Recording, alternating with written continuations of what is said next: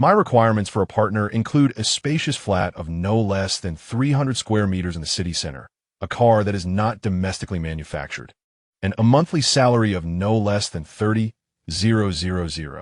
If we were to marry, the property title must bear my name, and all earnings must be surrendered to me. Furthermore, should we marry, your parents are not permitted to live with us, and I have no intention of having children within the next 5 years. Even if I were to have children, I would only bear 2, with 1 required to carry my family name.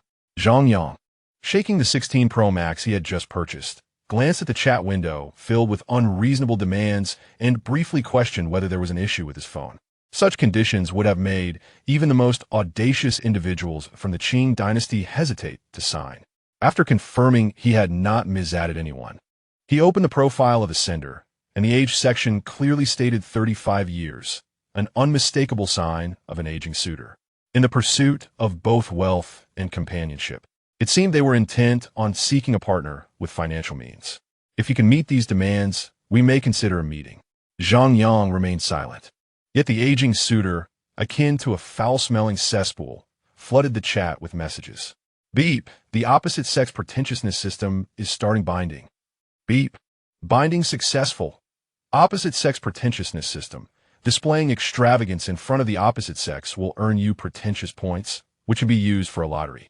Zhang Yang, initially poised to unleash a torrent of disdain upon this audacious suitor, was taken aback by the arrival of the system. Was it suggesting that he should showcase his extravagance before this aging individual? However, glancing at his bank balance of less than 2,000 yuan, he felt as powerless as an elderly gentleman entering a massage parlor with intentions unfulfilled. Given the demands of this suitor, a meeting would likely necessitate a reservation at a 5-star restaurant or a Western dining establishment. With 2,000 yuan, he feared he might not even be able to afford a main course. The thought of spending money on this soon-to-be water-deprived suitor filled him with a sense of loss. "What would you like to eat, sir?" At that moment of indecision, the proprietress approached with a cloth in hand. "I'll have a portion of stir-fried pork with green peppers, an additional chicken leg, a sausage, a braised egg, and a pigeon soup." After placing his order, Zhang Yang extracted a box of premium cigarettes from his pocket to light one up. These cigarettes were initially intended for clients during business negotiations, while he typically indulged in the 13 yuan per pack variety. Usually, he would settle for a chicken leg rice dish and a complimentary seaweed egg soup at Sha County. However, today was different. He was now a man with a system, and it warranted a celebration. Beep, sensing the host's extravagance, Yao Yao's shock value 100, earning 1 pretentious point. Beep, sensing the host's extravagance, Li Mengming's shock value 100, earning 1 pretentious point. Beep, sensing the host's extravagance, Zhou Fangfang's shock value 100, earning 1 pretentious point. Beep, congratulations to the host for earning 3 pretentious points, eligible for 3 low-level lottery draws. Would the host like to initiate the lottery? Zhang Yang, a sense of inexplicable flamboyance enveloped him as he glanced around, only to discover 3 spirited young women at the adjacent table, fixated upon him. Their hair, a riot of red, green, and yellow, coupled with their tank tops, hot pants, and short skirts, revealed a distinct style, adorned with an array of tattoos gracing their arms and thighs. Strikingly, the trio had ordered merely a single bowl of the cheapest pickled vegetable noodles, possibly shared among them. A sharp intake of breath escaped him. He had opted for a full meal set, which left him utterly astonished, as he observed the fair expanse of their youthful thighs. It was evident that while the young women were spirited indeed, their youth was undeniable. His gaze drifted back to the Indian pigeon on his phone. Perhaps he should let it be. "Would you care for one?" He extended a gold cigarette towards them.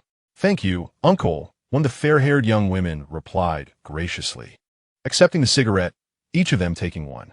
"Uncle?" He retrieved his phone to scrutinize his own visage. While he couldn't claim to rival the likes of Yen Zhu or De Hua, he was not to be dismissed either. At this age, it was his first encounter with being referred to as uncle. However, reflecting on their age and circumstances, he soon found peace with it. Taking advantage of the moment while the young women indulged in their cigarettes, he activated the system. "System lottery, Deng. Congratulations, host. You have 110,000 yuan in cash." "Deng. Congratulations, host. you have received a DuPont lighter. Ding. Congratulations, host, you have won 10 gold cigarettes. A gasp escaped him as he absorbed the notification of 10,000 yuan credited to his account, leaving him momentarily stunned. A single chicken leg meal had yielded a staggering profit of 30,000 yuan. The DuPont lighter was familiar to him. All his clients used it. Regarded as the Louis Vuitton of lighters, worth over 10,000 yuan. The gold cigarettes were a high-end brand, costing 100 yuan per pack. And that notification of funds, regardless of its legality, it was there, credited to him. He began to ponder whether the items obtained from the basic lottery were all valued at 10,000 yuan. To validate his suspicions, when the three spirited young women returned the cigarettes, he gestured for them to continue, saying, "You enjoy. I still have more." Ding. The host's display of generosity has shocked Yao Yao, gaining 300 shock points and 3 display points. Ding. The host's display of generosity has shocked Li Mengmeng, gaining 200 shock points and 2 display points. Ding. The host's display of generosity has shocked Zhou Fangfang, gaining 100 shock points and 1 display point. A gasp escaped him again. The points had remarkably doubled, seemingly linked to the women's level of awareness. System lottery, Ding. Congratulations, host, you have won 60,000 yuan. A gasp of disbelief escaped him once more. It appeared he was earning nearly 70,000 yuan an hour, which could be deemed a commendable average. Uncle, did you truly give this to us? The spirited young women gazed at the cigarettes in disbelief. These are gold cigarettes, and they had barely smoked 4. With the 3 they had, that was nearly 13 cigarettes, an extravagant gift indeed. In terms of value, surely it must amount to around 50 yuan. I do not smoke stale cigarettes, he remarked, feigning an act of retrieving a pack from his pocket. Yet in truth, he summoned it from his spatial storage. Alongside the DuPont lighter, the sound was crisp and melodious, bringing a sense of delight to the air. The golden lighter's body radiates a distinctive charm, reminiscent of the exquisite paint of luxury cars like Mercedes, BMW, and Audi. Even without glancing at the emblem, one could discern that it is indeed a high-end vehicle. Similarly, the three spirited girls exude an aura of elegance. Ding, sensing the host's flamboyance, Yao Yao's astonishment value 100, gaining a bit of show-off points. Ding, sensing the host's flamboyance, Li Mengmeng's astonishment value 100, gaining a bit of show-off points. Ding, sensing the host's flamboyance, Zhou Fangfang's astonishment value 100, gaining a bit of show-off points. Once again, 3 astonishment points accumulate, along with the sum of 30,000 arriving. It is indeed the spirited girls. Had it been the Indian elder, he would likely have remarked, "Please refrain from smoking in my presence. I'm not fond of men who smoke." However, it is also plausible that the Indian elder is aware that Zhang Yang brought her to dine at a modest eatery and is not particularly impressed. "Yao Yao, are you all here? Shall we go play billiards this afternoon?"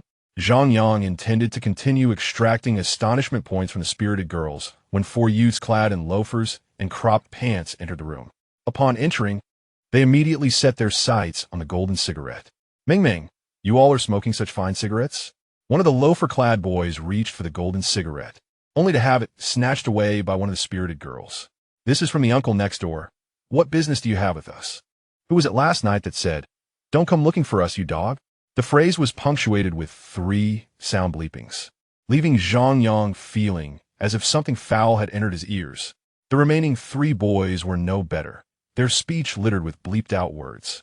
Goodness, is this the manner of communication among societal figures? It's just a cigarette. Who hasn't had one? Look, I just flew in last night. The loafer-clad boy pulled out a wad of cash and placed it on the table. It appeared to amount to 1,000. He then brazenly addressed the proprietress, "Madam, 1 chicken leg rice for each of us, and add another chicken leg." The 3 spirited girls immediately inquired with delight about what they had flown in from last night. The boys whispered among themselves, occasionally uttering a curse. Zhang Yang remained oblivious to the meaning of flying, but the opportunity for flaunting was certainly lost. It would be absurd to stand up and declare, "Let the entire venue's expenses be on Master Zhang." Just then, his phone chimed, revealing a message from the property management, stating that there had been a burglary in the neighborhood last night. Chapter 2. The raid on the Spirit Sisters' den, fearful of being discovered while pilfering. Zhang Yang hastily consumed a few bites and made his way home. This was the renowned trendy street in Binjiang City, surrounded by several large skating rinks, billiard halls, KTVs, and bars, teeming with Spirit Sisters. Yet he had but one home. His parents toiled tirelessly to save for a down payment and renovations, having invested all they had into this venture. Until he gathered enough fragments of fortune, he could not afford any mishaps. Upon returning to the community, Zhang Yang was met with a throng of residents and police at the entrance. The neighborhood was newly established, with an occupancy rate of less than 10%. Every household was under renovation, leading to a mlang of people. Initially, he believed there was little of value to steal in these bare units. After all, how much could a few wires be worth? To his astonishment, it turned out that someone had indeed set their sights on these properties. A group of spirited young men had intruded the previous night, prying open doors and stripping the wires bare. Several had left keys at the fire hydrants, leading to a comprehensive theft. They had taken everything movable, and what could not be carried away was rendered to ruins. Zhang Yang surveyed his own home and felt relieved that he had upgraded to a better lock. Although the door bore signs of tampering, it was apparent that the intruders were unwilling to expend excessive effort on his property. He opened the door, flung open the windows to air out the place, and dispel the lingering formaldehyde. Gazing at the stark emptiness of his abode, he could not suppress a sigh. His parents had exhausted their savings on the renovations, leaving no funds for furniture. Embarrassed to ask for more assistance, he resolved to purchase one piece of furniture each month from his salary. So far, he had amassed a kettle, a microwave, and a router. Contemplating the desolate state of his home, Zhang Yang decisively pulled out his phone to place orders. A refrigerator was essential, double door with an ice maker. Oh, this one even boasted a vacuum pump for making marinated dishes. Ordered. Deng. -28,000. Air conditioning? It had to be the rose petal design, personally crafted by Miss Deng, an absolute necessity. Deng. -14,000. A sofa? Yes, a larger one, soft enough to withstand the antics of 3 people without faltering, preferably with a reclining feature. Deng. -30,000. A washing machine? He had no intention of air-drying clothes. A washing-drying combo was imperative. He would go for the best. Deng. -18,000. When it came to spending, Zhang Yang was indeed a spirited young man. Live for today, for tomorrow brings its own worries. Money is a mere trifle. If it's gone, earn more. In less than half an hour, his 100,000 had vanished. With the funds depleted, the exhilaration he felt moments ago was replaced by guilt, as if he had fallen into a sage-like contemplation. Feeling unworthy of remaining at home, he hurriedly set off towards the trendy street, where the Spirit Sisters were most plentiful. However, it seemed he had arrived too early. He was out of sync with their schedule. The Spirit Sisters operated on a different time zone, and, after waiting for some time, Zhang Yang had yet to spot a single one. Reluctantly, he decided to seek refuge in a billiard hall to pass the time. The billiard halls on Trendy Street varied in quality, with the most upscale starting at 19 per hour. Inside, one finds either girls clad in short JK skirts or in tight yoga pants, both of which do not come at a meager cost. To engage in a game of billiards, the minimum charge is $499. Do not misconstrue this. The $499 does not grant you liberties to touch or indulge, at most. It allows a brief caress of a hand, or perhaps a fleeting encounter. Should one desire more intimate contact, it would require a commitment of at least 10 encounters. Zhang Yang's pockets held a mere 2,000 yuan.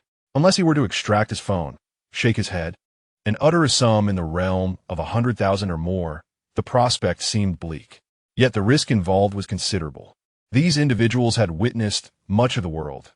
To impress them and evoke astonishment, one would need to spend no less than 1 or 200,000 or present a substantial red envelope. The skill required was akin to that of an Indian ringdove. Contemplating this, Zhang Yang opted for a more modest establishment. Upon entering, he was assaulted by the pungent odors of smoke, feet, and cheap perfume, nearly overwhelming him. The air conditioning was ineffective. A mere window unit offered little respite, and soon beads of sweat began to form on his brow. Realizing the untenable situation, he pondered the likelihood of succumbing to heat stroke if he lingered too long. Zhang Yang prided himself on being systematic. Previously, he had exchanged time for wealth, but to barter health for wealth now would be beneath him. Furthermore, a glance around revealed a congregation of elderly men, aged in their 70s and 80s, boasting in cliques, with no youthful companions in sight, clearly falling short of his expectations. Thus, he decided to meander down the trendy street for a while longer. Suddenly, a nearby electric vehicle screeched to a halt just 3 meters away from him. Before the vehicle had even come to a complete stop, a group of vividly dressed girls burst from the doors, almost dislodging them in their haste. In the passenger seat, a girl with hair resembling a rainbow tornado attempted to escape, but was swiftly apprehended by the driver, who showed no leniency. Grasping her wrist firmly, he refused to let go. Having paid the fare, he expressed his irritation at encountering such a colorful crowd daily. The girl, realizing her predicament, pleaded, "Uncle, please let me go. If my friends find out I failed to escape from the trendy street, it would be utterly humiliating." Standing nearby, Zhang Yang began to grasp the implications of her words. He thought to himself, "I care not for your trendy escapades. Without funds, your efforts are futile." The girl implored, "Uncle, I have only 94 cents left in my account. Will you let me go?" She pressed her hands together in a gesture of supplication against the window.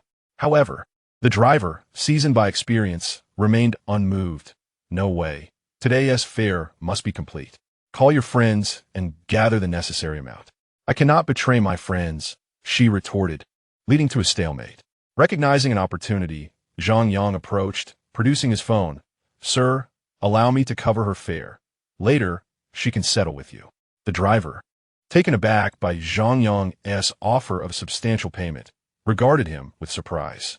"Ah, I did not recognize her, but my sister has recently been mingling with them. I wanted to inquire, but forget it. You are also unfortunate. Today, out of respect for you, I shall not hold this group of eccentric girls accountable for their antics. Just look at how they kicked my car door." After Zhang Yang settled the fare, the driver grumbled as he opened the front passenger door, releasing the rainbow tornado, who promptly stepped on the gas and sped away. As soon as the rainbow tornado exited the vehicle, her gaze fixated on Zhang Yang, or more precisely, on the golden cigarette pack in his hand. "Care for a smoke?" Zhang Yang instantly comprehended and offered her a cigarette. "Thank you, uncle. Have we met before?" The rainbow tornado skillfully lit a cigarette and took a deep drag. It was then that Zhang Yang had the opportunity to scrutinize the petite girl before him. Her hair cascaded in a spectrum of colors: red, orange, yellow, green, blue, indigo, and violet. She donned a yellow shirt over a black camisole, and her lower attire consisted of snug shorts. On her left arm was a tattoo reading, "Unwavering until death," while on her right, the phrase, "Until the sea runs dry and the stones rot," adorned her skin. There were additional embellishments on her thigh, though it was uncertain if they depicted fried chicken strips or braised chicken. As for her physique, from the front, she resembled a plank, and, from behind, a flat surface that was not a curve in sight. Faced with this flat princess, Zhang Yang's interest waned to nothing. "I do not know you, but uncle seeks to inquire about something." Zhang Yang accepted the title of uncle with a certain resignation. "Uncle, I'm not boasting, but there isn't a soul in this trendy district that I, Yinzi, do not know. Allow me to add you to the group, and you can share a photo of your sister there. If she has been around here, we will certainly be able to identify her." Upon hearing that Zhang Yang did not recognize her sister, the rainbow tornado let out a sigh of relief and instantly perked up. She retrieved her battered phone, opened the QR code, and prompted Zhang Yang to scan it to join the group. Upon entering the group, Zhang Yang felt as though he had traversed to a chaotic realm, for the members engaged in wild antics. The discussions within the group were equally explosive. Soon, someone tagged the rainbow tornado. "Yinzi, who is this? She resembles old Deng. What a breach of decorum. The queen of Trendy Street. I do not recognize her. They say she's my sister's friend in this trendy district." The rainbow tornado turned to Zhang Yang and said, "Uncle, why not send a red envelope as a gesture? Otherwise, I might not be able to speak well of you." "All right, I shall wait here for you."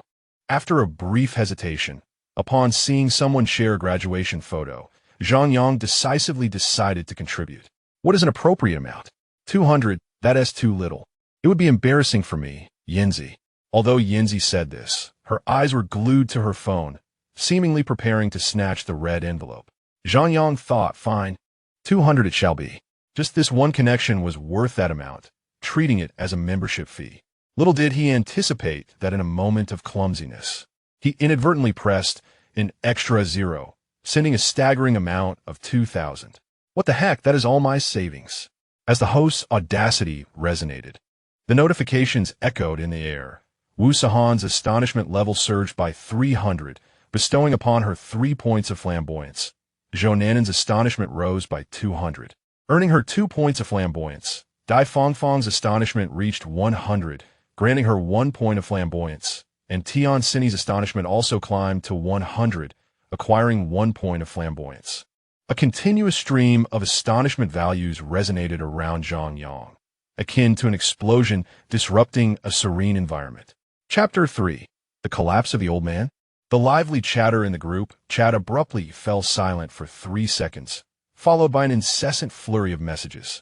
Wow, Yinzi, where did you find such an impressive old man? This is incredible. Ah, sweet spicy pudding. I snagged over 200. I'm on cloud 9. Tonight, I'm treating myself to a smoke. Why did I only get 3? Yinzi was equally astonished by Zhang Yang's extravagant display. Gazing at the 38 yuan red envelope she had just claimed, she trembled with excitement. Securing 38 yuan from a red envelope feels entirely different from merely being handed 38 yuan. If a boss grants you 100 yuan as a holiday bonus, you might grumble about their stinginess. However, if they send a 2,000 yuan red envelope and you manage to grab 100, you'd undoubtedly proclaim in the group chat, "Boss is brilliant. Thank you, esteemed leader. Uncle, you're quite the distinguished figure. May I add you on WeChat?" Zhang Yang was thoroughly amused. Of course, he would add him. Converting those 2,000 yuan into a romantic gesture of 520 or 1314 for the Indian old dove would likely leave her utterly unfazed, perhaps even feeling insulted. As other boyfriends typically present gifts such as handbags, phones, or jewelry. Yet, observing the spirited little sister, the emotional value was undeniably heightened. With every respectful address of boss and expressions of jealousy, the WeChat friend requests flooded in, each profile more youthful and vibrant than the last. Within no time, Zhang Yang had amassed 4,500 points of astonishment, equivalent to 45 points of show-off points. He had not anticipated such outcomes from a mere slip of the finger. Zhang Yang could almost envision 450,000 yuan beckoning him. Yet, the term collapse of the old man somehow sounded rather unflattering. System, I wish to draw lots. With an excited heart and trembling hands, Zhang Yang proceeded to engage in 4 intermediate lottery draws. Deng! Congratulations to the host for acquiring 1 centimeter of free attribute points. Deng! Congratulations to the host for obtaining 120,000 yuan. Deng! Congratulations to the host for receiving 1 stamina. Deng! Congratulations to the host for securing 150,000 yuan. Though he did not achieve the anticipated 400,000 yuan, the attribute points and stamina seemed to offer greater value. Without hesitation, he decided to allocate the 1 centimeter to enhance himself. For who wouldn't he wish to be an 18-year-old young man? He then utilized the remaining 5 show-off points, resulting in 10 gold coupons, 30,000 yuan in cash, and an iPhone 16 Pro Max. Uncle, send me a picture of your sister. I'll help you find her later. The newly added WeChat friend, Rainbow Tornado, was quite eager. I'll manage that myself. By the way, where do you usually play billiards? I've searched everywhere and can't find a suitable place. Zhang Yang deftly sidestepped the matter of finding his sister, preferring not to dwell on it. Upon hearing this, Rainbow Tornado's eyes sparkled with enthusiasm. Uncle, you've come to the right person. Come, I'll take you to a place that guarantees both quality and affordability. With that, she led Zhang Yang through winding alleys and up several flights of stairs, arriving at a billiards hall named Super 8. Do not mention that the place discovered by the spirited young lady offers exceptional value.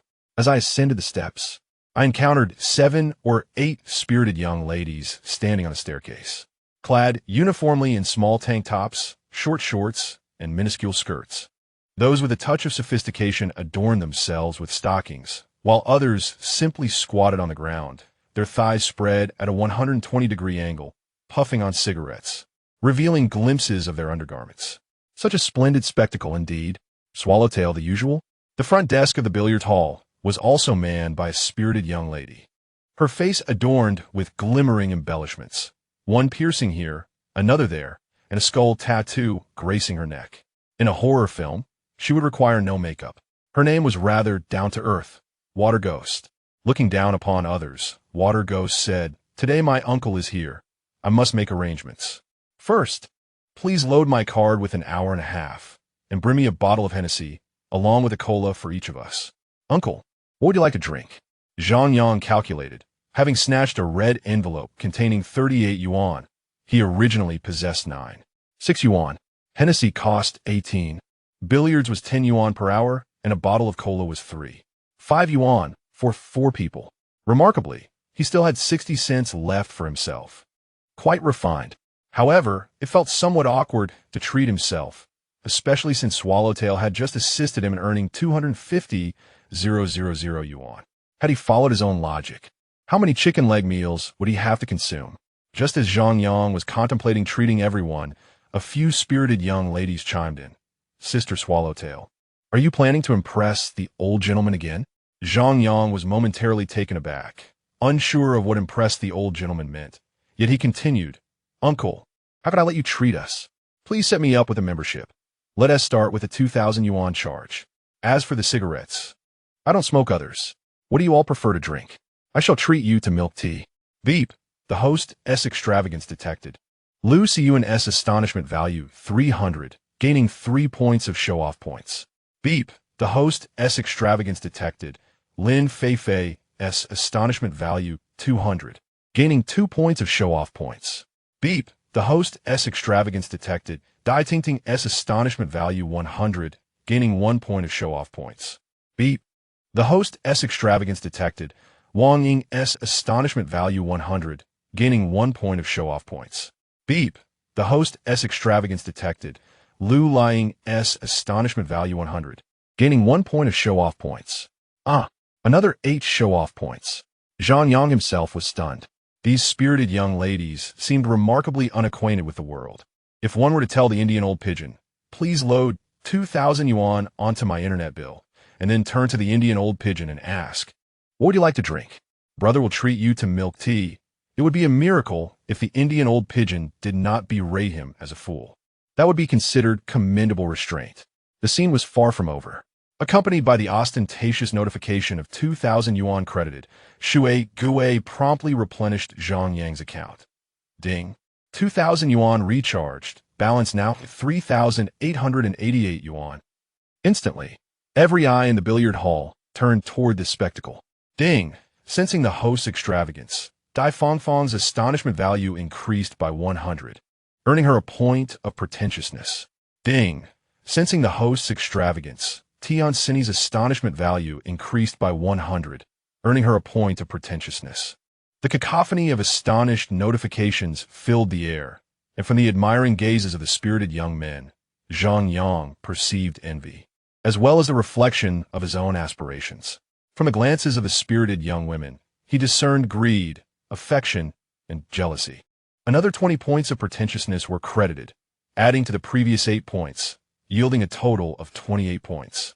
He still had 5 points unspent from before, and now he had received an additional 28 points. What to do? It was simply insatiable and endless bounty. Soon, at least another 100,000 yuan would be credited. And Zhang Yang's heart began to race anew. Gazing around the modest billiard hall, he felt compelled to sing, "Ah, my home, my heavens, my hall. Uncle, why are you recharging so much? Wait for a promotion and then top up. Recharge 1,000 and get 2,000. At this moment, the face of Rainbow Tornado was lifted high in the air. Nearby, several spirited young women remarked, "Sister Yanzi is truly impressive. She's done it again." Rainbow Tornado furrowed her brow and shot a sideways glance. causing the chattering young women to fall silent at once. What a display! Zhang Yang had a vague understanding of what to collapse meant. However, he was unbothered. Collapse me, I welcome the collapse. Chapter 4. The Supreme King descends upon a novice village. Never mind. When I'm not around, you can just enjoy yourselves. Zhang Yang's casual remark elevated the prestige of the rainbow tornado immensely. As they strolled deeper into the venue, various spirited young men and women paused to gaze at them, their eyes filled with reverence akin to that of worshippers before an emperor, which made Zhang Yang feel somewhat bashful. In stark contrast, the rainbow tornado and her companions seemed to be on an adrenaline high, their excitement palpable as they nearly lost their footing while gazing up at the ceiling. It was utterly outrageous. This was the impact of a 2,000 yuan display. One could only imagine the spectacle if he were to invest 10,000. Dismissing the impractical thought, he considered that spending 10,000 would at least yield an additional 18,800. Calculating the expenses, 10 yuan per hour, 240 yuan per day, 7,200 yuan per month. Zhang Yang quickly abandoned the idea of an annual expenditure. Approaching a nearby billiards table, he took out his phone, allowing the others to order their milk tea while he transferred the funds to them, and he proceeded to take a shot. Having not played in a while, his skills felt somewhat rusty, yet he remained more than adequate compared to these spirited young women who could scarcely afford billiards. Throughout, several energetic girls and boys approached the rainbow tornado, ostensibly to engage her in conversation, but in truth, they were seeking a puff of smoke. Zhang Yang, generous with the cigarettes, thought, why not? They're not expensive, and if one of them turns out to be impressive, it would all be worth it. Indeed, the opportunity soon presented itself. As Zhang Yang was engrossed in his game, a group of youths clad in casual footwear and cropped pants entered. Hey, where's the old man who was bragging earlier? Looks like he's got some backbone, one of them remarked. Zhang Yang recognized this individual, who had spoken up during lunchtime, Li Wei, if he recalled correctly.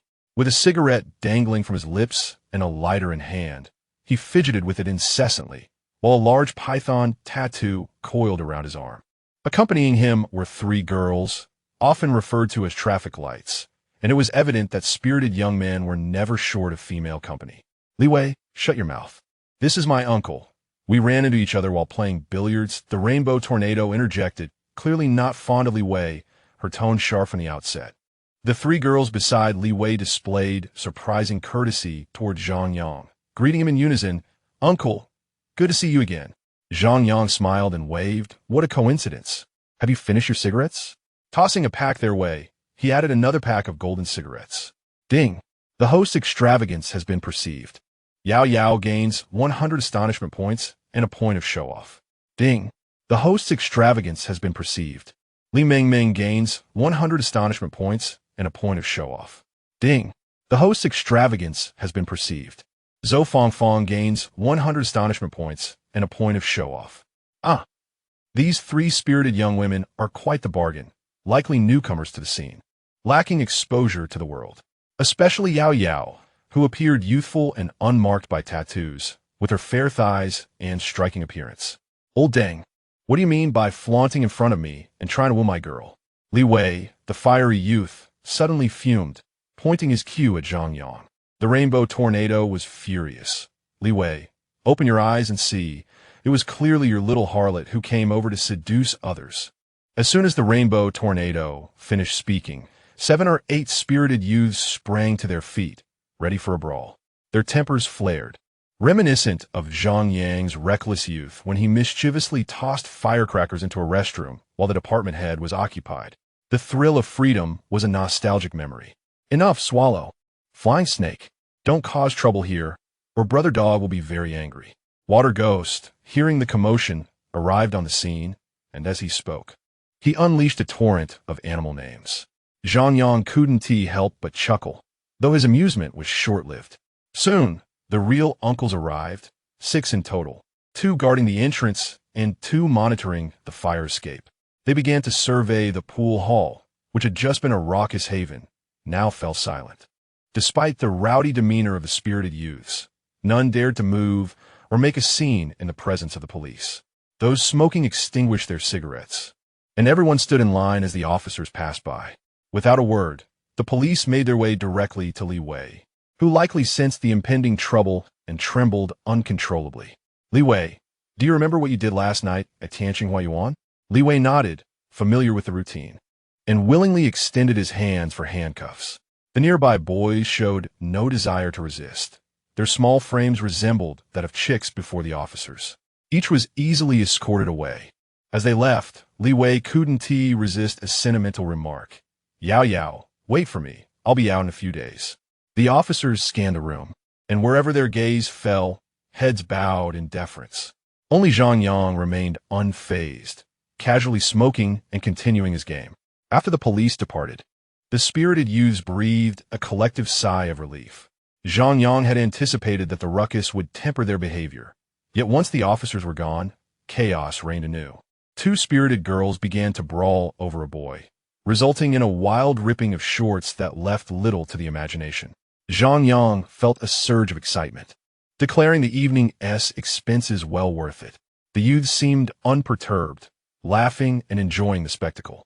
The altercation raged from 1 in the afternoon until 5 in the evening. Zhang Yang initially intended to continue mingling with the spirited crowd, but relentless calls from a superior disrupted his plans. Not daring to lose his temper, for this leader was known to throw punches, he replied, "Sister, I'm off today. Let us discuss matters tomorrow." Frustrated, he took a cab back to the company. "Did you fall into a sewage pit? What is that smell? Keep your distance." His cousin Lin Jujiao wrinkled her nose in disdain. "Ah, this is just the scent of an Indian old turtle dove. Reflect upon those spirited young women, each leaning toward you, even if you possess a hint of foot odor. They claim you exude a masculine charm. What about the woman introduced by Annie? It wasn't impressive. She demanded a spacious 300-square-meter apartment in the city center, a Mercedes, and that her child bear her surname. My parents are merely your auntie and uncle, disconnected from her lofty aspirations, with the child bearing her surname. Oh, and she expects you to provide me with a monthly sum of 30,000 yuan, ideally relinquishing your position for my benefit." Zhang Yang shared the chat screenshots with his cousin. She was equally astonished by such demands. After a moment, she regained her composure. "Let us set aside the matchmaking for now. Tonight, I shall accompany your brother-in-law to entertain a rather challenging client." Zhang Yang's expression turned sour, anticipating yet another troublesome evening. Indeed, as Zhang Yang suspected, during dinner, the fish head was not positioned correctly, resulting in refusal to eat. Toast had to be made in a complete round. Otherwise, no drinks would be consumed. If it were merely these grievances, it could be tolerated with a more humble demeanor and increased attentiveness. In these times, earning money is arduous, and one must endure hardships. To assume a position of authority, one must first begin as a subordinate. However, after dinner and drinks, when the group intended to find a karaoke establishment, complications arose. The leading figure, Wang Defa, was somewhat balding and possessed a slight beer belly. After finishing their drinks, when everyone proposed heading to karaoke, he declined, claiming it was uninteresting, stating that the young women there were mercenary and solely profit-driven. Zhang Yang found this amusing. If they weren't motivated by profit, what else could they possibly desire? Your bald head? Your shoes soaked in the wind? Zhang Yang's brother-in-law, seasoned from years in Binjiang City, suspected Wang Defa desired something more intimate. He hinted at knowing a few lost housewives, suggesting that, if all else failed, one could even learn a foreign language. Yet, he insisted that he relished the process of pursuit, deeming the mere exchange of hostages from the outset as lacking in interest. He craved spiritual fulfillment and emotional value. A group stood at the restaurant's entrance, caught in indecision, unable to leave or remain. Just as they were in a quandary, Zhang Yang's phone rang. It was a video from Yinzi at Trinity Street, inviting Zhang Yang for a drink. In the video, several spirited young women, each holding a beer bottle, surrounded a small table, merely swaying without drinking, resembling balloons dancing in the breeze at the restaurant's entrance. They seemed hesitant to finish their drinks, perhaps feeling awkward. Their attire was vibrant, uniformly clad in short skirts and shorts. "Now, this is promising, youthful and spirited. I shall accompany you to this place," Wang Defa declared, unexpectedly appearing behind Zhang Yang, pointing at his phone. Zhang Yang felt an urge to reprimand him, Why not simply express your preference for the young and alluring? Why complicate matters? Reluctantly, Zhang Yang had to escort Wang Defa to Trinity Street, and to make matters worse, this man insisted they go alone without anyone else trailing behind. What a predicament! Zhang Yang estimated that the bar owner's wealth was likely less than his own. Chapter 5. A night unfolds. As night fell upon the bustling street of trends, a vivid scene emerged. Neon lights flickered incessantly, and the thundering music drowned out the sounds of the outside world. Everywhere one looked, there were flamboyant young women adorned in ultra-short skirts and skimpy shorts, their bare thighs dazzling to the eye. Wang Defa was captivated, his gaze fixated in awe. This was the vibrant world he had longed for. The car sped along and came to a steady halt in front of a bar named Nightshade. Although the sign was visible from the street, the entrance was tucked away in an alley, requiring one to ascend an iron-railed staircase. It paled in comparison to the extravagant KTV clubs and lounges they had visited before. Zhang Yang felt a wave of anxiety wash over him. His concern was not for the money, but rather whether this small bar could truly fulfill their spending desires. Alas, it was too late for him to reconsider. Wang Defa, almost intoxicated by the atmosphere, dashed up the narrow, iron staircase with unrestrained energy. Upon entering, the deafening music assaulted Zhang Yang's ears. Wang Defa stood at the entrance, greedily soaking in the nauseating scent of decadence that enveloped the space. The air was thick with the aroma of cheap perfume, stale beer, and the lingering odor of damp mops. The bartender, taken aback by such an unusual patron, hesitated to approach. It seemed he might as well have turned off the music and turned on the lights for inspection. Find us a booth, preferably one a bit larger. Zhang Yang, lacking experience, pressed forward, slipping a pack of golden cigarettes into the bartender's pocket. The bartender, realizing they were not there to cause trouble, immediately set about arranging 4 glasses around them, carefully guiding with a light. "Uncle, you've arrived." The Trinity Street's Swallow had changed into a black little dress. Paired with black fishnet stockings and black gloves, the edges of her attire frayed. She resembled a mourning widow. Accompanying her were 7 or 8 equally spirited young women, clad in equally revealing outfits, their bare thighs swaying enticingly before their eyes. "Uncle, please buy us some drinks."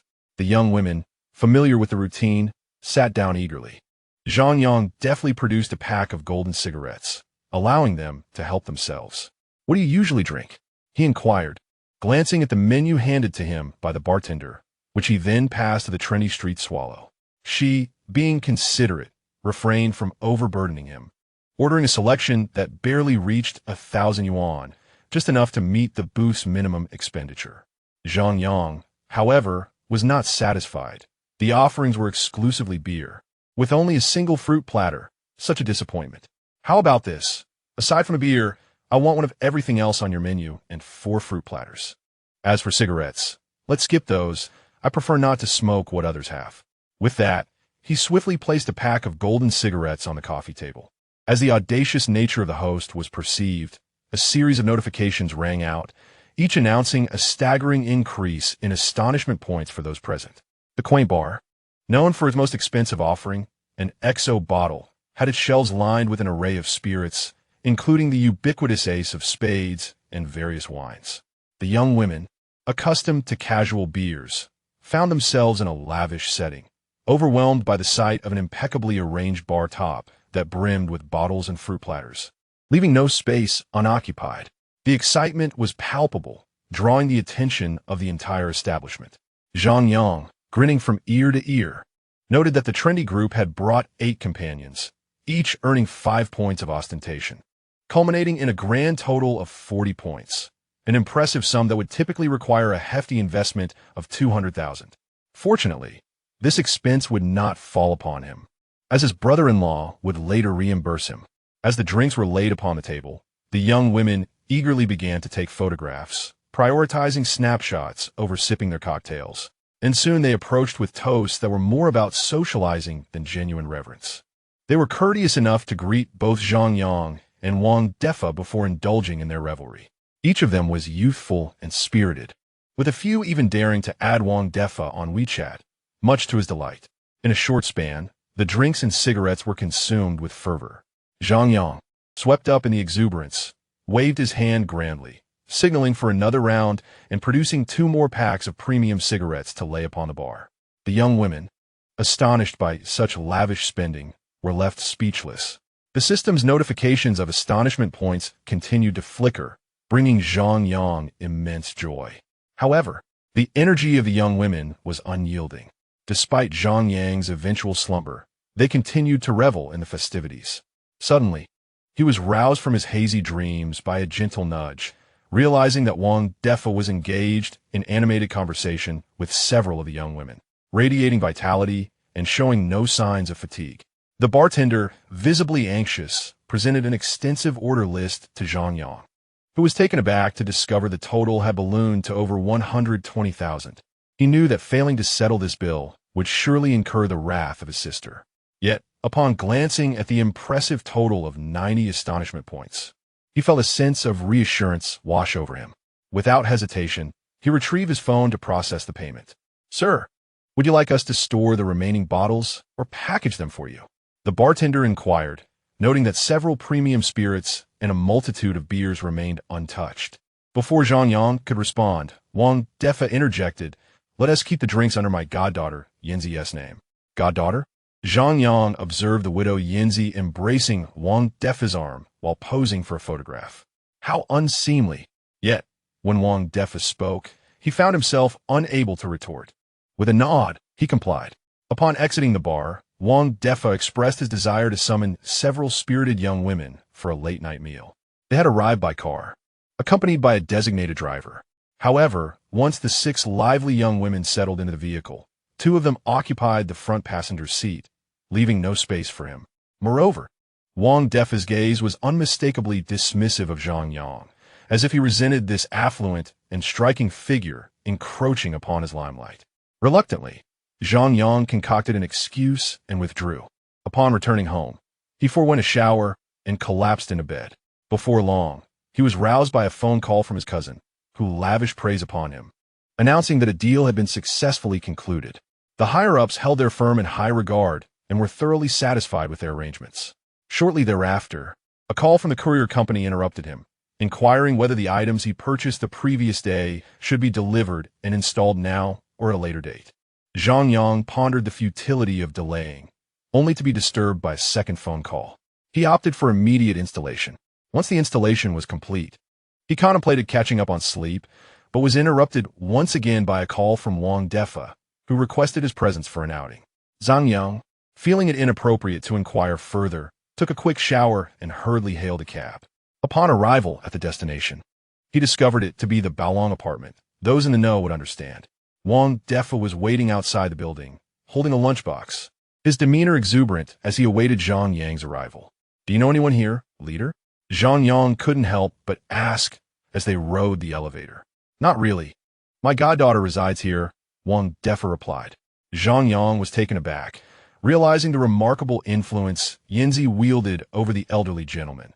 This was indeed a notable connection. Upon locating the address and pressing the doorbell for an extended period without any response, I attempted to make a phone call, but to no avail. Fortunately, Yanzi had sent the password for the lock to Wang Defa. Upon entering the premises, I was immediately engulfed by a complex array of odors. While one might describe it as fragrant, it was in fact a medley of sweat, foot odor, and the stench of decaying refuse. Conversely, the overpowering scent of cheap perfume dominated the atmosphere, rendering it quite overwhelming. Nonetheless, it did not provoke any nausea in Zhang Yang. As I entered, I noticed a young man, startled awake by the sound of the door, but upon realizing it was not an uncle, he promptly returned to his slumber. It soon became evident to Zhang Yang that at least 8 individuals were occupying the room. 4 sprawled across the bed, 1 was slouched on a chair, another reclined on the sofa, and 2 were laid out on makeshift bedding on the floor. The room was so cluttered that there was barely any space to place one's feet. Clothes, takeout containers, water bottles, and cigarette butts littered the area, creating a veritable minefield. One misstep could lead to a squelching mishap. As Zhang Yang's foot made contact with the floor, he could feel a sticky residue adhering to his sole. "Ah, my dear godfather, you have arrived. Please hold on for a moment. I would like to change my attire," Yanzi said, blinking awake, still clad in the same attire from the previous night, reminiscent of a mourning widow. This group of spirited young women and men seemed to sleep without shedding their clothing. With a clatter, Yanzi commenced her morning ablutions. One of the lively young women recognized Zhang Yang and, without hesitation, inquired, "Uncle, do you have any cigarettes?" Zhang Yang produced a gold cigarette and handed it over, prompting the others to awaken and request cigarettes as well. As they indulged in the smoke, they made room for Zhang Yang and Wang Def on the bed. Zhang Yang hesitated to sit, fearing it might cause discomfort. "Uncle, could you lend me 5 yuan?"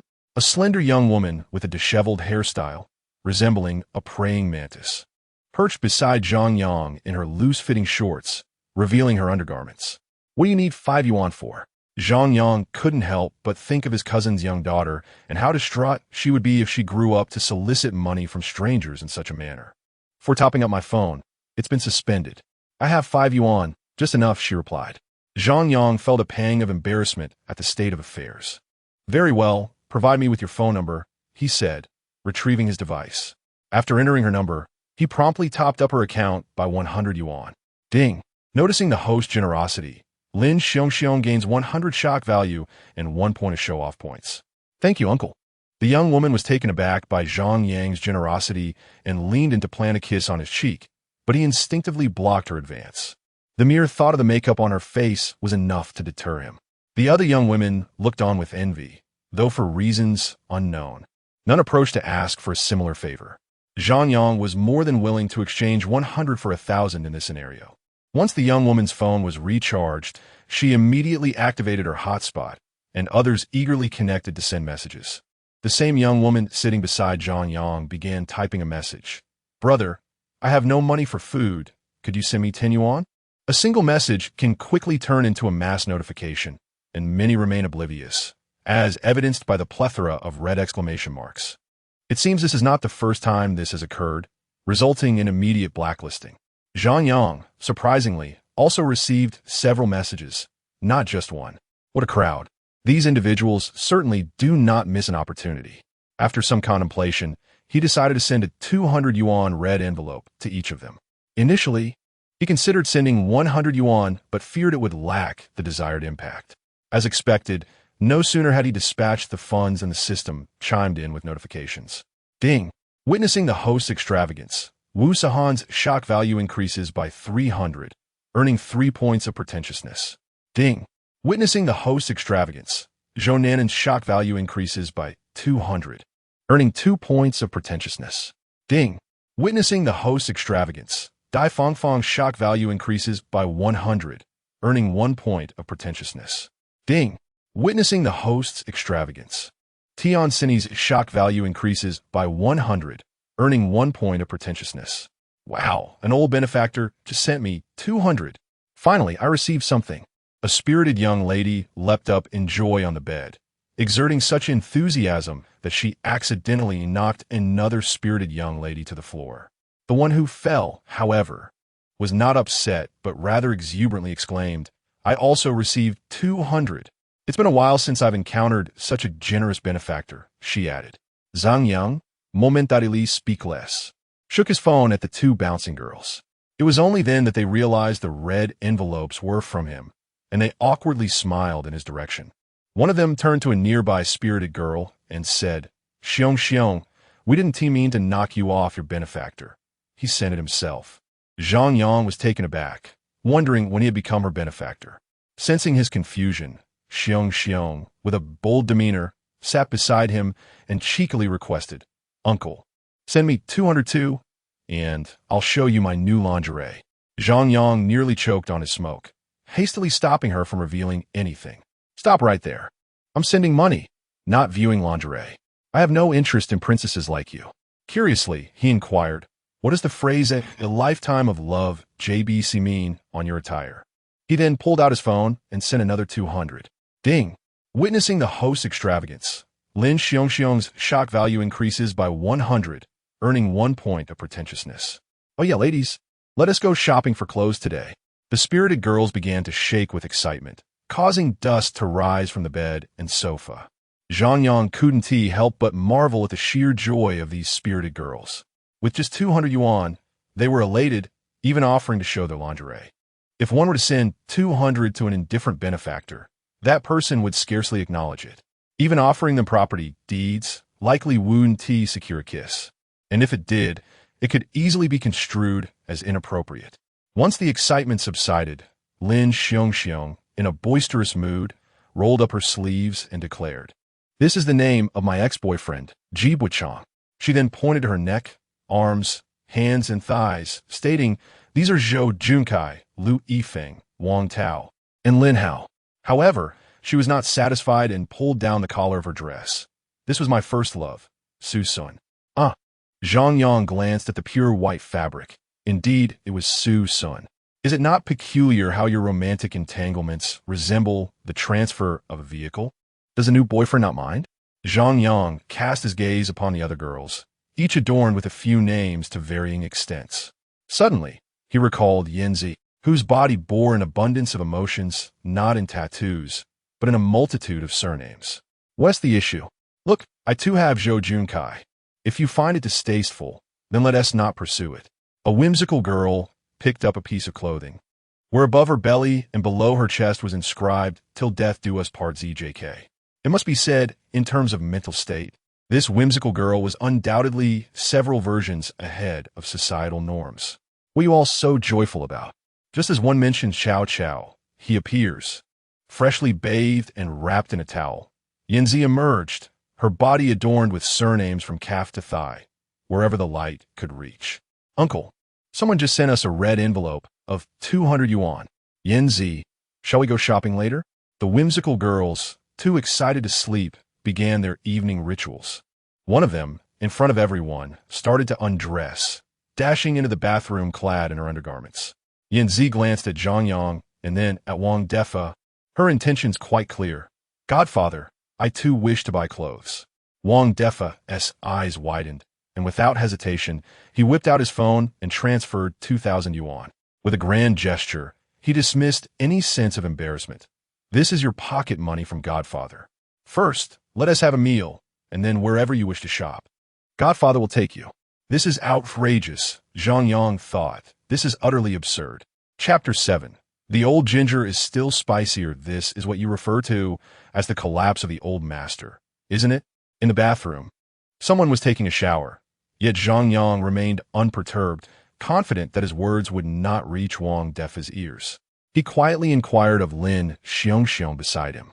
Lin Xiongxiong, not being naive, responded candidly, "This is just the beginning. Our sister Yanzi's collapse of the old master is on an entirely different level. She won't rest until the old master is utterly defeated. Just wait and see. This is merely the prelude." Realizing her words might be misconstrued, she hurriedly clarified, "Uncle, I didn't target you. It was you who initiated it." Zhang Yang nodded, acknowledging her point. Indeed, Uncle is aware. Seemingly to validate Lin Xiongxiong's assertion. After finishing Wang Defa's meal, Yanzi boldly declared, "Everyone, I have an announcement to make. The Yanzi now have a benefactor." Upon hearing this, several spirited young women immediately pulled out their phones, brimming with excitement. Even the young men were equally eager. "Uncle, don't just stand there. Quickly prepare to grab the red envelopes. Sister Yanzi is about to make the announcement." Zhang Yang observed as Lin Xiongxiong opened the group chat on her phone, rubbing her hands together in anticipation. Although he didn't quite grasp the significance of the announcement, he too retrieved his phone. After all, every little bit counts. A few dozen yuan would suffice for his parents to procure a couple of turtles for a feast. Ding, ding. In no time, Yanzi sent out 2 red envelopes of 888 yuan each within the group. Subsequently, the group administrator issued 2 announcements. Welcome Yanzi's benefactor to the group. Lin Xiongxiong and her companions swiftly claimed the red envelopes, then began to copy and forward the group announcement. "Uncle, don't just stand there. After claiming your red envelope, you must copy and paste the group announcement. It's a rule of the community." Upon hearing this, Zhang Yang was taken aback by the absurdity of such a rule. It felt so juvenile and ridiculous. Nevertheless, motivated by the allure of money, he complied and began to copy and paste. Before long, Yanzi invited Wang Defa into the group. Upon his arrival, he sent 5 yuan envelopes as a form of initiation. Zhang Yang quickly clicked away, successfully claiming a prize of 100 yuan, enough for his parents to acquire 5 turtles for their culinary delight. Observing the flushed faces of Lin Mengmeng and her companions, it was evident they had also gathered a fair share. Regrettably, due to the high record set by that wretched Qing Shi, if one were to judge by quantity, our sister Yinzi would undoubtedly be the queen of the trendy street. Lin Xiongxiong, having claimed her red envelope, wore a look of disappointment. Queen? What does that mean? Zhang Yang was momentarily bewildered, gazing at Yinzi, who was still playfully interacting with Wang Defa. Noticing Zhang Yang's confusion, Lin Xiongxiong explained in the trendy street, whoever can defeat the old master the most and with the greatest prowess becomes the queen. Last time, that wretched Qing, she sent out 33 announcements in the group, successfully claiming the title. After hearing this, Zhang Yang was utterly stunned. This was sheer absurdity. Competing for the title of the Guild's queen through live streaming, one could at least earn some rewards. With that money, one could rent a nicer apartment, upgrade a phone, buy new clothes, or even indulge in a chicken leg meal with an additional sausage and braised egg. Wasn't he that far more enticing? Wang Defa had just transferred 2,000 yuan, and it was swiftly dispersed. I must admit, the mental state of this spirited girl is quite perplexing. Too juvenile, too eccentric. Oh, Bai Jiayin, your deteriorating image is simply inadequate. Once the group red envelopes were claimed, the atmosphere became animated. An administrator named Chao Lu Jieqing, she tagged Chao Lu Jiayin, launching straight into mockery without an ounce of grace. Bai Jiayin? Zhang Yang glanced at Yin Zi's tattoos, and the name Bai Jiayin felt extraordinarily fitting. Though Yin Zi remained silent, a few spirited girls beside Lin Xiongxiong could not restrain themselves and erupted in a torrent of obscenities. Within mere seconds, Qing Shi silenced them all. As for Yin Zi, she was indeed the most audacious among the spirited girls, seemingly oblivious to the messages flooding the group. Clinging to Wang Defa's arm, she declared, "Don't worry, Daddy. Let us ignore her and go shopping." Yet her expression belied her words, revealing her true feelings. If Wang Defa could not see through this, he hardly deserved a lead. With a swift motion, 10 red envelopes of 888 yuan each were issued. Zhang Yang was uncertain whether this was intentional or merely coincidental. After sending 10, he discovered his card had reached its limit. He hastily apologized to Bai Jiayin, who was counting on the chaos to continue. How could she possibly be angry? Though she claimed all was well, her face was a portrait of suppressed disappointment. The group erupted in mockery once more. Observing Bai Jiayin's crestfallen demeanor, Zhang Yang suddenly conceived a bold idea. 1 red envelope of 888 yuan, 10 would total 8,888, and 100 would merely amount to 88888. If he could astonish even a few spirited girls, his money would be recouped. Even if he failed to impress them, he could claim the funds were from Wang Defa, who would surely appreciate the gesture. With Wang Defa's extensive network, a few introductions could easily justify the expense. Taking a gamble, Zhang Yang retrieved his phone and typed, "Yinzi, Daddy's phone has a limit. I will distribute on his behalf." He specifically tagged the administrator who had just made an announcement, as well as Chao Lu Jieqing Shi. Almost immediately, another spirited young man shouted out, capturing everyone's attention as they fixated on their phones. Red envelopes cascaded one after another, ceaselessly. A total of 100 envelopes. Zhang Yang's hands grew weary. In an instant, the group erupted in frenzy, with many being awakened from slumber by the ringing phones in pursuit of the red envelopes.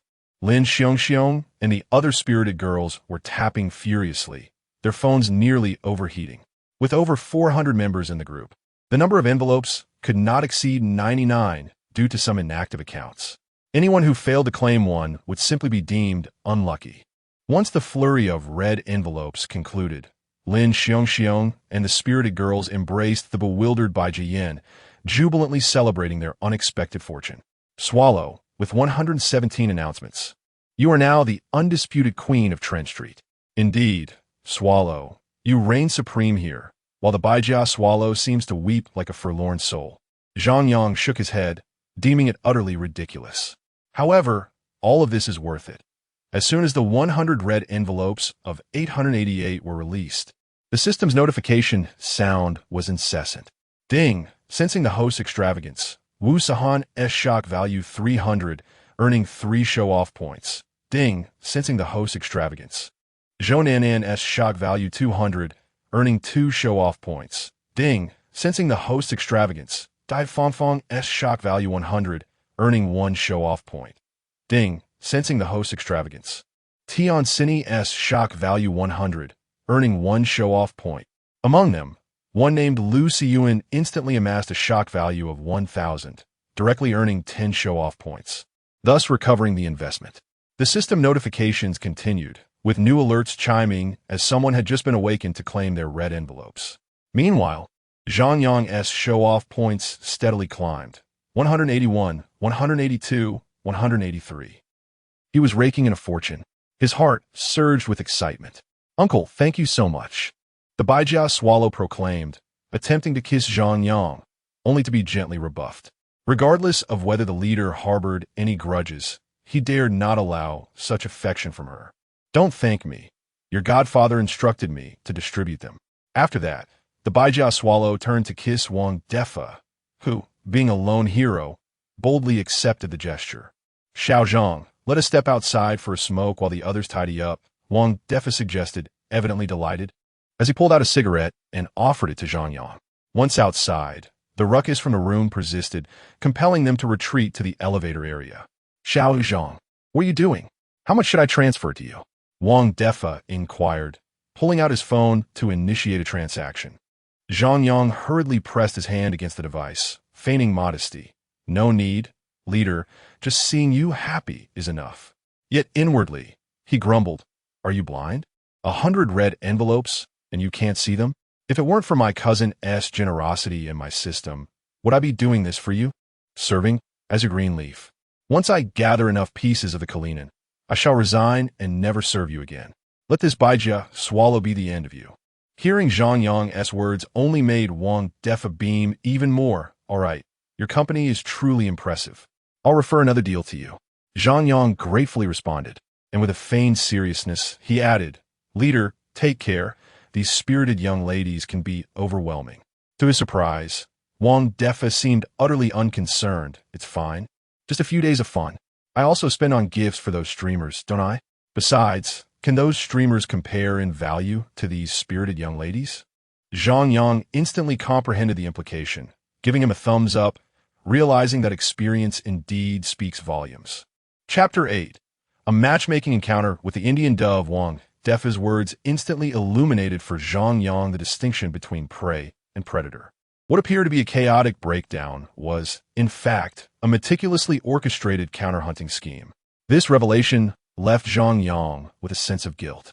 Bai Jiayin, seemingly seasoned in relationships, having dated numerous partners and discarded many older suitors, was nonetheless rather naive. Otherwise, she would not be so concerned with titles like sister or not sister, especially when compared to the cunning Wang Defa. Zhang Yang felt compelled to seize the opportunity to offer a word of caution, a gesture towards his own conscience. As he finished a cigarette, the atmosphere grew quiet. Yet the faces around him radiated excitement. Whether it was the title of sister or the substantial sum of no less than 500 yuan each, these spirited young women and men were floating on air. "Uncle, join us," Bai Jiayan exclaimed, wrapping her arm tightly around Wang Defa, her emotional exuberance palpable. "No, I need to head back. My family is installing the air conditioning today, and I should check on that. Playing billiards is fine, but shopping with them? No, thank you." The thought of standing amidst a group of spirited young individuals, subjected to the peculiar gazes of normal people, was unbearable for Zhang Yang. Moreover, his pretentiousness had reached a peak, and he was eager to return home for a lottery draw. He feared that if he lingered, he might inadvertently reveal his inner turmoil and be deemed eccentric. In a flurry, he returned home to find that the air conditioning and sofa had been set up. At last, this house bore a semblance of a home. Zhang Yang activated the ice-making function of the refrigerator. Within 5 minutes, the first ice cube clattered down. With no beverages at hand, he gnawed on a cube directly. Ah, the taste of wealth. He sank into the sofa, activating the rose petal air conditioning unit. Bliss. This was the essence of a truly luxurious life. System. Initiate a premium lottery draw. Deng, congratulations to the host for winning a fully equipped Yuan. Please visit the Porsche dealership in 3 days to claim your prize. Zhang Yang recalled that the price of a Yuan was approximately 1 million yuan, perhaps even as low as 800 to 900,000. Curious about the market, he searched for the price of a fully equipped Yuan, 3.5 million. The Yuan, though, came with an additional descriptor, Yuan Turbo GT, the most formidable SUV on the planet, bar none. As he stumbled upon videos of the Yuan Turbo GT, Zhang Yang was instantly captivated by its massive wheels and the roar of its engine. Certainly, if a tricycle could command a price of 3.5 million and gain societal approval, he would likely be enamored as well. Unable to contain his excitement, he rushed to the dealership, eager to take the car for a spin. Alas, he would have to endure a wait of 3 days. How would he manage the anticipation? System. Let us proceed with another premium lottery draw. Recognizing the differing probabilities between the basic, intermediate, and advanced draws, Zhang Yang decisively opted for the advanced option. The rewards from the basic draw were devoid of critical hits. A value of 10,000 remained steadfastly at 10,000, never exceeding. In intermediate lotteries, one must draw a little more, 10, 20, but never exceeding 100. In advanced lotteries, one could even win items worth up to 300. Zhang Yang felt a twinge of anticipation, wondering what treasures lay beyond the advanced draw in the special lottery. Ding! Congratulations, host, you have drawn a vision restoration card. Upon use, your eyesight will be restored to a naked eye vision of 1. 5. Hearing this, Zhang Yang felt a slight pang of regret. He had hoped to draw something worth millions to pay off his mortgage. Without a mortgage and a car loan, with several $100,000 in savings, he could hardly fathom the blissful life that awaited him. However, restoring his vision to 1. 5 was still a boon, especially since he currently wore glasses and mingled with a lively crowd, giving off an impression of a refined scoundrel. Removing his glasses, the charm he had long suppressed began to resurface. After utilizing the remaining points to impress, Zhang Yang found his cash reserves had swelled to 400,000, along with a luxury lighter and 6 boxes of premium cigarettes. His heart raced with exhilaration. Without hesitation, he opened the game Honor of Kings, charging up his account to elite status, reaching VIP level 10, and indulging in various enhancements. Regardless of his skill level, he was determined to elevate his image. After 10 consecutive matches, each resulting in defeat, his heart finally calmed. He slapped himself in disbelief. Just a while ago, he hadn't even spent 6 yuan on his first recharge, and now he had squandered over 40,000. What a folly. Once his mood settled, Zhang Yang contemplated seeking out the lively crowd again. However, he soon realized a crucial truth. These spirited individuals could not be affluent. Once they acquired wealth, pursuing them became an insurmountable challenge. For 3 consecutive days, his acquaintances by Jia Yin, Xiong, and those lively spirits vanished without a trace. During the day, they were nowhere to be seen, and at night, one could only search for them through social media. Each indulged in a life of revelry, lost in a world of excess. It was not until the morning of the 3rd day, after preparing to retrieve his car, that a message from one of the spirited individuals arrived. "Brother, could you send me 10 yuan? My phone has been suspended." Upon seeing this, Zhang Yang feigned ignorance and went straight to breakfast before heading to work. Throughout the day, several others sent similar messages, yet he chose not to respond. These lively individuals had just emerged from their indulgent escapades, riding a wave of excitement. At that moment, whether he offered 200 or even 2,000 yuan, it would hardly make an impression. He decided to let them stew, drawing them down from their lofty desires for 200 or 500 yuan to the harsh reality of a mere 20. 3 days of fasting would surely shock them. After a normal morning at work, Zhang Yang finished his tasks and took the opportunity during his break to visit the dealership and retrieve his car. Naturally, even after the paperwork was completed, he could not take it home immediately due to the need for tinting and license plates. He opted to have the dealership handle the arrangements, as he was uncertain of the numerous procedures involved in doing it himself. Zhang Yang, This evening after work. You're to visit this restaurant for a blind date. Your cousin has been messaging you about it. As the workday drew to a close, Zhang Yang was summoned to the office by his cousin. Upon checking WeChat, he was taken aback to discover that his date was a bank employee. She appeared quite presentable, clad in a fitted blazer, black stockings, and high heels. Her persona exuded the essence of a sophisticated white-collar professional, constantly immersed either in gourmet delights or her career. However, upon glancing at her age, which read 31, he couldn't help but think of her as a rather seasoned individual. Is this your way of lamenting that all the viable candidates in your social circle have dwindled? He mused internally. On one hand, there was the allure of acquiring a luxurious Kian Turbo GT, and on the other, the prospect of dining with a rather mature woman. It was evident to anyone with a modicum of sense how to choose. Zhang Yang merely wished to relish the pleasures of life without becoming ensnared in them. Stop with the excuses. This introduction comes from my aunt, and I assure you it's trustworthy, his cousin insisted. Zhang Yang couldn't help but feel a sense of foreboding. The last time his aunt had set him up, she had promised the same reliability.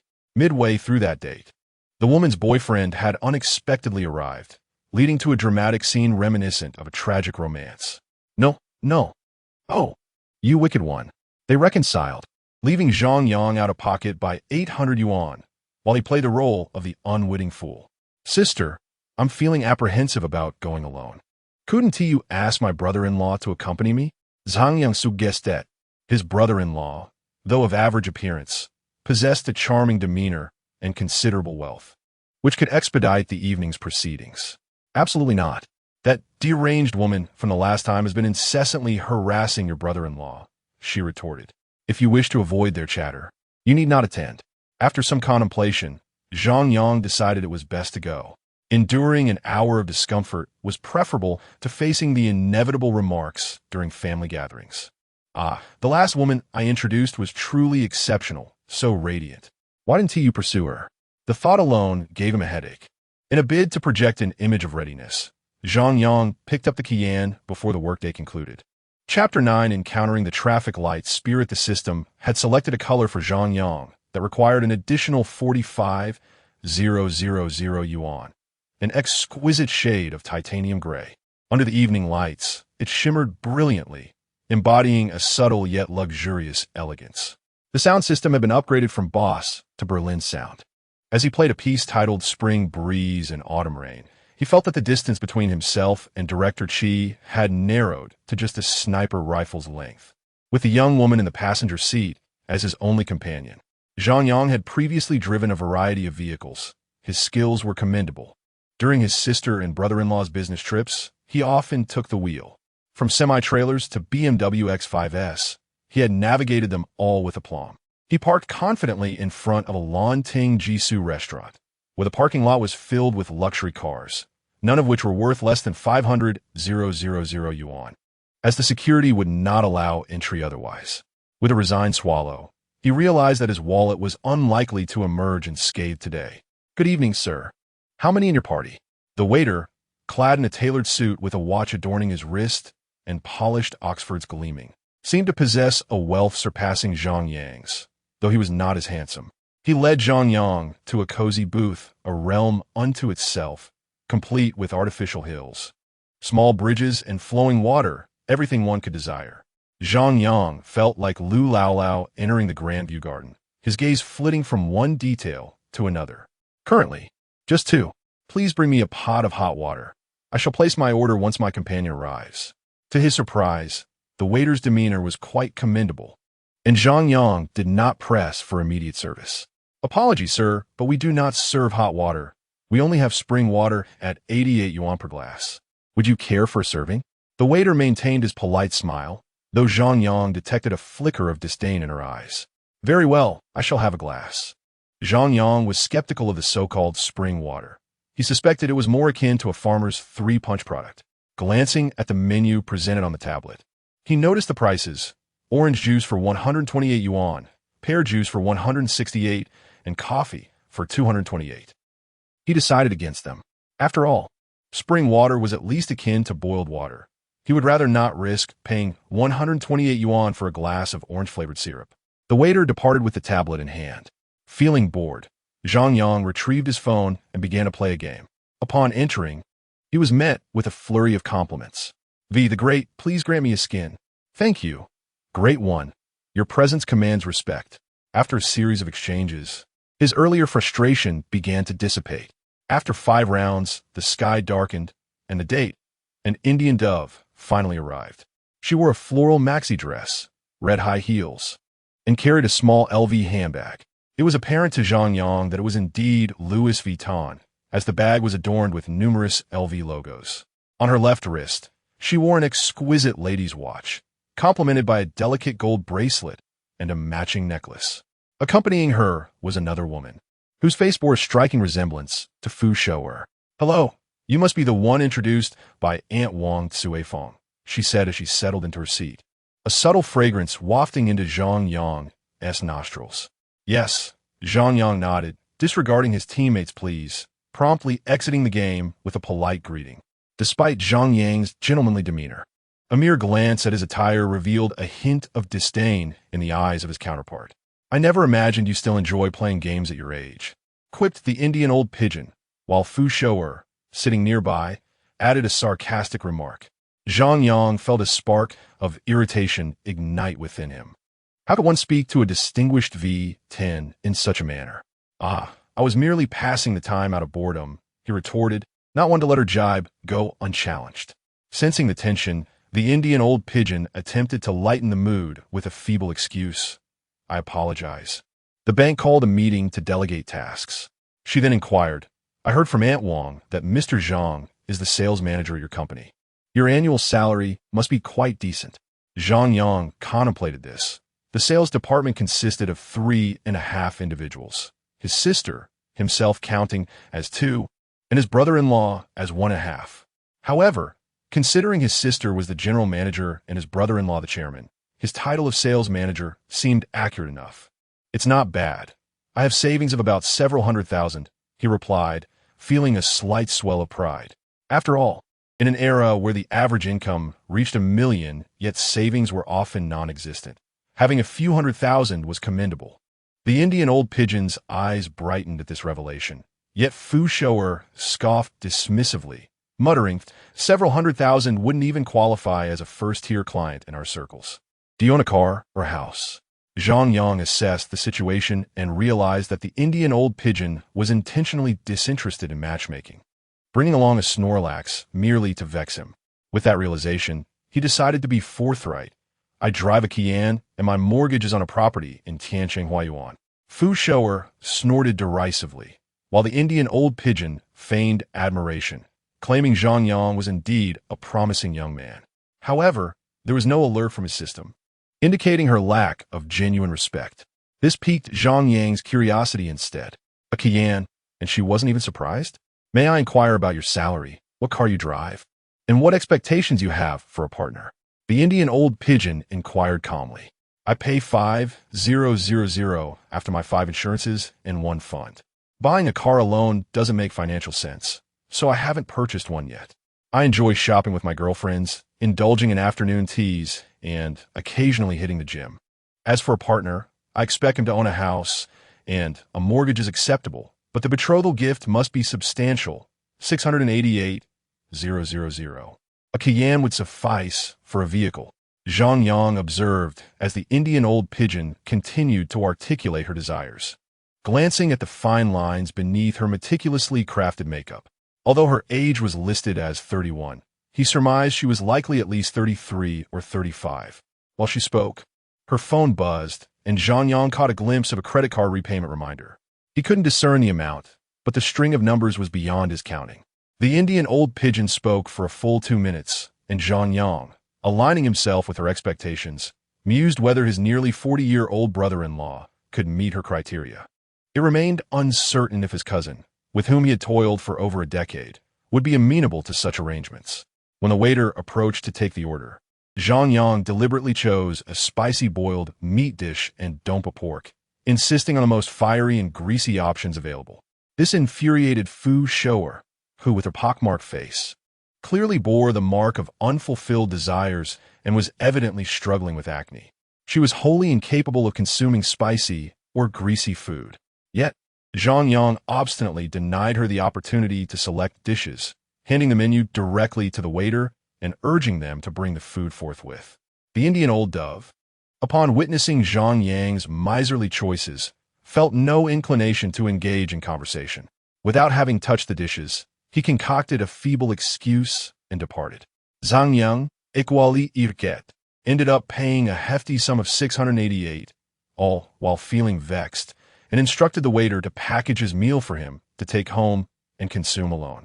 As he passed by a supermarket, Zhang Yang intended to purchase a case of beer. To his surprise, he encountered familiar faces, the trio from the last visit to Shaxian. Among them, Yao Yao caught his attention, dressed in ankle boots without stockings, her fair legs exposed, her exquisite features adorned with dramatic smoky makeup. Her hair was dyed a vibrant red, and her nails were painted pitch black. The three were currently shopping in the supermarket, having browsed for quite some time, without making any purchases, while a nearby cashier scrutinized their every move, never straying from their vicinity. Chapter 10. The emotional value of the spirited sister's uncle. Are you shopping here too? Yao Yao, with her keen eyes, immediately spotted Zhang Yang and exclaimed excitedly, "Just passing by. Care for a smoke?" Zhang Yang, one hand clutching a box of beer, pretended to retrieve a pack of golden silvers from his pocket, tossing one over.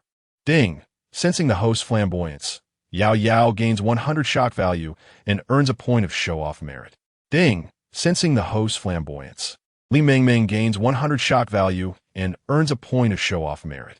Deng, sensing the host's flamboyance, Zhou Fangfang gains 100 shock value and earns a point of show-off merit. These three spirited sisters were indeed impressed, their astonishment palpable. "Uncle, what are you planning to do?" Yao Yao, noticing Zhang Yang's cumbersome hold on the beer, eagerly approached, taking the golden silver from his mouth to light it up. The emotional value was at its peak. "Just passing by, planning to buy a box of beer and some snacks. Have you eaten yet?" Zhang Yang Jasuali inquired. Assuming the trio had already dined, given the time was nearing 8 or 9 p.m. Considering the sisters' peculiar sense of time, it felt like early morning to them, and they would soon be ready to party. How can one enjoy without a full stomach? He mused. To his surprise, all three shook their heads in unison. "Uncle, can you take us along?" Yao Yao grinned, playfully pulling at Zhang Yang's arm. "Sure, let me just settle the bill," he replied, unaware of how foolish it would be to bring the spirited sisters home so soon after their acquaintance. Zhang Yang placed the beer on the counter and scanned the QR code for the price of 55 yuan per box. However, two cashiers blocked the supermarket entrance, preventing their exit. "Sir, you may leave, but we need to check the others behind you," the supermarket staff, including security, demanded at the door. Zhang Yang observed the sisters' bulging clothing and suddenly realized the situation. It dawned on him why these usually scantily clad spirited sisters were dressed warmly today. There was surely something concealed beneath those layers. What a blunder it was to choose winter for such antics, he thought, or at least they could have taken less. "No worries, just take out the items. I'll cover for you," he said, recognizing they could not leave together. Given the points of show-off merit he had just earned, he resigned himself to being a generous fool. The three spirited sisters began to retrieve their hidden goods: bread, sausages, yogurt, lipstick. Upon scanning, the total came to over 100 yuan, which was reasonable. After they successfully passed through the security machines without triggering alarms, they were finally allowed to leave. "Wow, Uncle, did you drive here?" The supermarket parking lot was on the rooftop, and as they exited, one took the elevator up while the other descended, a slight sense of superiority washing over them. The three chattered excitedly, showing no signs of embarrassment from their earlier scrutiny. "Yes, I just picked it up. You are the first to ride with me," Zhang Yang replied, smiling as he watched the lively trio bounce around, his mood lifting significantly. Upon reaching the rooftop, the three individuals gathered around Zhang Yang's car, incessantly gazing, touching, and subsequently began to take photographs. "Wow, Uncle, your car is truly magnificent. Is this a Porsche? How much did it cost?" "Indeed, it is a Kian. Have you heard of it? This high-spec model retails for over 3 million. Deng, witnessing the host's extravagance, Yao Yao's astonishment points 1,000, gaining 10 points of ostentation. Deng, Witnessing the host's extravagance, Li Mengming's astonishment points 1,000, gaining 10 points of ostentation. Deng. Witnessing the host's extravagance, Zhou Fangfang's astonishment points 1,000, gaining 10 points of ostentation. Upon hearing the figure of over 3 million, the trio, who had been eagerly touching the car and posing for selfies, suddenly became quite reserved. When they finally sat inside, their demeanor shifted to one of utmost caution. Zhang Yang, however, was overjoyed, earning another 30 ostentation points. Observing the astonished expressions and their careful mannerisms, Zhang Yang's vanity was thoroughly satisfied. In terms of spiritual value, it was indeed the spirited young ladies who excelled. Unlike the old Indian cuckoo, who merely scoffed at the price of Zhang Yang's Qian without inquiry. As the car sped along, the three regained their vivacity once they ascended the elevated road, resuming their photo-taking spree. They photographed the car, the scenery, and then indulged in group selfies. What was the situation with you three earlier? If I hadn't come, would you have been in a predicament? Zhang Yang inquired. Somewhat bored. It was almost Yao Yao's fault. We were so nervous that once we entered, the security was immediately suspicious. Xiao Huang was the first to speak. Yao Yao expressed her dissatisfaction. It's not like it was our first time flying things. Zhang Yang couldn't help but chuckle. Flying things? These spirited young ladies certainly know how to rationalize their actions. Stealing is stealing, yet they insist on calling it flying. Do you often engage in joyriding as well? Aren't you afraid of getting caught? Zhang Yang suddenly recalled by Jia Yin. Joyriding seemed to have become a mainstream activity, with the wealthy unperturbed by the consequences. Absolutely. Joyriding is just a basic skill for us. We don't just joyride. We also fly food and beverages from supermarkets, taking a bite and tossing them below. We've even flown from hair salons, spas, and hotels. If caught, they'll demand money, or perhaps your life, he noted. The journey wasn't long, a mere 20 minutes on the elevated road. Throughout the ride, Zhang Yang listened to the trio recounting various escapades of their flying experiences, utterly astounded. They even managed to fly 5 yuan hand-grab pancakes. Zhang Yang began to regret bringing them home, fearing they might fly his house away. As the car drove forward and entered the basement, he reflected that the only downside of driving a luxury vehicle is the fleeting passage of time. Wow, Uncle, your home is truly grand. How much is this sofa? It feels so soft. The three spirited young ladies, upon arriving upstairs, opened the elevator door, changed into slippers, and plopped down onto Zhang Yang's sofa. 30,000, Zhang Yang replied coldly, causing Yao Yao to spring up in shock, nervously patting her backside. The system chimes, acknowledging the host's ostentatiousness, as Yao Yao receives a shock value increase of 100 and gains a point of pretentiousness. Similarly, Li Mengming and Zhou Fangfang experience the same reaction. What's the matter? Is the sofa giving off electric shocks? Zhang Yang, while arranging the dishes, glances up in astonishment upon hearing the system's notification, only to witness Yao Yao suddenly rise with curiosity, asking a question. No, Uncle, she has her period and didn't he use a sanitary pad, fearing leakage. The other two giggle carefree, while Yao Yao, disregarding modesty, reaches into her hot pants, only withdrawing her hand upon confirming nothing is amiss. Zhang Yang casts a glance at the bag filled with snacks, plenty to eat and drink, yet lacking in utility. It's a matter of prioritizing the superficial over the substantial. However, as it is merely a meal, he decides not to dwell on it, thinking he would just call a cab for them afterward. Once the dining table is set, the trio gazes at the ice-making refrigerator worth 30,000, resulting in yet another 3 points of pretentiousness being credited, despite the unappetizing dishes reminiscent of Indian doves. The three spirited young women devour the food ravenously.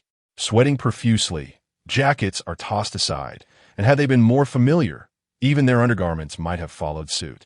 Intermittently, they engage in drinking games, showcasing a level of emotional exuberance that even the finest establishments cannot rival. Chapter 11. They're all bright souls. It has been quite some time since I have felt this satiated. The three spirited young ladies rubbed their bellies, incessantly belching. What happened? Were there not ample red envelopes in the group chat a few days ago? How could you be so hungry? Zhang Yang remarked, observing how the few dishes he had barely touched had all been devoured by them. while he himself had grown weary of the braised pork, consuming it in mouthfuls.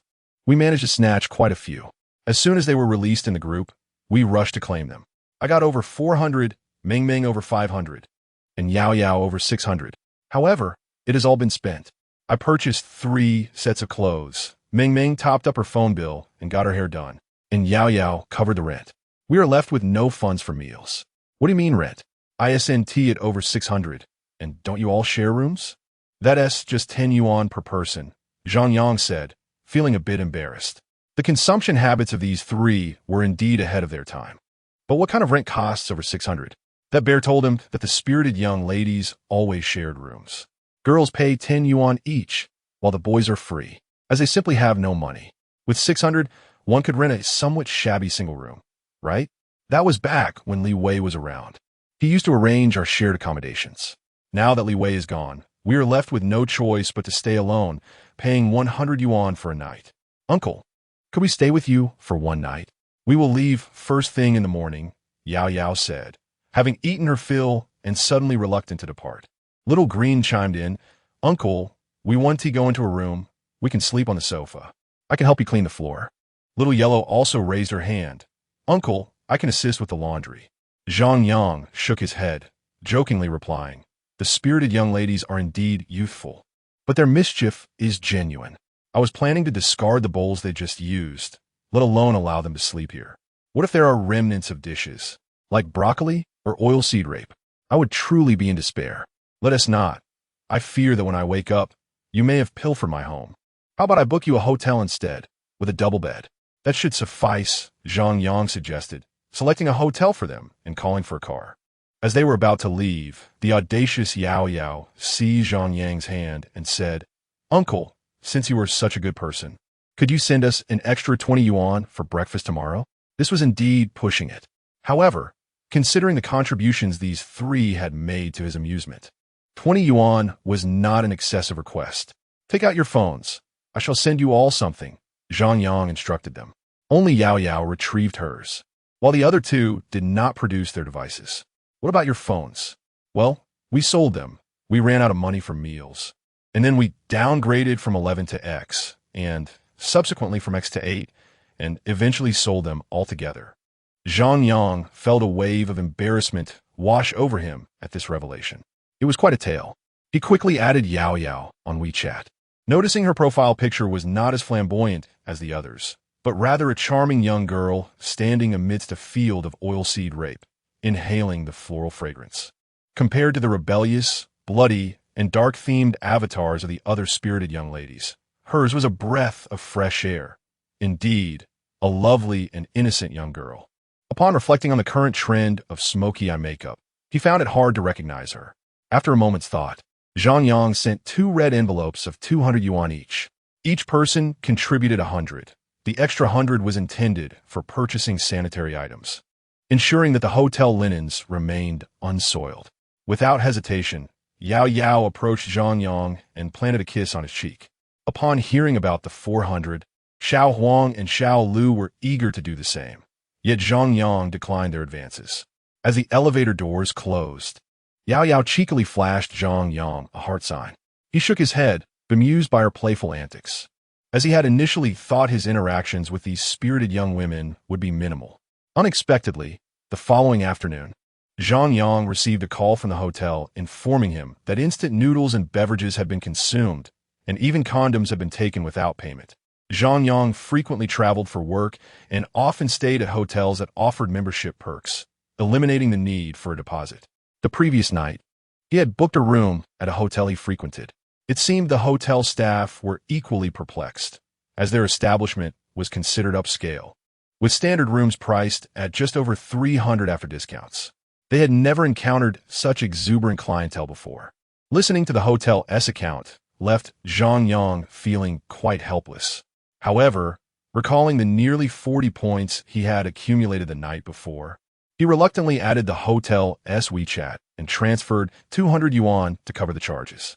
Feeling a bit bored, Zhang Yang drove to the trendy street after work, but parked outside to avoid potential damage from the envious youth who might vandalize his car. He returned to the same pool hall as last time. where the same attendant greeted him with a friendly cigarette.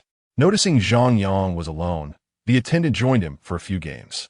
It must be said that he was quite skilled, providing a balanced match. Before long, Bai Jiayin and her friends arrived, calling out to her incessantly. Their attire had transformed from a rainbow whirlwind of colors to dreadlocks and a granny gray look, reminiscent of a cowboy aesthetic. "Uncle, why didn't you invite us to play?"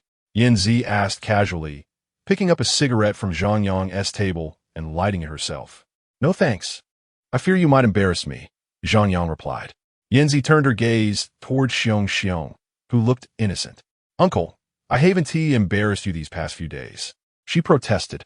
"Not you, but others have," Zhang Yang thought, recalling Yao Yao's heart sign. Bai Jiayin was not pleased. Who dares to disregard the rules of the community? Don't they know the unspoken rule that one should not encroach upon another's territory? She exclaimed. "Oh really, there's such a rule? If boyfriends can share, why can't others?" Zhang Yang countered. "Enough of this troublemaking. Where's your godfather?" he inquired, glancing toward the entrance, surprised not to see Wang Defa. "He went home.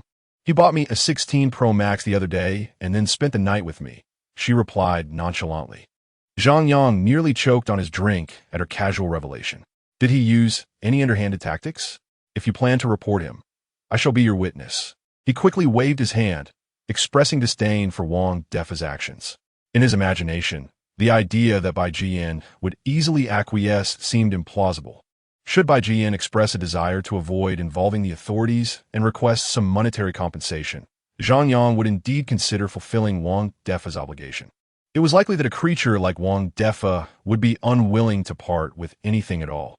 Bai Jiayin, feeling somewhat desolate, remarked no, it was simply a case of overindulgence. It was mutually consensual. From the outset, I was aware of his intentions, though I did not anticipate his subsequent actions. Nonetheless, he has offered quite a bit, so for your sake, I shall overlook it. Her words stirred an unexpected discomfort within Zhang Yang, who found himself pondering ways to offer solace or make amends. To his surprise, Bai Jiayin continued, "Uncle, do you happen to have a suitable older gentleman to introduce? I would like to make an acquaintance." Zhang Yang, taken aback, had initially assumed she would be distressed, but realized she had not taken the matter to heart at all.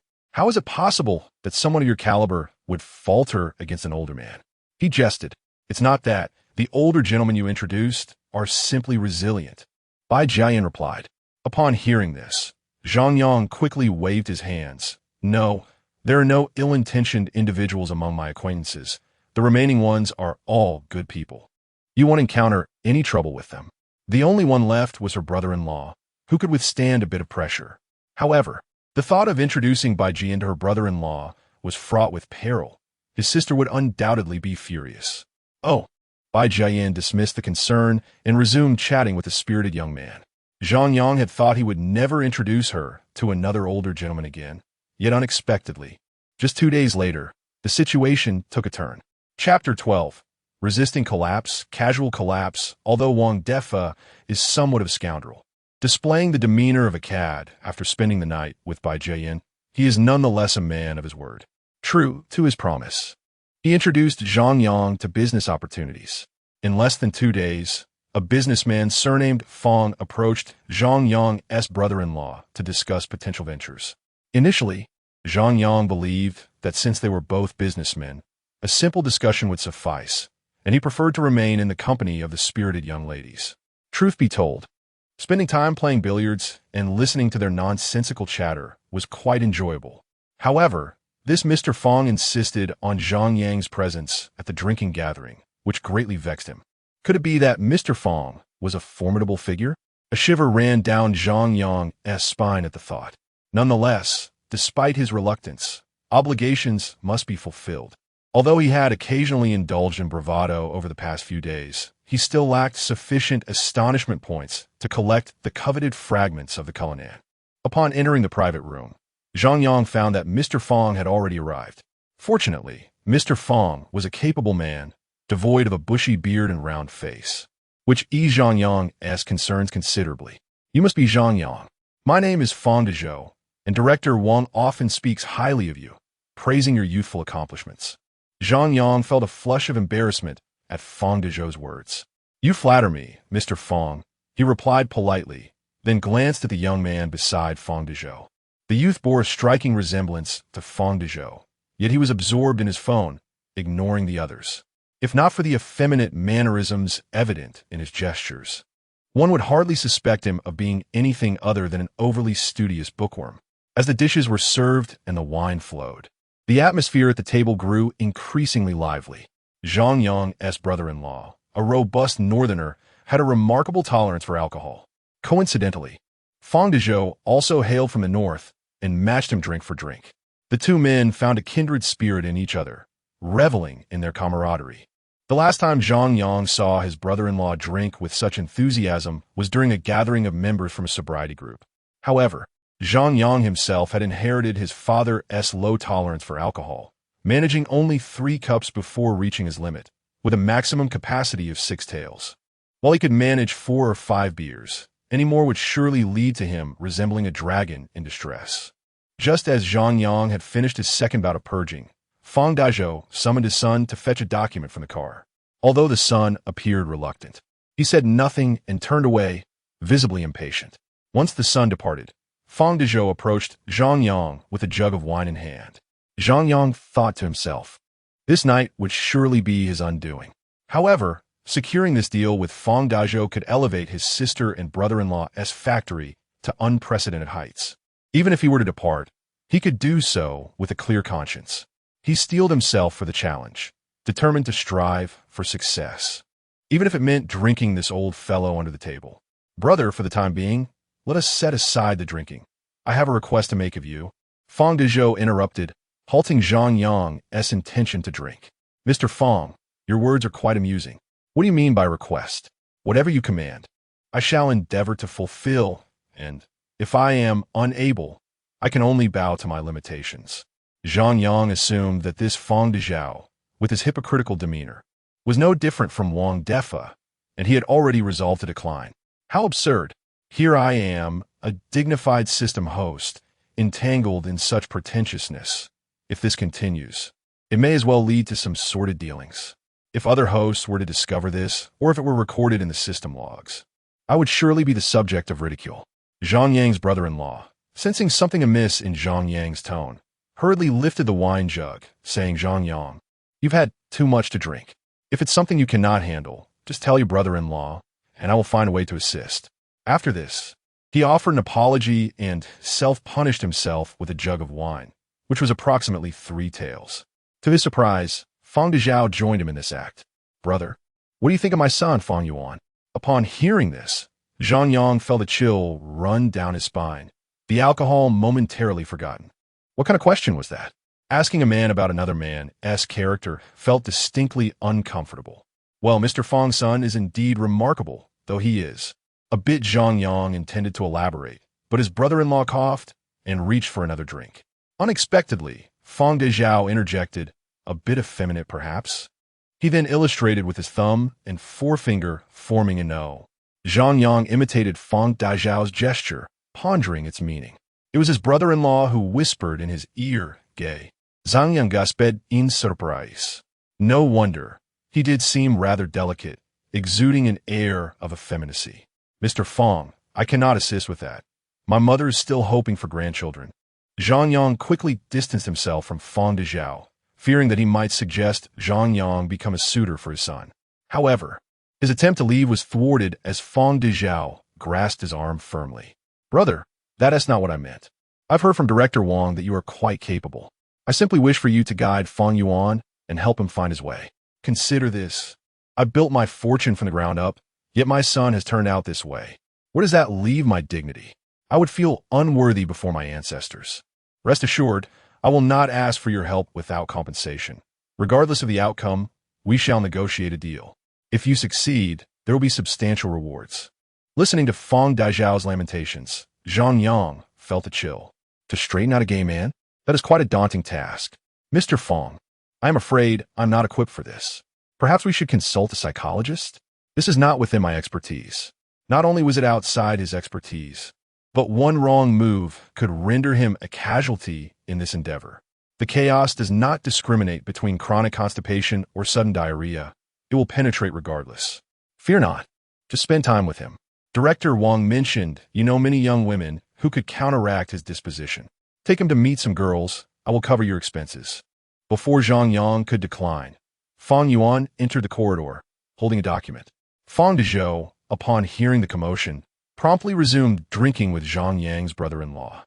By the time Fang Yuan entered, feigning nonchalance, he was instructed to present the contract to Zhang Yang's brother-in-law. At the table, especially in a state of inebriation, it was utterly improbable for Zhang Yang's brother-in-law to sign the contract, particularly since it was one brought by the other party. Finding an excuse, Fang Dezhou expressed his intent to head to the second venue, which coincided with his own desires. He sees Zhang Yang's brother-in-law, adopting an air that suggested a camaraderie that warranted countless cups, as if searching for a kindred spirit across the vast expanse of the world. You, my son, need not follow. The youth have their own ways of revelry. Stay close to your brother Yang. Observe and learn well. Fang Yuan nodded in agreement, trailing behind Zhang Yang. This intimidated Zhang Yang to the extent that he dared not walk directly behind him, let alone bring him home. The thought of taking him home was daunting. Would he even be able to sleep at night? After much contemplation, he resolved to take him to Bai Jiayan's place. Where are you? Zhang Yang messaged Bai Jiayan, but received no reply. Consequently, he sent a message to Xiong, who responded almost immediately, likely busy crafting a message while preparing for a significant gathering. What about Bai Jiayan? Zhang Yang inquired. She's dancing with a model. Xiong sent a video, showcasing an array of quiffs, cropped pants, and loafers. What does model mean? Zhang Yang was puzzled by the term. Nevertheless, he relayed the message to Bai Jin. You're quite straightforward. Uncle, what do you need me for? Zhang Yang wasted no time with pleasantries. Didn't you ask me to introduce you to an esteemed figure? I found one. Do you still need it? Absolutely. I'll just spend my funds on models. Can he withstand the pressure? Zhang Yang pondered, convinced that since it was his father's money, he would certainly endure the strain. Moreover, if this swallow could succeed in securing him, it would be a considerable achievement. He doubted his father would be stingy. Coming to this realization, Zhang Yang hastily sent a message. Endure the pressure. Feel free to proceed. Chapter 13. A sense of unease after a week's interval. Zhang Yang found himself once again wandering the vibrant streets of the fashion district in the dead of night. Perhaps due to the recent distribution of red envelopes, the area was bustling with spirited young women and men. The previously despondent Fang Yuan arrived, his eyes sparkling with newfound energy. However, unlike others who were captivated by the young women, Fang Yuan was fixated on the young men, which startled Zhang Yang, prompting him to swiftly escort him to the bar. The bartender recognized Zhang Yang immediately, and he graciously offered a pack of cigarettes as a gesture of goodwill. Years of navigating the nightlife scene had taught him that it was wise to avoid offending the bartenders and servers, lest one find themselves with unwelcome surprises in their drink. Brother, what is the plan for tonight? The bartender inquired, personally guiding the two toward the booth. At that moment, the DJ on stage announced, "A round of applause for our esteemed guest, Mr. Zhang, who has graced us with his presence after a lavish expenditure of 100,000. As the announcement echoed, a cascade of admiration points emerged, reflecting the awe surrounding Zhang Yang. He was well acquainted with the bar's customary tactics, designed to keep patrons on edge and hesitant to order modest drinks. Yet, with such a surge of admiration points, it was impossible for Zhang Yang to remain understated. Let us stick with the usual, he said, uninterested in perusing the menu, which had lost its allure. To his surprise, the bartender leaned in, whispering, "Brother, we have a new package. Would you like to see it?" "What package?" Zhang Yang asked, intrigued. The bartender produced a tablet, retracting the paper menu to unveil a video. "Brother, the Supreme Emperor package, 199, 999. It's the epitome of extravagance." Upon viewing the offering, Zhang Yang realized it was akin to the infamous Dragon package that had gained popularity online a few years prior, albeit with a few enhancements in terms of quantity and quality. It was undeniably impressive, replete with flair. It seemed the owner had swiftly modified the offerings upon discovering the presence of affluent patrons. Only a fool would opt for the 199, 999 package. Yet with Fang Dezhou's backing and the support of his system, Zhang Yang assured himself that he would at worst break even. With that thought, he pulled out his phone to place an order. The bartender, upon hearing this, excitedly grabbed his phone and announced, "Attention all units. A VIP customer has ordered the Supreme Emperor package. A VIP customer has ordered the Supreme Emperor package." The message echoed through the establishment, reaching every staff member, much to Zhang Yang's chagrin. Yet, the spirited young women and men thrived on such fanfare. Upon hearing the commotion, Bai Jiayan rushed over from the dance floor. Spotting Fang Yuan at the booth, she made a beeline for Zhang Yang, wrapping her arms around him upon arrival. "Uncle, you ordered the Supreme Emperor?" she exclaimed. Zhang Yang nodded. "Yes, I did. Summon your companions. Would you?" Bai Jiayan nodded. "All right, I will settle the payment for those models." Zhang Yang then noticed a group of spirited young men below, clad in loafers, sporting pompadours, and none weighing over 120 pounds. "No need. The money has already been spent. Let us not waste it. Just bring my brother along to keep the atmosphere lively," Zhang Yang remarked, feeling an unsettling chill as he gazed into the dark where Fang Yuan's eyes glimmered. Rome was not built in a day, nor is one's orientation altered overnight. I do not wish for my friends to perish in vain. Perhaps a few pompadoured youths would suffice to whet his appetite. Bai Jiayan glanced at Zhang Yang, then at Fang Yuan, clearly understanding his implications. "It's all right. This is my younger brother. He tends to be a bit reserved, so the more the merrier," Zhang Yang added, calling out to Fang Yuan, "Cousin, do you mind if those fellows join us?" He gestured towards the group of young men below. Fang Yuan shook his head in refusal. Bai Jiayan made an O gesture with his hand and swiftly dashed down, rallying the crowd with a cheer. Before long, a motley crew of colorful characters had gathered around Zhang Yang.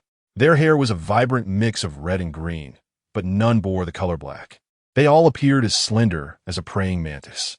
Zhang Yang, unfamiliar with the others, settled beside a youth named Xiong, who was preoccupied with his phone. A quick glance revealed messages of similar nature. "Bro, I'm out of cash for food. Could you send me $10? Bro, I'm short on phone credit. Could you transfer me $10? Bro, I need a taxi. Could you send me $10? Who would respond to such messages? You should learn from those scammers. Innovation is key. One must evolve," Zhang Yang critiqued. "Sending the same messages daily. How many responses can you expect?" Xiong's eyes lit up, "Bro. How do I evolve? Teach me." "Come, lie on the sofa," Zhang Yang instructed, snapping a photo and posting on social media. "Whose child has had too much to drink? Quickly send me 50 and I'll arrange a ride home." Within 5 minutes, the sound of notifications chimed. This delighted Xiong, who kept receiving money, blocking contacts as he went. "Uncle, you truly have a knack for this. With this money, I can afford some models," Xiong exclaimed, preparing to leave. But Zhang Yang halted him. "Wait, what did you mean by models? Those things?" Zhang Yang pointed towards the pompadoured youths surrounding Bai Jiayan. "Our spirited young ladies need an outlet after a long time. Much of the money we earn is spent on them. Isn't uncle more charming than they are?" Zhang Yang observed that these pompadoured fellows lacked skills and wore shabby clothing. Some even carried iPhone 6s. It was hard to fathom that anyone still used a S6s. Didn't it lag? "Come now, uncle, we're all here to have fun. Who doesn't seek a bit of emotional fulfillment?" "Bro, I'm a 90s kid. Not yet 30. Before Zhang Yang could reflect further, a multitude of staff members surged in from all directions. A colossal dragon head emerged at the entrance, flanked by a dozen charming young ladies holding bottles of liquor, with a vibrant dragon lantern adorning either side. The DJ on stage began to announce, "We extend our gratitude to the illustrious Zhang Yang for gracing us with his presence. May our esteemed Zhang soar like a dragon in the heavens." Just then, noticing someone taking photographs, Zhang Yang felt an overwhelming urge to bury his face in his pants, utterly mortified. He could only feign indifference, pulling out his lighter to ignite a cigarette while continuing to gaze at his phone. Deng, sensing the host's ostentation, Wu Sahan's shock value increased by 100, earning a point of pretentiousness. The system's notification sound had not ceased since the moment the lights focused. The points of pretentiousness surged rapidly. Numerous exuberant young ladies were cheering and shouting, while dry ice nearby spewed forth as if it were free. The dragon dance persisted for nearly 5 minutes before finally coming to a halt. Upon learning that Zhang Yang had ordered the Supreme Emperor package, the bar owner generously sent over several fruit platters and beers, filling Zhang Yang's bar top to the brim. Many familiar with Bai Jian approached to toast, some shamelessly attempting to raise a glass with Zhang Yang, but he merely lifted his glass in acknowledgement without drinking. With so many people around, even a single sip would leave him incapacitated. Moreover, it was rumored that someone had ordered the Emperor Supreme, attracting even more spirited young ladies and gentlemen into the venue. "Uncle, so you are that affluent patron." Just as Zhang Yang was engrossed in searching for strategies on how to turn a game man straight, two figures stood before him. Suddenly, someone sat beside him, wrapping an arm around his shoulder. Despite appearing inconspicuous outside, Zhang Yang, having ordered a Supreme Emperor, was absorbed in his phone, which sparked a sense of mystery among the energetic young ladies and gentlemen. Typically, they would not dare approach Zhang Yang. At most, they would rush over to make an appearance when he glanced in their direction. "Yes, you." Zhang Yang chuckled to himself, gazing at the young lady Yao Yao, who had embraced his shoulder, while two others, not quite as bold, took their seats beside him, inciting envy among the other young ladies. "Uncle, is this the Ace of Spades? May we indulge a little?" Yao Yao, unperturbed, picked up a bottle of Ace of Spades and examined it. "If you wish to drink, go ahead. Even washing your hands would suffice." "Really? Uncle, can I use it to wash my hands?" Yao Yao jested, mimicking the act of washing her hands, her gaze fixed on Zhang Yang. Yet, Zhang Yang remained unfazed, even proactively opening a bottle and lifting a high for them to wash. Deng, sensing the host's ostentation, Zhou Nanan's shock value increased by 100, earning a point of pretentiousness. As the clock struck 2, fatigue began to take hold of Zhang Yang, and with the pretentious points no longer increasing, he lost interest in staying. Thus, he summoned Bai Jian over. Bai Jian, having enjoyed himself a bit excessively tonight, stumbled as he walked, clearly inebriated. "Uncle, is it just me, or does this cousin seem a bit unusual? He appears to prefer the company of men." Zhang Yang chuckled softly. "Ah, you finally noticed. However, he cannot speak about it. These delicate souls tend to lack discretion. No, this is the first time I've seen him shy. He likely intends to be with the men deliberately. I'm leaving him in your care tonight. You can share a room with him." Zhang Yang searched through some guides and noted that most gay individuals possess a degree of fastidiousness, suggesting that he should address this particular quirk. "Oh," Bai Jian mulled over Zhang Yang's words, feeling a sense of conviction, yet upon glancing at Feng Yuan, who was intoxicated and leaning against the airplane wall, an unsettling feeling washed over him. Meanwhile, Yao Yao, situated nearby, was already thoroughly inebriated. Unlike other delicate souls, Yao Yao seemed to be a true connoisseur of alcohol. While the others swayed incessantly, she drank with fervor. At that moment, she resembled an injured kitten, curled up beside Zhang Yang. Zhang Yang arranged a hotel for the three of them and instructed the bartender to ensure they were escorted to their vehicle before he took his leave. Chapter 14. Treated as a fool. When Zhang Yang finally opened his eyes again, it was already past 8 in the morning. He was awakened by the incessant sound of a power drill. Every household was undergoing renovations, rendering any hope of a peaceful morning's slumber utterly futile. Reluctantly, Zhang Yang took a shower. While bathing, he seized the opportunity to check the system. Lo and behold, there were over 300 points of prestige accumulated. The previous night, as Emperor Supreme, had not been in vain. It had contributed nearly 200 points to Zhang Yang alone. The segment involving the spade A, where he washed his hands, had likely added several more points. System: initiate 3 high-level draws. Beep. Congratulations to the host for obtaining a Richard Mille RM65-02 watch. Beep. Congratulations to the host for gaining 1 in attractiveness. Beep. Congratulations to the host for gaining 1 in strength. To his dismay, not a single draw yielded any monetary gain, leaving Zhang Yang on the verge of tears. Nevertheless, upon glancing at his own strikingly handsome visage in the mirror, one that could make flowers bloom and cause vehicles to burst a tire, he felt a sense of satisfaction. He took out the Richard Mille watch to inspect it. The red plastic strap resembled that of a toy watch. With a shrug, he decided to wear it. He drove to a location near the factory, parked the car, and proceeded inside. He was cautious not to take the vehicle into the factory, as he had no plausible explanation for its presence. If his sister were to ask where the car came from, how could Zhang Yang justify it? He certainly couldn't claim he had won the lottery.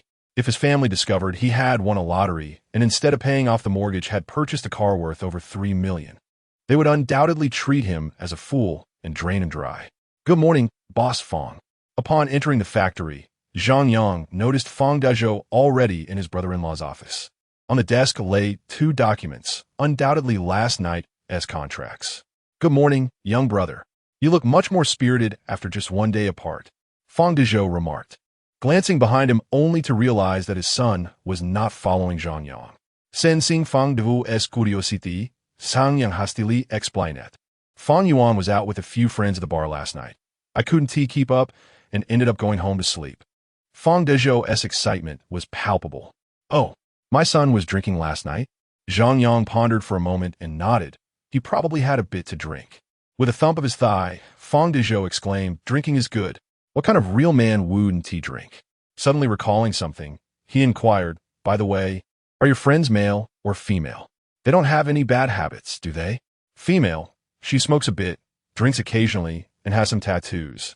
But I can assure you there's no involvement in gambling or drugs. Zhang Yang firmly stated, confident in the integrity of Bai Jiayin and her associates. Fong Dezhou, upon learning that it was a female, grew even more delighted. As for smoking, drinking, or tattoos, he considered those trivial matters. Could you perhaps get your friend to do a video call?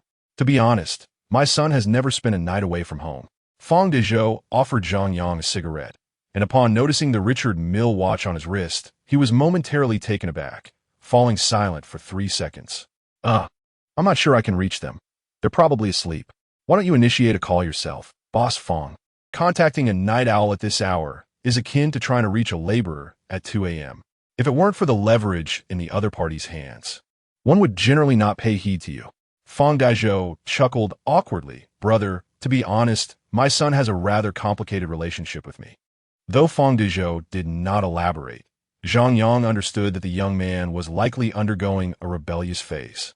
All right, I shall make an effort to reach out. They may not have risen yet. Zhang Yang glanced at his phone. It was only a little past 10, and it was certain that Bai Jiayin had yet to wake. He was now placing his hopes on this fellow. Fortune smiled upon him, for as soon as he opened the chat window, a message from Xiong arrived. Brother, I'm feeling quite bored today. May I come over to play? Zhang Yang mused that it was a rare occurrence for Xiong to address him as brother. However, it appeared that he had no pressing engagements today, and a game of billiards seemed appealing. Thus, he replied, sure. The response was instantaneous. Brother, could you transfer me 20? I need it for a cab to come see you. Zhang Yang was taken aback for 3 seconds, and so was the sender. Moments later. The message was promptly retracted. Uncle, I mistakenly sent that to the wrong person. Let me correct my contact name. Zhang Yang replied. Fong Yuan, initiate a video call. I want to see where he is. 1 minute later, the video call commenced, revealing a scene of utter disarray. There was scarcely a place to step on the floor. Fong Yuan had not even changed out of his clothes, lying between the bed and the wall, utilizing the floor as a makeshift bed. Compared to the cramped sleeping arrangements on the bed, his situation was akin to a luxurious suite. Beside him, his brother-in-law frowned. Zhang Yang, how could you allow Fong Yuan to reside in such a place? You should arrange for him a long-term suite at the Imperial Hotel. Fong Dezhou also appeared concerned. That place was excessively filthy. During the video call, one could see instant noodles scattered on the floor, which had already developed green mold. Zhang Yang felt a tinge of embarrassment. It seemed he had forgotten to provide Bai Jiayin with the room money before leaving last night. Fong, I intended to address his cleanliness obsession incrementally. Let's tackle this one step at a time. Fong Dezhou, upon hearing this, found it quite reasonable. Indeed, my brother possesses remarkable methods. Trust in those you employ and employ those you trust. I entrust my son to you. As he spoke, he handed Zhang Yang a black card. This is my credit card, with a limit of 10 million. Feel free to use it, and do not think it insufficient. His sister-in-law immediately interjected. Mr. Fong, this cannot be. Zhang Yang is merely a spendthrift. I do not dare to pay him generously, only at year-end. Fong Dezhou chuckled, just like my son, I too hesitate to give him too much. However, I trust my brother. Here, take it. Without hesitation, he placed a black credit card into Zhang Yang's hands. A limit of 1 million. Thus, it could be inferred that Fang Dezhou's assets were at least in the realm of 100 million. Bai Jiayan had indeed struck gold this time. After a brief conversation, Fang Dezhou took his leave, repeatedly reminding Zhang Yang to send a photo daily. He also left the driver behind, ready to be dispatched by Zhang Yang. Judging by his physique, had clearly trained and was not merely a product of protein supplements. Zhang Yang, upon hearing this, chose not to expose the situation, genuinely believing that wealthy individuals are not to be underestimated. Often, they are perceived as foolishly affluent. It seems likely that they are merely surveilling and protecting him. Should Fang Yuan exhibit any signs of misconduct, such as falling into vices like gambling or drugs, it is probable that Fang Dezhou would swiftly deal with Zhang Yang, as if he were a mere petty thief. Within half an hour, the driver returned, carrying a bag containing several outfits. Mr. Zhang, these are gifts from General Fang. If the sizes are incorrect, I can arrange for alterations, he said. Zhang Yang opened the bag to find unfamiliar brands, yet the labels proclaimed the likes of Givenchy and Prada. A t-shirt priced at over 8,000, trousers at 12,000, and a belt exceeding 20,000. While Zhang Yang was momentarily taken aback, the driver produced a green watch. This is a gift from General Fang for Mr. Zhang, signifying that upon successful completion of the task, Mr. Zhang will receive a similar Richard Mille. Zhang Yang chuckled, feeling somewhat underestimated. It seemed that Fang Dezhou had scrutinized his watch for so long because he mistook him for a petty individual sporting a counterfeit timepiece.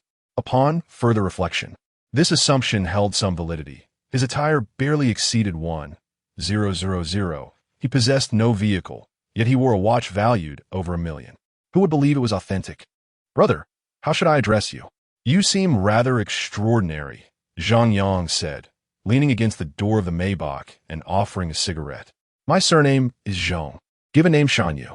I am a veteran, he replied straightforwardly, accepting the cigarette and lighting it. Zhang Yang didn't inquire further about his military background, as he suspected that the truth would be elusive. He then turned his attention back to Fang Yuan. What's the situation with Fang Yuan? How did he end up in such a predicament? Zhang Shanyu sighed, took a drag from his cigarette, and slowly replied. General Fang is often preoccupied with business, which has distanced him from Fang Yuan, leading the boy to rebel. Neither of us paid much attention, thinking he would outgrow this rebellious phase, but it seems. Zhang Yang was not particularly shocked. What is unusual about the eccentricities of the wealthy? Furthermore, such eccentricities could merely be considered hobbies. How much pocket money does General Fang provide for his son? How much does Fang Yuan have left? Zhang Yang worried that without Fang Dezhou's oversight, Fang Yuan might engage in reckless spending. He was not concerned about Fang Yuan's potential for extravagance or his ability to reform. Rather, he feared that he might lead Bai Jiayan and her companions astray. Fang Yuan resembled a city child participating in a transformation project, while Bai Jiayan and her peers appeared akin to exchange students. Transitioning from simplicity to luxury is effortless, yet reverting from luxury to simplicity is a daunting challenge. If Fang Yuan were to take them to various lavish venues and high-end shopping districts, and then abruptly abandon them, Bai Jiayan and her friends, having become accustomed to a life of luxury, would find themselves without a means to sustain such a lifestyle. Their options would dwindle significantly. Zhang Shanyu sighed again and continued. General Fang believes in raising sons in poverty while nurturing daughters in wealth. He has even prohibited us from discreetly providing Fang Yuan with money. Huh? Zhang Yang exclaimed, realizing that such a situation could only incite further rebellion. If his father were a billionaire yet refused to bestow upon him even a single cent, he would likely have resorted to fishing for turtles in the pond for a quick profit long ago. Now, kindly drive me to the nearby community, Zhang Yang instructed, pointing to a specific location. After disembarking, Zhang Yang placed the gifts from Fang Dezhou into the trunk of the vehicle. Hey you need not follow me. I fear it might displease Fang Yuan, he said, pressing the accelerator and swiftly departing. The most formidable SUV on the market is no mere joke, boasting a staggering acceleration of 0 to 100 kilometers in just 3 seconds, vanishing around the bend. Although the Maybach also possesses commendable acceleration, it is fundamentally an executive vehicle, excelling in straight-line speed. "Hello, General Manager Fong." He accepted the gift, but we seem to have lost him, Zhong Shangyue remarked as he pulled over and called Fong Dezhou. "What do you mean lost? Did he take a shortcut through an alley?" Fong Dezhou, awaiting takeoff in the economy class of an airplane, inquired with surprise. "No, he simply has a different vehicle," Zhong Shangyue replied, pulling out his phone to search the meaning behind the letters on the rear of Zhang Yang's car. "What vehicle?" Fong Dezhou asked in confusion. Considering that Zhong Shangyue was driving a Maybach, what car could possibly evade them? Upon reading the information displayed on his phone, Zhong Shangyue was taken aback for 3 seconds. Cayenne Turbo GT, with a purchase price of $3.5 million. Chapter 15. Utterly delightful. Zhang Yang felt an overwhelming sense of satisfaction as he recalled the astonished expression of Zhong Shangyue reflected in the rearview mirror. Regrettably, the man's attempt at bravado fell flat. Otherwise, it would have been amusing to engage in a bit of one-upmanship, given that his own demeanor was genuine. Passing by KFC, he ordered a few breakfast items, naturally using his Texas card. For reasons unknown, he took a detour and found himself near the hotel. Since he had checked into the room using his own ID, he easily retrieved the room number from the front desk and requested that they send a meal upstairs. He then proceeded to his apartment. The room resembled a crime scene, with one person sprawled on one side and another sleeping on the other. The only individual awake was Xiong, who was fervently messaging on her phone. "Uncle, your method really works. I'm almost at 500. Zhang Yang glanced at her messages. Bemused. "Brother, could you help me buy a high-speed train ticket? I want to visit you." "Brother, I'm setting off now. Could you call a cab for me? I'd prefer not to take the bus." "Brother, the driver took a detour, and I don't have enough money. What should I do?" Zhang Yang cast a glance at the profile picture, uncertain of which unfortunate soul was at the receiving end of her barrage. "All right, tone it down a bit, or they might report you."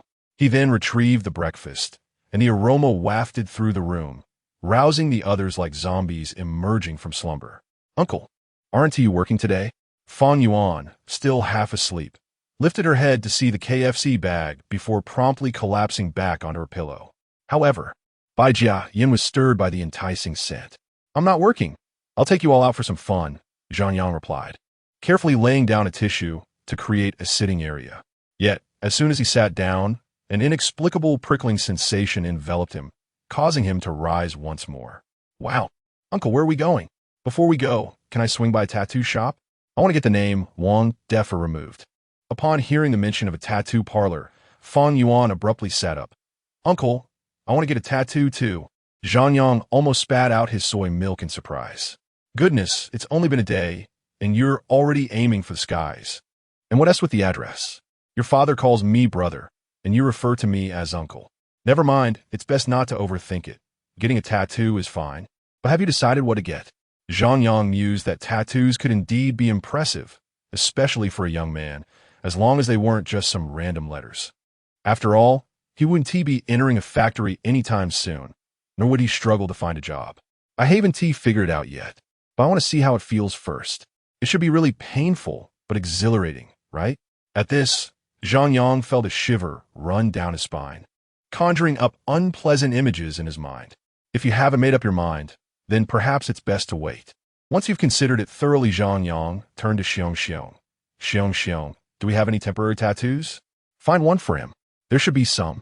Let me finish responding to this message." Xiong replied sweetly to her phone. "Thank you, brother. I'll be there soon. I'm so happy." With that, she sent the message and promptly deleted the contact. As I began to pull several suitcases from beneath the bed, I discovered a chaotic assortment of items: dirty clothes, cosmetics, half-consumed bottles of water, and even a pair of moldy underwear. After much effort, I finally unearthed 2 large tattoo stickers from one of the suitcases, a dragon that spanned a shoulder and a tiger descending the mountain. It seemed the girl had deemed them unsuitable, leaving them behind. Zhang Yang urged Xiong to apply them on him, perhaps due to a rebellious spirit. Fang Yuan did not resist this novel experience. In fact, once the tattoos were affixed, he nonchalantly lit a cigarette and posted a photo on social media.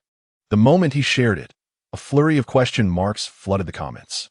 Upon receiving approval from his parents, Fong Yuan appeared to be in high spirits as he began to enjoy a hamburger, though he remained silent. "Uncle, once you're done, where shall we go to play?" After Fong Yuan completed his tattoos, Bai Jian had also finished her grooming, and the other lively girls eagerly began to pack at the mention of going out. There were also two spirited young men in the room wishing to join, but Zhang Yang declined, citing lack of space in the car. It was one thing to joke about spending money on the girls, but Fong Yuan's father was the one footing the bill. Furthermore, who could say if he was even gay? They decided to go karting, a plan that had long been on their minds but never realized due to time constraints. The carts ran on gasoline, costing 30 per session, and with a package deal offering a few free sessions, it would still tally up to at least 20 rides. Zhang Yang could afford it. However, with each lap, he envisioned a vivid image: his father and mother wielding a butcher's knife, clad in rubber gloves, extracting a turtle to drain its blood. Drive a lap, catch a turtle, drive a lap, catch a turtle. It was a thought that tugged at his conscience. Nevertheless, with the card from Fong Dezhou in hand, he felt indifferent about the cost. Upon hearing the plan, Bai Jian and the other lively girls burst with excitement. Bouncing out the door, "Wow, Uncle, your car is stunning. Is it a Porsche?" The girls exclaimed in awe upon seeing Zhang Yang's vehicle. "Do you have a driver's license?" Zhang Yang asked, noticing the sparkle in Fong Yuan's eyes. "Yes, I just got it. But are you sure you want me to drive this 3.5 million car?" Fong Yuan replied, finally finding his voice as he looked at the keys Zhang Yang offered. "What is there to fear? If you crash it, your father will pay for it." After hesitating for 3 seconds, Fong Yuan accepted the keys. However, perhaps due to being a novice or perhaps because of his timid demeanor, he often found himself cut off during peak hours. As they approached the elevated highway, another driver attempted to merge in front of him. Fong Yuan's face flushed crimson as he clung tightly to the steering wheel, seemingly determined not to let the other vehicle in, yet he dared not express his frustration. He contemplated rolling down the window to voice his displeasure. Zhang Yang, seated in the passenger seat, cast a sidelong glance at the offender, a lecherous man in a BMW X3. Sneering disdainfully at Fong Yuan, his window already rolled down, exuding an air of entitlement. Fong Yuan's grip tightened on the steering wheel, and as he heard Zhang Yang's words, he hovered his finger over the button to the window, but hesitated to press it. "Go ahead, insult him. Why keep a loser like him around?" Zhang Yang urged again, seeking to ignite the latent fire within Fong Yuan. After merely 3 seconds of waiting, Fong Yuan remained motionless, while the irritable Bai Jian could no longer contain herself. She rolled down the car window and unleashed a torrent of invective at the lewd man.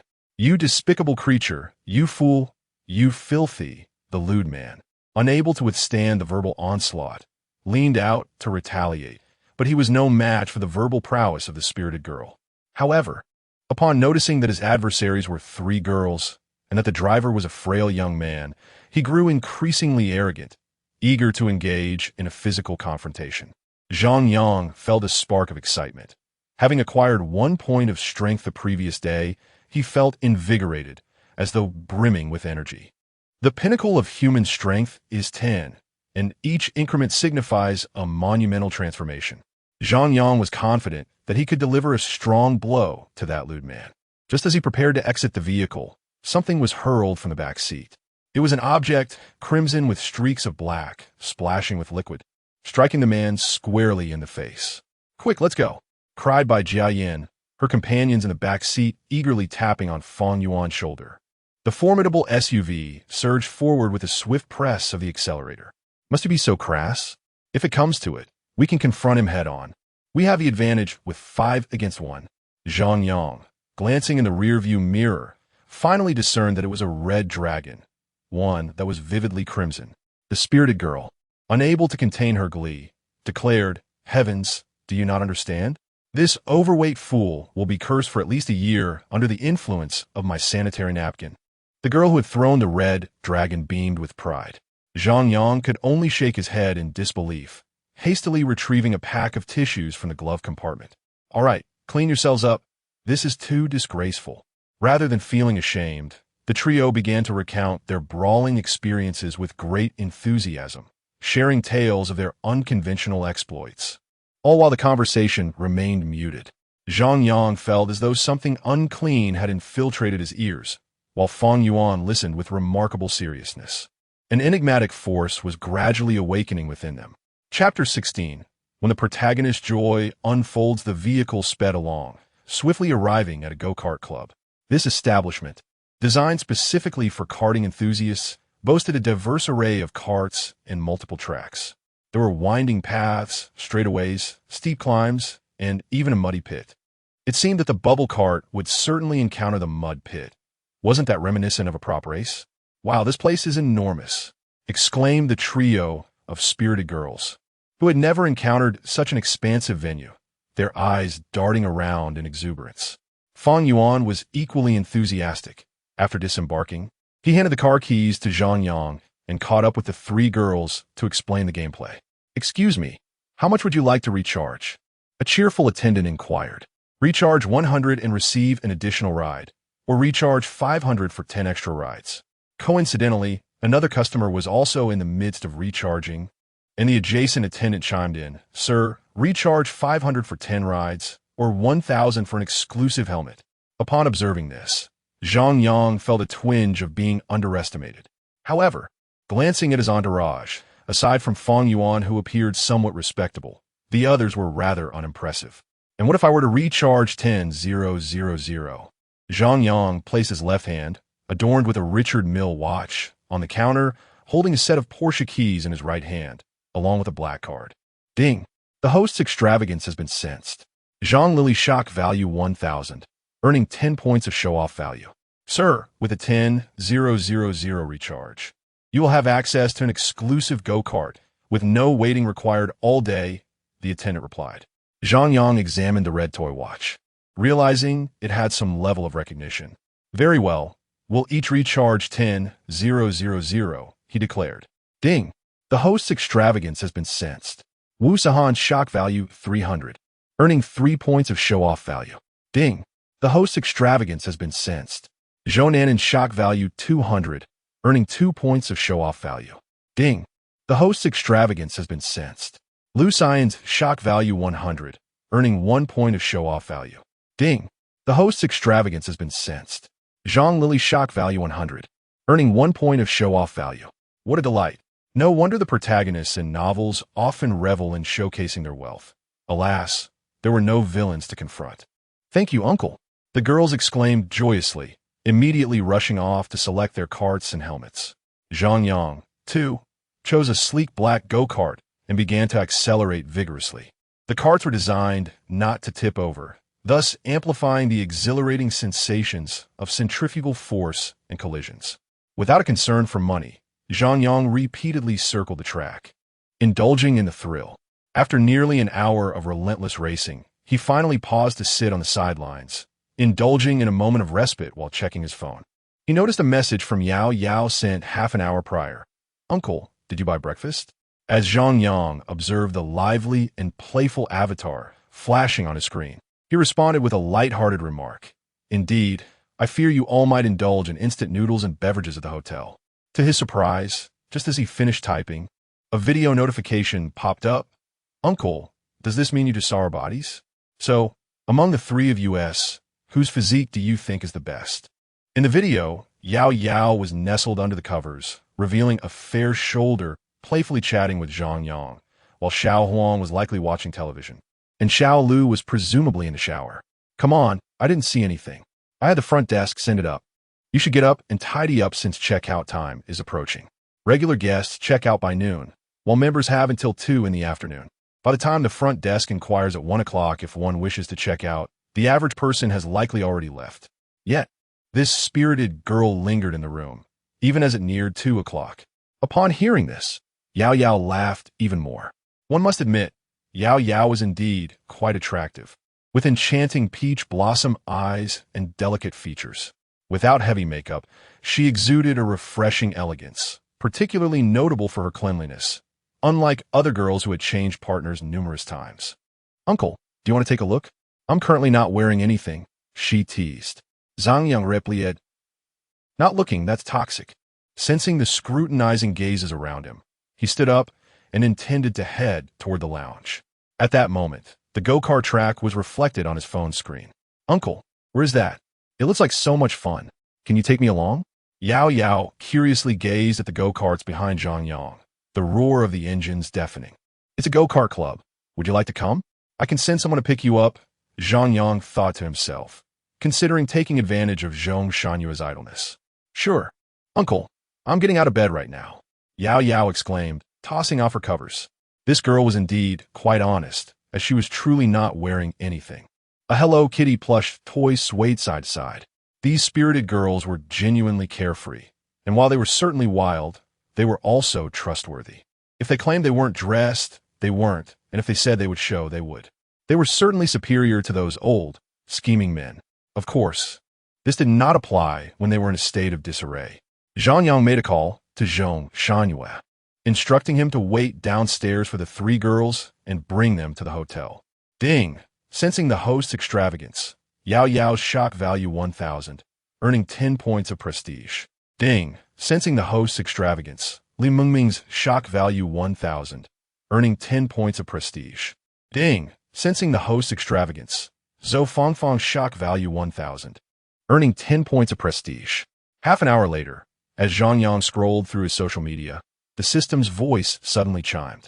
Judging by the shock values, it seemed to be from Yao Yao and her friends, indicating that Zhong Shanyue had arrived at the hotel. Zhang Yang continued scrolling until an hour later, when he finally remembered that Yao Yao and her friends were on their way. He promptly dismounted from the go-kart and hurried to the front desk, where three rather greasy men were incessantly laughing with Yao Yao and her companions. "A beautiful lady. Who are you waiting for? Why not join us inside for a couple of laps? It's rather dull waiting here."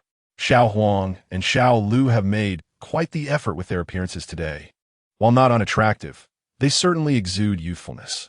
In contrast, Yao Yao stands out with her understated look. Aside from her striking red hair, she has opted for a bare face with no smoky makeup or black nails, giving her the appearance of a neighborly little sister. Yet, that vibrant red hair creates a striking contrast. "My dear, don't wait any longer. Let us go. I'll load 500 for you, so we can enjoy ourselves." For these three rather greasy men, treating a girl they've just met to 500 is quite a generous gesture. Unfortunately, they have crossed paths with Zhang Yang, who does not need to spend his own money. Is 500 really how you flirt? "Come with me, sis. I'll load you 10,000. Zhang Yang gestured for the three of them to come closer. Upon hearing his voice, Yao Yao immediately peeked from beside the others and, upon recognizing him, rushed to embrace his arm. A soft sensation coursed from Zhang Yang's nerve endings to his brain, which quickly relayed the feedback. Though small, it was quite substantial. "Ladies, let me load another 10,000 for each of you." Beep, sensing the host's extravagance, Yao Yao's shock value 300, gaining 3 show-off points. Beep, sensing the host's extravagance, Li Mengming's shock value 300, gaining 3 show-off points. Beep, sensing the host's extravagance, Zhou Fangfang's shock value 300, gaining 3 show-off points. Beep, sensing the host's extravagance, Zhang Lily's shock value 300, gaining 3 show-off points. Zhang Yang looked quizzically at the attendant. It was one thing for Yao Yao and her friends to be astonished, but had she not witnessed his prowess? How could she still be surprised? Zhang Yang was unaware that having money and being willing to spend it were two different matters. Loading nearly 100,000 for various individuals would astonish anyone. Meanwhile, the three lecherous men nearby hurriedly loaded 1,000 and scurried away without uttering a word. What a thrill! Zhang Yang finally savored the treatment befitting a protagonist. "Uncle, are you really loading us 10,000? Can we not play with it and get a refund?" Yao Yao gazed at the card in her hand, momentarily lost in thought. "No refunds, but you could sell it online. Someone would likely buy it for 5,000. Zhang Yang ruffled Yao Yao's hair and led her to choose a helmet. This helmet could be taken home or tagged to remain here. Yao Yao was tugged along until they reached the helmets, where she selected a red one that matched her hair beautifully. Xiao Huang and Xiao Lu opted for yellow and green, respectively, making them a perfect traffic light trio. "Is it you?" A group of racers who had just completed a lap immediately halted their cars upon spotting Yao Yao and her friends. Do you not know the rules? The racer, by Jia Yin, exuded a commanding presence, causing Yao Yao to instinctively release Zhang Yang's hand in fright. However, mere 3 seconds later, as if suddenly recalling something, he retorted, "Of course I know, but if we are to speak in terms of precedence, it should indeed be I who became acquainted with Uncle first. Was it not Uncle, the very same 3 greasy gentlemen, who, upon overhearing the quarrel between Zhang Yang and his companions, presumed it to be a dramatic scene of a girlfriend or lover's grand mishap? With a sense of schadenfreude, they approached to witness the spectacle. You met Uncle when you were with Li Wei, did you not? Have you no sense of dignity? Nonsense. We merely played with Li Wei. I even reserved a spot for Uncle during my first encounter. Did you have a first encounter? Is it not your first? Why the disbelief? Shall we have Uncle check his car? Zhang Yang. Deng. The host's audacity is palpable. Zhang Lily's astonishment value increases by 300, earning 3 points of bravado. Ding. The host's audacity is palpable. Lin Xiaoyun's astonishment value increases by 300, earning 3 points of bravado. Turning around, the 2 staff members were standing behind Zhang Yang, holding small receipts, and in that instant, it felt as though his worldview was fracturing. Is there something amiss? Zhang Yang was at a loss, caught between laughter and tears, for this was the first time he acquired points of bravado without relying on monetary prowess. Oh, here's your receipt. Would you mind adding us on WeChat? If you ever need to visit again, we can pre-warm your vehicle. Not adding, came the harmonious replies from Yao Yao and by Jia Yin. With a snap, it seemed as though he could hear the sound of 3 hearts shattering upon the ground. No longer interested in go-karting, he turned and walked away. This was sheer bullying, so utterly unfair. Those who are parched perish, while those who are flooded drown. It remains uncertain whether the 3, whose spirits had crumbled, would find solace in each other in the days to come. Chapter 17. Words of the Spirited Youth. Punctuation cannot be trusted, Uncle. May I spend the night at your place? As soon as Bai Jian departed, the previously assertive Yao Yao suddenly became timid, clutching Zhang Yang's arm in trepidation. Weren't you quite bold just now? What has changed? Zhang Yang chuckled as he sent a message to Bai Jian, indicating that he wished to let the matter pass. When a 30-year-old threatens you, a mere chuckle suffices. However, when a 13-year-old child makes such a claim, it becomes a genuine concern. The same applies to the spirited young lady. When she declares she will send someone after you, it is far from a jest. Uncle, I can overlook the other 2, but this Yao Yao is a must. Upon reading the message, Zhang Yang was momentarily taken aback, followed by a subtle surge of irritation. Although he had intended to create a sense of shock and bravado, he had already invested nearly 500,000 in this by Jiayan. It seemed rather ungrateful of her to disregard such an effort. If he could support one leading figure of the trend, he could certainly foster another. Just as he contemplated sending a message to confront her, Bai Jian's second message arrived. Uncle, if I'm not mistaken, you intend to pursue this Yao Yao, correct? Looking up, he noticed Bai Jian regarding him with an unmistakably suggestive gaze, a stark contrast to her earlier anger. To pursue Yao Yao? Zhang Yang found himself both amused and perplexed. To be candid, Yao Yao was quite attractive among the spirited young ladies, and she was indeed a first-hand treasure, practically a national gem. Bai Jian's implication was clear. She wanted Yao Yao to remain close to Zhang Yang, and after a few drinks, it would surely lead to something more. Nevertheless, resorting to such unscrupulous tactics, akin to Wang Defa, was not in Zhang Yang's character. Enough. That is not who I am. Bai Jian did not respond, but instead sent an exceedingly suggestive emoji. Zhang Yang wished to offer further counsel, but unexpectedly, Xiao Huang and Xiao Lu returned. Yao Yao, do not fear her. Li Wei has been released, and we are not afraid of her. Zhang Yang was taken aback by the news. Surely not. It has only been a few days. Even if the other party is a minor, they should be at least 16 by now. With the recent theft of wires and vandalism in the community, with damages starting at 10,000, how could he return so easily? Xiao Huang and Xiao Lu insisted on taking Yao Yao to find Li Wei, but Yao Yao glanced at Zhang Yang before finally following Xiao Huang and Xiao Lu into a vehicle. Whether they hailed a cab or stole a ride, Zhang Yang could not ascertain. Uncle, I suppose you saw the duck slip away, right? It was evident that Bai Jian was also aware of Li Wei's release. Zhang Yang merely smiled and shook his head in silence, continuing to scroll through his social media until the evening, when they finally ceased their activities out of exhaustion and hunger. Having enjoyed themselves exuberantly, Fang Yuan suggested continuing the revelry at a bar that night, compelling Zhang Yang to escort the group for a meal. Of course, it was not at an upscale establishment, but rather a modest eatery on Trinity Street. "Madam, I would like 5 servings of chicken leg rice, along with a variety of accompaniments."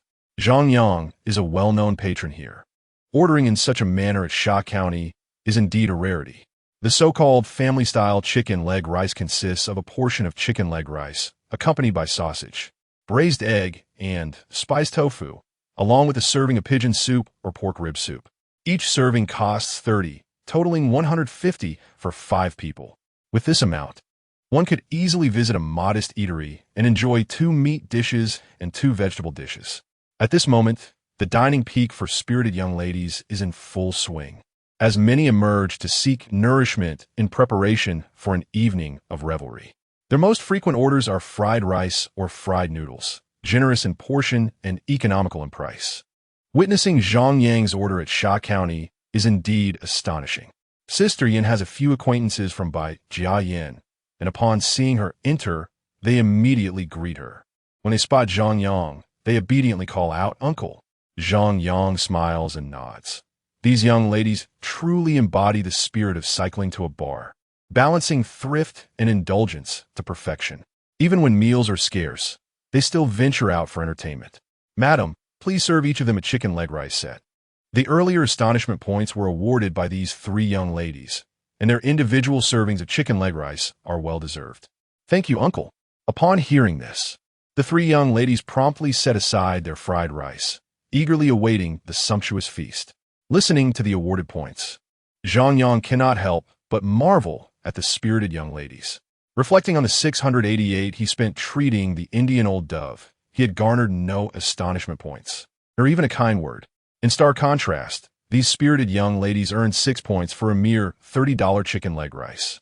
"Uncle, shall we head straight to the bar afterward, or first enjoy a round of billiards?" Fang Yuan, who has been lively throughout the day, inquires of Zhang Yang. Several spirited young men and ladies have already approached him to admire his tattoos. Though some came primarily for Bai Jiayin, others were drawn to Zhang Yang, and the recognition, albeit incidental, brings him joy. Whatever you prefer, Zhang Yang concedes the choice to Fang Yuan, allowing him the opportunity for independent decision-making, unlike Fang Dezhou, who dictated actions without offering a moment for independent thought. "Shall we play billiards first and then head to the bar at 10? As Fang Yuan was speaking, a lively group of spirited young men and women entered, led by none other than the recently released Li Wei. "Oh, Yinzi, you haven't managed to put this old fellow to rest yet?" Li Wei boasted as he confidently approached Zhang Yang's table. Bai Jiayin, not want to back down, promptly retorted, "Why are you indulging in this right after being released?" The proprietress added an egg to his order, stating it was on her, but dismissed the sausage, implying he had eaten his fill while inside. In an instant, laughter erupted throughout the Sha County establishment. Those in the know understood that in the art of witty banter, this spirited young woman was a true master. "Oh, you're treating? What shall we have, brothers?" Li Wei waved his hand grandly, directing his crew to peruse the menu. To his surprise, they actually began to place orders. Some opted for chicken leg rice with duck leg, others for duck leg rice with chicken leg, while a few chose fried rice with both. Although their individual orders were lower in price compared to Zhang Yang and his companions, the sheer number of them, combined with Yao Yao and her entourage of nearly 10, amounted to a bill of 200 to 300 at least. Moreover, each person ordered a bottle of beer at 5 yuan each, a sum that was exorbitant for these young men who relied on their wits to survive. Li Wei quietly borrowed someone's phone and stepped outside. Coincidentally, Zhang Yang felt an urgent need to relieve himself and sought out a nearby pole or secluded corner. In the darkness, he faintly heard Li Wei's voice intermittently drifting in. "Mom, could you ask Dad to transfer this month's salary to me? I want to buy an electric bike to deliver takeout." "I promise, Mom. I'm being sincere this time." Zhang Yang Sigit, imagining how relieved and delighted his parents must be on the other end of the line. Chapter 18.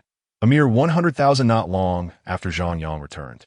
Li Wei followed suit, but unlike Zhang Yang, Li Wei was carrying a large bag.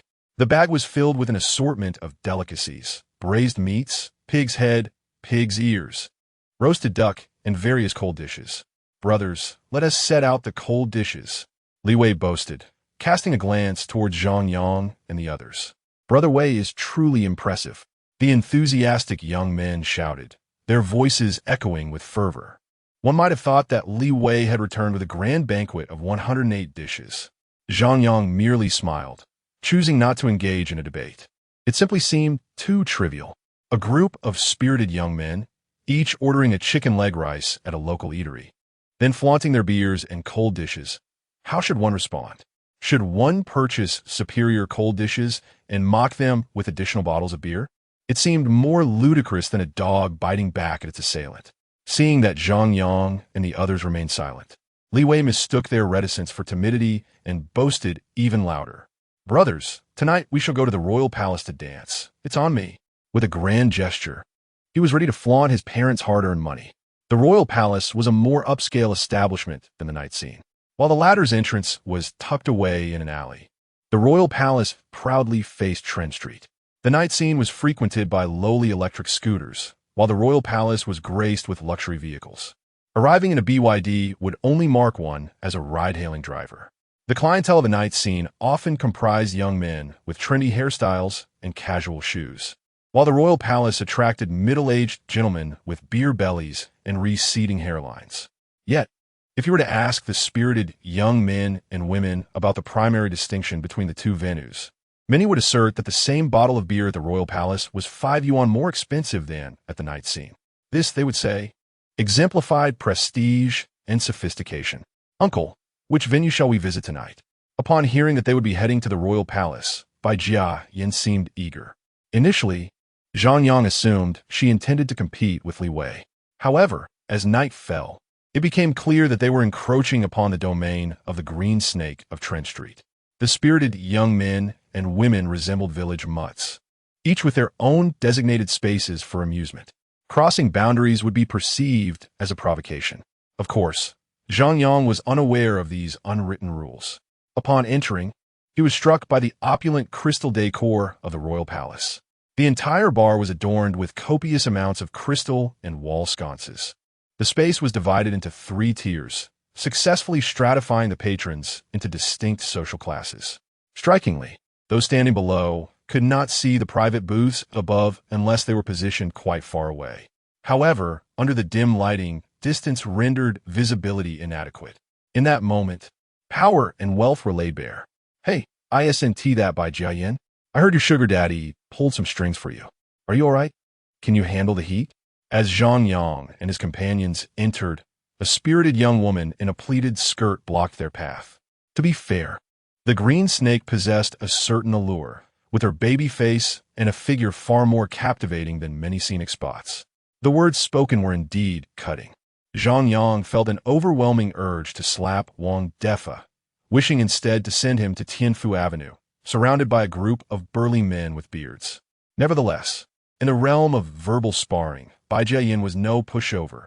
Humph, at least my godfather can stand up to me. What about yours? Hasn't he left you in a bind, has he? I heard he even brought an Outa Biao to liven things up last time. The situation must have been quite expansive. Upon hearing this, Zhang Yang felt his worldview shift once more. He had thought he had grasped the complexities of the spirit's sister S-world, only to realize that his understanding was still far from complete.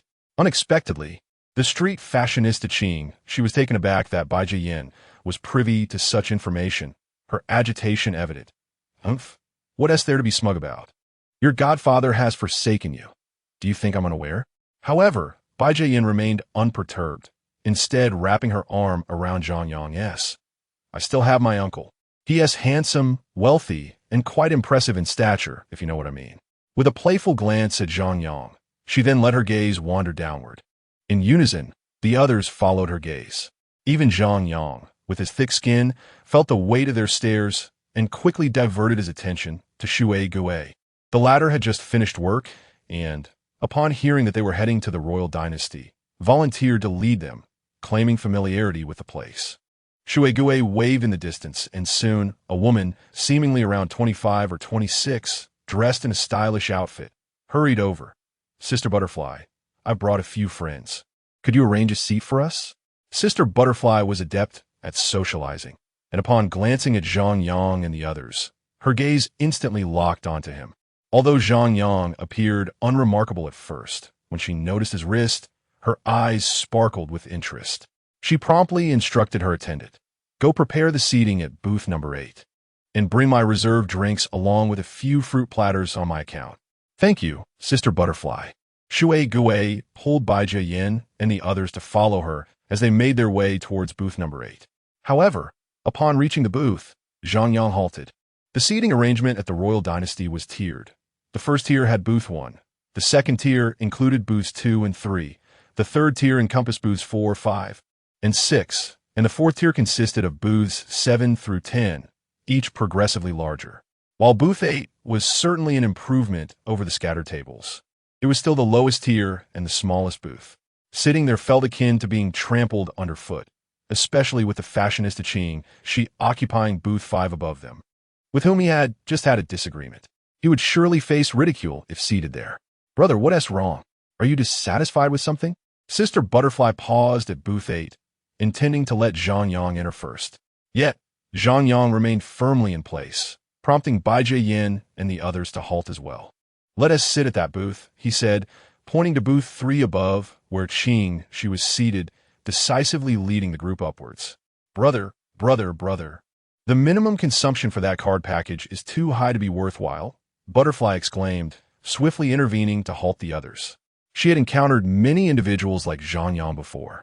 A once resplendent phoenix that has now lost its feathers is no better than a mere chicken. Having basked in glory and arrogance, he now finds himself in a state of despair, seeking validation amidst the spirits of lesser beings. The watch adorning his wrist likely symbolizes his last vestige of former grandeur. They may possess houses and cars, yet it is improbable that they hold substantial wealth.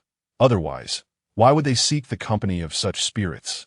Now that the matter has been laid bare, it spares them the awkwardness that might ensue later. "Oh, what is the minimum consumption?" Zhang Yang, upon hearing Butterfly's words, paused in his ascent. He had always frequented quaint bars shrouded in night. Should he be caught in a narrow perspective with exorbitant minimums, the shock value and the need to impress would not balance out. Butterfly, discerning the situation, felt a twinge of disdain, but still offered a gracious exit. "Brother, the minimum consumption for package number 3 is 100,000. It isn't particularly advantageous. After all, we are here to enjoy ourselves, and that is what matters most." "What? Only 100,000? Zhang Yang remarked, realizing that the establishment's pretensions were not as lofty as he had anticipated. Chapter 19. The Imitation Supreme Emperor. Upon hearing this, Butterfly wore a look of disdain. What did it mean that it was merely 100,000? Was 100,000 a trifling sum? Perhaps her parents would struggle to earn that amount, even with all their efforts. As soon as Zhang Yang began to speak, she anticipated his forthcoming remarks. "A mere 100,000 is less than what I've spent on gaming. It pales in comparison to my previous expenditures on tips and entertainment. It hardly covers a single hand of cards. What about that top-tier number 1 card package?" Zhang Yang pointed to the exclusive number 1 package. A seat extending 10 meters adorned with glass barriers on both sides, illuminated by a dazzling light above. Although Butterfly had not heard Zhang Yang's boastful words, his comments were entirely predictable. In this era, she had encountered all sorts of ostentatious individuals. A toad yawning, each boast more grandiose than the last. Yet, what could she do? This was her livelihood. "Brother, the number 1 package costs 1 million. It has only been available twice so far." Zhang Yang inhaled sharply upon hearing this. 1 million. Spending 1 million merely to dance and drink. That amount could sustain his parents and more. Indeed, some people seem to exist solely for the sake of living. Seeing the astonishment on Zhang Yang's face was no surprise to Butterfly. While she secretly scoffed at him, she hoped he would soon suggest leaving. "Brother, why don't we head back? It would be awkward if we got noticed." "Head back? For what purpose?" Though Butterfly's smile remained radiant, Zhang Yang could perceive the slight disdain lurking in her eyes. "Great. Once again, He was being viewed as a petty person. Tomorrow, he would return, determined to don the attire given by Feng Dezhou, complete with a grand belt. With purposeful strides, Zhang Yang headed towards the number 3 package. As he settled in, he wasted no time, grabbing the menu to place his order. However, upon glancing at the menu, he chuckled. The first item was the Supreme Emperor. So, the Nightshade had merely replicated the menu of the Imperial Dynasty. "Let us go with this Supreme Emperor," Zhang Yang stated, handing over Feng Dezhou's card. Deng, noticing the host's extravagance, Hu Jieli gains 2,000 astonishment points, receiving 20 show-off points. Deng, noticing the host's extravagance, Li Qinxin gains 1,000 astonishment points, receiving 10 show-off points. Deng, noticing the host's extravagance, Wu Sahan gains 300 astonishment points, receiving 3 show-off points. Deng, noticing the host's extravagance, Zhou Nannan gains 200 astonishment points, receiving 2 show-off points. Perhaps accustomed to Zhang Yang's ostentation, Bai Jiyan and her companions reacted with indifference, while Butterfly and Shui Gui contributed the bulk of the astonishment. Had he known, he would have chosen the number 1 package outright. It would surely have left everyone in awe. He had been too conservative. He needed to elevate his spending mindset. Butterfly gazed at the black card Zhang Yang had presented, her disbelief palpable. With her extensive knowledge and experience, she immediately recognized the black card, a rarity typically associated with domineering CEOs in novels.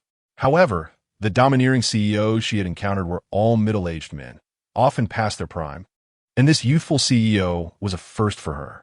It wasn't until the moment the card was successfully processed that she felt a twinge of disbelief. Congratulations to cardholder number 3, Mr. Zhang, for spending 888 yuan and becoming our esteemed VIP. At that instant, the DJ, who had been spinning tracks just moments before, abruptly ceased the music and the lights surged to brilliance. The routine was strikingly similar to that of other establishments. Nightshade had not only adopted the menu, but had also emulated the overall ambience, albeit lacking the finesse that the royal dynasty offered. The staff at Nightshade consisted of various servers and lively attendants, far from the uniformed allure of the royal dynasty's short-skirted uniforms. Even the security personnel tasked with escorting the drinks donned standard attire. A limited edition XO bottle was nestled in the mouth of a dragon sculpture, emitting a steady stream of icy mist from its base. In terms of both value and emotional appeal, the royal dynasty far surpassed Nightshade, akin to comparing an original masterpiece to a mere imitation. "Do you have an ambience team?" Zhang Yang inquired, glancing at the young lady holding the sign. Finding it difficult to feign indifference, he was not a saint. The lively attendants varied in demeanor, some being intoxicatingly charming while others were not. Unlike Wang Defa, he was not one to gamble recklessly. However, the ambience team was different. They underwent health checks before their shifts, as any mishap could lead to dire consequences. "Do you need me to call a few for you? Would that be an issue?" Butterfly glanced at Bai Jiyan, puzzled by the relationship between Zhang Yang and her. "Not at all. We are not what you might think. Just help me call 2 and get him a couple as well, preferably those with high emotional intelligence." Zhang Yang nodded towards Feng Yuan, considering that his father had spent 200,000 yuan, and it was only fitting to treat him with 2 beautiful companions for a photograph. Upon hearing this, Butterfly promptly set about her task. In no time, 4 stunning young women, each with striking features and figures, approached. The newcomers felt a moment of insecurity upon seeing Bai Jiyan and her vibrant companions, for they understood the jealousy that often brewed among lively attendants. Yet, Bai Jiyan was unfazed, casually tossing her cigarette but to the ground. "Bai Jiyan, are you looking for trouble?" The cigarette but landed squarely on Qing Shi, and one could hardly believe it was an accident. "Oh, my apologies, Qing Shi. It's just a habit of mine to discard things downwards." "Who told you to be below?" Bai Jiyan's flippant demeanor only served to infuriate Qing Shi, who felt powerless to retaliate. Her protector, both physically and financially, was no longer capable of standing up for her. She could only summon the security personnel. "Madam, please refrain from littering, or we will find ourselves in a difficult position." The security officer was in a bind, as offending either the long-standing member or the newcomer would be ill-advised. "Oh, Bai Yin replied sweetly, obediently retrieving the cigarette, but she had just discarded. After concluding the matter, I picked up a bottle of Ace of Spades and addressed the security personnel, inquiring, "Is it permissible for me to open a bottle of champagne to celebrate?" The security guard hesitated momentarily, unsure of how to respond. "Uncle, is it all right if I open a bottle of champagne?" Bai Yin, aware of the decorum, politely asked despite Zhang Yang's nonchalance. "Go ahead, but apart from this imported liquor, everything else is off limits." His wine cabinet was still lacking some ostentatious bottles, and this XO would suit perfectly. As for the remaining Ace of Spades and the like, they were all to be uncorked. Upon hearing this, 3 spirited girls joyfully rushed to fetch the Ace of Spades. Deng, sensing the host's extravagance, Hu Jelly shock value increased by 1,000, earning her 10 points of ostentation. Deng, sensing the host's extravagance, Li Qinshin's shock value increased by 1,000, earning her 10 points of ostentation. Nearby, Dai and Shui Gui exchanged glances, their eyes brimming with astonishment. This was a plan to consume 200,000 worth of liquor in a single night. Typically, patrons indulging in such packages would sip over several rounds, yet Zhang Yang intended to finish it all at once. Upon hearing the system's notification, Zhang Yang was elated, lifting a bottle of Ace of Spades and leading the charge. 3, 2, 1. As he counted down, they all shook their bottles, and soon champagne erupted in a splendid display. Ding, sensing the host's extravagance, Lu Roland's shock value increased by 100, earning her 1 point of ostentation. Ding, sensing the host's extravagance, Tao Yaru's shock value increased by 100, earning her 1 point of ostentation. Ding, sensing the host's extravagance, Zhuang Mengjia's shock value increased by 100, earning her 1 point of ostentation. Ding, sensing the host's extravagance, Yu Xianglian's shock value increased by 100, earning her 1 point of ostentation. The tremendous commotion captured the attention of the entire bar. Bai Yin stood atop the coffee table, wildly spraying the Ace of Spades below. The crowd erupted in cheers and shouts, except for the envious Qing Shi, who found herself unable to partake. Infuriated, Qing Shi departed with several spirited girls. Following their gaze, Zhang Yang spotted Li Wei and others at the far end of the bar, alongside Yao Yao. 8 individuals sat at a scattered table, a fruit platter before them, each nursing a bottle of beer, swaying like a flickering light. Chapter 20. The spirit girl meets the parents beneath the dim glow of the scattered tables. Zhang Yang observed Yao Yao, her face clouded with melancholy. In stark contrast, the lively Xiao Huang and Xiao Lu radiated exuberance, clinking glasses and rolling dice with their companions. Zhang Yang merely glanced at them, choosing not to speak further as he returned to the atmosphere group to indulge in drinks. He had only sent a few bottles of liquor down with Xiong, dismissing Bai Yin, whose tongue could easily choke one. Perhaps due to the company of the atmosphere group, Zhang Yang found himself reveling for an extended period, continuing the festivities until past 2 in the morning when he finally decided to depart with a bag in hand. As he left, Bai Yin and the atmosphere group were deeply engrossed in a spirited 2v2 drinking game, and Zhang Yang quietly bid farewell to Xiong before making his exit. Passing by the scattered tables, he noticed that Yao Yao and her companions had already departed. He felt a twinge of regret, but as he reached the entrance, he unexpectedly encountered them once more. Outside, a torrential downpour accompanied by thunder and lightning chilled the group of spirited young women and men, all shivering as they awaited a taxi. As for ride-hailing apps, given their history of reckless driving, they were likely blacklisted by the platform or had insufficient funds. "Uncle, are you heading home too?" Yao Yao greeted Zhang Yang with unexpected delight upon spotting him. "Are you waiting for a ride? Would you like me to give you a lift?" Instinctively, upon seeing Yao Yao, Zhang Yang retrieved a pack of gold cigarettes from his pocket and tossed it to her, causing a glimmer of excitement in the eyes of the butterfly behind them. Although Zhang Yang had ordered drinks for the atmosphere group, he exuded an air that suggested he was merely playing along, without any excessive or greasy behavior. This was a stark contrast to some guests who, with a bit of money in hand, would treat the spirit girls as mere objects, desperate to touch them excessively, fearing that any missed opportunity would result in a loss. Yao Yao had anticipated Zhang Yang to be cunning and scheming, yet she was pleasantly surprised by his affability. Hee, thank you, uncle. We can't seem to get a taxi. Could you give us a ride? She giggled, taking the pack of cigarettes from Zhang Yang, completely oblivious to Li Wei's darkened expression beside her. No need. We can call a car ourselves later, Li Wei interjected, positioning himself protectively in front of Yao Yao, reminiscent of a peacock displaying its plumage. Seeing this, Zhang Yang refrained from insisting. Pursuing the spirit girl was not his style. He made a call to Zhong Shanhua, and within a minute, a Maybach arrived at the entrance of the bar. I'm feeling a bit tired. I'll head back first. Please have the designated driver return my car to the destination, Zhang Yang instructed, handing over the keys to his Qian to the butterfly, while he took shelter under Zhong Shanhua's umbrella and entered the Maybach. The system's voice suddenly echoed, causing Zhang Yang to pause in surprise. He had never intended to show off. Outside, the tempest raged with rain stinging his face. The designated driver was delayed, and it seemed he would not arrive anytime soon. Zhang Yang, unwilling to wait, decided to summon Zhong Shanhua, who was nearby. Unbeknownst to him, this inadvertently added to his air of superiority, especially with Zhong's entrance in a crisp white shirt, tailored black suit, and a sleek black fan, exuding an unmistakable elegance and prowess. Coupled with Zhang Yang's extravagant display at the bar, it was enough to astound many onlookers. System, initiate 6 high-level draws. Once home, buoyed by the effects of alcohol and gazing at the nearly 600 accumulated points, Zhang Yang felt a surge of temptation.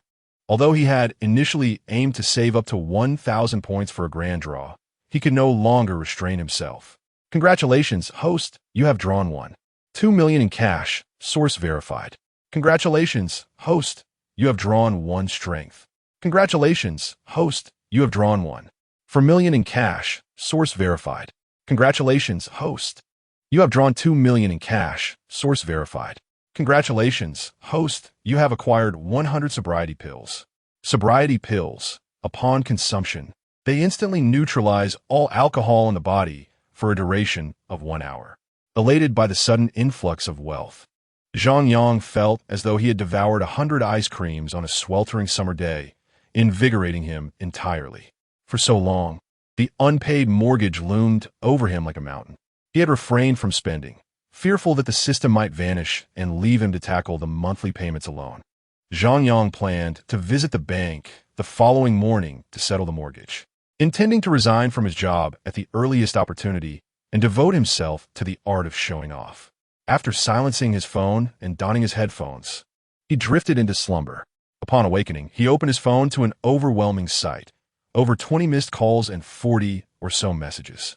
Among them were communications from Bai Jiayan, Yao Yao, his brother-in-law, and Fang Dezhou. As he perused the messages, he learned that after his departure, the 2 groups had encountered one another outside the bar. A disagreement had erupted, resulting in both parties ending up in custody. Presumably, Fang Yuan had attempted to contact Zhang Yang, but unable to reach him, had resorted to calling Fang Dezhou, who in turn had contacted Zhang Yang's brother-in-law. Realizing this, Zhang Yang hurriedly skipped his morning routine, hopped into his car, and pressed the accelerator towards the police station. Upon arrival, he found his sister and brother-in-law engaged in conversation and handshakes with a middle-aged man, accompanied by Fang Yuan and several others. Are you all unscathed? Do you need me to escort you to the hospital later? Zhang Yang surveyed Fang Yuan and noted that aside from some minor injuries, there appeared to be no significant harm. What surprised Zhang Yang was that Fang Yuan was holding Bai Jiayan's hand tightly, protectively shielding her. There was a hint of masculinity in his demeanor. No need for your assistance. Boss Fang will be arriving shortly. Just prepare yourself for his reprimand, his cousin remarked, poking Zhang Yang's forehead in exasperation. Zhang Yang merely stuck out his tongue in a gesture of resignation. As fate would have it, within 5 minutes, a Maybach glided to a halt in front of the police station. Fang Dezhou hurriedly exited the vehicle, ignoring Zhang Yang and his cousin-in-law, and rushed directly towards Fang Yuan. After a thorough inspection, he finally noticed Fang Yuan holding Bai Jiayan's hand. His brow furrowed as he followed the line of Bai Jiayan's hand to her attire emblazoned with the Bai surname. He was about to reprimand her, but, upon glancing at Zhang Yang, he restrained himself. After exchanging polite pleasantries with the police chief, he pulled Zhang Yang aside. Brother, is this your doing? Without hesitation, Zhang Yang shamelessly admitted, "Yes, I deliberately ignored calls last night to test this lad's mettle." Fang Yuan truly was Boss Fang's son, demonstrating courage. At this moment, Boss Fang could not afford to scold him. It would negate all prior efforts. Fang Dezhou was overjoyed and gave Zhang Yang a thumbs up. Suddenly recalling something, he added, "Brother, about this girl, I'll handle it. Once Fang Yuan is back on the right path, I will arrange for an alternative companion, someone stable and comforting, to stand by him, and when he is ready, we can part ways." Goodness!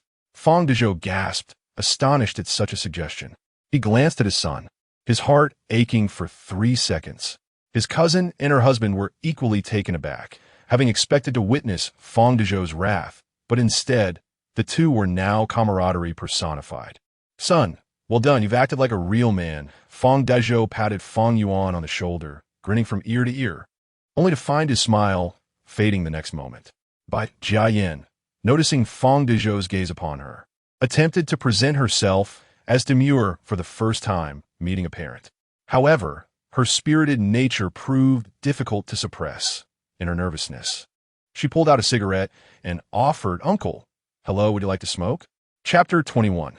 The Indian old turtle is anxious. Zhang Yang could hardly suppress the grin tugging at the corners of his mouth. The thought of future family meals, with the swan-like by Jayin sporting 2 tattooed arms, a cigarette dangling from his lips, and exclaiming, "Uncle, have you caught any fish?" made him chuckle. He was uncertain whether by Jayin was after Fang Yuan's family fortune or his companionship. Feeling the tension rising, Fang Dezhou's cousin quickly attempted to mediate. "Mr. Fang, the children have been restless all night. Perhaps we should let them rest, and we can discuss matters once they awaken." To ease the awkwardness, the cousin stepped forward. Despite the twitching at the corners of his mouth, Fang Dezhou managed to maintain a smile as he prepared to leave, only to be halted by Zhang Yang. "Mr. Fang, among those remaining, could you assist in extracting a few?" Fang Dezhou furrowed his brow. "Brother, are these individuals also your arrangements?" Zhang Yang quickly shook his head. "No, but I do recognize a few of the women here." Nodding in understanding, Fang Dezhou turned to speak with the station chief for a moment. Shortly after, he summoned his cousin, and the three engaged in conversation, laughter echoing as they reached an agreement. Once the trio departed, the station chief led Zhang Yang to the detention room. Following a heavy downpour the previous night, the individuals inside were huddled in a corner, drenched and resembling a cluster of helpless chicks. Yao Yao, Li Meng Meng, and Zhou Fang Fang come out. Called by name, the few spirits emerged, looking utterly dejected. Despite their earlier bravado, their time in custody had stripped them of their bravado, embodying the adage, "3 strikes break brotherhood. Officer, I am one of your own." "Thank you. Uncle, I thought you wouldn't come," Yao Yao exclaimed upon seeing Zhang Yang, her excitement tinged with a flushed complexion. Her embrace felt alarmingly warm against his arm. Upon touching her forehead, he realized she was burning with fever. "You seem to have caught a cold. Let me take you home. Do you have medicine?" Yao Yao shook her head. "Uncle, may I stay at your house? I dread the thought of waking up to being chased away." Zhang Yang glanced at the two individuals beside him, Xiao Huang and Xiao Lu, and found himself in a quandary. If it were only Yao Yao, he would be more than willing to take her home. Although she had her rebellious streak, she was far from the hopeless cases represented by Xiao Huang and Xiao Lu, who still had their innocence intact and unlikely to pose any issues. However, seeing Yao Yao's precarious state, he couldn't bring himself to refuse. "All right, I will first get you some medicine." Upon hearing this, Xiao Huang and Xiao Lu cheered, but soon their demands grew. "Uncle, could you also bring them out?" Zhang Yang sighed, glancing at Xiao Huang, Xiao Lu, and then back at Yao Yao in his arms. "I cannot get them out. They are on parole. Do you really think Fang Yuan's father is a pushover? It is already a challenge to extricate you." "Oh." Xiao Huang and Xiao Lu dared not press further and followed Zhang Yang into the vehicle. While passing by a pharmacy, I purchased a thermometer and some medicine before returning home. Upon arriving at Zhang Yang's residence, I instructed Xiao Huang and Xiao Lu to assist Yao Yao in taking a bath, while I discreetly set up a camera. Do not misunderstand. My intention was not to install in the bathroom, but rather in the living room, to prevent my home from being ransacked by these 3 spirited young ladies. Alternatively, Should I invite a plethora of spirited youths to my abode, I would surely find myself in a most lamentable predicament. I found a concealed corner to hide the camera securely. After completing this task, a sudden thought struck Zhang Yang, filling him with a flicker of anticipation. He stealthily returned to his room, extracted a thick wad of cash, amounting to several thousand, and discreetly placed it within the crevice of the sofa, leaving a few bills peeking out.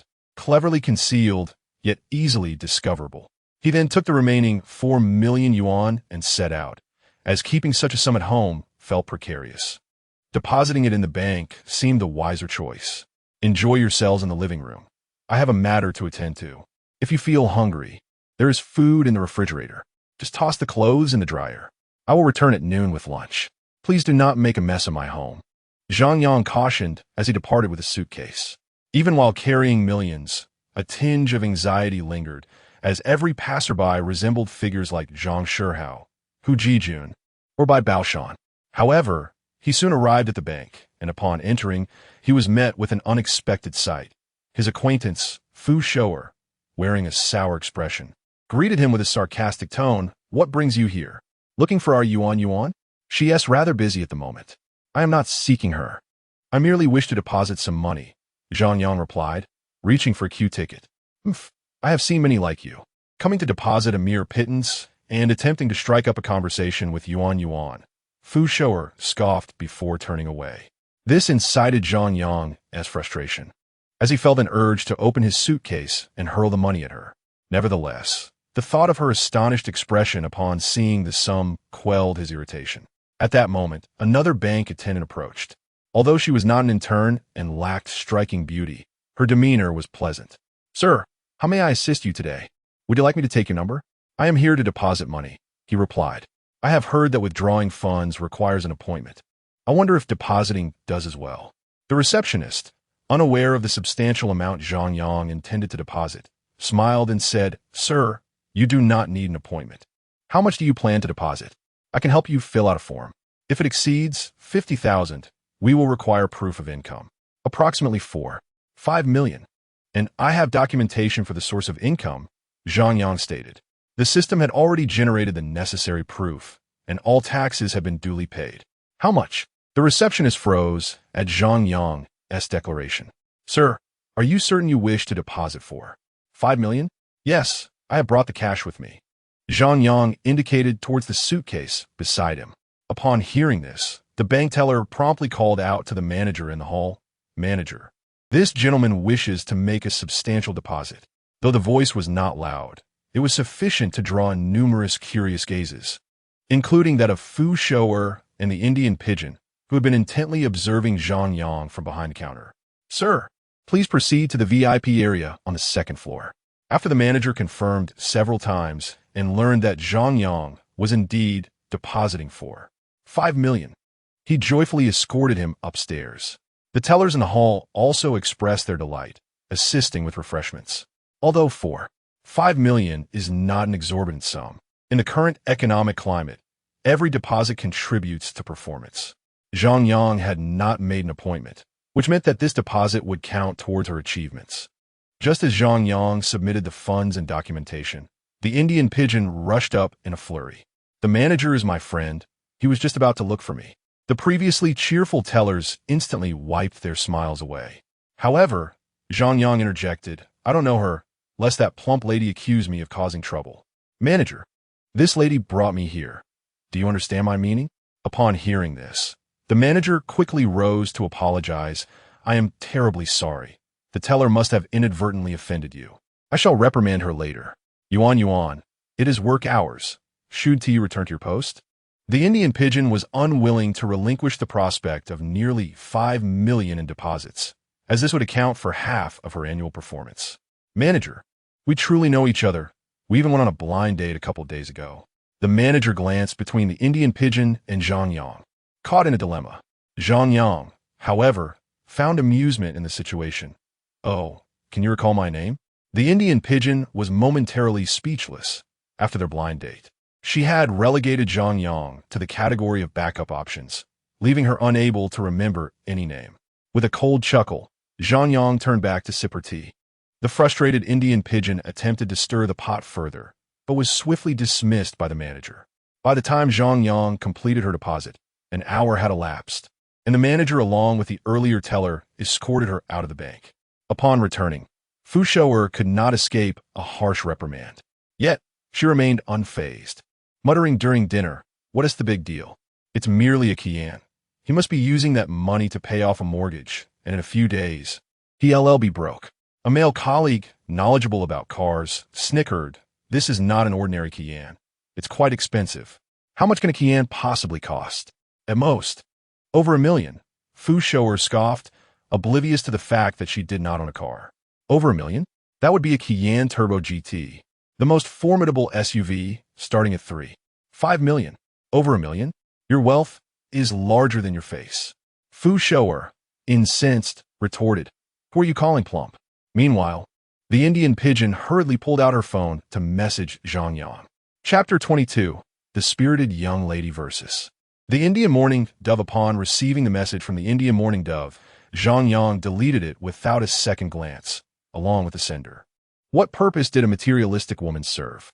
He was certainly not the protagonist of a melodramatic series who would tolerate the presence of a despicable character. He opened his phone to check the surveillance footage and discovered that only Yao Yao was sprawled on the sofa, while the other two had mysteriously disappeared. The sofa was in disarray, suggesting that the money had likely been uncovered. Fortunately, the surveillance system had a playback function. In the footage, shortly after Zhang Yang left, the three spirited young ladies emerged, undeniably youthful. They tossed their clothes into the washing machine to dry and sat on the sofa in their undergarments, engrossed in the television. Before long, the pile of money was discovered, prompting Xiao Huang and Xiao Lu to frantically search for it. They intended to take the money, but Yao Yao stopped them, leading to a standoff. The television was blaring, and due to the distance of the monitor, Zhang Yang couldn't discern their conversation. He could only see that the three were gripping the money, neither willing to yield. Ultimately, it seemed that Yao Yao triumphed, returning the money to its original place and even lying atop it to sleep. However, as soon as Yao Yao fell asleep, Xiao Huang and Xiao Lu seized the opportunity to take the cash. When Yao Yao eventually awoke, she appeared frantic and began crying, picking up her phone to message someone. After about an hour, during which she paced the living room with her phone, a knock echoed from the door. Yao Yao dressed hastily and retrieved a card, which Zhang Yang vaguely recognized as the go-kart membership card he had procured for them. 3 minutes later, Yao Yao returned with several thousand yuan, carefully placing the money back into the crevice of the sofa. After completing this task, she finally lay back down on the sofa, slipping into a deep slumber. Zhang Yang was left in a quandary, unsure whether to laugh or cry. A go-kart membership worth 10,000 yuan had yielded only a few thousand in return. What a loss. Thankfully, this money was provided by Feng Dezhu. Otherwise, he would have been heartbroken. As he drove past a coconut chicken hot pot restaurant, he spent 200 yuan to take away a portion of coconut chicken. It was said to be Wenchang chicken, with the coconuts flown in from afar. Zhang Yang was not particularly knowledgeable on the subject, but having been taken there a few times by his cousin-in-law, he thought it would be a decent choice. Cautiously, he opened the door to the room. Yao Yao was still asleep on the sofa. He quietly dismantled the surveillance equipment and retrieved a hot pot, placing the Wenchang chicken and coconut water inside to cook. In no time, the entire house was filled with a delightful aroma. "Uncle, you're back." Perhaps alerted by the noise or the enticing scent of the coconut chicken, Yao Yao suddenly opened her eyes, her usual cheerful demeanor in place, showing no trace of her earlier distress. "Are you hungry? Come and eat something." Zhang Yang set the prepared condiments in the center and handed each of them a bowl. And thus, they began to enjoy their meal together. Wenchang chicken boasts tender meat with a uniform distribution of fat, making it ideal for quick cooking. Paired with coconut water, it offers a refreshing sweetness. Even a simple concoction of soy sauce, vinegar, and garlic is remarkably delicious. Yao Yao, perhaps genuinely famished, devoured half a chicken and drank several bowls of soup, sitting on the sofa and constantly rubbing her belly. Her feet dangled over the edge of the sofa, resembling a playful little girl frolicking in the waves. Zhang Yang also indulged, sitting on the sofa while playing a bit of King of Glory on his phone. However, It wasn't long before a call from a number in Binjiang interrupted him. "You little rascal, why did you delete the contact your aunt introduced to you?" Upon hearing this, Zhang Yang felt as though his scalp might explode. That shameless Indian old cuckoo, instead of addressing him directly, had resorted to contacting his parents. Zhang Yang hastily explained, "Mom, I didn't delete her. Her standards were simply too high. Even if you and Dad raised a turtle, it wouldn't suffice." Nonsense, just because she had high standards. His aunt had pulled significant strings to obtain the contact information. She had expressed a desire to treat him to a meal, yet he had deleted her. The shameless Indian old cuckoo had swiftly turned the tables, failing to mention her own unreasonable demands. As Zhang Yang endured his mother's lecture, he dared not retort. His father had taught him a valuable lesson over the years. Never argue with a woman. Even if you win, you lose. Meanwhile, Yao Yao grew restless on the other end of the sofa. She pulled her legs back from the edge, twisting like a white serpent, and soon found herself nestled against Zhang Yang, resting her head on his lap. While Zhang Yang attempted to watch television and listen to his mother's scolding, he was startled when he glanced down to see Yao Yao's delicate face resting on his legs. He immediately gestured for silence. Yao Yao made no unnecessary movements, but quietly sat on his lap, eavesdropping. Nevertheless, Zhang Yang found it difficult to maintain his composure. Having just bathed, Yao Yao carried a subtle scent of shower gel. Somehow, the same shower gel seemed exceptionally pleasant on her. Her fiery red hair cascaded across Zhang Yang's legs, tickling him. The problem was that having previously seen some inappropriate images in the surveillance footage, even though Yao Yao was now dressed modestly, a different image lingered in Zhang Yang's mind. Sensing that his emotions were about to ignite, he knew he had to extinguish the flames before the oil piston inevitably roared to life. He quickly conjured terrifying images in his mind, such as Sadako slowly crawling out of the television. Yet, as he pondered, his thoughts involuntarily drifted to the scene of Sadako trapped in the television, a person on a plane, catching a train, reaching the dry well, watching Sadako, half caught, stirring restlessly. Fortunately, the doorbell rang, providing Zhang Yang with an excuse. "Mom, the delivery has arrived. I'm going down to get it. I'll hang up now." He lifted Yao Yao's head and made his way to the door, opening it to reveal the refreshed Xiao Huang and Xiao Lu. Upon seeing Zhang Yang, both exhibited a measure of shyness, unable to meet his gaze directly. Zhang Yang did not break the silence. He simply opened the door and allowed them to enter unimpeded. The two women, laden with bags, occupied half of the sofa, while Xiao Huang and Xiao Lu instinctively glanced towards the corner where the money was placed. Upon seeing that the money had returned to its original state, they were left utterly astonished, chattering excitedly to each other in hushed tones, which soon escalated into a quarrel. Zhang Yang, however, had no time to intervene, as he was incessantly answering calls like a dutiful grandson. Moments later, his father called. "Hello, Zhang Yang. Your aunt has a beautiful bank employee in mind for you. Why not consider her? The job is quite stable." Shortly after, his aunt rang. "Hello, Zhang Yang. What exactly do you desire? She's stunning and has never even been in a relationship." Then his cousin chimed in. "Hello, Zhang Yang. Have you been feeling a bit too elevated lately? A wealthy beauty is pursuing you, and yet you've dismissed her." Zhang Yang listened in silence, bemused. If he received a few more calls, he might end up as the object of desire for stars, while he, a humble and ordinary man, would be deemed unworthy. After some contemplation, he decided to remove the Indian old pigeon from his blacklist, not for any other reason, but to swiftly sever ties and prevent future disturbances. "Zhang Yang, I apologize for last time. I had to leave abruptly. May I treat you to dinner this time as a form of apology?" The moment the Indian old pigeon spoke, a distinct aroma of tea wafted through. "It's no trouble. I didn't waste anything, as I took it all to go," Zhang Yang replied with a brief message. Falling silent thereafter, the phone became quiet, akin to two master strategists engaged in a stalemate. Whoever made the first move would be the loser. Ultimately, the Indian old pigeon could not contain herself, conceding, "Since you remain silent, I shall take that as your agreement. Let us meet tonight at 8 at the Sigu Western Restaurant. Don't be late." Zhang Yang initially intended to stand her up, but upon glancing at the lively young women chattering on the sofa, he found himself unable to suppress a smile. Chapter 23. If only I were young and confident. Do you have time this evening?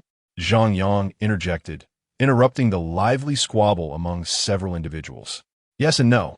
The trio replied in unison, though their answers were starkly contrasting. Yao Yao, along with Fei Ge and the others, had made arrangements with them long ago, and they had previously committed to attending. Backing out now would be discourteous.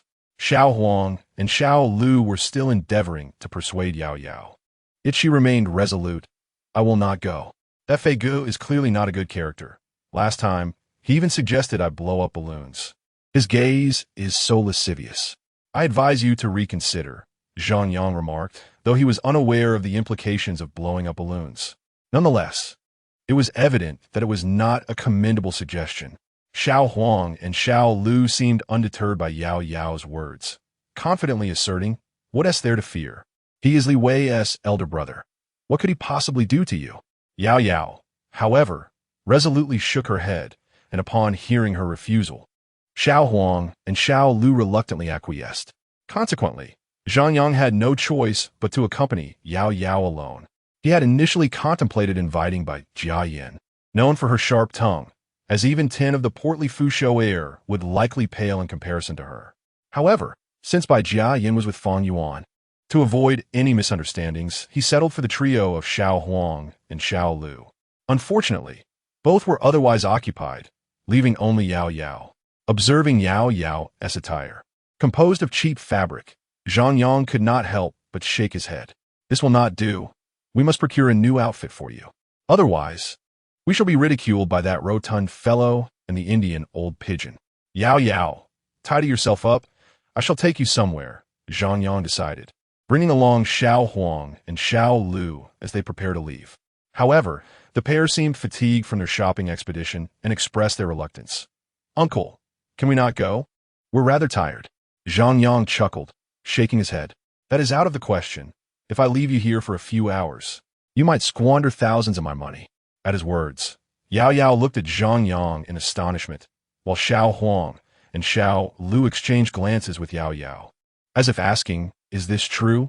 In the realm of spirited youngsters, loyalty among friends is paramount, particularly between brothers and sisters. If one were to steal a brother's girlfriend or a sister's boyfriend, reconciliation might be possible after some time. However, betrayal is irreparable.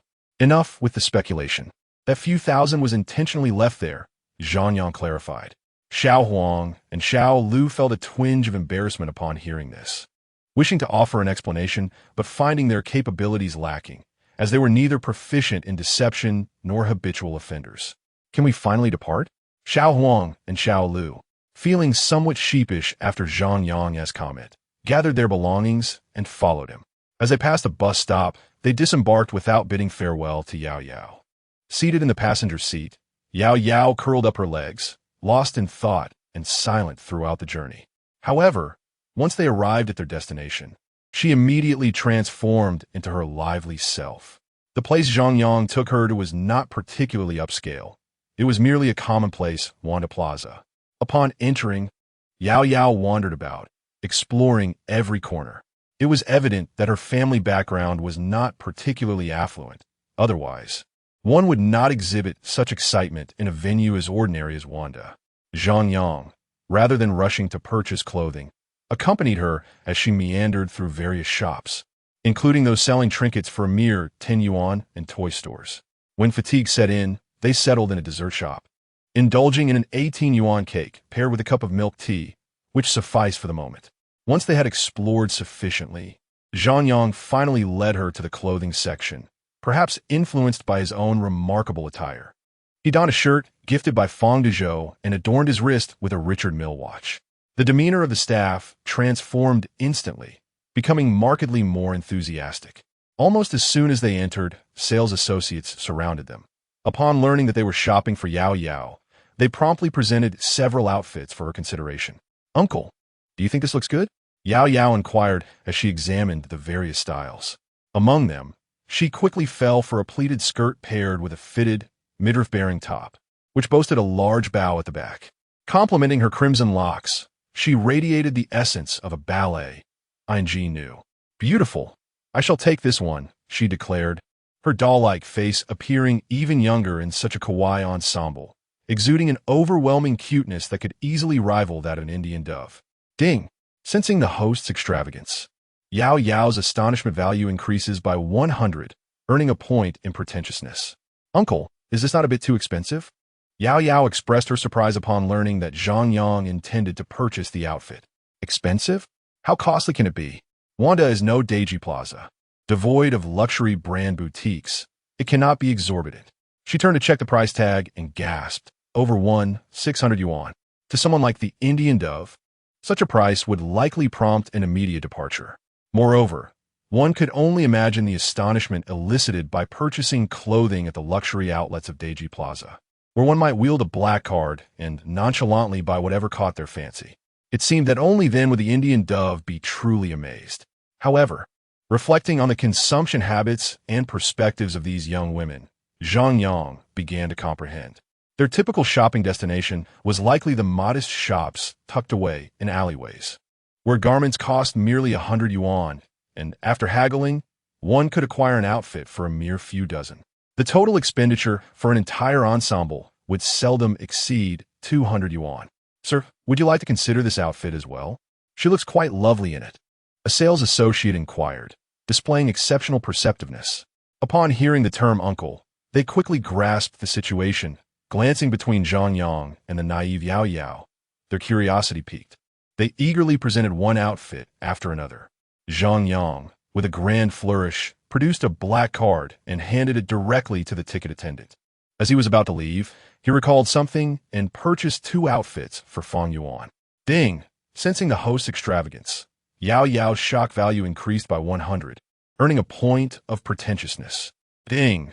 Sensing the host's extravagance, Yao Yao's shock value increased by 100, earning a point of pretentiousness.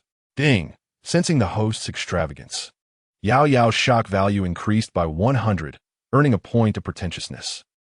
After perusing several stores, Zhang Yang was continuously indulging in shopping. He had spent nearly 5,000 yuan, yet Yao Yao had already amassed close to 800 points of shock value. At this moment, Yao Yao had transformed entirely. She wore a snug, white short-sleeve top, subtly revealing her flat and exquisite abdomen. Her lower half was adorned with a white pleated skirt that reached her thighs, and her fair legs were impossible for any passerby to ignore. On her feet, she sported a pair of black brogues complemented by white knee-high socks, exuding a purity laced with sensuality. However, Zhang Yang felt that something was still amiss. By chance, they passed by the entrance of a jewelry store, where he noticed the sales assistant clad in a black suit with a white shirt underneath, her immaculate arms adorned with gleaming gold jewelry, radiating an air of sophistication and refinement. In stark contrast, Yao Yao's inexpensive accessories illuminated the gap that Zhang Yang had just realized. Confidence. Despite her excellent figure and striking looks, Yao Yao's gaze always betrayed a hint of inferiority when comparing herself to others of equal standing. Even with a facade of cheerfulness, the essence of her insecurity remained unchanged. Zhang Yang had experienced a similar sense of inferiority during his school days. With over 1,000 yuan in his pocket, he took his girlfriend to a Western restaurant. Even though he was dressed appropriately and appeared quite handsome, a subtle sense of inadequacy lingered. He felt inferior for not owning the latest smartphone, for lacking designer clothing and luxury watches, and for only being able to order the cheapest set meal. Had he possessed 5 million in his bank account back then, even if he had been wearing flip-flops, he would undoubtedly have exuded an unwavering confidence. Chapter 24. The tiger does not eat its young. Having comprehended this point, Zhang Yang promptly escorted Yao Yao into a gold shop. The attendants at the jewelry store possessed an acumen rivaled only by those in luxury boutiques. A mere glance at Zhang Yang's attire and wristwatch revealed him to be a distinguished client. Bring me a bracelet that exudes charm and elegance, yet avoids an air of antiquity while still embodying opulence. Were this request to reach the ears of an ordinary person, they might have scolded him for such extravagance. Yet, in a gold shop, where the very essence is luxury, such demands are not unheard of. For most individuals, aside from marriage, they might only purchase a few pieces throughout their lifetime. In no time, according to Zhang Yang's specifications, a tri-ring bracelet was located, one ring nested within another, adorned with a cascade of delicate bells that jingled melodiously with the slightest movement. Even a simple trinket seemed less pedestrian in its presence. Indeed, this young lady appears positively radiant. The shop's lighting, a crisp white, illuminated the gold, making it shimmer, while Yao Yao's fair complexion glowed with an ethereal beauty, devoid of any semblance of cheapness. Should one focus solely on her attire, many would likely presume her to be the daughter of some affluent family, never associating her with a more pedestrian image. "Uncle, is this not rather expensive?" Yao Yao, encircled by several attendants, felt a blush creeping upon her cheeks, her gaze lingering uneasily on the price tag. Zhang Yang glanced at the label, over 40,000. Given the current gold price of over 800 per gram, the bracelet weighed nearly 40 grams, undeniably exquisite. "Nonsense. It compliments you perfectly," he reassured her and handed his bank card to the attendant.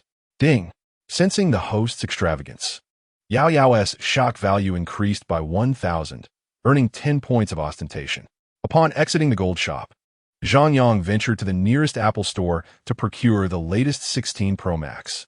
Once this shopping spree concluded, Yao Yao appeared significantly more self-assured.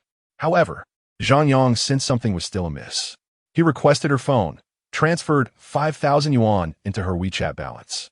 Mindful of the potential depletion that could occur with her bank card, which would likely be drained by various ride-hailing and loan applications. "Uncle, why the sudden generosity today? Are you perhaps harboring ulterior motives?" Yao Yao inquired, eyeing the nearly 5,000 yuan in her account, which contributed another 100 points to her shock value. "Indeed, might be possible," Zhang Yang retorted playfully, intending to fasten her seatbelt as they headed to a Western restaurant. However, Yao Yao, showing a lack of decorum, launched a surprise attack, planting a kiss on Zhang Yang's forehead, leaving him momentarily bewildered.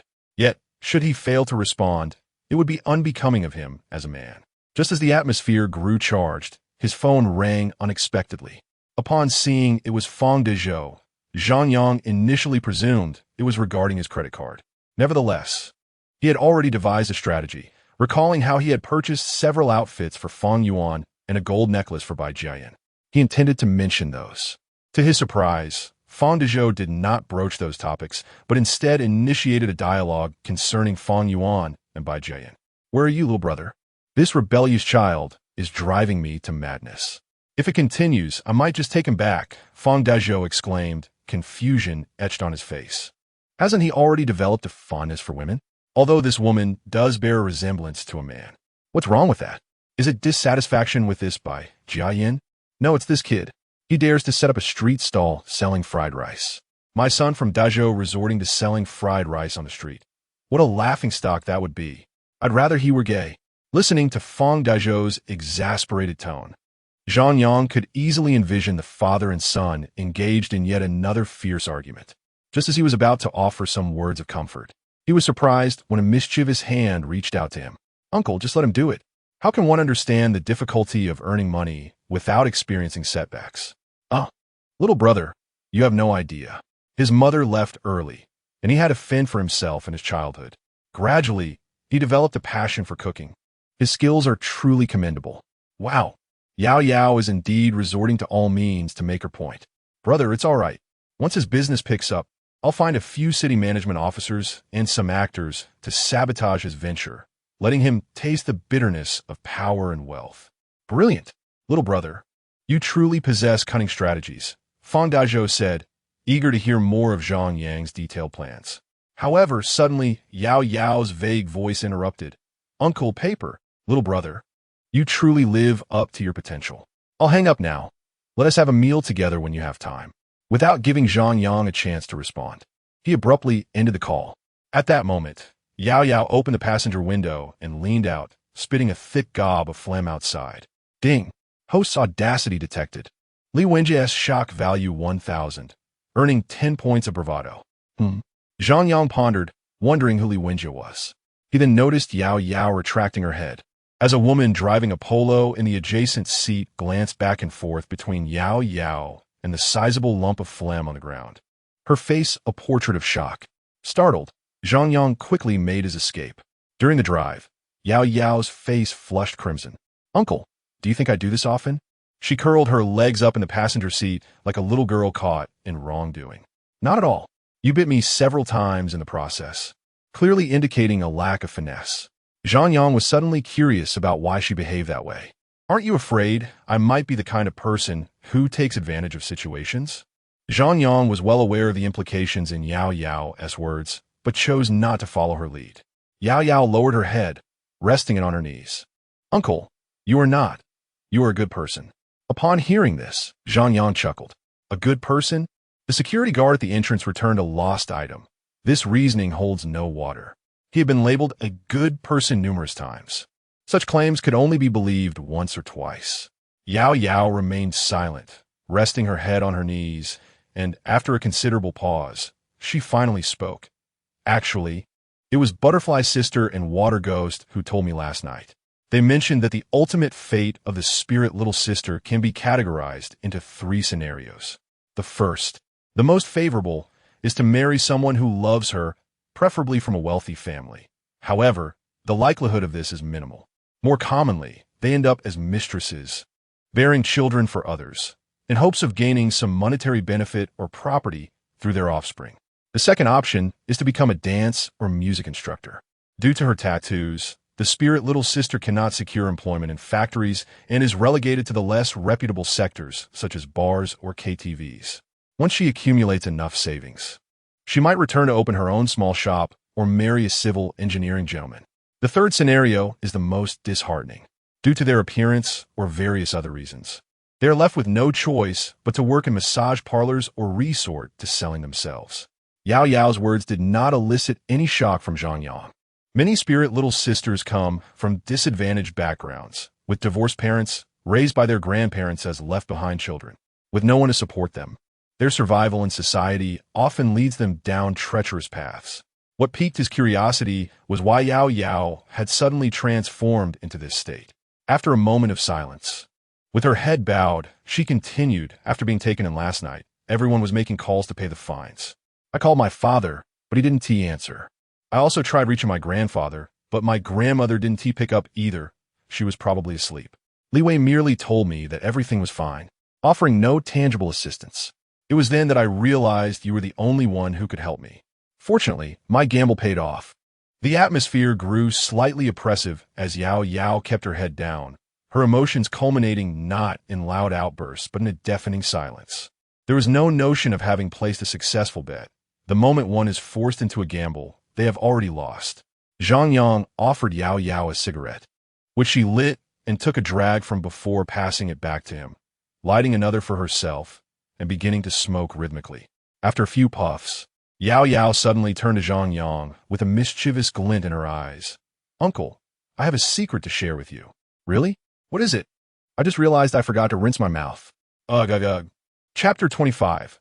A girlfriend could be considered family. The dining establishment chosen by the Indian Old Dove is situated in Daiji Square, at the bustling shopping hub of Zenjiku. Here, one encounters a plethora of luxury boutiques, where the motto is not merely the most expensive, but rather the extravagantly pricier. Vehicles daring enough to park here start at a minimum of 200,000. It is not that cars under this price cannot park. Rather, they simply cannot afford to, given that the parking fee is 15 yuan per hour. Even a minute past the hour incurs a charge for 2 hours, as there is no provision for an hour and a half. Some may dismiss it as merely 45 yuan, thinking they can easily afford a meal and a subsequent exit. However, the reality is that the average wait time in these restaurants begins at a staggering 3 hours, unless one is not there to dine, but rather to shop. Yet herein lies the contradiction. Those capable of affording purchases in this vicinity would not be driving anything less than a 200,000 vehicle. As Yao Yao alighted from the car, her curiosity led her to gaze about in wonder. A spirited young man would never bring a spirited young woman to such a venue. Even purchasing an ice cream could necessitate crowdfunding. Uncle, this place is so beautiful, Yao Yao exclaimed, brandishing her iPhone 16 Pro Max and capturing moments incessantly. Many passers-by, after a mere glance, promptly averted their eyes, not solely due to Yao Yao's striking appearance, but also because of the opulence of her Apple 16 and the exquisite gold bracelet adorning her wrist. Had Zhang Yang donned anything less than high-end fashion, Yao Yao would still have radiated the charm of a spirited young woman, likely attracting numerous admirers in the brief moment Zhang Yang stepped away. However, at present, they must weigh the limitations of their modest wallets and assess whether they can withstand the financial strain. It seems manageable. If you wish to return in the future, I can frequently accompany you, Zhang Yang mused, reflecting on the exorbitant prices of the meals here, which could easily consume half a month's salary for an ordinary person. Navigating effortlessly, he located the Western restaurant booked by the Indian Old Dove and entered directly. Unlike the long queues at other eateries, this establishment appeared notably desolate, its steep prices deterring many. Zhang Yang, over here. The Indian Old Dove greeted him warmly, yet upon noticing Yao Yao trailing behind, his enthusiasm waned considerably. Meanwhile, beside him, Fu Shou'er was preoccupied with selfies, adjusting her appearance, lifting, whitening, and contouring her face. Zhang Yang, is this your relative? The Indian Old Dove's expression resembled that of someone suffering from years of constipation, though a flicker of hope remained. Sort of, Zhang Yang replied, casting Yao Yao a glance to prevent her from speaking indiscreetly. Before entering, he had cautioned her not to offend anyone before the meal was ordered. Hello, Auntie, Yao Yao chirped obediently. However, this simple greeting struck a chord, piercing through their defenses. How old are you, that you call me Annie?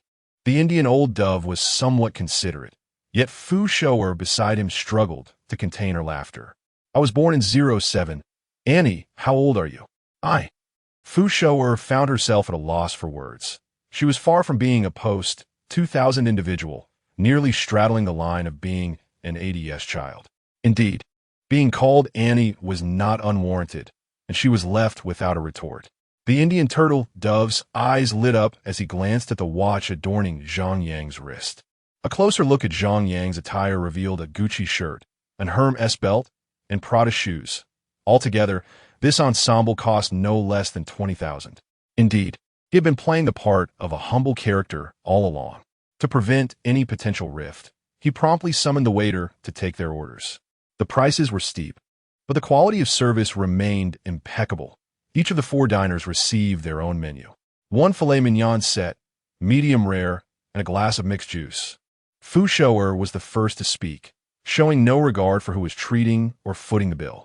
Uncle, the prices here are exorbitant, exclaimed Yao Yao, as she perused the menu and discovered Fu Shou'er's chosen set was priced at $18.88 and the mixed juice at $198. Her jaw nearly dropped in astonishment. It was hard to fathom what a meal costing $2,000 per person would entail.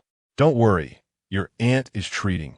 Feel free to order whatever you like, Zhang Yang reassured. But before he could finish, Fu Shou'er interjected, her tone suddenly urgent. Are you even a man? Letting us Yao treat while you bring a guest? Don't you know guests don't treat guests? Zhang Yang frowned, ready to retort, but Yao swiftly chimed in, if you can't afford it, then just admit it. Why invite someone out to dinner?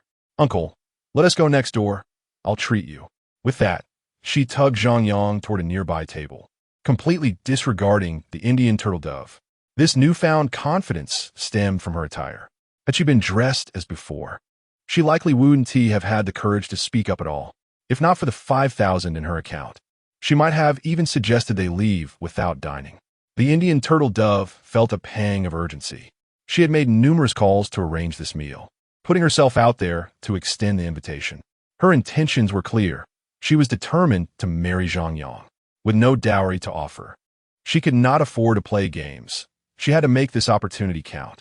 While Zhang Yang was not a billionaire, he possessed a house, a car, and savings that placed him among the more affluent individuals she knew. Moreover, he was presentable, a quality she valued. It's all right, I'll treat this time. I was in the wrong last time. The Indian Turtle Dove shot Fu Shou'er a glance and quickly apologized, encouraging Yao Yao to sit down. Although Fu Shou'er felt disgruntled, she chose to remain silent upon noticing the Indian Turtle Dove's expression. I haven't had Western cuisine much. I'll have what she is having, Fu Shou'er remarked, acknowledging that she had never before indulged in an 1888 filet mignon set, thus benefiting from Fu Shou'er's choice. Yao Yao, not bothering to check the menu anymore. Chimed in, I'll have the same as this aunt. She is so plump, she must know how to eat. This provoked Fu Shou'er, who was quick to respond. Yao Yao, however, wore a smug expression, seemingly unafraid of any confrontation. Fearing an actual quarrel might erupt between the two, the Indian turtle dove interjected, enough chatter. I'll have a Wellington steak and a bottle of 2005 Lafite. After placing the order, the atmosphere turned slightly awkward. Zhang Yang remained composed, leisurely engrossed in his phone, while Yao Yao, unfazed, took out her phone to snap pictures and share her experience on social media. Fu Shou'er displayed an air of nonchalance, relishing the free food and drink without any financial burden.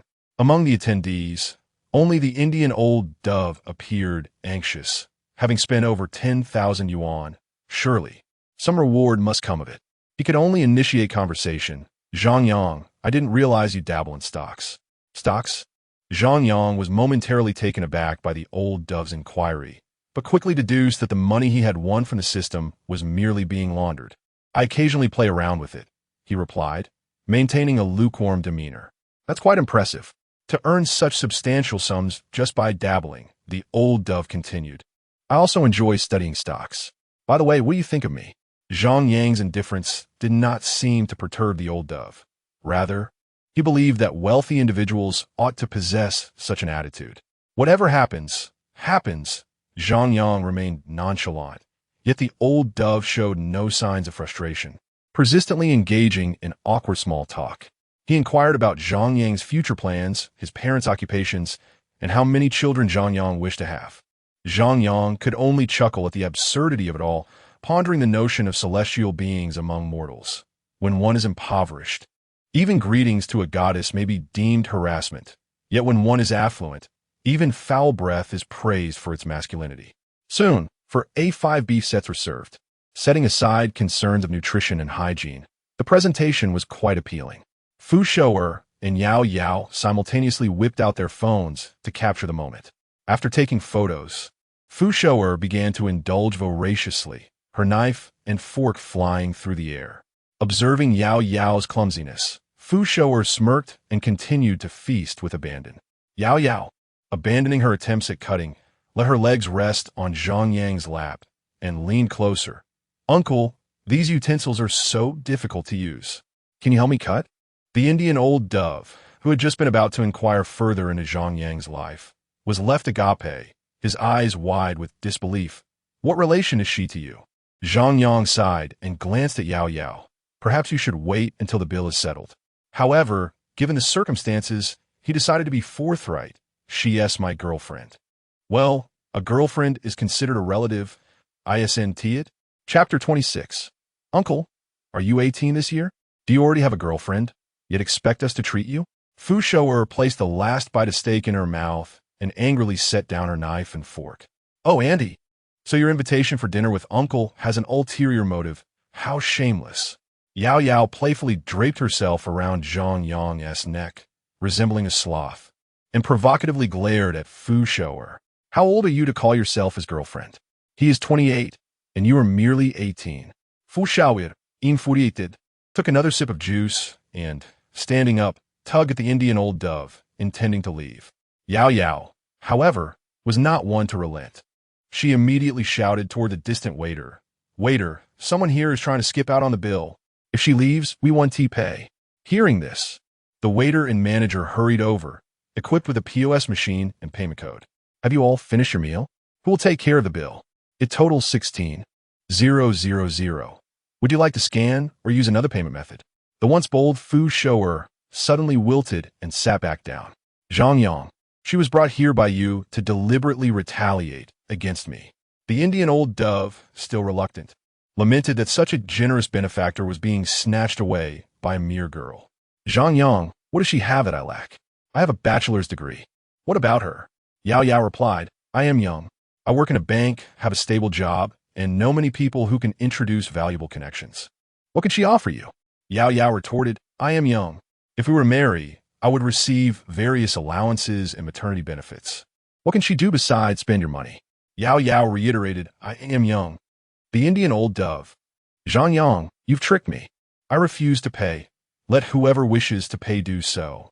It was at this moment that the Indian old dove realized she had been played. Paying was out of the question. Fu Shower stood up and shouted, "Everyone look! This scoundrel has a girlfriend and still comes to deceive us for food and drink." Her loud voice instantly attracted the attention of the entire room. Many began to take out their phones, ready to post to their social media.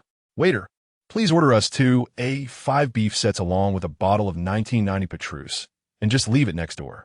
Zhang Yang pulled out his black card and laid it on the plate. The waiter was momentarily taken aback, but the manager immediately grasped the situation. "Very well, sir. I will place your order right away," he said, summoning another waiter to prevent the two from escaping. "Zhang Yang, what do you mean by this?" The Indian old dove glared at him coldly. "What do I mean? You invite me to dinner under the pretense of apologizing, and this is how you express your regret?" Zhang Yang remarked, picking up his phone to call the manager who had added him on WeChat earlier that day. Although he had only 5 million in savings, he was still a VIP. "Hello, Mr. Zhang. Is there something wrong to be calling at such a late hour?" The voice on the other end revealed no impatience, only a tone of utmost respect. "I wish to lodge a complaint. Your employee initially promised to treat me to a meal as an apology, but then unexpectedly reneged on that promise and slandered me, resulting in significant damage to my reputation. I hope your bank can provide me with a satisfactory response by tomorrow." The manager on the other end of the line immediately grasped the situation and quickly acquiesced. Upon hearing Zhang Yang's remarks, both the Indian old turtle dove and Fu Shower instantly panicked. Securing a position at the bank was no small feat for them, particularly for the Indian old turtle dove, who had sacrificed her allure to avoid public scrutiny. More importantly, this banking job was a crucial condition for her matchmaking prospects. Without it, it was likely that many would overlook her entirely. Before long, 5 Wagyu beef sets arrived, accompanied by gold leaf sea urchin, black truffle tea king steamed delicacies, and freshly killed king crab, all prepared by a Michelin 3-star chef. The entire restaurant was astounded by this spectacle. Anyone with a modicum of sense could see that the first page of the menu was entirely devoted to the A5 Wagyu set, the only dish worthy of the chef's personal touch.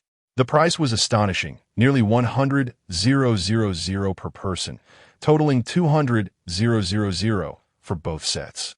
It was clear to anyone with a semblance of intelligence who had just been dishonest.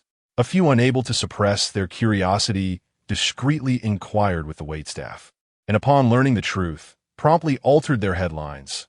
Gold digger attempts to snare wealthy heir, ends up slapped in the face, marriage broker exposed, left humiliated. Materialistic woman's scheme to trap wealthy heir fails, resulting in embarrassment. "Why are you all just sitting there? Eat before it gets cold," Zhang Yang remarked, grinning at the accumulation of another 100 points for ostentation. It seemed he would need to invite those spirited girls for a feast next time. "All right, thank you, uncle," Yao Yao said as she took a bite of the Wagyu, which melted in her mouth, the exquisite beef sensation flooding her palate. Another sip of red wine was pure bliss. Yao Yao alternated between taking photos and indulging herself, reveling in the experience. The others could only feel inadequate in her presence, as wealth and abundance contrasted starkly with their own circumstances. As Yao Yao continued to post updates on her social media, her shock value kept rising. Unfortunately, this ostentation system only benefited women. Otherwise, Zhang Yang would have shared his own posts too. At this moment, the Indian old dove stood alongside 2 Caucasian black kites, confronted by the unwillingness of the latter to settle their bill. The restaurant, showing no inclination for idle chatter, promptly opted to notify the authorities. As a prominent luxury shopping district, the Deji Plaza naturally had police on duty. Within 3 minutes, 2 officers arrived on the scene. Upon their arrival, the Indian old dove attempted to argue fervently, incessantly spouting phrases like shifting allegiances and betrayal of trust, portraying herself as a victim. It was only when Zhang Yang produced the WeChat chat history that she fell silent. The police found themselves in a quandary. After all, the situation arose because someone had invited another to dine and then reneged on the agreement, a fault that lay squarely with them. "Officer, if this continues, perhaps we should inform their employer.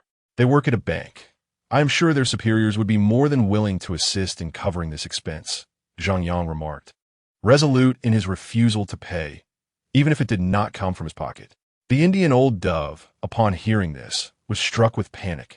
She was still grappling with the previous issue, and if this were to escalate to her workplace, dismissal would undoubtedly follow. With no other option, she reluctantly agreed to pay, only to find her card insufficient for the total. Zhang Yang, could you lend me a bit? I promise to repay you when my salary comes in. The Indian old dove shamelessly proposed, hoping to lure Zhang Yang into a private meeting, convinced that no man could resist temptation. She believed that once intimacy was established, she could claim half of his possessions, regardless of any resistance he might pose. Yet, Zhang Yang was unlikely to entertain her advances. Have you had enough to eat? If so, let us depart, Yao Yao said, gently rubbing her round belly, a faint blush adorning her cheeks after consuming a substantial amount of wine. The lingering effects of the red wine were quite potent, especially for someone like Yao Yao, who seldom indulged in it. She paid no heed to the Indian old dove, summoned a chauffeur, and returned home. Upon her arrival, Yao Yao seemed to sense an impending shift, growing bashful in an unusual manner. She placed her purchases on the sofa and sat awkwardly. Would you like some fruit? Zhang Yang inquired, unsure of how to initiate conversation. It was both their first times navigating this territory. Yes, thank you, uncle, Yao Yao murmured, her gaze lowered as she curled up on the sofa like a timid quail. Zhang Yang prepared a simple snack of cherry tomatoes and sliced cantaloupe, setting on the coffee table as they settled in to watch television. Suddenly, a scene of a kiss flashed across the screen, thickening the air with unspoken tension. Zhang Yang, feeling a wave of shyness, turned his head, only to find Yao Yao gazing back at him, their eyes locking in an electric moment. It seemed that no further justification was needed. With a fiery passion, Yao Yao wrapped her arms around Zhang Yang's neck, and he instinctively embraced her waist. Lost in the moment, they shared a fervent kiss on the sofa. Deng. Sensing the host's audacity, Yao Yao's shock value increased by 1,000, earning her 10 points of flair. Uncle, how old are you this year? Yao Yao, having only caught a glimpse of Zhang Yang's true nature earlier, was now left in awe, her mouth agape at the revelation of his true self.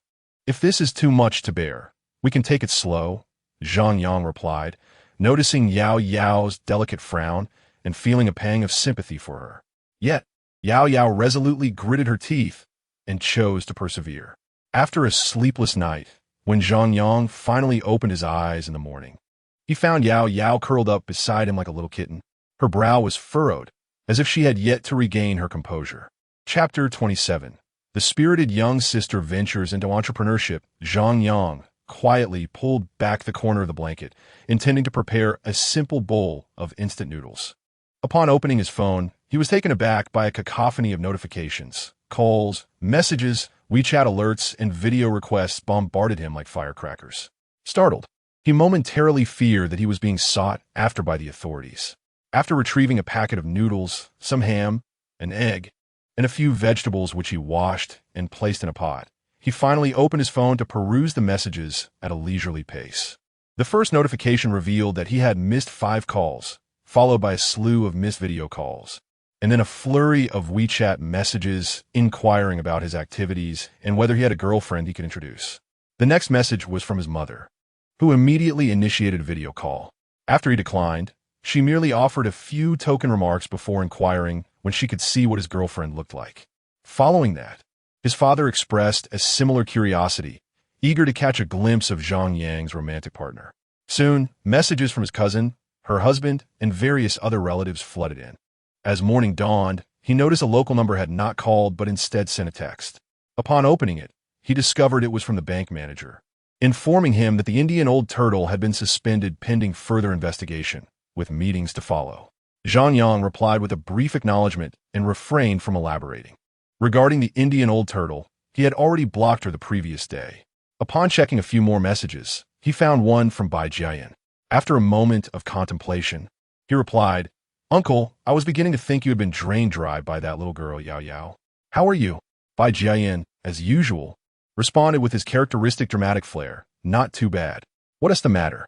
Zhang Yang yawned and rubbed his waist, realizing he needed to bolster his stamina going forward. "Nothing urgent, just that my and Fang Yuan stall is opening tonight. I wanted to invite you to come support us." Zhang Yang was taken aback. So soon? You only received the news yesterday, and now you're ready to launch? Indeed, we officially open at 8 this evening, right below the billiard hall. Don't forget to come by, Jian concluded before hanging up, leaving Zhang Yang momentarily stunned. The rapidity of the endeavor was astonishing.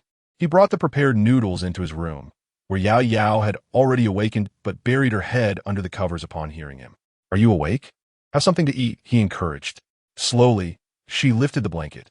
Thank you, uncle, she said, suddenly sitting up, her bare skin a dazzling sight that could incite desire. Noticing Zhang Yang's unabashed gaze, she quickly pulled the blanket back over herself. Will we be able to go out today? If not, I can keep you company at home. Zhang Yang gathered his thoughts, contemplating a visit to his workplace later to resign.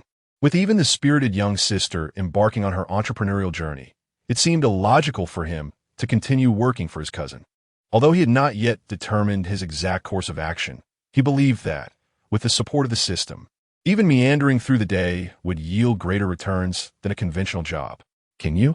It still hurts a bit, but it's much better than last night. Do you want to try again? Zhang Yang, mid-bite of his noodles, nearly choked, realizing why people often advise that matters of procreation should be addressed promptly. The experience of older mothers giving birth can be quite taxing, while the youthful ones, like the spirited girl who sings and drinks beer, seem to breeze through it effortlessly. This remarkable resilience is truly unparalleled.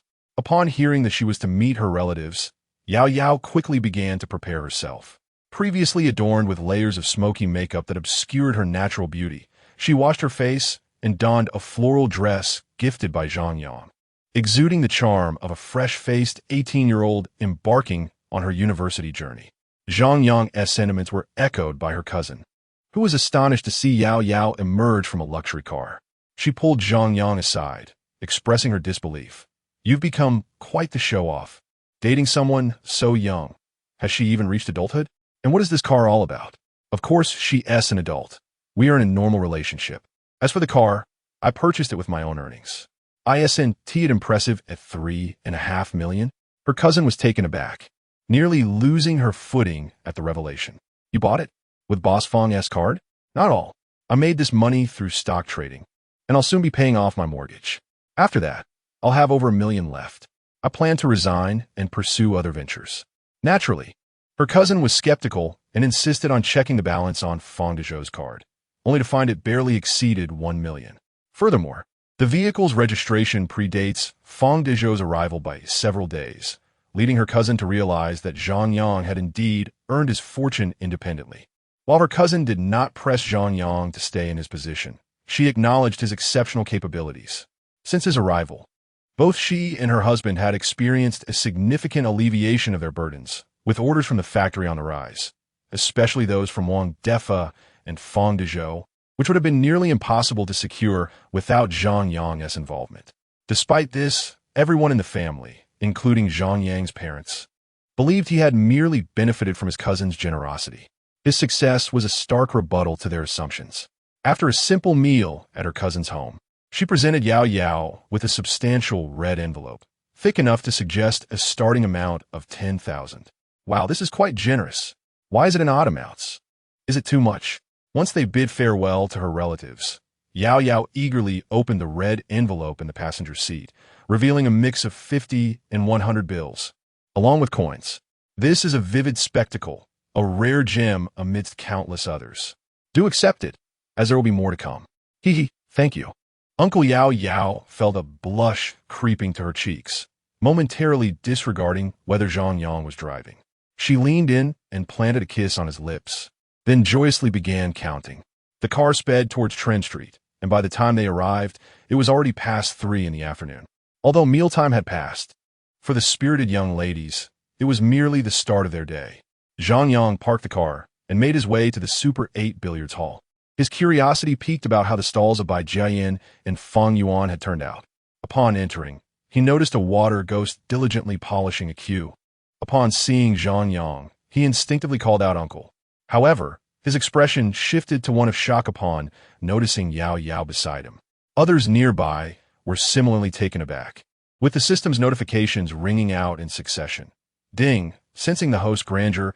Wu Sahan shock value 300, earning 3 points of show-off points. Deng, sensing the host's grandeur. Zhou in shock value 200, earning 2 points of show-off points. Deng, sensing the host's grandeur. Dai Fongfong shock value 100, earning 1 point of show-off points. Deng, sensing the host's grandeur. Tian Cine shock value 100, earning 1 point of show-off points. Just 2 days prior, Yao Yao had been clad in cheap street market attire, wielding an iPhone 8, adorned with heavy smoky makeup, her demeanor exuding a sense of world weariness, only smiling when Zhang Yang was around. Today, however, she donned a floral dress, slung a small bag over her shoulder, and wore a sparkling array of gold bangles on her wrist, looking as fresh as a Navi sweetheart. Her smile now radiated genuine joy. To claim there was no envy would be disingenuous.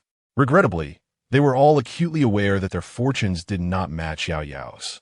"Uncle, you seem to have struck gold," Xiong remarked, clutching several smartphones and incessantly sending messages, momentarily stunned upon seeing Yao Yao, her tone dripping with envy. "What are you up to? Where are the others?" Zhang Yang inquired, observing Xiong's relentless texting, sensing an inclination towards e-commerce.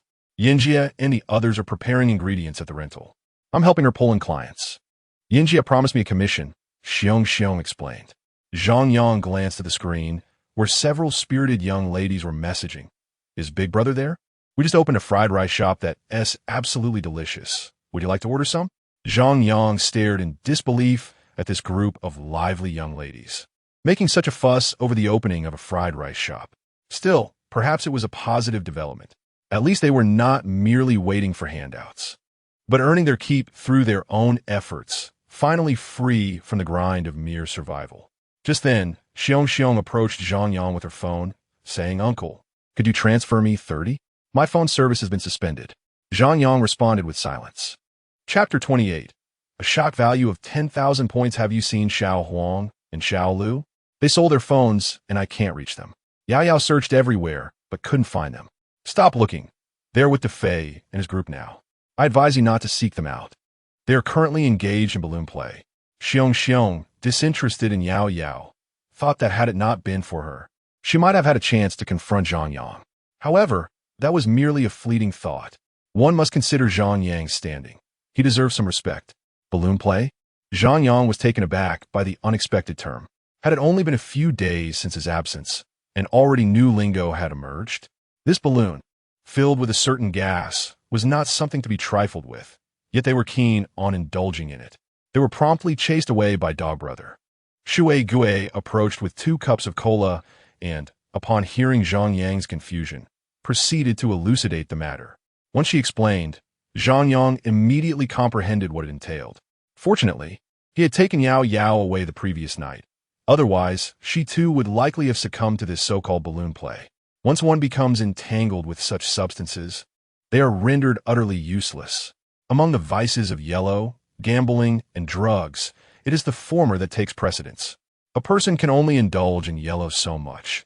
At most, 3 times a day, totaling 90 times a month, eventually exhausting their body.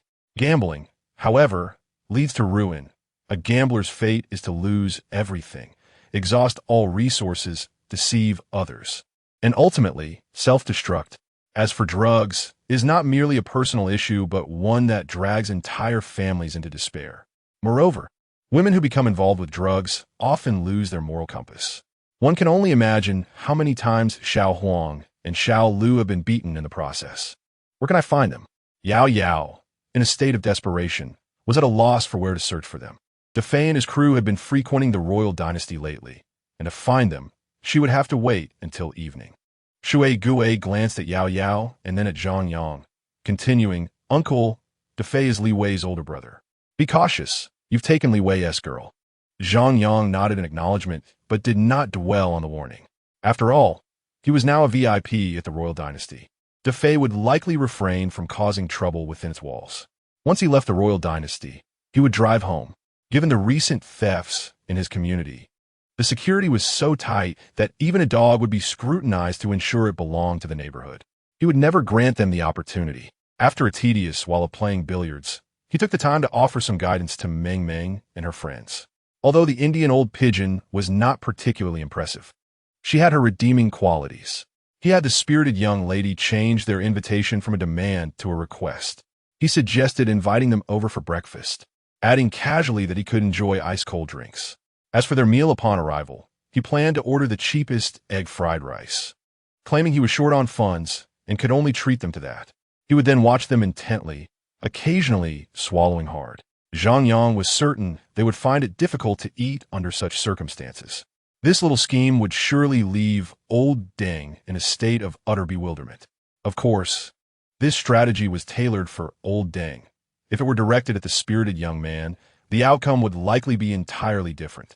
The spirited young man would probably consume everything in sight and depart, regardless of any sweet words spoken, utterly unresponsive to such flattery. As the clock struck 6 in the afternoon, Bai Jian finally made her appearance. Fan Yuan pushed a gleaming food cart into the alley, surrounded by a group of spirited young women. The cart, polished to a shine, displayed a variety of fried rice and noodles, although the names were obscured by the bold characters proclaiming a jia. The tables, seemingly scavenged from second-hand sources, exuded a haphazard charm. What happened to you? Have you been harmonized? Zhang Yang observed Bai Jian, noticing that many of her tattoos had been removed, leaving her skin as if veiled in a layer of gauze. They've been removed. Now only Fan Yuan remains on my body, Bai Jian said, intertwining her arm with Fan Yuan's, embodying the essence of a sweet young woman. Goodness! Zhang Yang glanced at Fan Yuan, pondering how such a gesture could leave the young man utterly defenseless. Uncle, would you like a portion? Fan Yuan looked at Zhang Yang with gratitude, but Zhang Yang eyed the surrounding spirited young women, uncertain if the food might be leftovers from them. Wait a moment, let others have their fill first. There is no need for you to rush. Uncle, he decided to hold off, contemplating the potential risks of food poisoning or digestive distress. All right, then you wait a bit, Fan Yuan replied, seizing the spatula and beginning to stir vigorously. It must be said, the son of a dragon is indeed a dragon, and even in the kitchen, Fang Dazhou's lineage flourished. The iron wok danced in Fan Yuan's hands, releasing an enticing aroma that drew many who had been lured by the spirited young women, all of whom were singing praises. Especially notable was the presentation. Unlike the disposable containers or plastic bags typical of street vendors, Fan Yuan served the dishes on elegant round plates adorned with neatly arranged side dishes, making it appear as though one were dining at a Michelin-starred restaurant. Uncle, this is my special cumin curry fried rice, made just for you. Bai Jian presented a bowl of golden fried rice, accompanied by several pickled vegetables on a pristine white plate. Yet, instead of departing, Bai Jian lingered, casting a flirtatious glance at Zhang Yang. Uncle, have you carver yet? Yao Yao, seated beside Zhang Yang, felt that even the spirited young woman's boldness was difficult to withstand, her cheeks flushing a deep crimson. Don't say such things, it ruins the appetite. Where's your phone?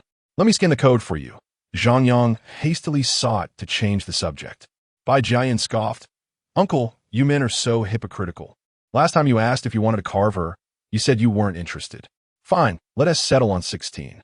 Zhang Yang pondered how Bai Jian's sharp tongue could withstand the rigors of business, but when she produced an 8p, he was taken aback. What about the other 16? They're gone.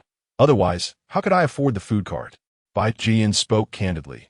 Yet Zhang Yang began to feel a twinge of sympathy for Fang Dazhou. Fresh from a novice village, Fan Yuan had already encountered such a formidable enchantress. First, she had him remove his tattoos. Next, she sold him a phone to support his entrepreneurial ventures. Unless Bai Jian chose to withdraw, it seemed that Fan Yuan's rebellious nature would keep him ensnared indefinitely. Indeed, I had yet to inquire about how you and Fan Yuan suddenly became close, with no prior indication. Zhang Yang examined the spoon, finding no apparent stains, and thus took a few bites of rice. The rich flavors of cumin and curry erupted in his mouth, creating a delightful fusion. It's nothing much. I noticed he preferred to take shortcuts, so I let him. He cooked for me, and I found it delectable. As we chatted, we uncovered shared interests. He grew up without a mother, and I without a father. In an attempt to gain his father's attention, he engaged in various rebellious acts, while I sought validation in my stepfather's home by dyeing my hair and getting tattoos. As Zhang Yang savored the fried rice, he listened to Bai Jian recount her tale, realizing that the sorrows and joys of humanity do not resonate universally. While he perceived this as merely a narrative, Yao Yao's eyes brimmed with tears. Her family often questioned her sudden transformation, yet the sea breeze brings clarity, concealing numerous sentiments within.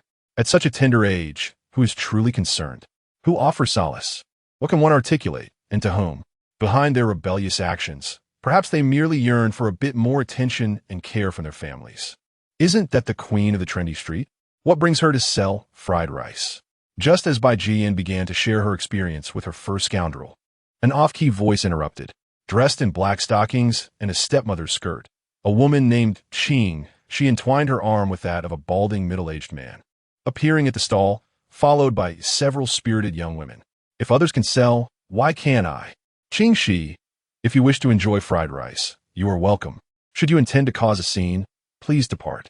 Upon seeing Qing Shi, Bai Jian's sorrow instantly vanished, reverting to her usual demeanor, small-breasted, reticent, and nonchalant. I won't eat. Who knows if you, who enjoys lurking in the shadows, carry any contagious diseases? By the way, where's your godfather? Your boyfriend likely remains oblivious. Enough. Mind your words. Zhang Yang interjected, aware of her intended remarks. However, Wang Defa's relationship with Feng Dezhu seemed unusual, and given Feng Yuan's disposition, one could only speculate what chaos would ensue upon discovery. Startled by Zhang Yang's reprimand, Qing Shi quickly nestled closer to the middle-aged man, exclaiming, Godfather, he is so fierce. Did a fight. The balding man glanced at Zhang Yang, his expression tinged with disdain. Young man, sporting a Richard Mille worth over $1 million, you certainly exude confidence. Do you believe my words could render this stall unable to operate? Beep. Upon sensing the host's audacity, Yao Yao's shock value increased by 1,000, earning 10 points in bravado. Beep. Upon sensing the host's audacity, Lu Xiyuan's shock value increased by 100, earning 10 points in bravado. Beep. Upon sensing the host's audacity, Lu Qingqing's shock value increased by 1,000, earning 10 points in bravado. The surrounding spirited young women gazed in astonishment at Zhang Yang's watch, never anticipating that the red timepiece, appearing akin to a toy, was valued at over $1 million. Zhang Yang chuckled as he removed his watch, remarking, it's not bad. But tell me, if I were to announce that anyone who dares to leave a mark on Qing Shi's face would receive this watch as a reward, do you think any spirited young fellows would be willing to take up the challenge? I've heard that for minors, even if they commit intentional harm, they might only face a year or so in confinement. He mockingly surveyed Qing Shi's face, placing the crimson Richard Mille upon the dilapidated dining table. A hushed sound of swallowing echoed around them. To trade over $1 million for a year of freedom, does it hold value? Certainly it does. Young men are willing to smash doors and steal for mere hundreds. $1 million could buy a life. How trivial it seems to merely draw a few lines upon Qing Shi's visage, particularly for the nearby Bai Jiayan. If he were to extend his terms by a year, he'd likely be inclined to do so even without monetary compensation. Do you believe my Vacheron Constantine could buy your life and that of your girlfriend? Scoffed the middle-aged, balding man as he removed his wristwatch and placed it on the table, unimpressed. If you don't believe me, shall we test it? With a grin, Zhang Yang raised his watch, playfully eyeing his counterpart. Should the man acquiesce, it was likely that a swarm of spirited youths would rush forth. However, it was anticipated that these youths would not target Zhang Yang, but rather converge upon Qing Shi. After all, one faced merely a year's confinement, while the other risked his life. An astute choice for the young man, indeed. The balding man had not anticipated Zhang Yang's boldness and found himself momentarily at a loss. He was unconcerned about Qing Shi's potential injuries. After all, with a bit of money, one could find many of moderate beauty like her. What troubled him was whether such spirited youths would indeed act, and if so, whether his watch would remain intact, and whether Zhang Yang's family would seek retribution. Yet Zhang Yang had no intention of letting him off easily. What with your hesitation?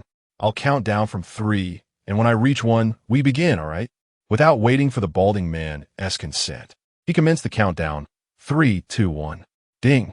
Upon sensing the host's audacity, Lu Qingqing's shock value increased by 10,000, earning 100 points of pretentiousness. Chapter 29. The world of the spirited young lady is full of uncertainty, never mind the godfather. Let us disregard this lunatic. Qingxi felt a rising sense of alarm, acutely aware of the restless intentions of those around her. Particularly, Bai Jiayan's eyes gleamed with a fierce desire for revenge. One might not fear a wealthy individual in their 30s or 40s. Yet one cannot underestimate a spirited youth of merely 13 or 14. Who is engaging in a battle of wits with you? Does the royal palace dare to show up tonight? The balding middle-aged man seemed to have discovered an escape route and eagerly descended the slope. Dare not. Then shall we settle this once and for all right here? Zhang Yang's jovial demeanor completely dismantled the opponent's composure. Without uttering a single harsh word, he turned on his heel and departed. Uncle, you were just so magnificent. After the crowd dispersed, Yao Yao immediately embraced Zhang Yang's arm, her joy radiating like a fluttering butterfly. Heroes adore beauty, and how could beauty not admire heroes? At the tender age of 17 or 18, one is rife with dreams and fantasies. Do you like it? Zhang Yang asked, planting a gentle kiss on Yao Yao's cheek. Yao Yao responded enthusiastically, I love it. I adore it. The other spirited young ladies gathered around, snapping photos of Zhang Yang's watch to share on social media. Uncle, what kind of watch is this? Over 1 million. Bai Jiayan exclaimed, her eyes sparkling with desire, as if she longed to touch it. Zhang Yang, unfazed, on the watch, jesting that their manicured nails were so long that they might accidentally damage his prized possession. Beside them, Xiong tugged at Zhang Yang's arm, playfully pleading, Uncle, can you just break me once? Just once, please? Upon seeing this, Yao Yao, like a protective pup, clung tightly to Zhang Yang's arm. Xiong, somewhat disgruntled, murmured, why be so stingy? Can you handle it all by yourself? When your aunt comes, you can't expect Uncle to hold back, can you? Yao Yao retorted, mind your own business. I don't have oral ulcers or hemorrhoids. Zhang Yang. Xiong, still a tad unsatisfied, asked, Uncle, are we really not going to the royal palace tonight? Why do you have a grudge against this Qingxi? Zhang Yang wondered at, perplexed that it was by Jia Yin who was so invested. Don't mention it. A spirited young lady under Qingxi, named La Gu, stole my mold. La Feu? Zhang Yang. Is this a matter of lacking education, or do these spirited young ladies simply prefer to act like livestock, eschewing their humanity? So what now? You don't expect me to help you reclaim it, do you? I am hardly adept at pursuing men. Xiong chuckled. No need. I've already ordered a new one to infuriate him. Zhang Yang. What's so appealing about this mold? Each one weighs no more than 120 pounds, as thin as a stick. They Haven wash their clothes in days. Is it merely because they can lick? Forget it. But we must wait for Fang Yuan and the others to finish selling the food. Today marks the monthly membership day, where members enjoy a 20% discount at the Royal Palace, with the added allure of third-rate celebrity performances in the evening. This is the reason the Royal Palace remains unyielding, consistently conjuring new delights amid the mundane. Wow, that's fantastic, Uncle. I'm going to do my makeup now. Taking advantage of Yao Yao's momentary distraction, Xiong swiftly took a bite out of Zhang Yang's face, prompting Yao Yao to frantically wipe Zhang Yang's mouth with a tissue while muttering, what is she doing? Ugh, what on earth is she doing? The other spirited girls, upon hearing this, eagerly rushed to do their makeup as well. Perhaps it was the inadequacy of preparation on their first day of selling, or perhaps it was the intense pressure on the spirited girls. Within just an hour and a half of setting up, their fried rice and fried noodles were sold out. After a discussion, Bai Jiayan and Fang Yuan discovered that they had only made 70 yuan, a significant portion of which had been consumed by the spirited girls, with another part being generously covered by Bai Jiayan. Once their stock was depleted, Bai Jiayan was eager to head to the palace to challenge Qingxi, but Fang Yuan insisted on washing the dishes thoroughly first. Fang Yuan, you must be certain about this path you are choosing. Bai Jiayan is not like other girls. In a dilapidated underground garage, Fang Yuan began to wash the dishes one by one. Zhang Yang sat in his Porsche, lowering the window to observe as Fang Yuan diligently cleaned each dish repeatedly, preparing rice for the next day. The cramped garage lacked air conditioning, only a small fan whirring gently. Meanwhile, Bai Jiayin had already joined the other spirited girls at the billiard hall. Zhang Yang sensed something was different about Bai Jiayin, though he couldn't quite articulate it. Uncle, I know what you want to say, but my mind is made up. It is not solely for Yin Zi, but I also wish to prove myself to my father. Fang Yuan looked up, her hair damp with sweat framing a pair of resolute eyes. Zhang Yang wanted to take charge of the finances, knowing Bai Jiayan's personality was ill-suited for such responsibility. However, observing Fang Yuan's current state, Zhang Yang refrained from voicing his concerns. It appeared that Bai Jiayan's nature was difficult to change, while Fang Yuan, despite her youth, had matured into a competent leader, resolutely determined to push Bai Jiayin to her limits. It remained to be seen who would falter first. All right, if you face any challenges, just let me know, and don't bear everything alone. Zhang Yang handed over a cigarette, which Fang Yuan tucked behind her ear, saying she would smoke it once they finished their tasks. But by the time they completed their work, the cigarette was completely soaked. After a quick freshen up, Zhang Yang took Fang Yuan to the palace. The palace was bustling with patrons, nearly every table occupied, and numerous spirited girls were standing or squatting in the corridor outside, hoping to spot acquaintances or gain some favors. Two familiar figures came into Zhang Yang's view, but their hair was no longer yellow or green. Instead, it was a chaotic array of vibrant dreadlocks. Their attire had shifted from playful to overtly provocative. One wore a tank top and an exceedingly short skirt, revealing much of her behind, while the other sported shorts that clung tightly to her thighs, threatening to expose her underwear with the slightest movement. Zhang Yang frowned. If the previous incarnations of Xiao Huang and Xiao El were merely spirited girls who enjoyed revelry, their current appearance had devolved into something entirely disreputable. Even the other spirited girls cast disdainful glances in their direction. Xiao Huang, Xiao Lu, what prompted you to dress in such a manner?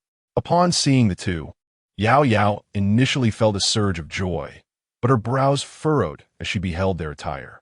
She could scarcely believe that in less than 2 days, they had transformed so drastically. Xiao Huang and Xiao Lu, upon noticing Yao Yao, were equally delighted, circling around her to admire her. They would glance at her clothing and touch her bracelet, their eyes brimming with envy. However, they became somewhat awkward upon spotting Zhang Yang. The two addressed him with utmost politeness, and Zhang Yang generously offered them a pack of cigarettes. Have you had dinner? Upon realizing that Zhang Yang bore no ill will towards them, they sighed in relief and shook their heads, just as they were about to reminisce. A young man with dreadlocks approached, chewing betel nut. He playfully slapped Xiao Huang and Xiao Lu on their backsides. So, you are the one who stole my little brother's girlfriend? How do you intend to settle this score? Zhang Yang took a step back, finding the young man's bravado rather unbearable. Xiao Huang, Xiao Lu, we are heading inside. Would you care to join us? Ignoring the dreadlocked youth, Zhang Yang glanced at Xiao Huang and Xiao Lu. Despite their significant changes, they still exhibited good manners. How wicked could a well-mannered person truly be? Are you seeking death? I'm speaking to you, the dreadlocked youth exclaimed, raising his hand as if to strike Zhang Yang. However, before he could lift it, someone shoved him aside. Defei, if you've had too much to drink, then go away and stop causing a ruckus at the royal dynasty, or else I won't hesitate to retaliate. The dreadlocked youth stumbled, but, instead of becoming angry, wore a grin. Brother Bao, we haven't been drinking. We merely wish to go inside for a drink. Don't even think about it. Leave quickly and don't create any trouble for me today. Brother Bao, of course, did not believe the words of these troublemakers and began to usher them away. Xiao Huang and Xiao Lu were also escorted out by security. Yao Yao stepped forward and grasped Xiao Huang and Xiao Lu's hands, hoping they would accompany her inside. Xiao Huang and Xiao Lu hesitated, but were soon swept away by Defei and his companions. The vibrant, illuminated corridor, adorned with glowing stairs, saw some ascending while others descended. Chapter 30. The yoga panned from the 5 outer counties after the ruckus caused by Xiao Huang and Xiao Lu. Yao Yao's spirits sank into an unusual despondency. Xiao Huang and Xiao Lu hail from the same locality, and while it may be an exaggeration to describe their bond as akin to that of siblings, their connection certainly ran deeper than that of other frivolous companions. So, shall we head back? Zhang Yang observed Yao Yao's gloomy demeanor, his own enthusiasm waning. "It's all right, uncle. I'll keep you company." Yao Yao forced a faint smile and looped her arm through Zhang Yang's as they ascended the staircase, swiftly reaching the bar's entrance. The crowd at the Imperial Palace tonight was more than double the usual number, resembling the last grand market of the year in a rural area. Upon seeing Zhang Yang, Dai Dai immediately navigated through the throng to approach him. "Brother," Bai Jiayan said, "she has already reserved a table for you." She gestured upward. Under the dim lights, Bai Jiayan and her companion swayed at table 4, their faces indistinguishable, yet one could vaguely discern a few men amidst a flurry of women dancing wildly. "Well then, let us go up," Zhang Yang said, ensuring Yao Yao was safe, with several security personnel accompanying them. Given the crowded and chaotic bar, it was prudent to be cautious of any unwelcome advances. Upon arriving at the table, Bai Jiayan had already ordered drinks and was in high spirits. Upon noticing Zhang Yang, she called out "uncle" and, bypassing him, linked her arm with Fang Yuan's. Her dismissive attitude further furrowed Zhang Yang's brow, deepening his displeasure. However, Xiong approached respectfully, greeting Zhang Yang and introducing the newly arrived model. The young man, sporting a flat top and as lean as a stick, had torn threads on his pants and an inked shrimp line on his neck. Perhaps wary of being mocked for the tattoo, he displayed a humble demeanor. Upon seeing Zhang Yang, he respectfully offered him a cigarette at a 45-degree angle. Zhang Yang accepted it with a smile, but refrained from smoking. "Wow, Xiong. This new model is quite impressive. Do introduce him," a heavily tattooed, lively girl exclaimed as she approached, accompanied by another spirited companion. Xiong, incensed by the interruption, rushed to the partition and began berating the girl. "Are you from the toilet, Lagu? Do you have to scavenge what I leave behind?" The lively girls were like powder kegs, easily ignited, and Lagu, with a fiery temper, retaliated through the partition. Their exchange consisted of accusations regarding who had initially ordered the model and who was merely scavenging. Nonetheless, both maintained a degree of restraint, trading insults without escalating to physical confrontation. "Uncle, how about we sit at table 1 today?" Bai Jiayan pulled Fang Yuan down beside Zhang Yang, taking a seat next to Fang Yuan and nudging him closer to Zhang Yang. "Table 1 has a minimum spend of $1 million. Do you think Uncle's money grows on trees?" Zhang Yang remarked with a playful glance at Bai Jiayan, who seemed to have overstepped her bounds in familiarity. Yet, Bai Jiayan appeared to be utterly oblivious to Zhang Yang's unspoken cues, maintaining her cheerful demeanor as she remarked, "Uncle, didn't Fang Yuan's father give you a 10 million black card? Just use it. After all, it isn't your money." Upon hearing this, Zhang Yang was momentarily taken aback for 3 seconds. "Who informed you of this?" "Uncle Fang told me. He mentioned that if Fang Yuan ever finds herself in urgent need of funds, she could reach out to you to retrieve the card." Upon this revelation, Zhang Yang instantly grasped why Bai Jiayan had suddenly become so audacious with her behavior. Surely, she could not have assumed that his reckless spending was solely due to that card. Nevertheless, the implication from Fang Dezhou was rather intriguing. Did he disapprove of Zhang Yang's extravagant expenditures? Contemplating this, Zhang Yang couldn't help but chuckle. He had no intention of shouldering this mess. Since Fang Dezhou seemed to harbor such sentiments, he would spare himself the worry. He handed over the 10 million black card to Fang Yuan, saying, "Fang Yuan, there remains 28 million on this card. I'm returning it to you." "Uncle, you keep it. I don't need it at the moment." Fang Yuan felt somewhat embarrassed by Bai Jiayan's directness, thinking it a bit excessive. However, Bai Jian was unhesitant, almost as if she were seizing the opportunity, and swiftly took the card from him. "Thank you, uncle." With the card in her possession, she hurried off to find Dai Dai. Fang Yuan felt a twinge of embarrassment, saying, "Uncle, Jian didn't mean it that way. She was just—" "Never mind, I understand." Zhang Yang chuckled, patting Bai Jiayan on the shoulder. When the heavens intend to bring about one's downfall, they first incite them to arrogance. If Bai Jiayan were to use this card to purchase a house or car, Zhang Yang might have regarded her with a modicum of respect. Yet, if she utilized it for frivolous spending or to maintain appearances, he knew she remained the same Bai Jiayan from before. When a whimsical girl comes into possession of wealth that does not align with her character, calamity is likely just beginning. Brother, the card has been handed over to Fong Yuan. Please collect the 820,000 that has been spent, and as for the items, I'll have brother you retrieve them shortly.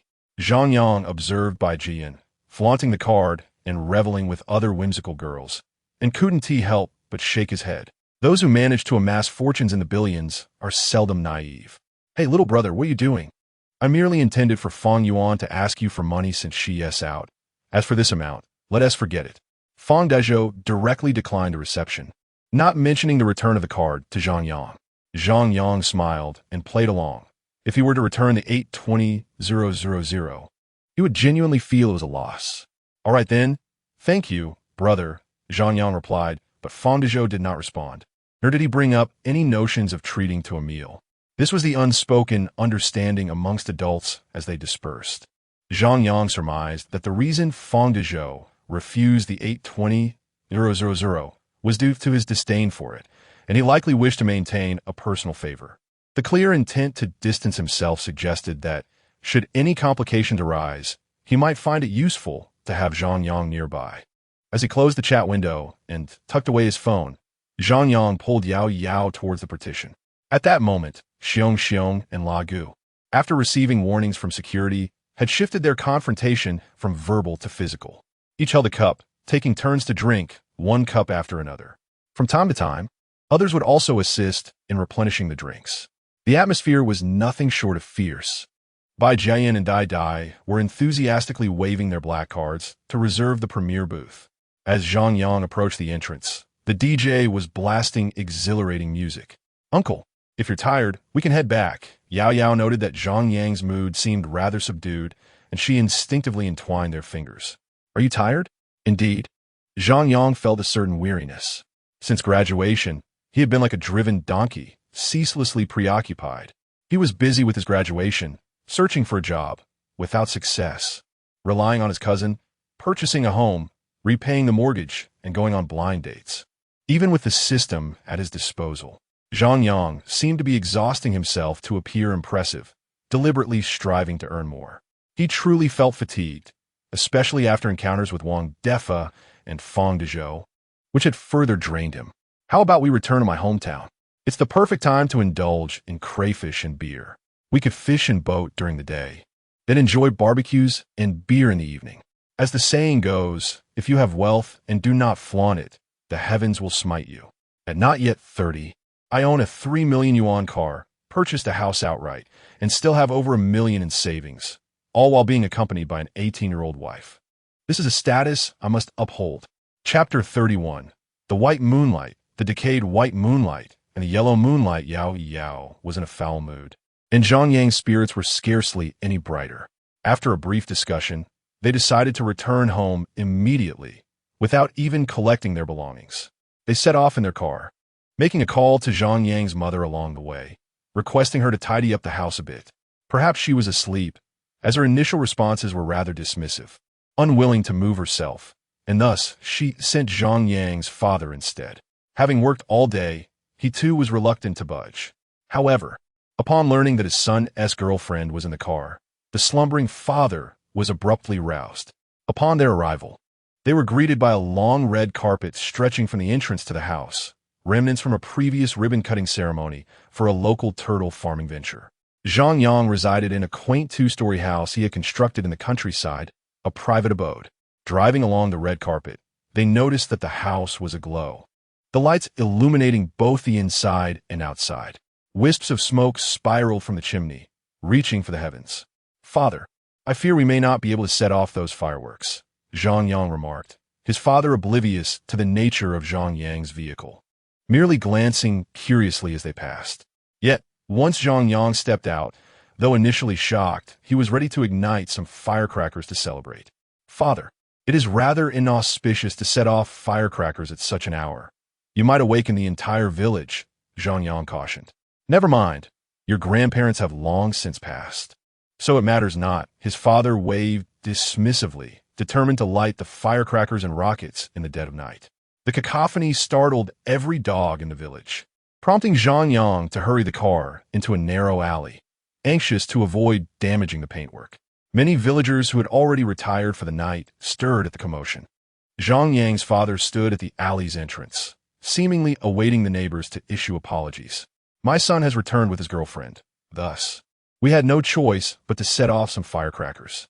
Apologies, my son has brought his girlfriend home, he repeated to their neighbor, as his mother disregarded his father's antics and opened the courtyard gate for Zhang Yang to drive in. He couldn't help but comment, "Mother, isn't this a bit excessive?" Gazing at the table laden with braised turtle, braised eel, braised pork, braised eggplant, and 4 plates of cold dishes, tomato salad, cucumber salad, wood ear mushroom salad, and eggplant salad. He mused that if the supermarkets hadn't closed so late, his mother would likely have prepared an even greater feast. "It's not a banquet for you. Why do you concern yourself?" His mother retorted, eyeing Yao Yao, who was nearly speechless at the spread. At that moment, despite her vibrant red hair, Yao Yao exhibited an unusually demure demeanor. From the moment she exited the car, she greeted everyone, entered the house, and settled down with remarkable grace. Zhang Yang's mother, with a boisterous personality, naturally preferred a daughter-in-law who was equally exuberant. Yao Yao's composure undoubtedly resonated with the mother's idealized vision of her future daughter-in-law. "Please, take a seat and see if you enjoy the dishes prepared by Annie," the mother urged, her affection for Yao Yao growing with every glance as she eagerly served her more food. Zhang Yang, eyeing the thick, yellowed eel, felt a pang of hunger before he had even taken a bite. The cultivation of eels proves to be quite challenging, with most of the eels encountered in rural areas being wild. Such robust eels might be suitable for patients recovering from surgery, but for the younger generation, one might fear that they would end up with a nosebleed from the heat of the night. Naturally, they would not dare to indulge excessively. After all, it is not just their own well-being at stake, but the integrity of the wooden bed as well. Of course, my parents harbor no ill intentions. It is likely that this represents the finest ingredient available in the household. Eels are known for their nourishing properties, yet moderation is advisable. Yao Yao glanced at her mother, then at Zhang Yang, ultimately choosing to support her mother. Zhang Yang, upon noticing this, resigned himself to a sleepless night. Approximately 5 minutes later, the 100 firecracker salute concluded, and it was evident that my father's composure was slipping as he walked with an upright posture. "Son, how will you sleep tonight? Do you need your father to sleep downstairs?" After a light meal, my father pulled Zhang Yang aside. "No need. I can share a room with Yao Yao. You two should get some rest, having worked so hard today." Hearing this, my father joyfully returned to the room with my mother. "Uncle, why is it so hot?" Back in the room, Yao Yao lay on the bed, counting the red envelopes her mother had given her, her eyes nearly squinting with glee. "Is it too warm? Allow me to turn on the air conditioning." "Uncle, you feel quite cool." A sleepless night passed, and by the time dawn broke, the two of them slept until noon. Zhang Yang felt as if his bones were about to disintegrate. Yao Yao faced her due punishment, curled up like a little lazy cat, burying her head in the blanket, too shy to make a sound. "Get up, your bottom is exposed." Zhang Yang playfully tapped Yao Yao's rear end, causing her to blush deeply. "It's all your fault, uncle. The noise last night must have been heard by Auntie and the others." Zhang Yang rubbed his lower back. "Sister, can you really blame me? I wanted to sleep. Yet it was you who refused to come down." Just as Zhang Yang was about to continue, Yao Yao quickly covered his mouth, giggling, "No more, you'll embarrass me." A ray of sunlight fell upon Yao Yao's form, illuminating each fine hair in a golden hue. Her big, sparkling eyes brimmed with shyness and sweetness, compelling Zhang Yang to lean in for another kiss. Zhang Yang, I heard you brought your girlfriend home. Come out so I can have a look." Zhang Yang had intended for a productive morning, but an untimely voice from downstairs interrupted. Yao Yao, who had just been caught up in the moment, immediately dove back under the covers. Upon hearing the voice, Zhang Yang reluctantly dressed and made his way downstairs. "Zhang Yang, you sly dog. You quietly bought a car, and it's a Qian. You must be doing well." As Zhang Yang descended, his close friend Lu Bo was eagerly admiring Zhang Yang's Qian, behaving like an infatuated admirer. "Doing well? I quit my job to come back and raise crabs with you." Zhang Yang produced a cigarette and offered it to Lu Bo. Lu Bo glanced at the pack of Huazi that Zhang Yang had just taken out, then at the golden cigarette Zhang Yang held, and decisively made the switch. "Keep boasting. Where are the car keys? Let me see what this Qian looks like." After finishing the cigarette, Lu Bo hopped into the car with enthusiasm. With a sudden roar, the accelerator startled him. Has your Qian undergone modifications? Why does it sound so thunderous? Lu Bo dared not drive any further. Instead, he exited the vehicle to inspect the exhaust. Upon noticing a few letters behind the Qian, he pulled out his phone to search. Goodness, over 3 million upon delivery. Zhang Yang, have you secured a wealthy benefactor? He decided he must post on social media to show off. Sitting in the driver's seat, Lu Bo snapped a picture of the car, then captured another shot of its rear. Guess how much this car costs? As soon as he finished posting, comments began to flood in. Lu Bo, you rascal. Driving a Qian now? You must have watered down the crabs when you sold them to us. Another chimed in. Every time I wondered why that rope was so thick and long. Turns out this Qian was crowdfunded by us. They insisted he must treat them, and upon returning, he should harvest all the crabs from his pond. Among the comments were several from their high school classmates, all jesting in tone. Although Lu Bo had not excelled academically, he was well-liked. When Zhang Yang attended university, Lu Bo chose not to continue his studies and instead helped his father manage a fish pond. He always contributed something for birthdays and events. As time passed and they all graduated, their group remained lively, unlike many other high school groups that faded into silence. Lu Bo's family's crabs consistently sold well. During weddings and funerals, people sought him out for gifts. Not only were the prices reasonable, but the service was also commendable, with deliveries made personally within the county and driven to locations beyond. There were no discrepancies in weight or quality. Everyone was astute enough to recognize that overpriced goods would not sell. Much of the success in Zhang Yang's turtle farming could be attributed to Lu Bo otherwise. His parents would still be toiling away in the fields, naively believing that hard work alone could lead to wealth. Treating is not my responsibility. This car belongs to Zhang Yang. If anyone should treat, it should be him, especially since this is no ordinary Qian. As Lu Bo prepared to respond to the comments, a video suddenly popped up. Lu Bo, have you changed your car? In the video, a woman clad in tight yoga pants and a white sun-protected jacket was jogging outside their community. This car belongs to Zhang Yang. I could never afford it. It's over 3 million. Notification. The host's extravagance has been noted. Lu Qianqian's shock value 1,000, earning 10 points of flaunting. Qianqian, let us go out for dinner tonight. Coincidentally, Zhang Yang is back too. Lu Bo remained blissfully unaware of Lu Qianqian's astonished expression. Upon hearing the system's notification, Zhang Yang was momentarily taken aback. Why does Lu Qianqian's name sound so familiar? After a moment, it dawned on him. Wasn't she the belle of their high school? He remembered she had married a wealthy second-generation heir shortly after graduation. Rumor had it that during university, she had even terminated a pregnancy for this heir, leaving many male classmates with a sense of unfulfilled longing. Their fantasies about the unattainable beauty were now shattered. If there existed something more disheartening than an unattainable love, it would be the withered remnants of that love. And if anything could surpass that, it would be the faded glow of what once was, now merely a shadow of its former self. Lu Bo, how did you become involved with Lu Qianqian? Aren't you afraid her husband might come and expose your secrets? Zhang Yang observed Lu Bo hanging up the phone, sporting an appearance of warmth and happiness, which involuntarily sent a shiver down his spine. This is it. He has undoubtedly become a sycophant, ensnared by the addiction of flattery. They have long since divorced. Her husband showed her no concern and lacked ambition, leading to their separation. I am currently pursuing her, and I have already achieved considerable success. How about we dine together tonight? I shall reintroduce you to your future sister-in-law. Lu Bo opened Lu Qianqian's social media, filled with various travel posts, leisure activities, and selfies. The upper half of her attire frequently changed, while the lower half consistently featured a pair of snug yoga pants. A phrase suddenly flashed in Zhang Yang's mind. The yoga pants of the surrounding 5 counties. Chapter 32. The Three Sisters Guidance. Hey, Zhang Yang, your gaze seems amiss. We are brothers. You mustn't harbor feelings for my sister-in-law, Lu Bo remarked.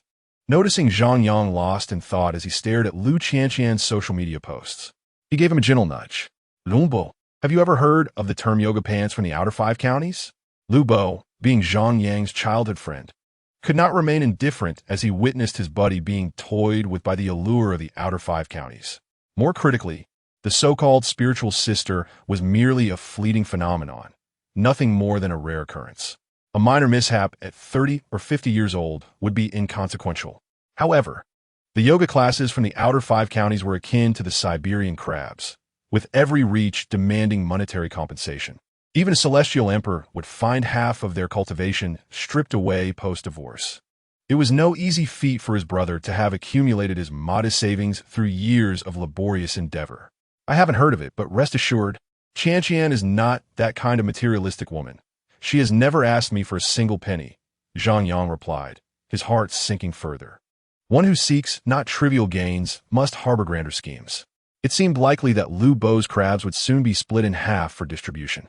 Are you free this evening? If so, let us arrange a dinner. It has been ages since we last shared a drink, Zhang Yang suggested.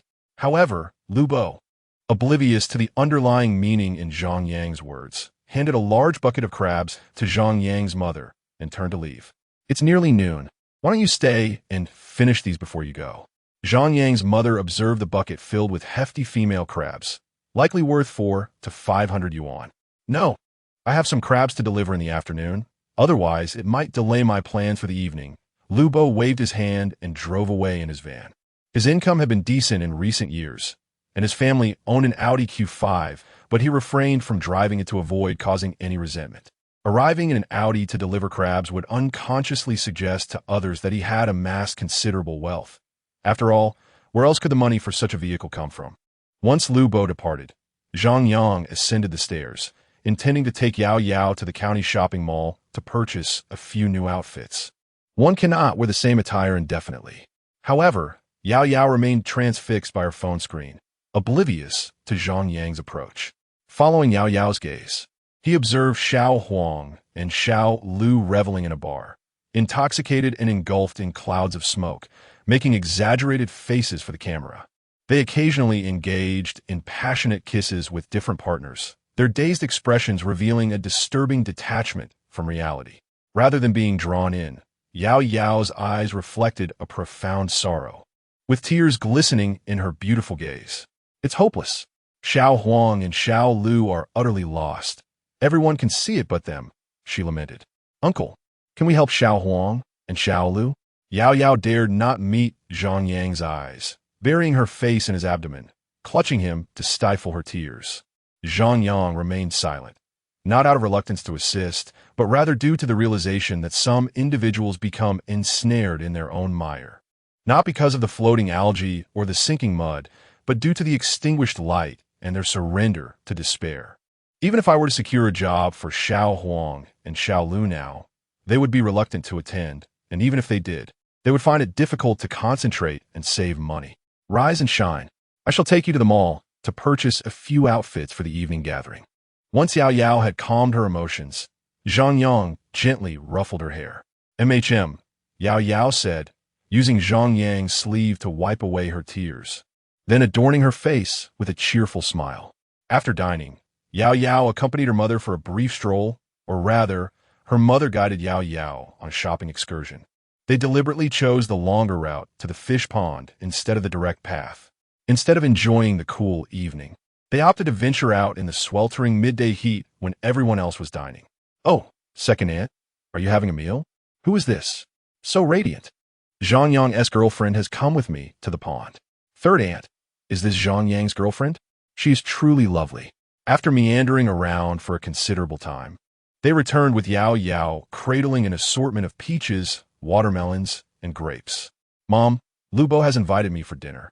So Yao Yao and I will not be home this evening. Anticipating that her mother would summon relatives, Zhang Yang decided to make a swift exit. It was not that Yao Yao was unpresentable, nor that Zhang Yang was snobbish towards relatives. It was merely the incessant chatter that proved too tiresome, especially from the younger aunt, who would undoubtedly compare Yao Yao to that Indian old dove, which would be quite vexing. It was better to slip away early than to endure the headache. The economy in their county was quite decent, boasting a large RT Mart and a Wuyue Plaza. After strolling through the plaza, they purchased several suitable garments and enjoyed a brief session at the claw machine. Before they knew it, The time agreed upon with Lu Bo had arrived. Following the navigation, they arrived at the restaurant Lu Bo had mentioned, a small, dilapidated eatery, yet surprisingly bustling with patrons. Zhang Yang frowned slightly. While Lu Bo exhibited acumen in business, his romantic endeavors seemed lacking. Could someone from the outer counties really come here for a meal? Just when Zhang Yang assumed Lu Qianqian might find an excuse not to come, to his surprise, she arrived even earlier than he did. Zhang Yang, long time no see. Lu Qianqian was clad in a white sun-protective jacket, underneath which lay a gray sports tank top paired with gray yoga pants. Stepping out of a white Mercedes-Benz C-Class, her eyes brightened upon spotting Zhang Yang's vehicle. She approached him with a friendly greeting, shedding her former aloof demeanor as the class beauty. Long time no see, old classmate. As Lu Qianqian extended her hand, Yao Yao, before Zhang Yang could respond, took the initiative and shook it first. Hello, Auntie. I am Uncle's girlfriend. Auntie? Lu Qianqian appeared momentarily taken aback by this unexpected moniker. This is my high school classmate, Zhang Yang, he said, somewhat helpless, aware that Yao Yao was feeling jealous. Since disembarking from the car, Lu Qianqian had been observing Zhang Yang intently, her intuition as a woman sensing that this girl harbored ulterior motives. Auntie, I graduated in 07. How old are you? Yao Yao reiterated, not intentionally, but with an air of purpose. Zhang Yang, your little girlfriend is indeed quite adorable, Lu Qianqian teased with a smile. Seemingly unfazed by her rival, she turned and led Zhang Yang and the others into this modest establishment. It appeared she was a regular here, as she promptly requested an outdoor table from the owner upon entering. Before long, an Audi A4 pulled up beside them. Two figures clad in black and blue yoga pants emerged from the vehicle. They seemed quite familiar with the surroundings, heading straight towards Zhang Yang without any concern for the untidy environment. They wiped the chairs and tables with paper before sitting down.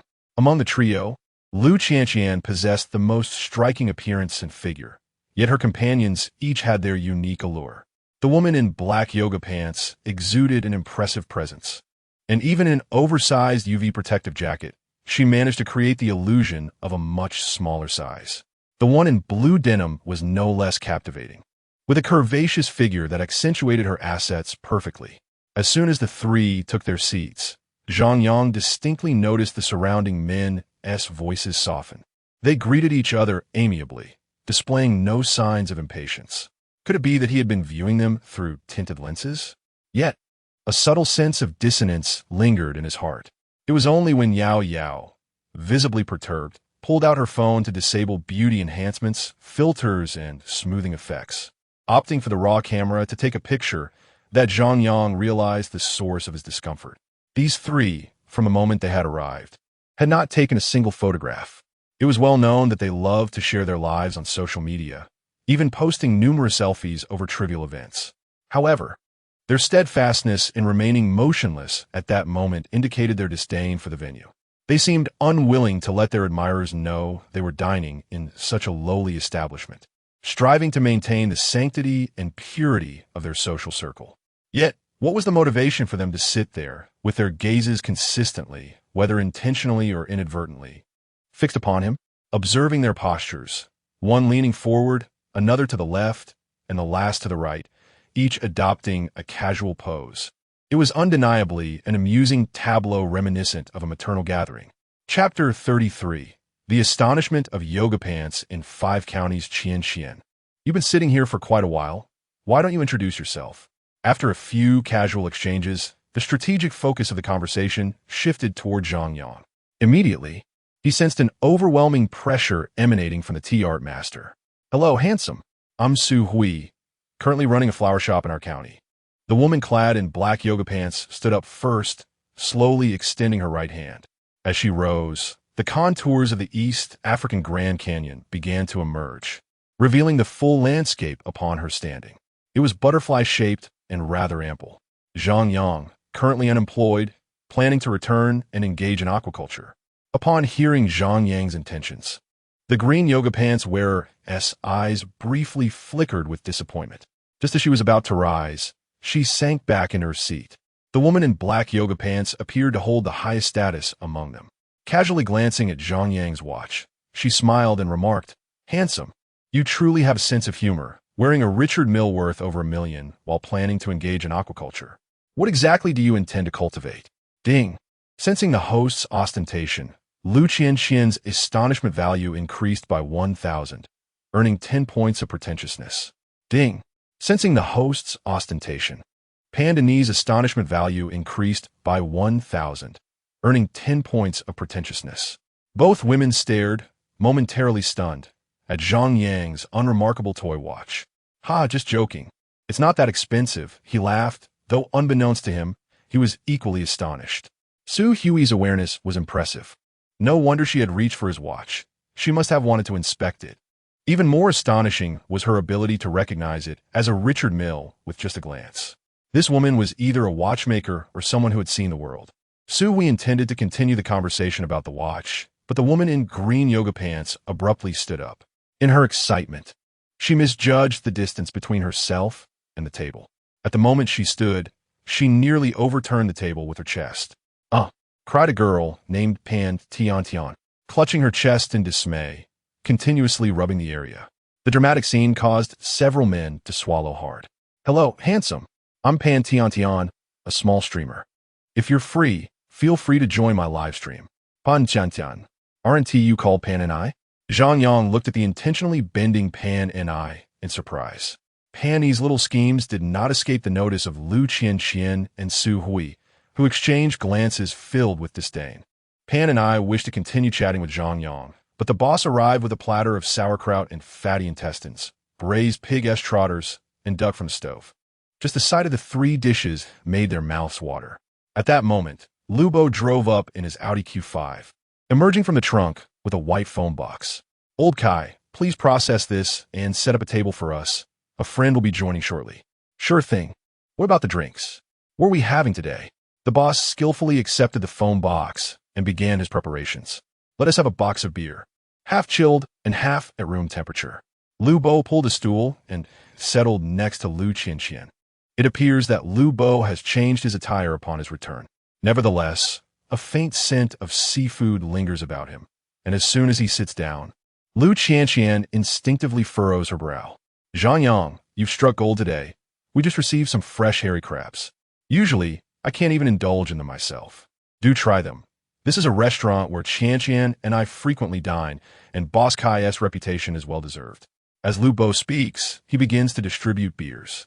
To Zhang Yang's surprise, he had assumed that Lu Qianqian and Su Hui had driven here and would abstain from alcohol.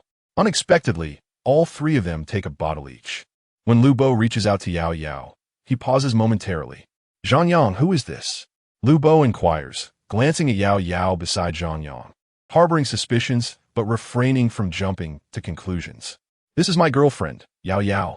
Yao Yao, seemingly slightly irked, perhaps due to the earlier antics of the 3 in yoga pants that had flirted with Zhang Yang, immediately introduces herself. Hello, uncles and aunties. I am Uncle S' girlfriend, Yao Yao. Lu Bo nearly spat out the sip of water he had just taken.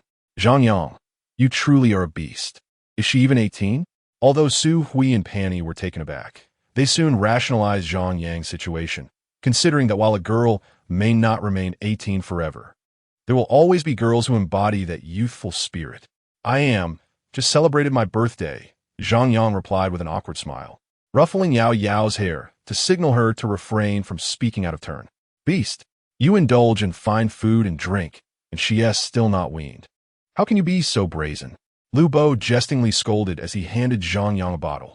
Suddenly, Lu Qianqian, who had been quiet for some time, remarked, Zhang Yang, you weren't like this before. Now that you have money, you've gone astray. Upon hearing this, Zhang Yang's brow furrowed instantly, interpreting her words as implying that he had financially secured Yao Yao. Although this was indeed the case, some truths are better left unspoken to avoid causing discord. Su Hui, ever the opportunist, seized the moment to add fuel to the fire. What's the big deal? There is someone living above us who is 60 and still keeps a mistress. The key is that he frequently swaps them out whenever he grows bored. Lu Bo's expression changed dramatically at her words, fearing that Yao Yao might react poorly. He quickly interjected, Hui, you've misspoken. My brother's single, and he deserves a penalty shot later. Su Hui, a seasoned socialite, smiled at Zhang Yang and said, "I apologize, I misspoke. I'll take a self-imposed shot later." The conversation among them was conducted in their local dialect, while Yao Yao, with her head bowed, fiddled with her phone, seemingly oblivious to the exchange. Yet, a glimmer of tears flickered in her eyes. Their dialect was not particularly difficult to comprehend, and given their pace of speech, it was quite clear. "Uncles, why are you all staring at me? Are you saying something unflattering about me?"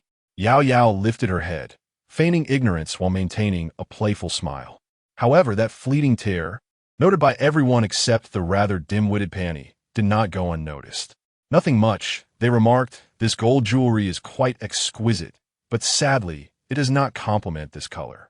Zhang Yang chuckled as he removed his Richard Mille watch from his wrist, adorning Yao Yao's hand with it. "See, it looks much more pleasing this way." Beep. Due to the host's lavishness, Yao Yao's shock value increased by 1,000. Congratulations to the host for acquiring 10 points of ostentation. Yao Yao gazed at the Richard Mille on her wrist, somewhat incredulous. This watch was worth over 1,000,000. Zhang Yang actually lent it to her, unafraid she might scratch it, bump it, or even sell it secretly. However, after a brief moment of astonishment, she leaned in and pecked him on the lips. "Thank you, uncle." Nearby, Lu Qianqian, Su Hui, and Pan and I, though envious, could not help but wear a teasing smile. Young girls are indeed young. Letting you wear it for a moment brings them immense joy. Just wait until they tire of it. Then you will see them cry, unaware of the mockery in their eyes. Zhang Yang smiled as he adjusted the watch on Yao Yao's wrist. "Not bad, it looks great. Consider it a gift." "A gift?" Yao Yao looked at Zhang Yang in disbelief. Beep. Due to the host's lavishness, Yao Yao's shock value increased by 10,000. Congratulations to the host for acquiring 100 points of ostentation. Beep. Due to the host's lavishness, Lu Qianqian's shock value increased by 1,000. Congratulations to the host for acquiring 10 points of ostentation. Beep. Due to the host's lavishness, Su Hui's shock value increased by 1,000. Congratulations to the host for acquiring 10 points of ostentation. Beep. Due to the host's lavishness, Pan Ni's shock value increased by 1,000. Congratulations to the host for acquiring 10 points of ostentation. Chapter 34. Brother, exceptional value time seemed to have frozen for them. Amidst the bustling crowd, they remained still and silent. Aside from Zhang Yang, all eyes were drawn to the striking red watch adorning Yao Yao's wrist. Liu Qiongqiong, Shuvi, and Pan Danny swallowed in unison. They had seen and heard of watches worth over 1,000,000, but they had never possessed one. It was astonishing that Zhang Yang had gifted it so casually. If only someone would bestow such a watch upon them. They would gladly accept, even if it were merely to flaunt it. "Here you go. This watch is too cartoonish for you, uncle," Zhang Yang teased as he affectionately ruffled Yao Yao's hair. Then, recalling something, he added, "This is a Richard Mille, so please don't sell it off like a membership card." The spirited young lady was impulsive, and Zhang Yang feared she might hastily part with the watch at the first sign of trouble. Yet, he knew his warnings might fall on deaf ears. Should a situation arise, she would likely sell it regardless. He merely hoped she wouldn't do so for a pittance. "Understood. Thank you, uncle." Yao Yao rose and plopped into Zhang Yang's lap, planting a kiss on him before proudly raising her right hand to showcase the watch against the setting sun. "Uncle, it looks stunning." "Cough, cough, cousin. I hope I'm not late," a voice suddenly interrupted, drawing everyone's attention back. Lu Bo, emerging from his astonishment, quickly introduced, "Zhang Yang, this is my cousin Wang Kun, who just graduated from college. Ranked 6th, you can call him Liuzi," he added. Wang Kun, quick to adapt, pulled out a pack of cigarettes from his pocket and offered it to Zhang Yang, saying, "Hello, brother Yang." He then glanced at Yao Yao in Zhang Yang's embrace, unfazed, and extended a cigarette to her, saying, "Hello, sister-in-law." "Sister-in-law?" The group exchanged bemused glances. Yao Yao referred to them as uncle and aunt, yet Liuzi called her sister-in-law. The generational hierarchy was indeed tangled. However, Yao Yao appeared delighted. "Uncle, he doesn't like to smoke other cigarettes, but sister-in-law does." Once again, the group was bemused, but with their relationships already so intricate, a little more confusion seemed inconsequential. As Liuzi settled in, he immediately began to enliven the atmosphere. There was a reason why Lu Bo held such high regard for this modest eatery. Boss Kai, the dishes are indeed exquisite. Coupled with the hairy crabs Lu Bo had brought, each bite of crab paired with a sip of cold beer was sheer bliss. Initially, Yao Yao's attention was focused on the group in yoga pants. She would cover Zhang Yang's eyes at any hint of inappropriate behavior. However, she soon succumbed to the allure of the delectable food, reveling in the combination of crab, pig's trotters, and beer, a truly indulgent experience. Her earlier concerns proved somewhat unwarranted. Perhaps it was Zhang Yang's excessively ostentatious demeanor that sparked internal strife even before the much-anticipated Sanyang dumpling gathering had begun. Qian, you and Lu Bo are to be engaged, aren't you? The brazen remark from the buxom Pan Danny sparked an instantaneous shift in Lu Qian's countenance. Her gaze towards Pan Danny now brimming with animosity. Truly, she was as vapid as she appeared, with the rightful girlfriend still present. She was already plotting to eliminate her rival. However, the women from the outer 5 counties, clad in yoga pants, were not to be underestimated. They possessed a level of cunning befitting their ambitions, which were far from trivial. Lu Qian remained silent, merely lowering her head to sip her beer in an attempt to quell her shock, feigning shyness as she glanced at Lu Bo, having caught Pan Danny's words, had been discreetly watching Lu Qian from the corner of his eye. Upon noticing her bashful glance in his direction, his heart swelled with joy. Who could resist the allure of such delicate timidity? Seeing this, Luzi immediately began to cheer. Cousin, why are you dawdling? Declare your feelings. Spotting a flower vendor in the distance, he hastily rushed over with 30 yuan. Why not purchase a few more bouquets? Lu Bo felt a shiver as he accepted the 3 red roses handed to him by Lu Zi. Brother, I'm out of money. My mother won tea, give me any. Lu Zi pouted, looking forlornly at Lu Bo. Zhang Yang could only surmise that when a man resorts to cash, there is no doubt he has indeed run out of funds. Qian, will you marry me? Lu Bo knelt on one knee, emulating the romantic gestures seen on television. In a small county town, such a display was unheard of, prompting many to quickly pull out their phones to capture the moment for Douyin. Some began to chant, marry him, marry him. Uncle, how romantic. Yao, clutching a crab leg, leaned her head on Zhang Yang's shoulder. In the realm of the naive, receiving a bouquet and having a formal proposal was indeed a profoundly romantic experience. After all, one could not expect a young man who could barely afford a meal to forego dining to buy a bouquet of roses. Regrettably, Lu Qian was not naive. She was from the outer 5 counties, adorned in yoga pants. Had they been a high-end Western restaurant, Lu Bo would not have been holding 3 roses, or even 99. Instead, he would have presented a 10-carat diamond ring, surrounded not by onlookers but by a cadre of violinists, perhaps even a few other possibilities.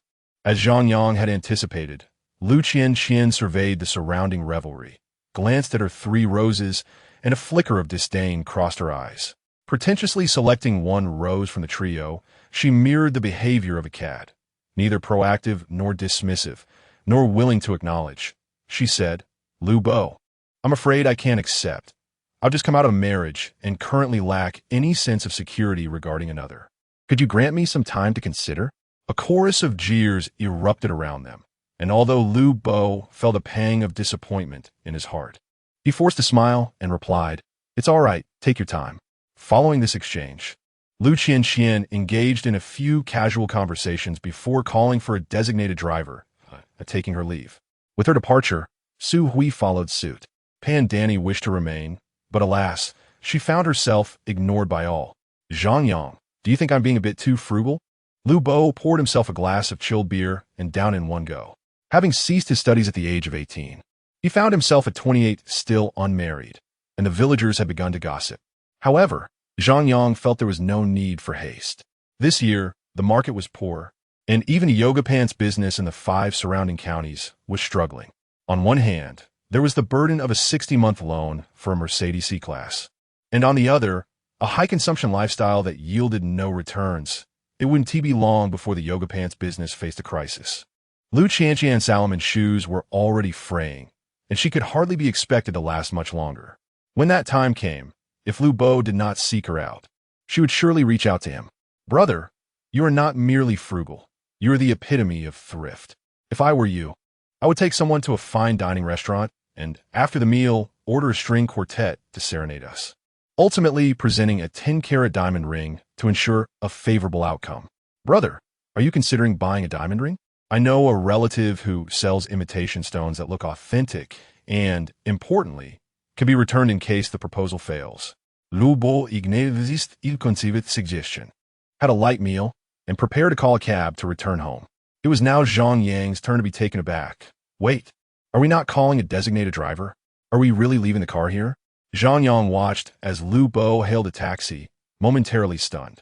Calling a designated driver seemed such a waste. Taking a cab would cost at most 30, while a designated driver would be at least 80. Lu Bo applied his business acumen to all aspects of life. Forget it. I'll call for one. Who knows what might happen to the car? Zhang Yang's vehicle was a Qian worth over 3 million. He would be devastated if some reckless youth decided to dance on it. Hey cousin, you're heading back already? That's a bit stingy, especially since Yanggu is back. Should we have a second gathering? Brother, how about we go to KTV? I have a friend who works there as a server. The cost-performance ratio is guaranteed to be high. Initially reluctant, Lu Bo thought it too extravagant and was not in a particularly cheerful mood. Yet, he could not withstand Lu Zi's relentless persuasion, who claimed that celestial beings were not among us, but rather in private rooms. The singing was not merely performance. It was a dialogue of the soul. However, just half an hour later, he found himself regretting the decision. This is what you call high-cost performance? Lu Bo stared at the 10 music teachers in the private room, overwhelmed with disbelief. The music teachers themselves were equally astonished. After years in the industry, it was their first time witnessing someone order 10 princesses while only getting a single bottle of beer. To make matters worse, that solitary bottle of beer was not even from their establishment, but rather procured from an unknown roadside stall. Chapter 35. Premium Lottery Brother, what do you think? Is this a remarkable deal, or what? Liozzi observed the 10 music instructors in the private room, wearing a look of cleverness. The room was filled with remnants left by others, and the beverages were self-provided. Perhaps the KTV would even supply a bit of plain water. Spending 5,000 yuan for 10 music instructors indeed seemed like an exceptional bargain. However, how would they manage the remaining hours? Would 10 music instructors share a single bottle of beer? It was expected that the music instructors would simply sing. Old mate, perhaps you should order another case of beer. I'm not sure how to explain this, one of the waiters remarked, looking somewhat troubled. But Liozzi appeared unfazed, confidently asserting, what beer should we order? Isn't the purpose of coming out to enjoy the company of music instructors and listen to their songs? If I wanted beer, I could just go to a roadside stall. Lobo. Zhang Yang. Madam. All right, hand me the menu, Zhang Yang said, feeling somewhat embarrassed. He suddenly thought that Liozzi should be with Xiong and their group. A glutton for music instructors without indulging in food, just as a glutton for music instructors without partaking in drink. All right, brother, Liozzi's old mate respectfully handed a gilded menu to Zhang Yang. The madam beside them watched Zhang Yang with a hint of anxiety. The two resembled a turtle and a brothel keeper. In KTV, the commission for a room is typically 200, and this old mate had already given up on that. Besides the commission from the princesses, the madam's substantial earnings came from beverage sales. Liozzi's approach was akin to purchasing a car at a dealership, paying in full for the base model without any additional features. If all patrons behaved like Liozzi, she would surely starve. Thus, all her hopes rested on Zhang Yang. However, as Zhang Yang continued to flip through the menu, her heart sank further. The front pages featured foreign liquors like XO, while the middle section showcased premium beers such as Shili and Budweiser, and the last pages contained lower-end beers. She had initially thought that Zhang Yang, with his distinguished demeanor, would be a wealthy individual, but to her surprise, let us order one of everything, Zhang Yang concluded, closing the menu and speaking softly. What? One of everything? The madam, taken aback, stared blankly at the menu Zhang Yang tossed her way. After a moment, she hesitantly inquired, Boss, are you suggesting we order everything listed here, including the appetizers and fruits? Zhang Yang nodded, affirming not just the drinks, but everything mentioned, including the fruit platter. He glanced at the menu, noting that the priciest item was likely the Hennessy XO at 5,180 yuan, followed by Royal Salute and vodka. Beers like Budweiser and Powertrain were merely priced at 78 and 58 yuan respectively, far more reasonable than those in bars. With 10 music instructors and 1 madam, if each contributed a bit of astonishment, he would recoup his expenses. As Zhang Yang anticipated, the madam's voice quivered. "Boss, are you serious? Including all these meat dishes, vegetarian options, and fruit platters?" Due to the host's extravagance, Lu Hongmei's shock value increased by 1,000, and congratulations to the host for acquiring 10 charisma points. Similarly, Wang Cuizue and Zhou Tingting's shock values rose by 100 each, granting the host 1 charisma point each. Each of the 10 music teachers contributed a single point, while Mama Sang contributed 10. Lu Bo, observing the extensive bill that totaled over 80,000, felt a pang of anguish. Over 60,000 seemed excessive, as if they would need crabs to fill the private room. Liuzi, standing nearby, remarked, "Brother Yang, this cost-effectiveness is rather low. I suggest—" "Enough," Lu Bo interjected, unwilling to hear his cost-effectiveness discourse. Seeing Zhang Yang resolute, he prepared to pay the bill himself, but Zhang Yang would not agree. He stepped in front of Lu Bo, handing his phone to Mama Sang, instructing her to scan it directly. Zhang Yang was momentarily taken aback by the sudden shock value increase attributed to his extravagance. Realizing that Lu Hongmei was staring blankly at the phone screen, he understood the cause. Although his mortgage was scheduled, it had yet to be settled, and the bank's consumer alert had triggered upon the excessive spending. It seemed the series of notifications had left her astounded. This outing was indeed worthwhile. In terms of cost-effectiveness, it remained a small-town affair. Soon, several servers entered, pushing carts filled with an array of appetizers, seafood, meat, vegetables, and duck necks, while the floor was strewn with various wines and beers. "Boss, how about I upgrade you to a large room on my account?" Mama Sang beamed, her delight barely contained, as her commission today equated to a month's earnings. The music teachers, wide-eyed, were astonished to discover that KTV could offer such delicacies as seafood and duck necks. "No, let us stick with this room. I don't wish to move," Zhang Yang decided, observing the music teachers in their short skirts. Realizing that Liuzi's comments on cost-effectiveness held some truth, with the spending in full swing, the service naturally became more enthusiastic. The music teachers, previously trained to limit their consumption, now faced an abundance of food and drink, with only 3 clients to cater to. They even began to engage in friendly competition among themselves. Initially reserved, Lu Bo succumbed to the music teacher's encouragement and soon found himself enjoying the festivities.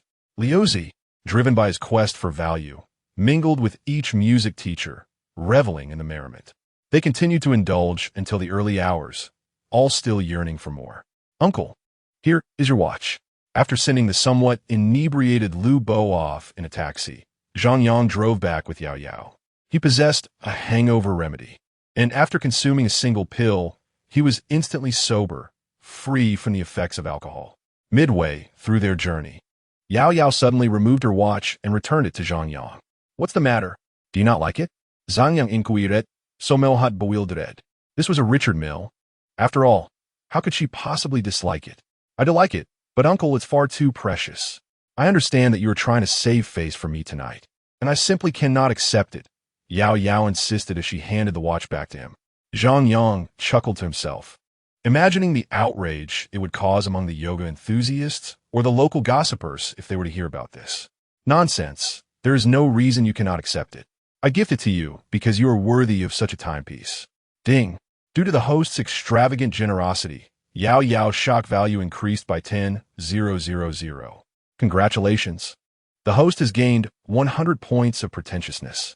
Ah, Yao Yao truly was a treasure girl.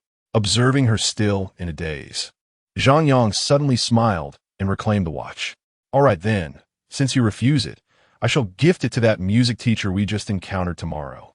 Upon hearing this, Yao Yao snapped back to attention, snatching the watch from Zhang Yang's hands with an indignant expression. "Oh really, uncle? I just saw you flirting with that little vixen. No, I must represent the moon and deliver judgment upon you." With that, regardless of Zhang Yang's willingness, she began to playfully scold him, prompting him to pull the car over. 5 minutes later, "Ah, uncle, that hurts."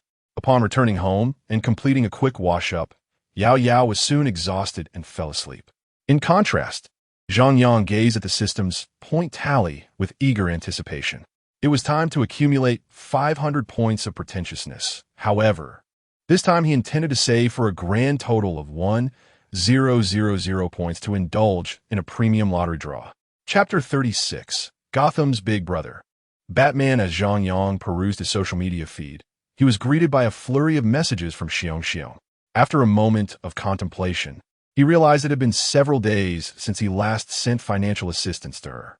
Thus, he resolutely transferred 500. He waited in silence, aware that sending a message would only clutter the chat with a notification of the transfer. For someone like Xiong, a sudden influx of 500 might be perceived as a windfall. Deng. Due to the host's generosity, Lin Xiong's astonishment level has increased by 100. Congratulations. The host has earned 1 point of astonishment value. Once he received the astonishment value, Zhang Yang opened the chat box. Thank you, big brother. I love you. How come now the pursuit is so widespread? Has it been reduced to 10 yuan? As soon as Zhang Yang sent his message, he was met with an exclamation mark. Had Xiong deleted herself? What was this peculiar behavior? Yet, within 10 seconds, she reappeared. Sorry, uncle. I thought it was one of those old lechers who only want to see breasts and graduation photos after transferring money. Uncle, if you want to see, it's free. Zhang Yang. Don't look. You shameless Xiong. Upon seeing the message from Xiong, Yao Yao seized Zhang Yang's phone and scolded her through a voice message. To everyone's surprise, this provocation seemed to awaken something within Xiong, who proceeded to send numerous photos.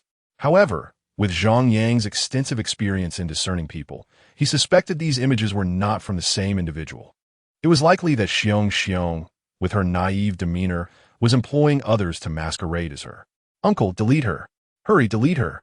As Xiong continued to send messages, Yao Yao, indifferent to whether it was someone else, deemed it unacceptable for her uncle to be enticed.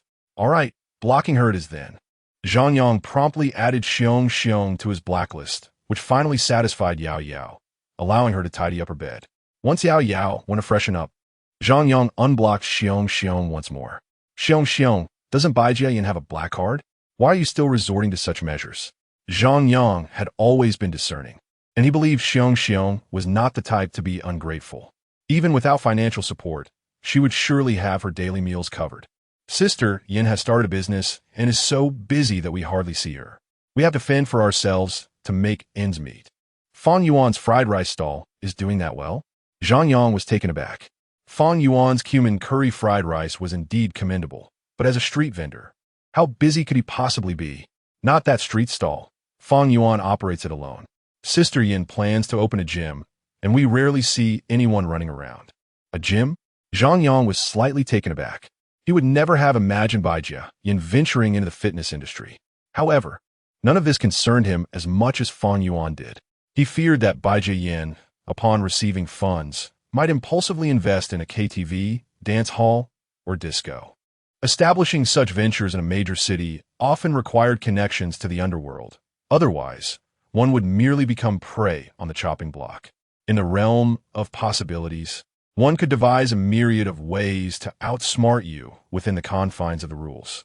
Although the current affairs of Fan Yuan and Bai Jiayan seem disconnected from Zhang Yang, should calamity arise, Fang Dezhou is certain to cast blame upon them, as long as Fan Yuan remains unscathed. Even if Bai Jiayan were to squander a fortune, Fang Dezhou would not direct his ire toward Zhang Yang or his brother-in-law. Once their conversation concluded, Zhang Yang's previously anxious heart found solace. At that moment, Yao Yao had also completed her grooming. The vitality of youth is indeed remarkable. She requires no elaborate layering of makeup, no intricate application of foundation, nor the meticulous enhancement of her lashes and lips. A simple wash of her face and a touch of sunscreen sufficed. Today, Yao Yao donned a charming, high-slit floral dress in a soft beige hue, adorned with playful strawberries, a delightful sight. Should one consider her conservative, such a notion would be misguided. Her skirt flirtatiously ascended above her knees, complemented by white socks and chunky shoes, creating a unique allure.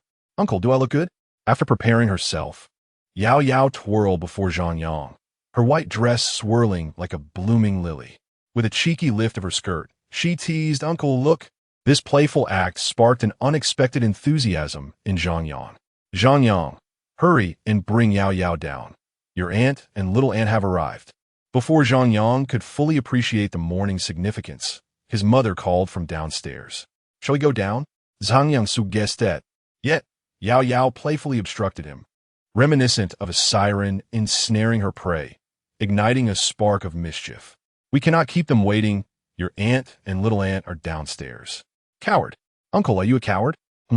Uncle, this is bad. Hello, aunt." "Hello, little uncle." Zhang Yang descended the stairs to find his aunt and little aunt seated at the round table, engaged in familial discussions. The elder aunt, nearing 60, beamed upon seeing Zhang Yang and produced a red envelope, inquiring, "Where's your girlfriend? Your mother mentioned she is exceptionally beautiful." "Let me have a look." Zhang Yang found himself both amused and exasperated, realizing his mother had likely boasted about him to the entire family. "Just woke up and am still getting ready," he chuckled, aware that Yao Yao was likely caught in a web of her own, making after employing a teasing tactic. Men past the age of 25 often possess a sense of integrity. Any man with the capacity for action would never retreat into obscurity. To admit cowardice would unequivocally signify defeat. How foolish to indulge in pleasure at such a young age, devoid of ambition, quite unlike what your little aunt had in mind. She chattered on. Yet, the elder aunt sharply pinched her arm, admonishing, "Are you trying to drive me mad? You ought to return home." Though her words silenced the little aunt, it was evident that she remained steadfast in her convictions. Zhang Yang discerned the source of his aunt's displeasure. As Yao Yao engaged in conversation with his elder aunt, he leaned in close to his younger aunt and whispered, "Aunt, have you noticed the watch on Yao Yao's right wrist?" "Yes, I have." "What's the matter?" His aunt replied, somewhat perplexed by his inquiry. "That watch is a Richard Mille, valued at over $1.3 million, Zhang Yang informed her. His aunt regarded him with a look of skepticism, to which he nodded affirmatively and gestured toward the car outside. "That vehicle is a Cayenne Turbo GT, priced at around $3 million. Her pupils dilated in surprise as she glanced between Zhang Yang and Yao Yao. After a brief moment of contemplation, she alternated her gaze between them for several seconds. When Yao Yao re-entered the room, her expression transformed into one of radiant delight. Yang, you have exquisitaste. This young lady is truly beautiful. You two are a match made in heaven, perfectly suited for one another." The elder aunt interjected. "Zhang Yang, is your girlfriend from Yaojiang? Did she cast a spell on your aunt?" "No, she hails from Gotham, where the esteemed Batman resides, and possesses considerable financial prowess." Chapter 37. The fairy in the private room, both my aunts, one maternal and one paternal, came partly to visit Yao Yao and partly to remind my mother to pay respects to our ancestors that afternoon. This year marked the first anniversary of my grandmother's passing. Zhang Yang was exempt from attending, having already completed the mourning period for 5 relatives. While he was not entirely sure what 5 degrees of mourning entailed, he understood it simply as the absence of names on the gravestone indicating one's release from such obligations. "Yao Yao, why don't you accompany your aunt to pay respects? It would be nice for Zhang Yang's grandmother to see you," my mother suggested. The ancestral rites would undoubtedly also honor my grandfather, and all the living relatives from my mother's side would surely attend. My mother seemed eager to showcase her family. Yao Yao, however, was indifferent, even somewhat excited. She thrived on the bustle of gatherings. Yet, it was my taciturn father who first voiced his disapproval, saying, "Why bring the child along? It will be smoky and chaotic with the singing and burning of paper offerings lasting 5 to 6 hours. Young people had their own matters to attend to, and later, they could visit my grandmother on a more suitable day, with Zhang Yang leading the way. What is all this about smoke and chaos? Zhang Yang has a car. If they tire, they can simply return to the vehicle," my mother countered. She cast a pleading glance at Zhang Yang, who felt a wave of anxiety wash over him. This was akin to the dilemma of choosing whom to save first if both his wife and mother fell into a river. He could only seek assistance from his father, who genuinely did not wish to attend. Previously, he had been curious, especially since his grandparents were devout Christians. When they passed, there was little fuss. Each year, during Qingming and Chongyang, His father would buy flowers and check the gravestone. However, after attending once in high school, he returned home reeking of incense for several days. Zhang Yang, can that car make the trip? What if it gets scratched? Do you have any idea how much repairs cost? His mother's concern over finances was evident. Fireworks were unpredictable. If something went awry, there would be no recourse. Meanwhile, my aunt grasped Yao Yao's hand and chimed in, "Oh, what could possibly happen to you young ones? You needn't take your car. Your uncle will drive you." Just then, my uncle arrived in a pickup truck, laden with paper offerings and wreaths. Upon seeing the truck, an idea sparked in Zhang Yang's mind. "Mother, Yao Yao and I truly have something to discuss this afternoon." Yao Yao mentioned that it is quite arduous for father to ride a tricycle, and she would like to buy him a vehicle for convenience in transporting goods. "Isn't that right, Yao Yao?" Yao Yao met his gaze, glanced at the red envelopes she had received in recent days, and confirmed with a knowing smile that he was indeed not human. However, since the gift was for Zhang Yang's father, she was indifferent, cheerfully affirming, "Yes, we are preparing a surprise for uncle." My father and mother were aware that the money came from Zhang Yang, and they attempted to dissuade him. Yet my aunt, unaware of the circumstances, assumed Zhang Yang was merely living off his partner. "Well, never mind. The living are far more important than the deceased. Honoring the living while they are here is worth more than anything else," she stated, pulling my father and mother into the vehicle. After everyone had left, Yao Yao took out the wad of cash she had stuffed into her small pocket. "Uncle, what kind of car shall we buy? I only have over 40,000, and there is another 5,000 in my card. Is that enough? Or shall we sell this watch to buy a better one?" Zhang Yang couldn't help but chuckle, recalling how he had advised her against selling too hastily. "Don't worry, dear. I have funds. I merely said that to give you some face. When people ask who bought this car, I'll proudly say it was my daughter-in-law." Yao Yao's face flushed at his words. "Who is your daughter-in-law? You haven't even bought me a bouquet, to confess." Zhang Yang, amused, playfully patted her backside. "Let us go, we'll buy it soon." Naturally, when purchasing a vehicle, one must seek out familiar contacts. After all, the fourth son's dealership was notorious for exploiting customers. Have you ever heard of a customer paying only for the salesperson to crash the car and expect the customer to cover the repair costs? Or how about the scenario where a customer brings the car home, only for the salesperson to sneakily take it back and demand additional payment? Or even worse, a customer pays but is forbidden from picking up the car until they assist in selling another one? Such absurdities reflect a reality more outrageous than fiction. Zhang Yang was determined not to be ensnared by the fourth son, so he promptly called Lu Bo for assistance. Unfortunately, on their way to the dealership, they encountered Lu Zi. The small county was not large, and Zhang Yang's conspicuous Qian drew attention. "Brother, when you buy a car, let me know. I have an old acquaintance who specializes in selling cars. I guarantee it will be economical and practical."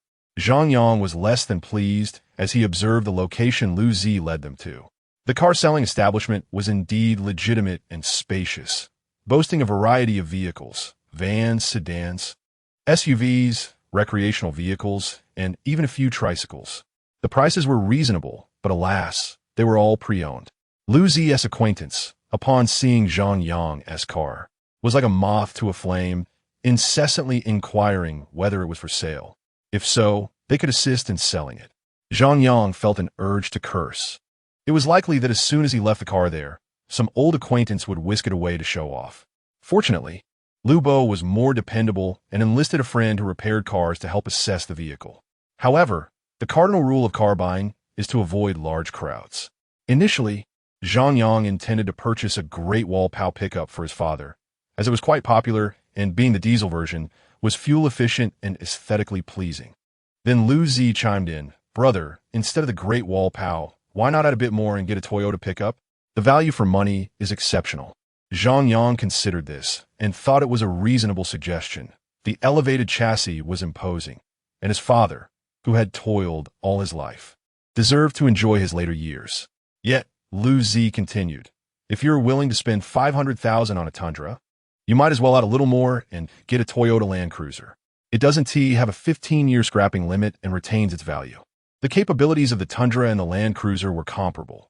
Both could accomplish what the other could, and the value proposition was undeniably appealing. Despite knowing it was a trap, Zhang Yang found himself tempted. Upon seeing that Zhang Yang had opted for the Land Cruiser, Lu Zi attempted to deliver yet another persuasive pitch about its value, which promptly earned him a swift dismissal from Zhang Yang. Continuing to purchase would lead my father to drive a G-Class Brabus, selling tortoises. The Toyota Land Cruiser, also known as the Toyota Prado, cost nearly $60,000 after all expenses. However, Zhang Yang felt that this expenditure was entirely justified.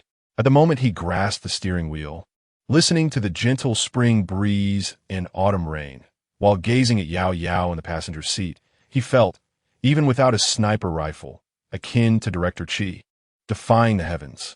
"Wow, Bo, you've changed your car." Lu Bo, as usual, got in and took a spin, posting to his social media. To his surprise, the one who responded immediately was Lu Qianqian. The Land Cruiser's allure, akin to that of a Range Rover, wielded an impact comparable to the influence of a model over a Navi girl. One sought material wealth, while the other sought companionship. "No, it's a gift from Zhang Yang to his father. Are we gathering again tonight?" Lu Bo, recalling his lackluster performance the previous evening, planned to buy a bouquet and select a gift. "No, I have plans to ride with someone." "You all enjoy yourselves," Lu Qianqian said. Losing interest upon realizing the car belonged to Zhang Yang, her enthusiasm waning, her responses to Lu Bo becoming perfunctory. "Noticing no bost glomi dimine." Zhang Yang suggested they celebrate and drown their sorrows in drink. Same place, same people, just missing a few. After dinner, Lu Zi exclaimed about the cost-effectiveness, and they headed to KTV. Unlike the previous day's shyness, today Lu Bo was determined to loosen up. He initially thought he was merely changing venues to drink away his troubles. However, when the music teacher linked arms with him to shield him from alcohol, when he grew weary and wished to rest, she supported his shoulders and let him recline on her lap.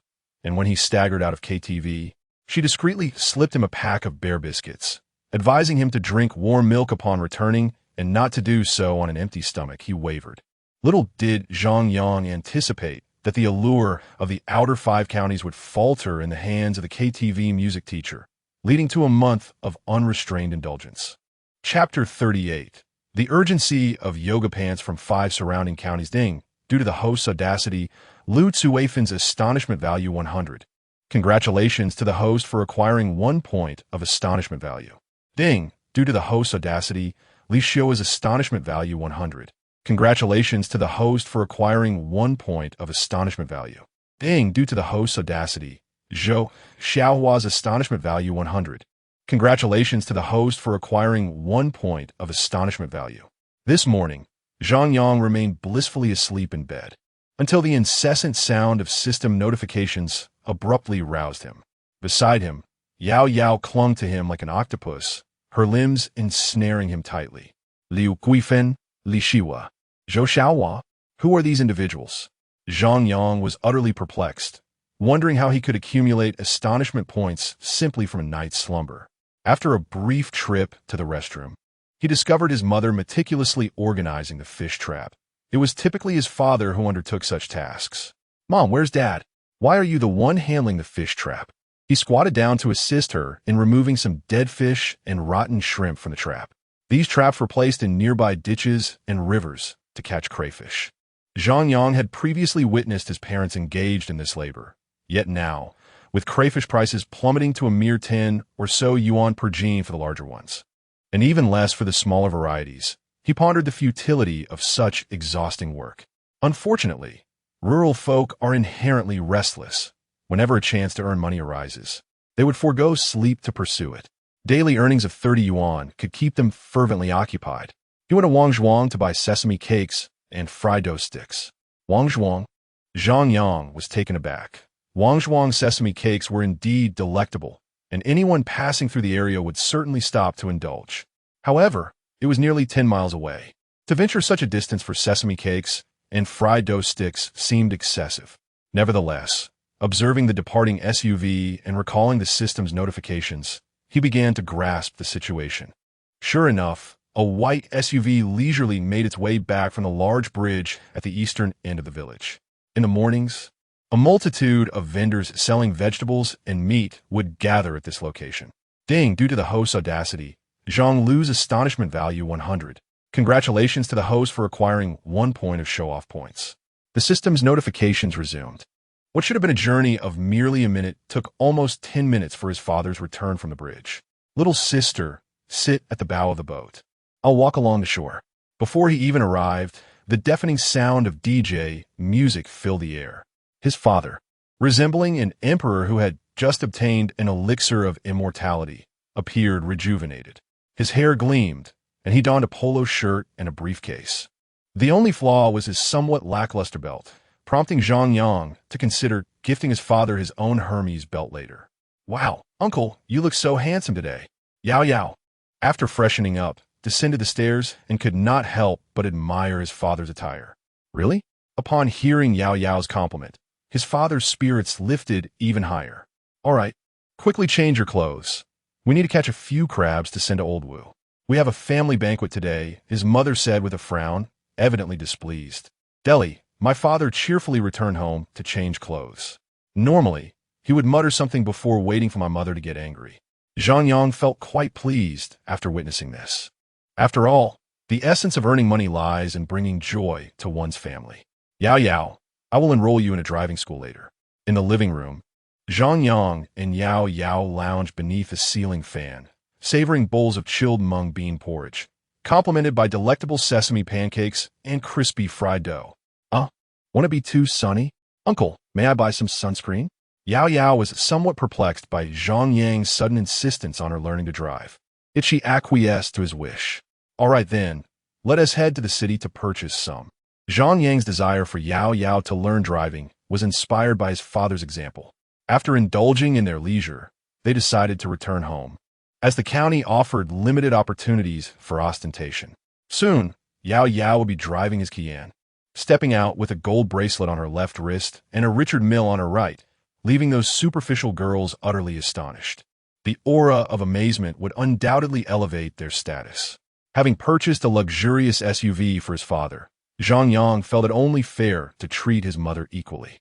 In the city, he bought her a complete set of gold bracelets, necklaces, and an array of cosmetics, bags, and clothing. Though his mother feigned discontent about the extravagant spending, she smiled as she donned her new treasures, eagerly pulling his father out to visit relatives. It was not long before the familiar chime of notifications echoed once more. With no dinner prepared, Zhang Yang took Yao Yao to a fried barbecue restaurant, a place he frequented during his school days, where he would order cold noodles and a selection of fried skewers. The sauce was self-applied, and the mouth-watering combination of tofu, mushrooms, and tenderloin flooded his senses with satisfaction. After their meal, the duo planned to explore further, but unexpectedly, Lu Bo called. Hello, Zhang Yang, I just closed a significant deal. Let us celebrate. At KTV, Zhang Yang was momentarily taken aback. Lu Bo was not typically one to be generous. The fact that he proactively invited him to KTV was surprising. Usually, he would opt for a casual eatery and a couple of good bottles of wine. After all, he favored material pleasures over spiritual ones, believing that what one consumes is what truly belongs to them. Had he perhaps sold crabs to someone from the Shanghai market today? Arriving at the KTV private room with Yao Yao, they found Lu Bo and Lu Zi already engaged with their chosen music teachers. Lu Zi, ever the seeker of value, had chosen a girl with a voluptuous figure. The table was adorned with an assortment of drinks and a fruit platter, suggesting expenditures in the range of 3,000 to 4,000. For Lu Bo, this was quite an extravagant outing. Uncle, it seems your friend has taken a liking to that princess, Yao Yao remarked. After a while of singing, Zhang Yang found the experience tedious. An occasional visit to KTV was enjoyable, but frequent trips rendered even the most delightful company mundane. Could it be? Zhang Yang thought to himself, casting a sidelong glance at Lu Bo in disbelief. Lu Bo's affection for Lu Qianqian was so apparent that even a fool could discern it. It seemed implausible for him to swiftly shift his affections. However, upon witnessing the scene with Lu Bo, one could almost comprehend the reasons behind his change of heart. The four were engaged in a game of bravado, with Liu Zi paired with his hefty companion, while Lu Bo teamed up with the princess. The stakes were simple. The loser would either drink a cup or undertake a daring challenge. True to his nature as a spokesperson for value, Liu Zi downed cup after cup, swiftly vanquishing Lu Bo's duo without mercy. Brother, let me drink for you. Brother, let us forego the drinks and opt for a challenge instead. Brother, allow me to assist you to the restroom. This relentless barrage of antics nearly rendered Lu Bo utterly befuddled. In the ensuing days, Lu Bo persistently concocted various excuses to summon Zhang Yang and his companions to the KTV. Zhang Yang would occasionally reciprocate the invitations, utilizing his system of shock value to bring in a few new faces, thereby offsetting the expenses. In contrast to the yoga pants from the 5 outer counties, Zhang Yang exhibited a clear preference for the KTV music instructors, as the latter posed no significant threat beyond potentially placing a metaphorical crown of infidelity upon Lu Bo's head. Time drifted aimlessly for nearly a week. Lu Qianqian, feeling increasingly restless, could no longer endure the silence. It had been a week since Lu Bo last called or delivered crabs to her. Previously, he would generously supply her with a bountiful haul of crabs on a weekly basis, which she would then sell at a fraction of the price to local seafood vendors, yielding a substantial income. Coupled with occasional gifts of other seafood from Lu Bo, her weekly earnings often reached 1,000. Yet now, with Lu Bo out of contact for a week, her credit card approached its due date. For her, the implications of a late payment were dire. If she failed to settle it in time, the bank would lower her credit limit, leading to a cascade of financial calamities. Chapter 39 is the showdown approaching? System. Check my prestige points balance. Prestige points balance. 725 points after more than a week of effort from my father, mother, and Zhang Yang. My prestige points have successfully reached 725, bringing me one step closer to the elite lottery. System. Grant me 3 high-level draws. After sending Yao Yao to driving school in the morning, Zhang Yang sat in the car outside the driving school, prepared for the lottery. I must draw. This morning, the bank unexpectedly withdrew my mortgage payment. I also purchased a luxury car for my father and spent quite a bit of money supporting Lu Bo. Although I earned a considerable amount of prestige points at the KTV, they are merely points and not cash. If I don't draw now, I will become a pauper with only 5,000 yuan left in my account. Deng, congratulations to the host for obtaining a Vacheron Constantine 406E B065 watch. Deng, congratulations to the host for acquiring 4 million yuan, which has been transferred to the bank account. Deng, congratulations to the host for mastering the art of magician's combat. As the lottery concluded, a fleeting memory surged in Zhang Yang's mind, revealing a plethora of combat techniques. However, these techniques were not meant for competition, but rather for lethal purposes. Magic Shijutsu is currently recognized as the most practical close combat technique and is widely studied by special forces around the globe. Its strikes are ruthless, targeting the most vulnerable points of the human body. Techniques such as elbow strikes, throat punches, and leg sweeps can leave even a special forces operative severely injured or worse, let alone an ordinary person. Once he absorbed this knowledge, Zhang Yang turned his attention back to the Vacheron Constantine watch. Compared to Rolex and Patek Philippe, Vacheron Constantine watches have historically depreciated in value. The official retail price for this particular model, the 406 EB065, is approximately 3.6 million yuan, but its market buyback price is less than half of that, around 1.5 million. Nevertheless, it remains a member of the top 10 luxury watches in the world, a rarity that most can only admire from afar. As Zhang Yang donned the newly acquired watch, with its brown strap complementing the golden timepiece, he felt a touch of sophistication. Compared to Richard Mille, Vacheron Constantine seemed more suited to his style. Just as he was enjoying the moment, his phone suddenly rang. Upon noticing an unfamiliar number, he realized it was from Bin Jiang. After a brief contemplation, he decided to answer. Hello, may I ask if this is Zhang Yang? And you are? Zhang Yang replied, slightly taken aback. The voice sounded familiar, yet he couldn't place it. This is Su Hui, Lu Qianqian's friend. Have you forgotten me so soon? A delicate voice chimed from the other end of the line. Oh, of course. I remember the stunning Su. How could I forget? Is there something you need? Zhang Yang's brow furrowed. He wondered why this sophisticated lady from the outer counties was reaching out to him. Moreover, how did she obtain his phone number? Zhang Yang's tone was somewhat frigid. This woman possessed remarkably high standards, making it exceedingly difficult to astonish her. She was not even his client, so it was natural for Zhang Yang to lack any warm demeanor. Sensing his impatience, Su Hui, who had initially intended to engage in small talk, swiftly transitioned to the main topic.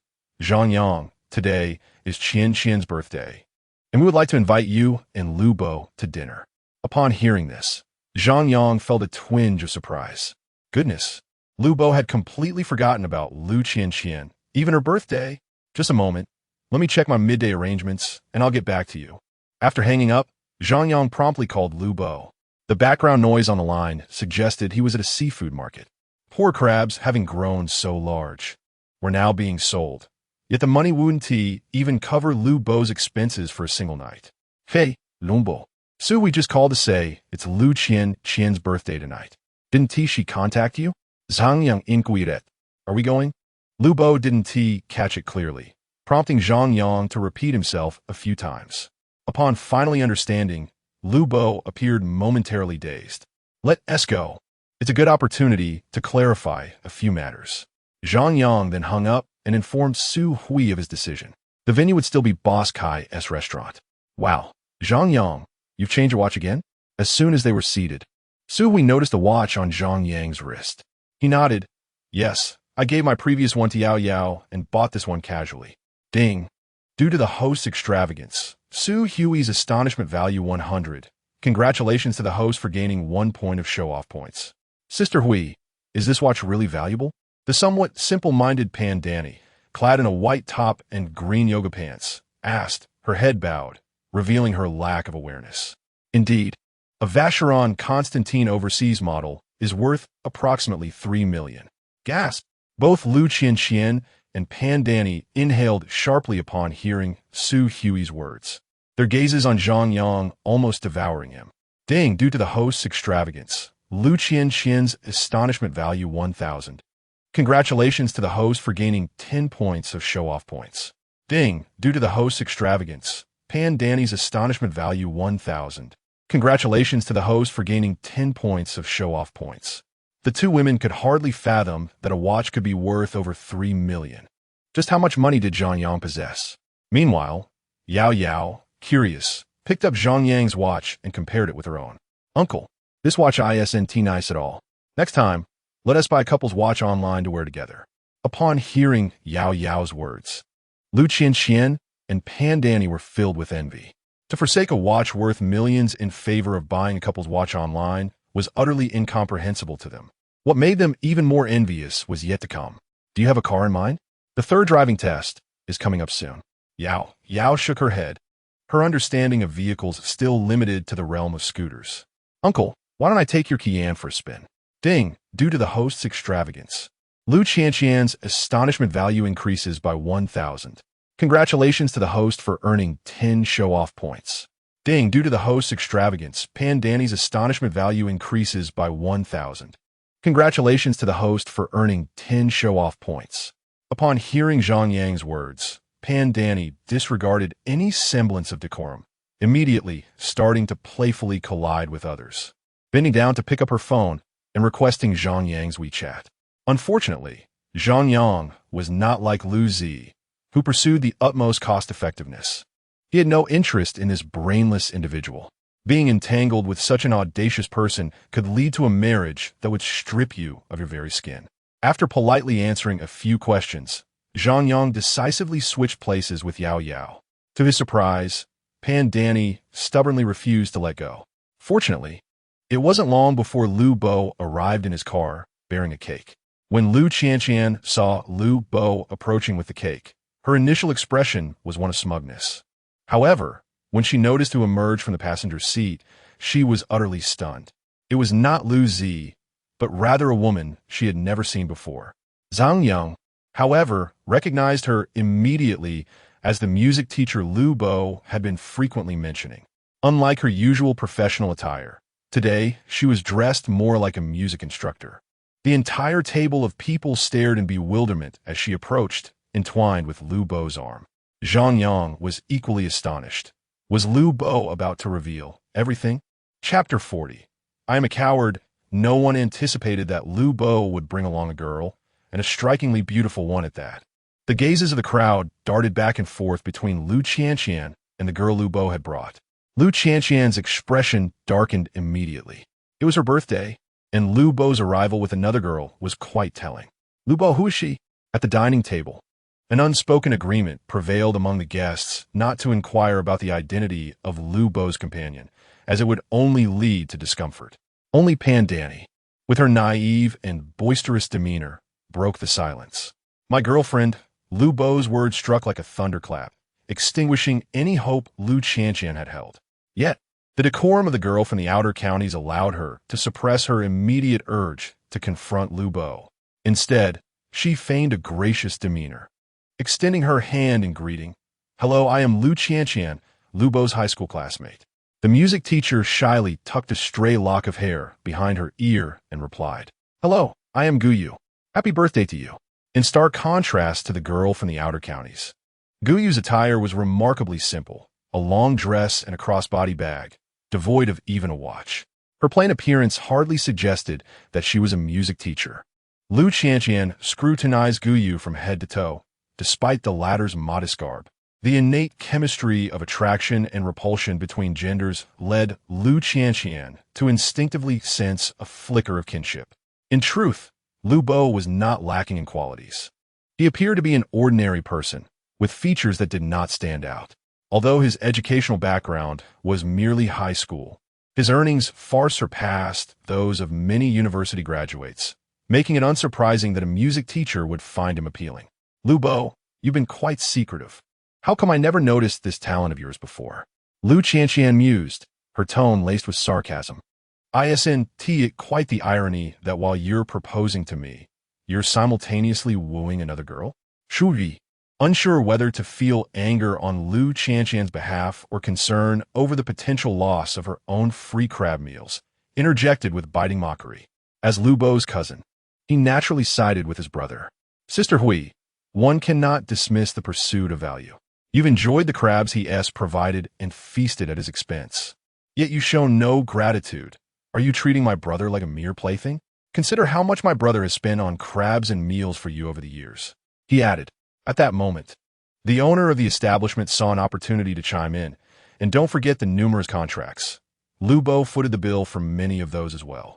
Pan Danny, feeling overwhelmed, continued to stir the pot. This is merely a test for you.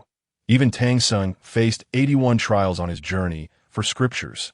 Lu Zi immediately protested. A journey for scriptures?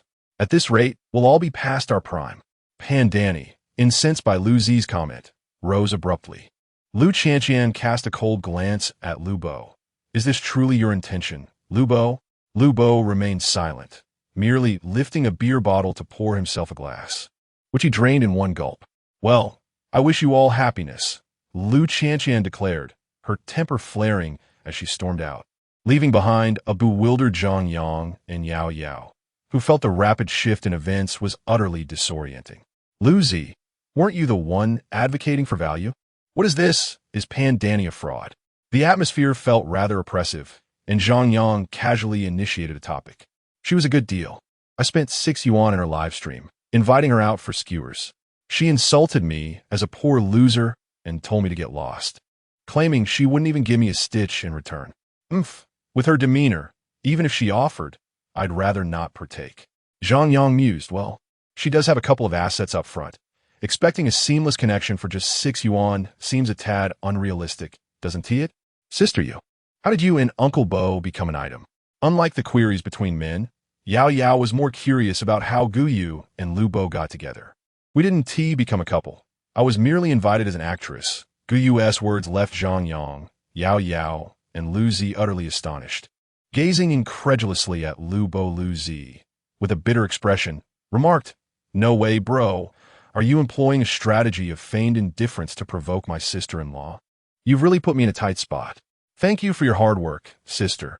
I've already transferred the money. Guyu glanced at her phone and nodded. Thank you, brother. Do come find me again in the future. Amid Zhang Yang and Lu Zi's dumbfounded expressions, Guyu gracefully departed, hailing a rideshare. Lu Bo, what on earth are you playing at? Even Zhang Yang was struggling to comprehend Lu Bo's intentions. If he had developed feelings for the music teacher, it seemed merely a fleeting dalliance. Yet, if he didn't care, He had just sent Lu Qianqian away in anger. Lu Bo said nothing and simply requested a wine glass from the boss, retrieving 2 bottles of Matai from the car. Good grief, cousin. Are you really willing to share this liquor? Have you lost your mind? Lu Zi exclaimed in astonishment, though his hands moved swiftly to prepare the glasses. Zhang Yang, too, sensed a change in Lu Bo's demeanor, vaguely feeling that he had something significant to reveal. Let us down this glass first. Lu Bo said nothing, filling a glass to the brim before downing it in one gulp. Zhang Yang, feeling curious, followed suit, though this time he didn't use any hangover remedy. He thought perhaps his good brother had suddenly found enlightenment and would no longer act the fool. However, Lu Bo's next words instantly alerted Zhang Yang to the gravity of the situation. Zhang Yang, during my absence, I've had to trouble Uncle San and Aunt San to look after my parents. Hearing this, Zhang Yang abruptly looked up. Lu Bo, have you encountered some trouble? If it's a financial matter, don't hesitate to ask. I can provide up to 10 million without a second thought. If it exceeds that, just give me some time. I could gather 100 million. This was not mere bravado from Zhang Yang. He possessed nearly 500 points of influence. And with assets like cars and watches, cashing out was effortless. Lu Zi was left speechless, astonished by Zhang Yang's declaration. Lu Bo merely chuckled, patting Zhang Yang on the shoulder. You're truly a brother. I haven't misjudged. Let us have another drink. Without waiting for Zhang Yang to inquire further, Lu Bo poured himself a second glass. A cup weighs an ounce, which causes Zhang Yang's modest tolerance for alcohol to churn like a tempest in his stomach. Nonetheless, he swallowed it down, harboring a rather ominous suspicion in his heart. He dared not inquire, fearful that the truth might indeed be as dreadful as he imagined, bringing with it a world of trouble. This third cup is dedicated to that damned fate, Lu Bo declared, downing the drink in one swift motion. Lu Zi seemed to grasp the gravity of the situation, his eyes glistening with unshed tears. Brother, you don't mean to say you have some incurable ailment, do you? Lu Bo nodded, and Zhang Yang's heart sank, fully aware of the dismal reality. He sank heavily onto a stool, feeling a tightness in his chest. His mind flooded with memories of their childhood spent together. After downing another glass, an epiphany struck him. He possessed a system. If he could draw attributes of strength, surely he could also obtain something to cure cancer. The absence of such a draw must be due to insufficient lottery points. If 1,000 points were inadequate, he could surely accumulate 10,000, believing that he would undoubtedly procure something to remedy Lu Bo's condition. However, it was imperative to ascertain the current state of Lu Bo's illness. Should it prove grave, treatment could be postponed, granting him ample time to amass points for showing off. Lu Bo, what type of cancer do you have? If it's serious, we should consider going abroad. I've heard the targeted therapies there are remarkably effective. Lu Bo, taken aback, gazed at Zhang Yang in disbelief. Cancer? What cancer? When did I ever mention I had cancer? Zhang Yang was equally bewildered. If it's not cancer, then what incurable disease do you have? He simply could not fathom what other ailments could be deemed incurable aside from cancer. Impotence, Lu Bo lamented. Oh, woe is me. I have yet to experience it. That day, when I shared a moment of passion with Gu Yu, we were so in tune with each other. She coiled her long hair, and I drew the curtains. Oh, how I am but a coward. My father knows an old Chinese medicine practitioner in Binjiang, and I plan to seek treatment there for a while. Oh, Zhang Yang, how can I be such a coward? I've consumed my oysters, downed 3 shots of liquor, and taken 3 blue pills. He sobbed. Zhang Yang, how can I be a coward? Last year I bought a watch. Chapter 41. The grand lottery drawing. Lu Bo departed early the next morning, driving off before dawn. He had never anticipated that after concealing his sword for 28 years, cultivating his strength, not seeking to cleave the heavens or reverse the rivers, he would at the very least achieve the ability to slay a foe at 100 paces, causing them to abandon their armor in fear. To his utter dismay, after nurturing his prowess for nearly 3 decades, he discovered himself to be utterly ineffectual. All notions of yoga pants and music teachers were mere illusions. Lu Bo's weekly obligation of delivering crabs was taken over by Zhang Yang's father, who was more than willing to assist, reveling in the opportunity to spend nearly every hour of the day behind the wheel. Zhang Yang, too, settled into a monotonous routine. ferrying Yao Yao to her driving lessons in the morning before helping his father with the crab deliveries. The proprietor of the small restaurant, observing Zhang Yang arriving in both a Land Cruiser and a Qian to deliver crabs, soon ceased to rely on their services. Suspecting either that the crabs were faulty or that they were earning too much, which seemed unjust to him. This left Zhang Yang in a state of bemusement. In the afternoons and evenings, Zhang Yang took Yao Yao to visit relatives, not for any particular reason, but to enhance their social standing. With a Land Cruiser and a Qian parked at his uncle's doorstep, they would unload Mao Tai and Huazi from the trunk. The neighbors, including previously indifferent aunts, were left astounded by the ostentatious display. After nearly half a month of visiting relatives, they had managed to pay respects to nearly all of Zhang Yang's aunts and uncles. Yao Yao successfully obtained her driver's license and lay in bed, joyfully counting the red envelopes gifted by relatives. Zhang Yang, meanwhile, prepared for a cleansing ritual, as today his social standing had officially reached 1,000 points. Based on previous experiences, the initial value was approximately 10,000 yuan, with intermediate levels yielding an additional 20 and advanced draws potentially offering between 50 and 300.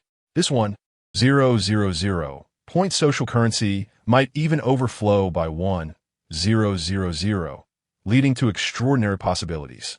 Zhang Yang found himself daydreaming about driving a Lamborghini or a Rolls-Royce to a gas station, casually instructing the attendant, fill it with 98 and add another 100 to overflow onto the ground. The system then notified him of a special lottery draw. Deng. Congratulations. The host has drawn the 2050 drone delivery system, valued at 100,000 social points. Currently unlocked at 1. The host can continue to unlock further capabilities through social points without the need for a lottery. What? Zhang Yang furrowed his brow, perplexed by the nature of this drone delivery system. What about my Lamborghini, my aspirations? This is a system for social standing, not a delivery service. Why grant me this incomplete version of a delivery system? Frowning, Zhang Yang accessed the system interface to uncover the true nature of this drone delivery system. And upon examination, he was left utterly astonished. The entire drone delivery system comprised 3 elements: the main server, AI intelligence, and the delivery drones. In the year 2050, delivery personnel will be entirely supplanted by affordable and practical drones, controlled by artificial intelligence. With servers meticulously recording information, these delivery drones will directly serve meals to dining tables. All one needs to do is place an order for the first time, and a delivery worker will bring the meal, releasing a drone at a designated location, such as a window or doorstep. The AI will autonomously return, documenting direction, coordinates, altitude, and all pertinent information. For subsequent orders, it will match with big data to devise the most efficient and rapid delivery route. What once took 10 or 20 minutes will now be accomplished in under 5 minutes by drone. Upon realizing this, Zhang Yang couldn't help but gasp for the delivery worker's plight. As time progresses, technology will inevitably replace a portion of the workforce. However, the extent of this replacement is startling. Presently, a drone costs only a few thousand yuan, making it far more cost-effective than human delivery personnel. It is inconceivable to think how capitalists, upon learning about Zhang Yang's drone system, would react with fervor. Just consider the 3 giants of the delivery industry, Donggu, Xiaomagu. They would surely be left in a state of disbelief. Yet, a thought suddenly ignited within Zhang Yang. To be precise, his ambition. Standing at the forefront of innovation, even a pig could soar to great heights. From 2008 to 2013, the pinnacle was the internet. From 2013 to 2019, it was real estate. And from 2019 to the present, it is live streaming. Seizing the opportunity at the forefront, an ordinary person could effortlessly accumulate a lifetime of unending wealth. Zhang Yang yearned to see if he could be that pig flying at the crest of the wave. The mere thought of monopolizing the entire delivery industry in China sent shivers of excitement through him. Uncle, why are you trembling? Is the air conditioning too low? Yao Yao observed Zhang Yang quivering beneath the air vent, mistakenly believing he was cold. As she contemplated turning off the air conditioning and opening a window to let in the evening breeze, her hand was suddenly grasped by Zhang Yang. My dear, what do you see ahead? Yao Yao inquired, peering into the murky darkness. Tentatively, she asked, "Uncle, are you considering some wild venture?" Half an hour later, in a car at the eastern edge of the village, Zhang Yang, smoking a post-event cigarette, turned to Yao Yao and said, "Yao Yao, let us return." She nodded in agreement. The following afternoon, under the incessant admonitions of their parents, they returned to Binjiang City, their trunk brimming with food and drinks. Their first order of business was, of course, to deliver some of the nourishing provisions brought by their mother to their cousin. Due to the orders received from Wang Defa and Fang Dezhou, their cousin and her husband appeared exceedingly busy. After receiving the items, they had no time to invite Zhang Yang for dinner, which suited him just fine, as he was eager to explore Fashion Street. To be precise, it was Yao Yao who wanted to seek out Xiao Huang and Xiao Lu. After placing the items in the refrigerator, they made another trip to the supermarket, purchasing an abundance of food and drinks. After tidying up their home, they finally proceeded to Fashion Street. The phones of Xiao Huang and Xiao Lu were intermittently operational, not due to a lack of credit, but because they were occasionally overwhelmed by notifications. To reach them, one could only resort to the spirited girls. The first person that Zhang Yang thought of was by Jian, yet she was undoubtedly preoccupied and lacked the time to attend to him. The second name that crossed his mind was Xiong, so he sent her a message, coincidentally while she was dining at a restaurant. Xiong informed him that she was enjoying fried rice at Fang Yuan. Without hesitation, Zhang Yang made his way to Chaos Street and, as he approached, he deliberately slowed down for Yao Yao. He could easily envision the reactions of those spirited girls upon seeing her. Indeed, as the vehicle halted in front of Fang Yuan's stall and Yao Yao alighted, the system's notification sound was incessant. Adorned with a grand golden bracelet on her left wrist and a well-known Richard Mille watch on her right, all while driving Zhang Yang's Qian. It was no surprise that anyone acquainted with Yao Yao was left astounded. Deng. Due to the host's extravagance, Lin Xiong's astonishment value 1,000. Congratulations to the host for acquiring 10 show-off points. Ding. Due to the host's extravagance, Han Mimi's astonishment value 1,000. Congratulations to the host for acquiring 10 show-off points. Many recognized Zhang Yang's car and Yao Yao, marveling at how the once humble trio at the traffic light had transformed into such splendor. Zhang Yang mused that the show-off points from the spirited girls were indeed quite easy to accumulate. Chapter 42, A Bounty of Astonishment. Uncle, where have you been lately? I haven't seen you around, Yao Yao remarked as she disembarked, while a group of spirited young ladies merely gazed with envy and admiration, yet did not approach. The spirited young men and women were brimming with vitality, but it was only when they spotted Zhang Yang alighting from the passenger seat that Xiong decided to engage. I've been back home for a while. Why isn't by Jia Yin here to assist Fang Yuan with the stall? Why are you here instead? In front of Fang Yuan's stall, a considerable number of patrons had gathered, although most were merely there to indulge in food and drinks. Fang Yuan had divided the area into two sections, one designated solely for seating with a table, where patrons would sit while eating, the other reserved for regular customers. Despite the chaotic ambience and the colorful hair of the youthful crowd, numerous visitors continued to flock to savor the cumin curry fried rice. The exquisite presentation and hygienic ingredients attracted many return customers. Xiong, may I ask you something? Xiong was eager to inquire about Xiao Huang and Xiao Lv's whereabouts. Yet, Xiong seemed to anticipate the question and replied directly, "Don't bother looking for them. They're currently more disreputable than the most unscrupulous individuals on Trinity Street, unworthy even of a dog's attention." Upon hearing this, Yao Yao was incensed, grabbing Xiong by the collar as if to strike her. The surrounding spirited young men and women immediately stood up, alarmed at Yao Yao's intent. Bai Jiayan was undeniably the reigning queen of Trinity Street, with many spirited young ladies and gentlemen relying on Fang Yuan's fried rice for sustenance. In Bai Jiayan's absence, Xiong had assumed the title of queen. Xiong, undeterred by Yao Yao's grip, waved her hand dismissively, signaling everyone to step back. If you don't believe me, you can check out Yisei later. They appear there every night. For merely 50 yuan, or even a pack of cigarettes, one could see them. Naturally, Yao Yao was skeptical of her words, seething as she searched around, but the time was not yet ripe. Given the sweltering heat, the spirited young men and women were reluctant to venture out. "Uncle, when did you return? Would you care for a portion of fried rice?" Fang Yuan no longer exhibited the earlier brooding demeanor. His face was adorned with a beaming smile, exuding joy. "Let us have some cumin curry, shall we? Are you tired?" Zhang Yang lit a cigarette, smiling as he observed Fang Yuan deftly tossing the ingredients in the pan, utterly absorbed in his task. The dining table gleamed from his diligent polishing, and he maintained 3 pristine white cloths on the table, promptly wiping away any speck of dirt. Fortunately, witnessing them devour the fried rice I prepared brings a substantial sense of accomplishment. Zhang Yang nodded in agreement, recognizing that modest wealth is earned through diligence, while substantial fortune often relies on luck. With Fang Yuan's culinary skills and mindset, even without Fang Dezhou, he would lead a life of comfort and prosperity. At the moment Fang Yuan began frying the rice, an idea struck Zhang Yang regarding the development of a drone delivery service.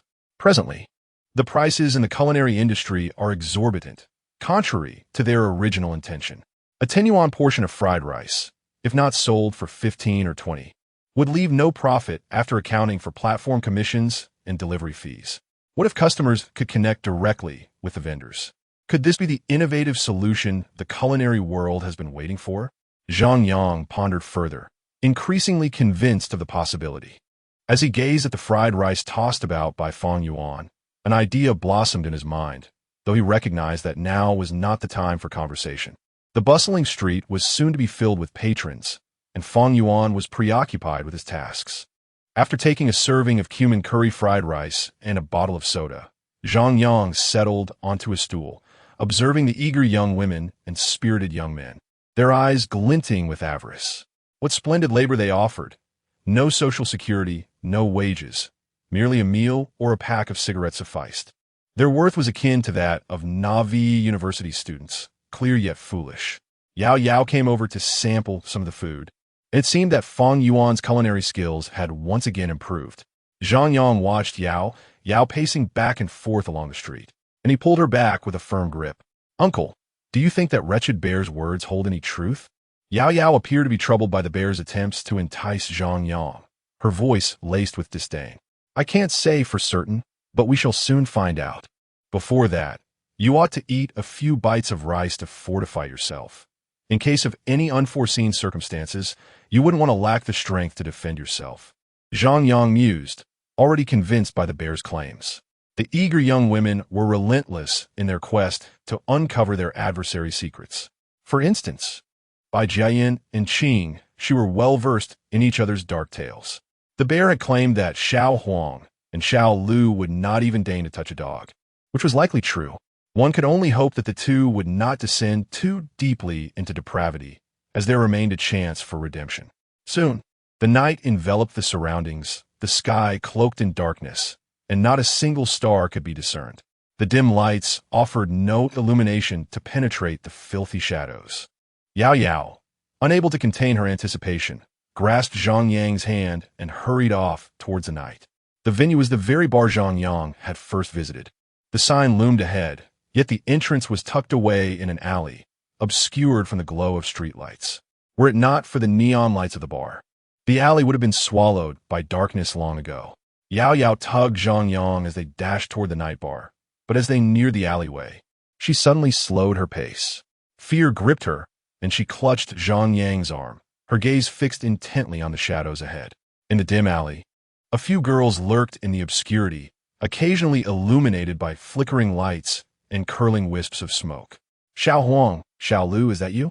Yao called out, tightening her grip on Zhang Yang's arm in her anxiety. The girls, now far removed from their previous vivacity, bore disheveled hair and smoky makeup, clad in a nondescript tank top and shorts, lacking even basic undergarments. Their gazes were vacant and their movements sluggish. Yao shouted from a distance of 3 or 4 meters, yet the two did not respond, instead rising in a daze. Just then, an elderly man passed by, brazenly groping them, his actions unabashedly lewd. The girls stood as if unresponsive, allowing the man to violate them without protest. Surrounding them, the eager young women and men expressed their disdain openly. In less than a minute, Xiao Huang and Xiao Lu, clutching the 20 yuan given by the old man, resumed their crouch position. Is that you, Xiao Huang and Xiao Lu? Yao Yao stepped forward a few meters, standing at the mouth of the alley. At that moment, the alley appeared as a stark dividing line. The glamorous and resplendent Yao Yao stood tall, illuminated by the lights, while Xiao Huang and Xiao Lu resembled rats hiding in the shadows of a sewage drain. Hearing Yao Yao's voice, the two raised their heads in delight, but quickly lowered them again, unwilling to meet her gaze. Zhang Yang nodded slightly, unable to face his companions, a flicker of shame still lingering within him. Xiao Huang, Xiao Lu, how did you fall to such depths? Come, let's not linger here any longer. Let's go home, shall we? Yao Yao's voice trembled with emotion as she tugged at Xiao Huang, urging them to leave. Yet, the two stubbornly refused, perhaps still harboring a vestige of purity within their fallen selves, unwilling for their family and friends to witness their degradation. Yao Yao, I've searched for you so desperately. Just as Yao Yao was pulling Xiao Huang and Xiao Lu away, a group of 7 or 8 spirited young men emerged from the shadows, led by the imposing De Fei, alongside the long-absent Li Wei. Upon seeing Li Wei, Yao Yao momentarily froze, but then a realization struck her. Li Wei, it's your doing that Xiao Huang and Xiao Lu have become this way. I assent it? Initially, Li Wei was pleased to see Yao Yao, but upon noticing the lavish gold bracelet adorning her wrist, the watch she wore, and the presence of Zhang Yang by her side, clarity dawned on him. You've been manipulated by him, haven't you? The warmth in Li Wei's eyes turned into icy hatred as he glared at Zhang Yang. I'll kill you. Just as Li Wei reached into his pocket, De Fei intervened. Across the street at the bar, several individuals were observing the scene. Boss, they look quite affluent. How about we negotiate a sum of 10 or 8,000, and then we can let this matter rest. They added, we can let you take these two away. But if not, don't blame us for being heavy-handed. Touch the wrong places and... De Fei leered at Yao Yao, his gaze roving over her, while Li Wei struggled to maintain his composure. Fei Gu, she is my girlfriend. Can't you spare her for my sake? With a swift slap, De Fei retorted, you've been wearing a green hat and still act as if you're in love? Will you or one you? Zhang Yang, with a mocking tone, pulled out his phone, addressing the increasingly encroaching group with a smile. You've already infringed upon my safety. If you come any closer, I shall defend myself. They scoffed at Zhang Yang's words, dismissing his near-nerdy demeanor with laughter. Sister Xiong, it's bad. De Fei and his crew are surrounding Uncle. Hearing this while drinking at the Huangqiao, Xiong immediately rallied a group of spirited young women and men to rush over. However, by the time she arrived, the conflict had already concluded. On the ground, several individuals writhed in agony, while a butterfly knife was cruelly embedded in Li Wei's shoulder. Yet, Zhang Yang stood unscathed in the center of the circle. Deng, due to the host's audacity, Yao Yao's shock value increased by 1,000. Congratulations to the host for obtaining 10 points of bravado. Deng, due to the host's audacity, Lin Xiongxiong's shock value increased by 1,000. Congratulations to the host for obtaining 10 points of bravado. Deng, due to the host's audacity, Zhou Fangfang's shock value increased by 1,000. Congratulations to the host for obtaining 10 points of bravado. Amidst the crowd, Zhang Yang calmly lit a cigarette, his exterior exuding an aura of cold indifference, as if he were the reigning figure of Causeway Bay. However, internally, he reveled in delight. Ever since the commotion began, the notifications of shock value had not ceased. Chapter 43. Brother, is this paradise?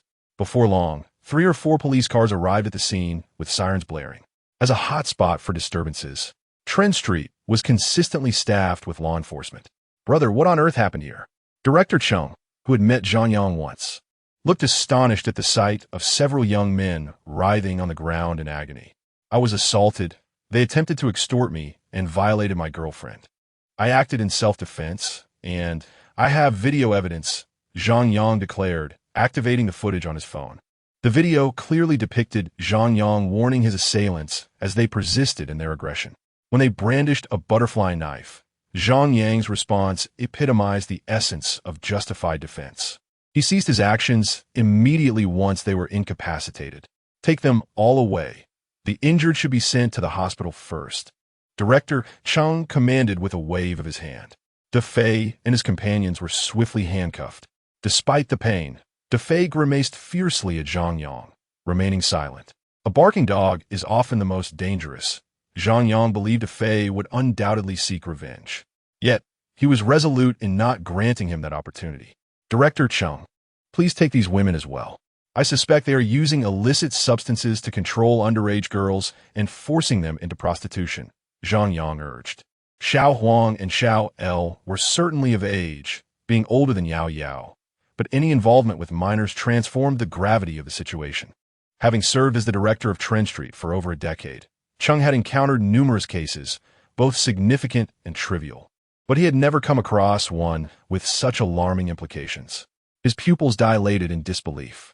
After confirming Zhang Yang was not jesting, he immediately dispatched an additional 7 or 8 police vehicles and several female officers, creating a commotion that startled the entire Trend Street populace. Uncle, why are you sending Xiao Huang and Xiao El in?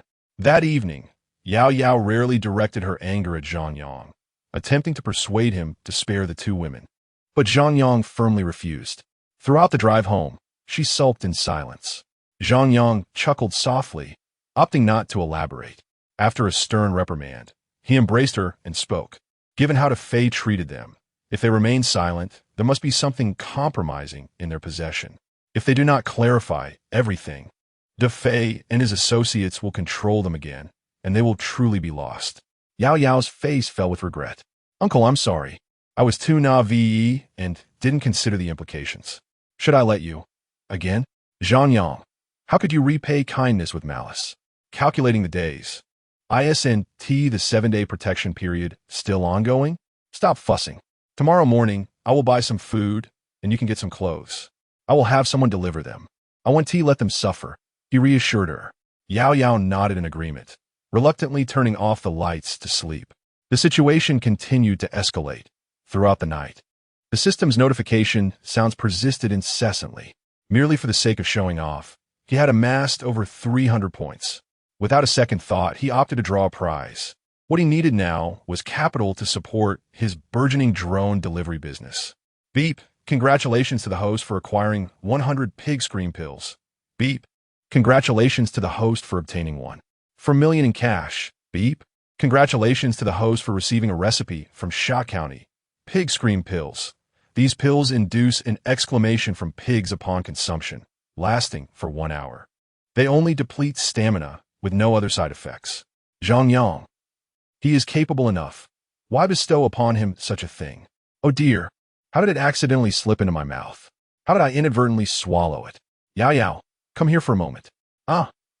Uncle, it's no good. Something has gone awry again. Downstairs, an 8-year-old boy is laboriously completing his summer homework. Mom, the drilling has started again upstairs. It's so annoying. All right, just watch television for now. You can finish your homework later.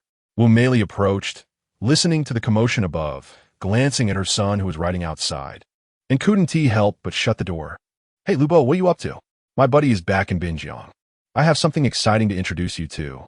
Zhang Yang, covering the cup for the exhausted Yao Yao, couldn't resist calling Lubo. Just finished acupuncture. About to drink some herbal medicine. Lubo replied weakly, his voice giving the impression of imminent recovery, yet also a sense of impending demise. Where are you? I'll come to pick you up. Zhang Yang surveyed the chaotic water stains across the sofa, dining table, sink, and toilet, deciding it might be best not to invite Lubo over just yet. Let us save that for another day.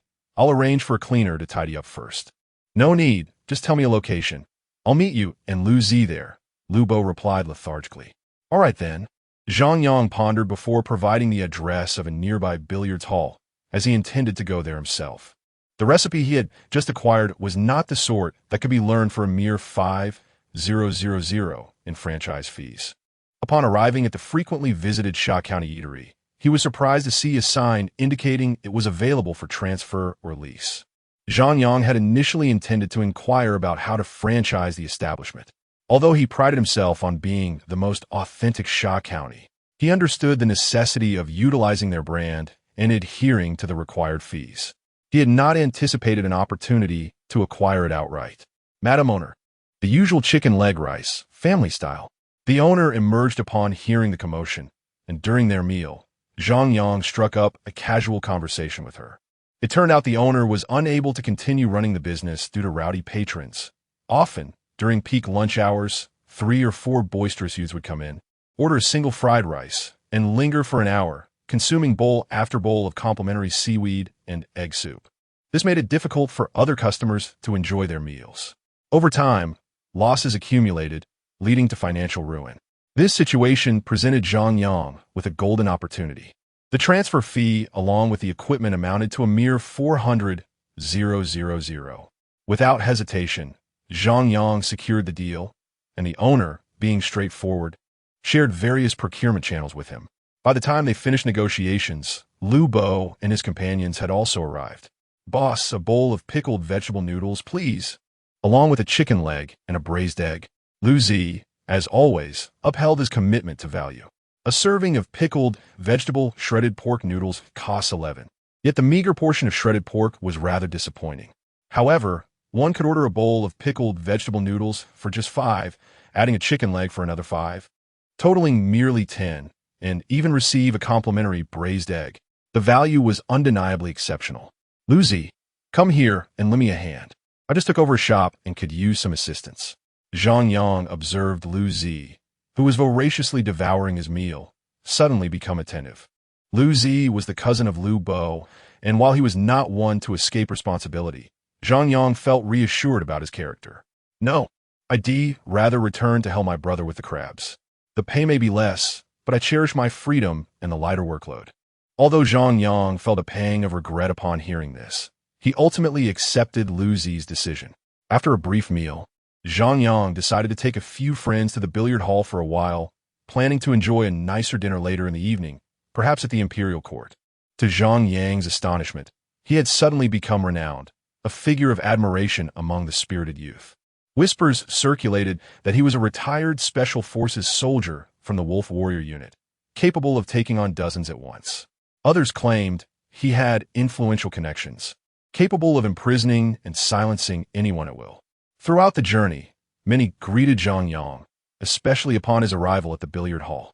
As he entered, the spirited young ladies and gentlemen immediately stood to attention. "Hello, uncle. Hello, uncle." The chorus of greetings was overwhelming, leaving Zhang Yang feeling somewhat bashful as he treated everyone to a bottle of drinks. Lu Zi's eyes widened. The array of spirited young ladies reminded him of the expressions he had witnessed when Zhang Yang first arrived. Just a bottle of drink or a cigarette could evoke profound gratitude from them. The value of such interactions made Lu Zi feel as though he had stepped into paradise. Chapter 44. Hard Currency. The Squeal of the Sao Brother. I'm in. I majored in business administration at university. Liu Zi suddenly changed his mind, completely omitting any mention of raising crabs. "Didn't you attend a vocational college? Business administration there?" Zhang Yang, upon hearing this, thought he had misheard. What kind of vocational college dares to offer a course in business administration? This is akin to selling health products in high school or lecturing on wellness in university. How many individuals from a vocational college actually engage with upper management? Nevertheless, Zhang Yang felt a sense of joy at Liu Zi's willingness to join him. "All right, later you can rent a place, and I'll reimburse you." "Sure thing, brother. I'll look right now." Liu Zi pulled out his phone to search for real estate options. Just then, Xiong approached with a bottle of cola in hand. "Brother, why waste that money? We can share a rental. I happen to have an empty room." Xiong extended the cola to Liu Zi, who felt slightly taken aback and glanced at Xiong. Yet, Xiong turned his gaze to Zhang Yang. "Uncle, mind introducing us? Who is this brother?" "Wang Kuan, known as Liu Zi. A little brother from my hometown. He is not one to succumb easily." "Xiong, let him be." Liu Zi sought the utmost value for his money, while Xiong regarded anyone who paid as his brother, no matter the amount. If things went awry, it would be a complete disaster. "Hey, uncle, that is not quite right. I'm tough. My physique is robust." Liu Zi turned to Zhang Yang and gave him a super double thumbs up, as if Xiong had just pushed him into the fray. The key was that one was willing to engage while the other was willing to endure, leaving Zhang Yang with no recourse. Watching the two drift off into their own world, Zhang Yang felt helpless. "Zhang Yang, are you really planning to open a physical store? It's tough to run a brick-and-mortar business these days." Lu Bo, having played a few rounds of billiards with Zhang Yang, stretched his back and took a sip from his thermos filled with goji berry and seahorse tonic. The scent wafting over from afar was rather overwhelming.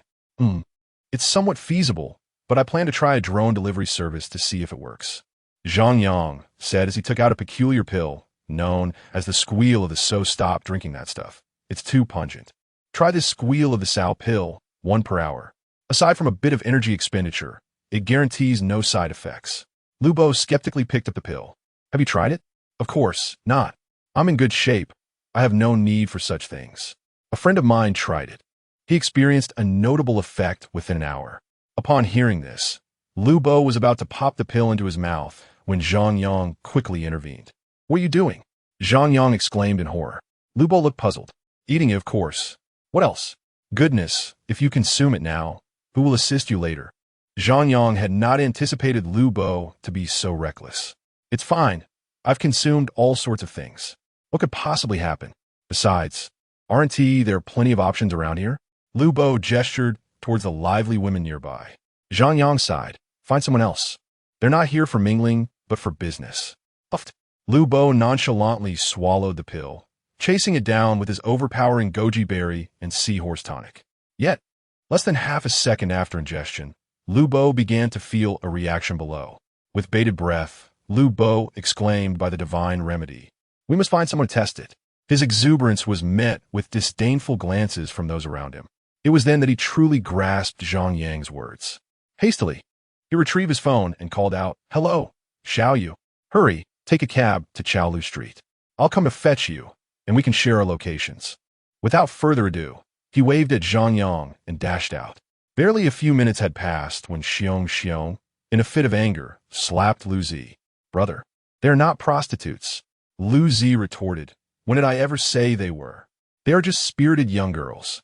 Zhang Yang anticipated Lu Zi would again spout his cost-performance rhetoric, inciting Xiong's ire. All right, where's my brother? I need to return to raise crabs. The city is fraught with schemes. I long to return to the countryside. Lu Zi lamented, clearly wavering. Yet Zhang Yang would not let him off the hook. Your brother is with Xiao Yu. By the way, who is this Xiao Yu? Is she Guyu? Isn't she back in her hometown? Lu Zi nodded. Yes, my brother brought her along, insisting on finding someone to test the remedy. If it proves ineffective, it will be a waste of money. Zhang Yang mused. One seeks cost-effectiveness, while the other clings to frugality. It is indeed a remarkable duo. After approximately an hour, Lu Bo triumphantly entered with Guyu in tow. Brother, where did you acquire this miraculous pill? How much did it cost? Please procure me a few more. Lu Bo, brimming with joy, glanced at Guyu, who appeared submissively charmed by his exuberance.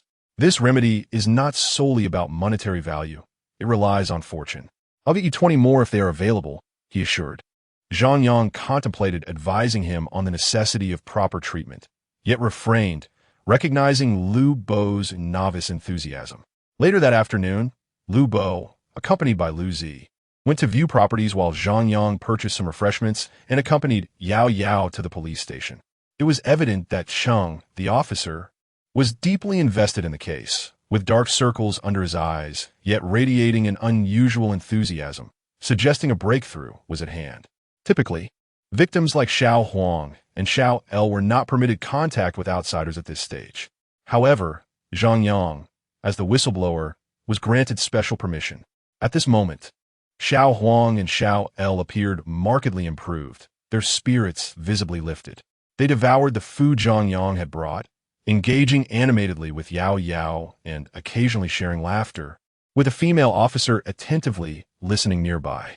Director Cheng, would you kindly share how the case is progressing? Zhang Yang inquired, observing Cheng's weary yet excited demeanor, which hinted at significant discoveries. It's currently not convenient to disclose details. However, tomorrow or the day after, Zhou Fangfang and Li Mingming will be able to leave, Cheng replied, brimming with enthusiasm as he patted Zhang Yang's shoulder.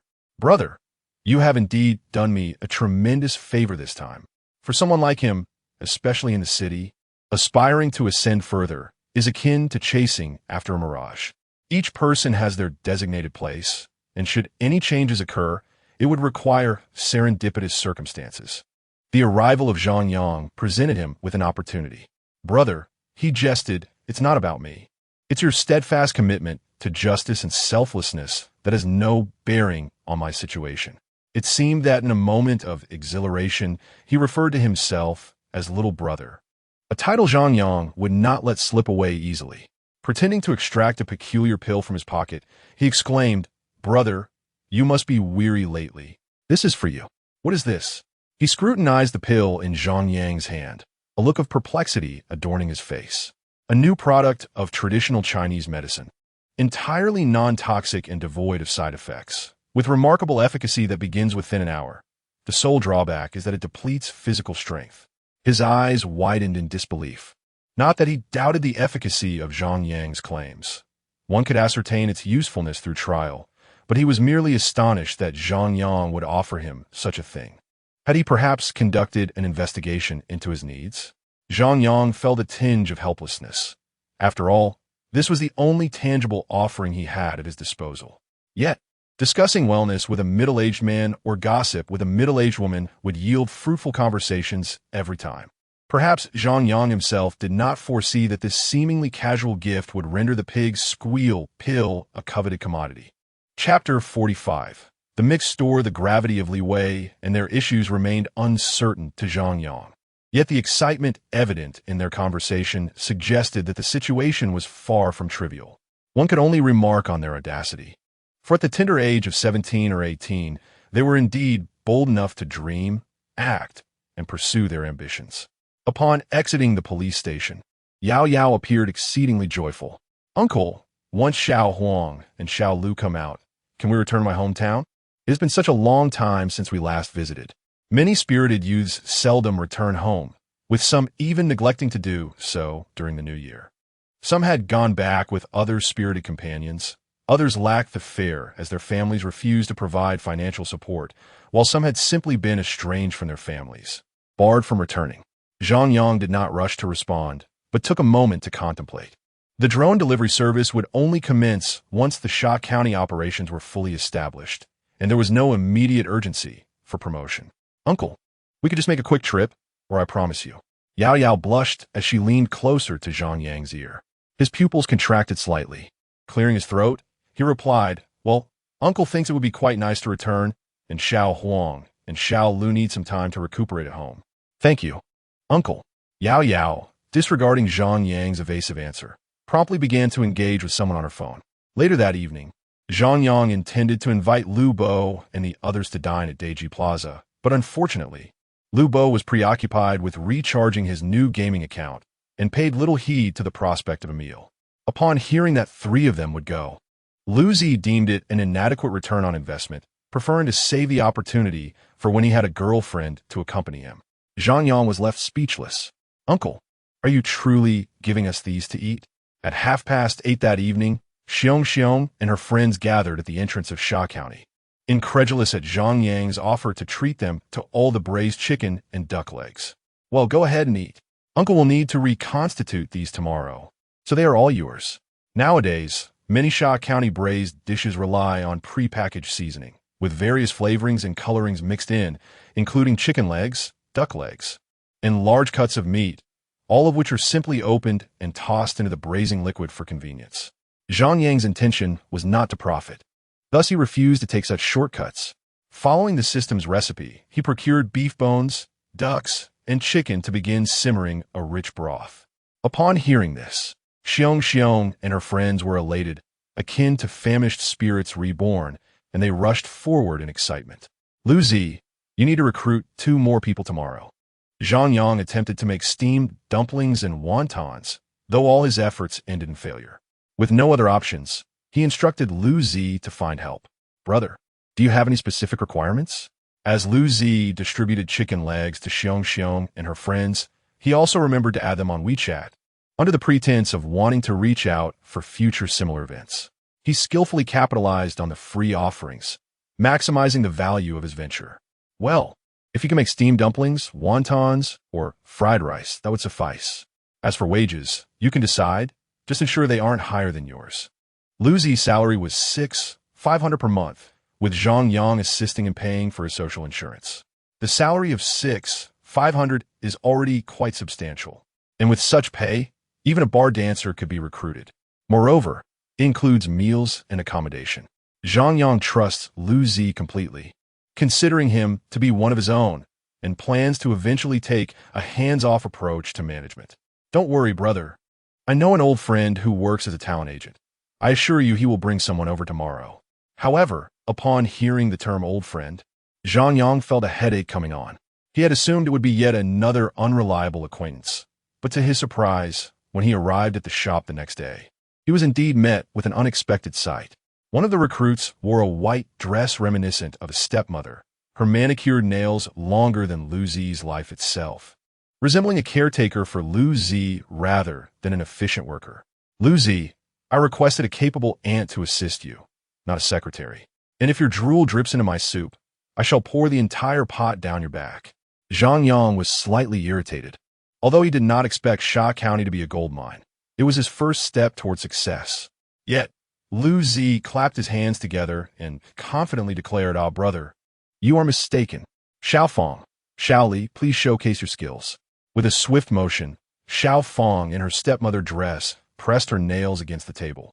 And with a flick of her wrist, her nails fell off like autumn leaves. Donning an apron, she began to expertly wrap dumplings, achieving 18 perfect pleats without a single one missing.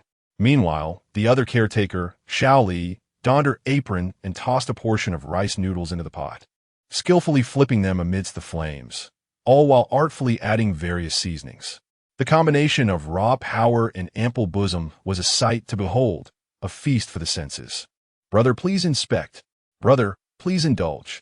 Observing a steamer filled with dumplings that resembled works of art, alongside a fragrant and visually appealing stir-fried rice noodle dish, Zhang Yang called Lu Zi outside. "What is the salary for these ladies? It seems exorbitant. I cannot afford it. With such figures and skills, it must be several thousand a month.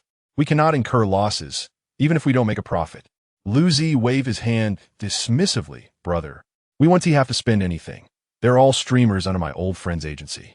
They earn their income through live streaming, and we merely need to provide the venue. Isn't this better than hiring those ants? Isn't the cost-performance ratio exceptional?" Zhang Yang was astonished, realizing that this was not merely an exceptional cost-performance ratio. It was a mathematical marvel. He could not help but give Lu Zi a thumbs up. But before he could commend him for his reliable arrangements, the two young women glanced at their phones and abruptly departed. "What is going on? It's not even 1 o'clock yet, and they are leaving." "Brother, they are streamers. They only broadcast for 2 hours a day. The rest of their time is spent chatting indoors with their audience."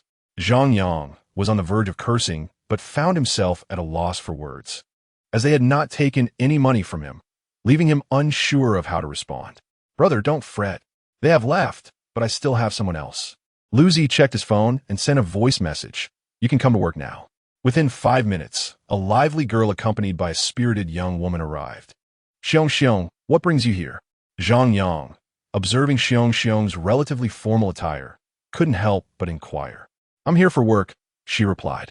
"Brother Liuzi said that if I work just 1 day here, I'll be provided with a meal every day for the next month. It's merely washing dishes and clearing tables, so I thought I might as well come." Zhang Yang's eyes widened as he turned to Liuzi, realizing the reason behind his adding everyone on WeChat yesterday. It appeared that Liuzi had already formulated this plan. With a sense of pride, Liuzi elaborated to Zhang Yang, "Brother, I'm not making them work excessively. Each person only needs to work 1 day, ensuring their enthusiasm remains intact. I've calculated that 2 individuals working for a day will cost us merely 20 for 1 meal, totaling 600 over a month. With 2 people in a group and 30 groups rotating, that amounts to just 18,000. If we only consider material costs, it might not even reach 6,000. Besides, we always have surplus ingredients each day. It doesn't matter who consumes them. Compared to hiring aunties, these individuals work efficiently, don't demand wages, and can even work overnight. It's an exceptional value." Zhang Yang remarked. "Indeed, working for just 1 day truly means they toil from noon until midnight."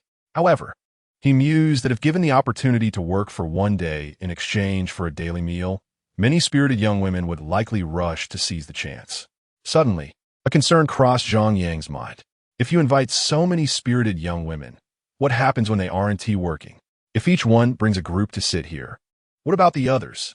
Wouldn't that lead us down the same path as the previous proprietress? Liuzi, are you certain that hiring so many spirited young women won't lead to complications? Liuzi waved his hand dismissively, extending his arms as if to reassure him.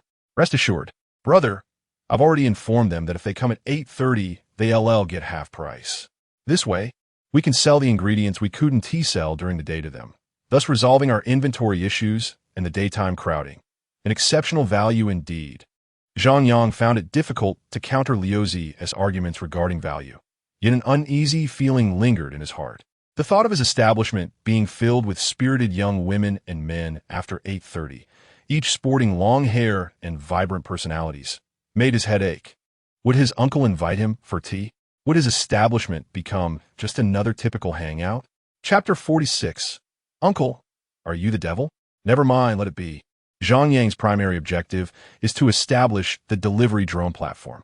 The delivery drone system of 2050 benefits from the advancements in three-dimensional positioning systems, allowing for precise altitude localization and high accuracy, enabling direct delivery to customers' windows.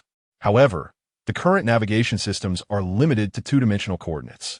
Yet, this presents no challenge for Zhang Yang. He merely needs to launch the delivery drone once at the customer's window. It will remember the route and coordinates for future returns. His task is to find a location to set up the server, allowing this drone system to integrate navigation data, continuously optimizing delivery routes through big data simulation. Uncle, long time no see. Zhang Yang was still engrossed in studying the delivery drone when a bustling crowd entered through the door. They all sported short hair, sunglasses, and tailored suits. One might mistakenly think they were a group of micro-business representatives gathering for a meeting. Bai Jiayan, you're not welcome here. Get lost. The moment Yao Yao spotted Bai Jiayan, she immediately flared up. Everyone knew how Bai Jiayan had fallen from grace. She had to rely on others, even for transportation. Had it not been for Zhang Yang, she would never have met Wang Defa or Fang Yuan. Yet, unexpectedly, she had turned her back on Zhang Yang. Yao Yao, why get angry with a guest? Zhang Yang glanced at Bai Jian, noticing that she no longer dressed like a widow. Instead, her outfit exuded a hint of a strong woman, her face adorned with heavy makeup, clinging to Fang Yuan's arm, her eyes reflecting exhaustion. Wow, uncle, you've fallen on hard times, opening such a small shop. Just as Bai Jian was about to speak, a girl in an extremely short skirt, mismatched in figure, emerged from behind her. Beside her stood a bald man. Who else could it be but the trendy Qing Shi? Zhang Yang looked between Qing Shi and Bai Jian, hardly able to fathom how the two could be in cahoots. Slap. Before Qing Shi could finish her sentence, Yao Yao stepped forward and delivered a resounding slap. The suddenness of the act left many in shock. By the time the onlooking girls processed what had happened and attempted to retaliate against Yao Yao, Zhang Yang had already positioned himself behind her. The previously restless group of girls immediately fell silent. Zhang Yang's notorious reputation had spread throughout the trendy street in recent days. The once arrogant Defei had been incapacitated by Zhang Yang, who remained seated and scathed. Not only that, but Defei's crew had scattered, some fleeing, others captured, with even their WeChat friends being interrogated, clearly indicating a trend of total suppression. Those with influence quickly learned of the situation, but the younger crowd remained oblivious. Zhang Yang's prowess and background had likely birthed wild tales in their imaginations. Qing Shi, observing Zhang Yang's impassive expression, felt a twinge of fear. The middle-aged, balding man initially displayed a hint of disdain, for he was acquainted with several behind-the-scenes moguls of this trendy street. A mere inquiry would reveal the truth of the matter, where, indeed, were the so-called spirited young ladies and spirited young men so fantastically revered. Just as he was about to voice his skepticism, his gaze fell upon the exquisite watch adorning Yao Yao's wrist, causing him to momentarily pause. Instinctively, he glanced at Zhang Yang's wrist, which bore a brand-new Vacheron Constantine 56 400E. Qing Shi, noticing her godfather's attention, also beheld the watch on Yao Yao's wrist and was instantly consumed by envy. Deng, feeling the host's extravagance, Lu Qingqing's astonishment value 1,000, earning 10 points of ostentation. Deng. Feeling the host's extravagance, Lu Xiuan's astonishment value 1,000, earning 10 points of ostentation. Much like Xiong Xiong and her companions, anyone acquainted with Yao Yao and Zhang Yang was utterly taken aback. To think that a watch worth over 1 million could be so casually bestowed. Godfather, do you see my face? While Qing Shi was astonished, she still felt the need to salvage her dignity. Otherwise, all the authority she had built over the past few days would be rendered meaningless. The balding Mediterranean man felt similarly humiliated. How could he allow such a slight against his goddaughter to occur before him? Before he could articulate his thoughts, Zhang Yang produced a small pill, prompting the man to inquire in surprise. Brother, children squabble over right and wrong, but adults consider only the advantages. This pill is called the Mother Pig Scream Pill, and its effects manifest within an hour, with minimal side effects other than a slight depletion of energy. Otherwise, we might as well let this matter rest. Upon hearing this, the balding man swallowed hard. Once a woman surpasses 30, she becomes 18. Once a man surpasses 25, he becomes 60. In the past, one could endure, but now one can only wait for endurance. For someone like him, aside from indulging in fleeting pleasures, there was little joy left in life. Though he held some skepticism towards Zhang Yang's words, he couldn't help but wonder. You say it works in an hour? The balding man, despite his disbelief, accepted the pill. Zhang Yang, keen to witness his folly, or perhaps to enjoy a spectacle involving Qing Shi, handed him a bottle of mineral water, saying, "If it works, you'll find out soon enough." After a moment's hesitation, the balding man took the mineral water and swallowed it in one gulp. The next second, he exclaimed, "It's working, oh, it's working." Ding. Feeling the host's extravagance, Lu Qingqing's astonishment value 1,000, earning 10 points of ostentation.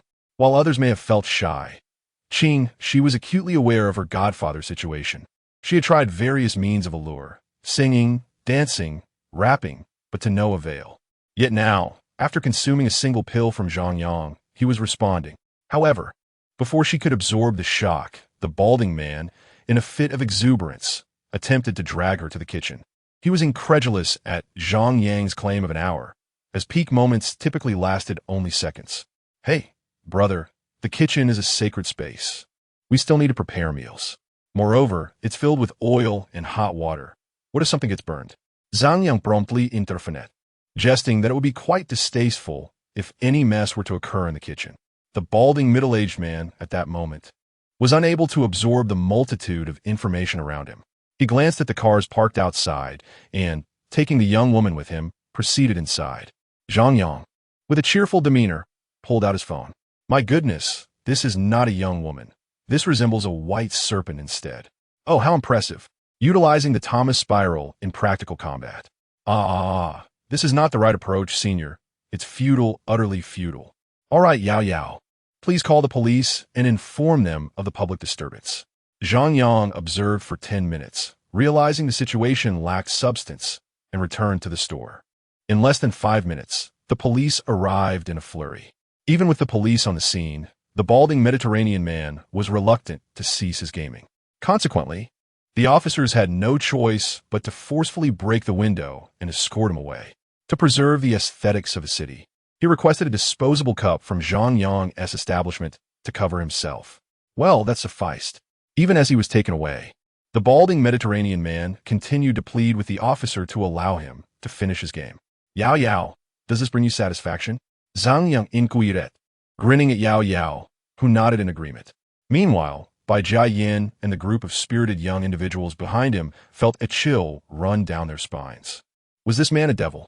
How could he devise such a method to render both body and mind utterly miserable? Chapter 47.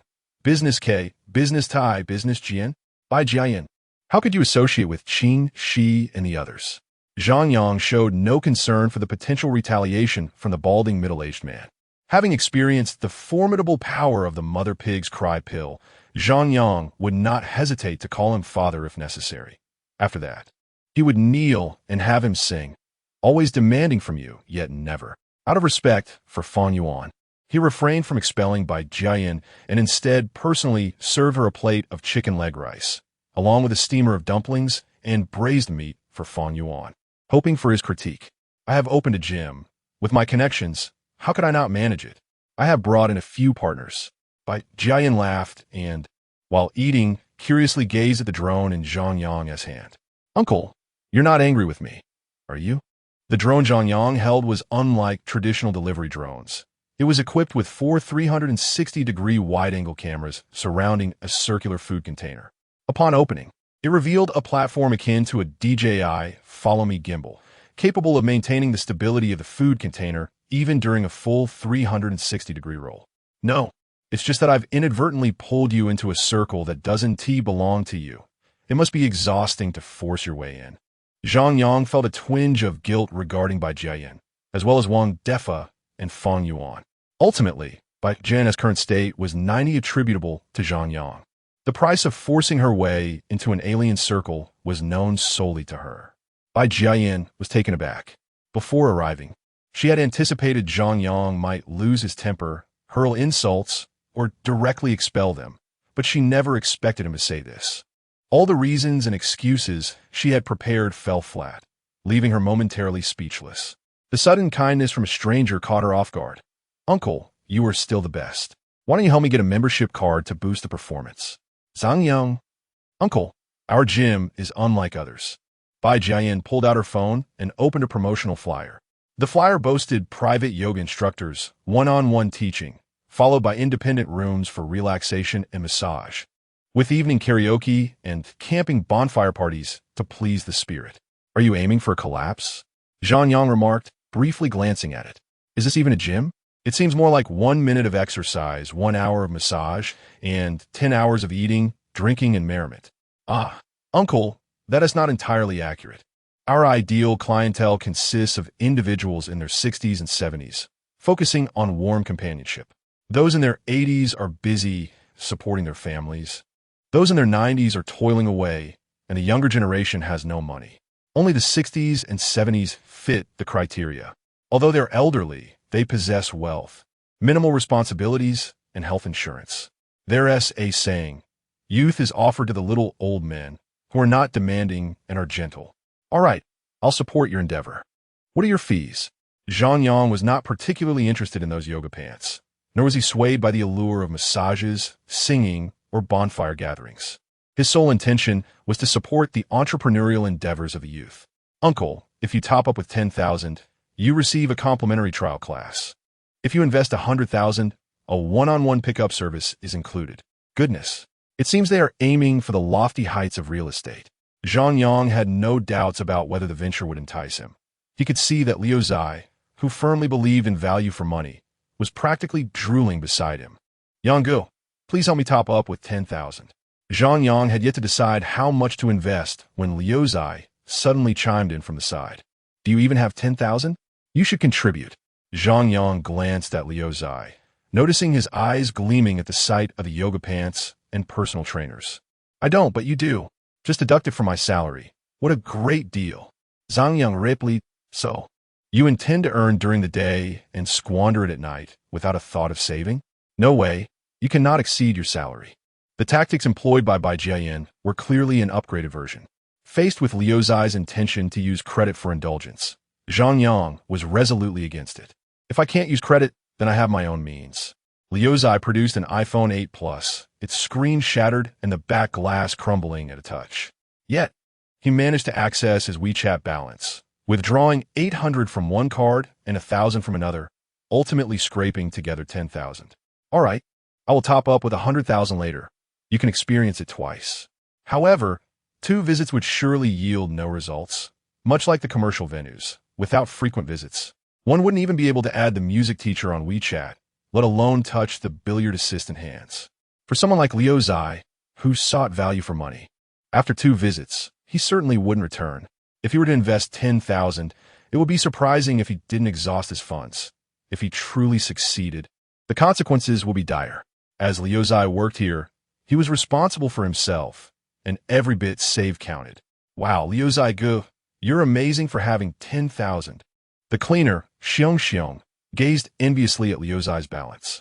Indeed, few at my age can come up with that amount. Xiong, would you like a drink? Liu Zai is treating you.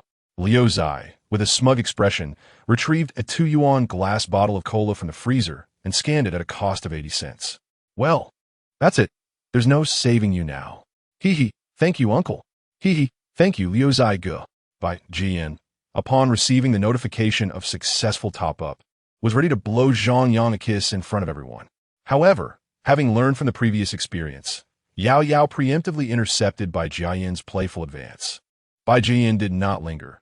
She was eager to get Zhang Yang a membership card without even finishing her meal.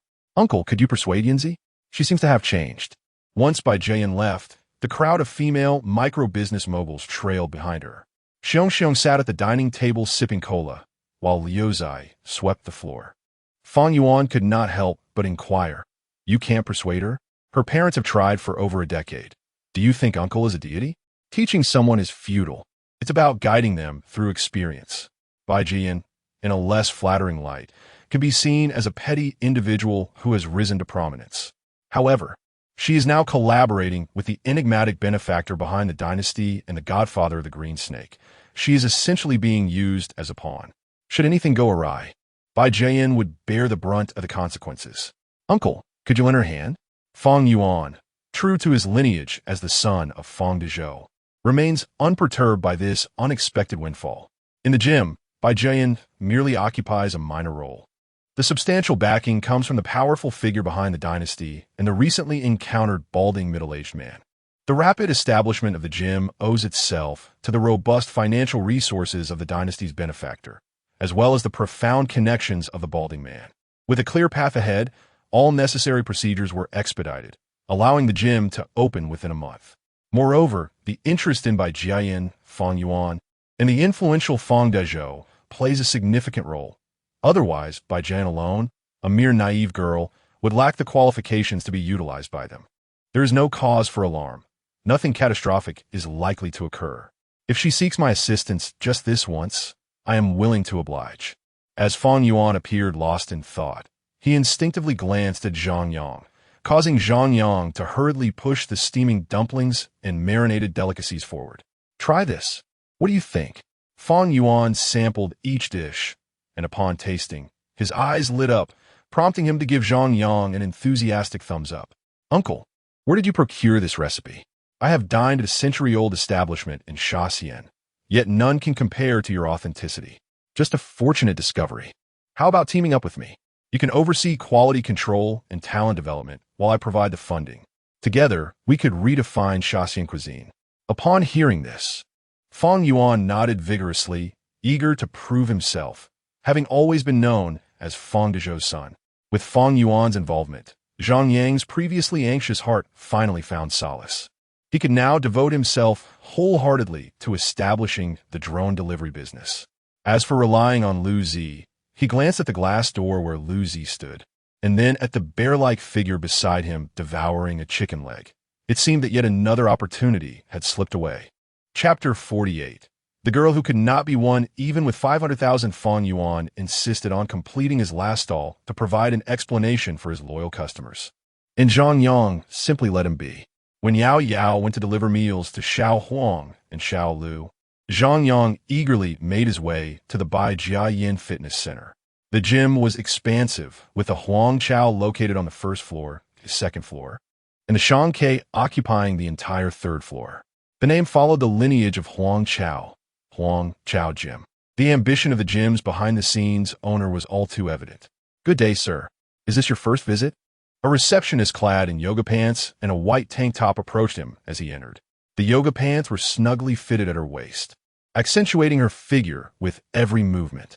Her stance was distinctive, positioned at a 45-degree angle rather than directly facing him, drawing attention to her curvaceous form, brimming with vitality.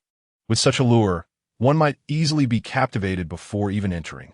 Although Zhang Yang dressed casually, his wristwatch and attire were quickly recognized by the receptionist, who warmly offered her assistance. Lucy Yuan helped me obtain a membership card. Where is she? Lucy Yuan? The receptionist pondered for a moment, and Zhang Yang reluctantly switched to another name, Bai Jiayan. Oh, you are a guest of Manager Bai. Please come in. She's in room 6. Upon hearing that he was affiliated with Bai Jiayan, the receptionist's enthusiasm plummeted, cooling from tropical warmth to Arctic chill. She even hesitated to lead Zhang Yang to his destination. Following the numbered signs, he made his way inside and discovered that, despite having only opened a few days prior, the place was already bustling with patrons. However, few were exercising in the main area. Most were indulging in muscle relaxation treatments, essentially massages, in private rooms. An elderly gentleman, around 60, had his legs stretched straight, then bent at the hip with a swift motion. The yoga pants clung to him as they assisted in his stretching. A man in his 50s, his face flushed, was being pulled by a red-clad yoga instructor, gasping for breath as he tried to keep up. Meanwhile, a man in his 40s, sporting a receding hairline, was amusing himself with the static generated by a pair of E-sized weights. Upon reaching room 6, Zhang Yang found Bai Jiayin dressed in yoga pants, performing a standard stretching routine on a middle-aged man. The man, with shifty eyes, was ogling Bai Jiayin and, taking advantage of her momentary distraction, shamelessly reached out to touch her.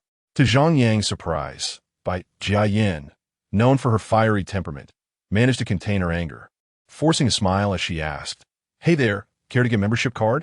The middle-aged man leered, "Sure. How much to start?" 10,000 to begin, with a complimentary one-on-one service for every additional 100,000, Bai Jiayin replied. At her words, the man immediately rose, incredulous. "Are you out of your mind? With 10,000, I could have 100 of you." He cursed under his breath as he turned to leave. As he passed by Zhang Yang, he discreetly extended his foot, causing the man to stumble and fall awkwardly in the corner with an exclamation of surprise. "Do you have a death wish? Do you know who I am and who my father is?" The middle-aged man glared fiercely at Zhang Yang, nearly spitting in his face, yet refraining from any physical confrontation. His obstinacy was a vivid illustration of the northern saying about obstinacy and stubbornness. Zhang Yang, feeling exasperated, turned to Bai Jiayin and inquired, "Is there any surveillance in this establishment?" Bai Jiayin shook his head, and before Zhang Yang could take action, the man swiftly fled. "Are you really going to entertain such a petty individual?" Zhang Yang curiously stepped into the private room, surveying his surroundings. Just as he was about to indulge himself on the plush bed, Bai Jiayin stopped him. "Brother, don't sit there. You might have made a mess on it." Zhang Yang, startled, jumped back and looked at Bai Jiayin incredulously. Bai Jiayin quickly waved his hands, clarifying, "It's not me. It was the previous personal trainer who, well, his speed was too quick, and that scared the other person off, leaving me to deal with it. Let me get someone to clean this up." Ah, indeed. A top-tier shooter never fears their environment. They could deliver output anywhere. "Let's switch to another room," Zhang Yang said, feeling as if each step he took was met with countless voices exclaiming, "Uncle, uncle, uncle, you stepped on us." Upon hearing this, Bai Jiayin promptly led Zhang Yang to room 8. Lying on the soft bed, Zhang Yang felt as though he had fallen into a cloud. It turned out to be a waterbed. "Brother, can we keep this from Fan Yuan?" Bai Jiayin asked, his gaze lowered, unable to meet Zhang Yang's eyes. "Rest assured, I won't mention it to Fan Yuan, but some words can be said to the staff. Just don't deceive yourself," Zhang Yang reassured him. In a startup, promises of grand visions and motivational speeches are abundant, yet they often prove to be the most toxic. After we go public, you'll receive dividends. Many have endured sleepless nights over such empty promises. Bai Jiayin nodded in agreement, then looked at Zhang Yang with a glimmer of hope, which prompted Zhang Yang to hastily interject, No, don't say anything. If you lack a stable client base, I advise you to withdraw promptly." Having been through a similar ordeal, Zhang Yang could tell what Bai Jiayin intended the moment he looked up. Bai Jiayin then retreated to a corner, producing a pack of cigarettes and a lighter, lighting up a cigarette with a satisfying puff. Zhang Yang rose and patted Bai Jiayin on the shoulder. But Bai Jiayin waved him off, saying, "Uncle, I'm fine. Just let me be for a moment." "Not that. I mean, it's time for the technician, the personal trainer." Zhang Yang corrected himself. Bai Jiayin retorted, "Uncle, you're just as much of a lecher." In a huff, Bai Jiayin tossed a tablet to Zhang Yang. Upon glancing at the screen, Zhang Yang was taken aback by the listings of premium trainers. 500 yuan for 1 hour with a certified trainer, and 1,000 yuan for a top-tier trainer. This isn't merely booking a personal trainer. It's akin to securing a property deed. However, recalling the earlier encounter with the quick shooter, he understood the rationale. An hour would suffice for them to maximize their output. Uncle, I suggest you scroll back. The later pages feature the newly arrived technicians, personal trainers. Not only had Zhang Yang made a verbal slip, but by Jiayin was also fumbling, continuously scrolling through the tablet. Wait a moment, Zhang Yang suddenly exclaimed. As a familiar face caught his eye, he flipped back a few pages. Lu Qianqian, in the bustling Shanghai market, a 28-year-old graduate student, unmarried and with 3 years of work experience, found himself in a surreal moment of disbelief. Zhang Yang, unable to contain his astonishment, clicked on a profile picture that revealed a 3-dimensional panoramic view from various angles, as if a stunning transformation were imminent. Upon closer inspection, he recognized the familiar visage of Lu Qianqian, a figure who, despite lacking the distinction of a top-tier personal trainer, could merely be classified as a gold medalist in her field. Brother, your taste leaves much to be desired. Aren't you fond of the youthful? Jiayin remarked, observing Zhang Yang as he zoomed in on the panoramic image, seemingly wishing for a one-click striptease feature. What do you understand? I'm not merely gazing at a photograph. I am reliving memories, Zhang Yang retorted, pulling out his phone to call Lu Bo. Hey Lu Bo, where you up to? Guess who I just saw? I am playing a game. What is up? Just tell me. I spotted Lu Qianqian at Binjiang, and I'll send you a picture. After hanging up, Zhang Yang promptly forwarded the photo to Lu Bo. Brother, we're not supposed to take pictures here, Jiayin lamented. Gesting a forlorn glund at Zhang Yang. Unfazed, he continued to scroll through the images until he stumbled upon another familiar figure. Enough talk. I'll transfer you 100,000. Ding. Due to the host's extravagance, Lu Xiyuan's shock value increases by 1,000. Congratulations. The host has earned 10 points for ostentation. The chat window on Lu Bo's side displayed a persistent typing status. Moments later, a brief response appeared. Wait for me. Thank you, uncle. Could you kindly transfer another 100,000? That would help me meet my performance targets for the month, he implored. Zhang Yang shook his head. Don't just rely on uncle. Call Wang De and ask him for 100,000. If he refuses, tell him you're dating Fang Yuan. Reflecting on his words, Bai Jiayin wandered off, and shortly thereafter, a familiar silhouette graced the private room. Clad in black yoga pants, with a slender waist and curvaceous figure, she approached. Zhang Yang? Hello, Su Hui. It has been a while. Chapter 49. The things unattainable in youth haunt a lifetime. It is always a bit embarrassing when familiar faces meet. Su Hui noticed Zhang Yang's astonished expression, which was akin to hearing that the national football team had won a championship. Mr. Zhang, shall we begin with a few sets of dumbbells? I could conduct a strength test for you. Despite her thick skin and strong psychological resilience, Su Hui felt a tinge of shyness at this unexpected encounter. Oh, never mind. Let's start with some muscle stretching instead. Mr. Zhang, you haven't even exercised yet. How about I check your body fat percentage first? No, just give me that cross lock, the one that locks my thigh around my neck. All right, Mr. Zhang, I will prepare it. Why bother with that? Just go ahead and do it. Zhang Yang rolled over, determined to have Su Hui massage him, unwilling to let her divulge anything to others. As Su Hui helped him, she anxiously glanced outside until Lu Bo rushed in, at which point her anxious heart settled completely. Bai Jian, take our Mr. Lu to fine technician number 26. No, I mean personal trainer number 26. Once Bai Jian left, Zhang Yang no longer wanted Su Hui to continue the massage. Her delicate touch was insufficient to relieve his tension. Zhang Yang, would you like any other services? Given our acquaintance, we could perhaps extend beyond the usual.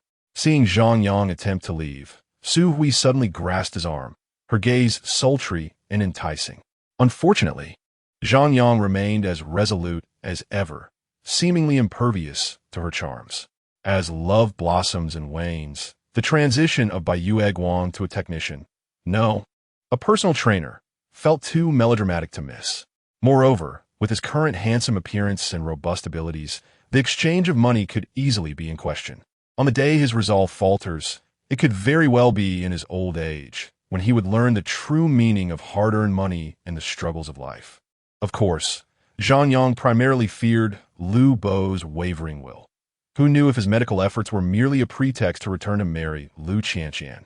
Having been delayed by Su Hui, Zhang Yang missed the most breathtaking encounter. In front of the expansive glass window, Lu Qianqian stood a mere meter away from Lu Bo, their eyes meeting across the distance. That brief meter felt like a river of time, conjuring images of their 18-year-old selves. "Uncle, are all of you suffering from some major illness? Why engage in such dramatic encounters at the gym when you could simply find a hotel to shed your thermal pants together?" Bai Jiayin, smoking a cigarette, exhaled clouds of smoke while glancing at the time slipping away. "Time is precious. Only here does it manifest. You wouldn't understand.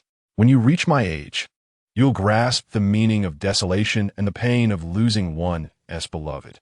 Zhang Yang hoped to impart some wisdom to Bai Jiayin, but was met with a derisive expression. With a swift motion, he rolled up his sleeve to reveal a tattoo that had yet to be properly cleaned. "Till death do us part, ZJL. Lifelong love, HMJ, never betray, LSF.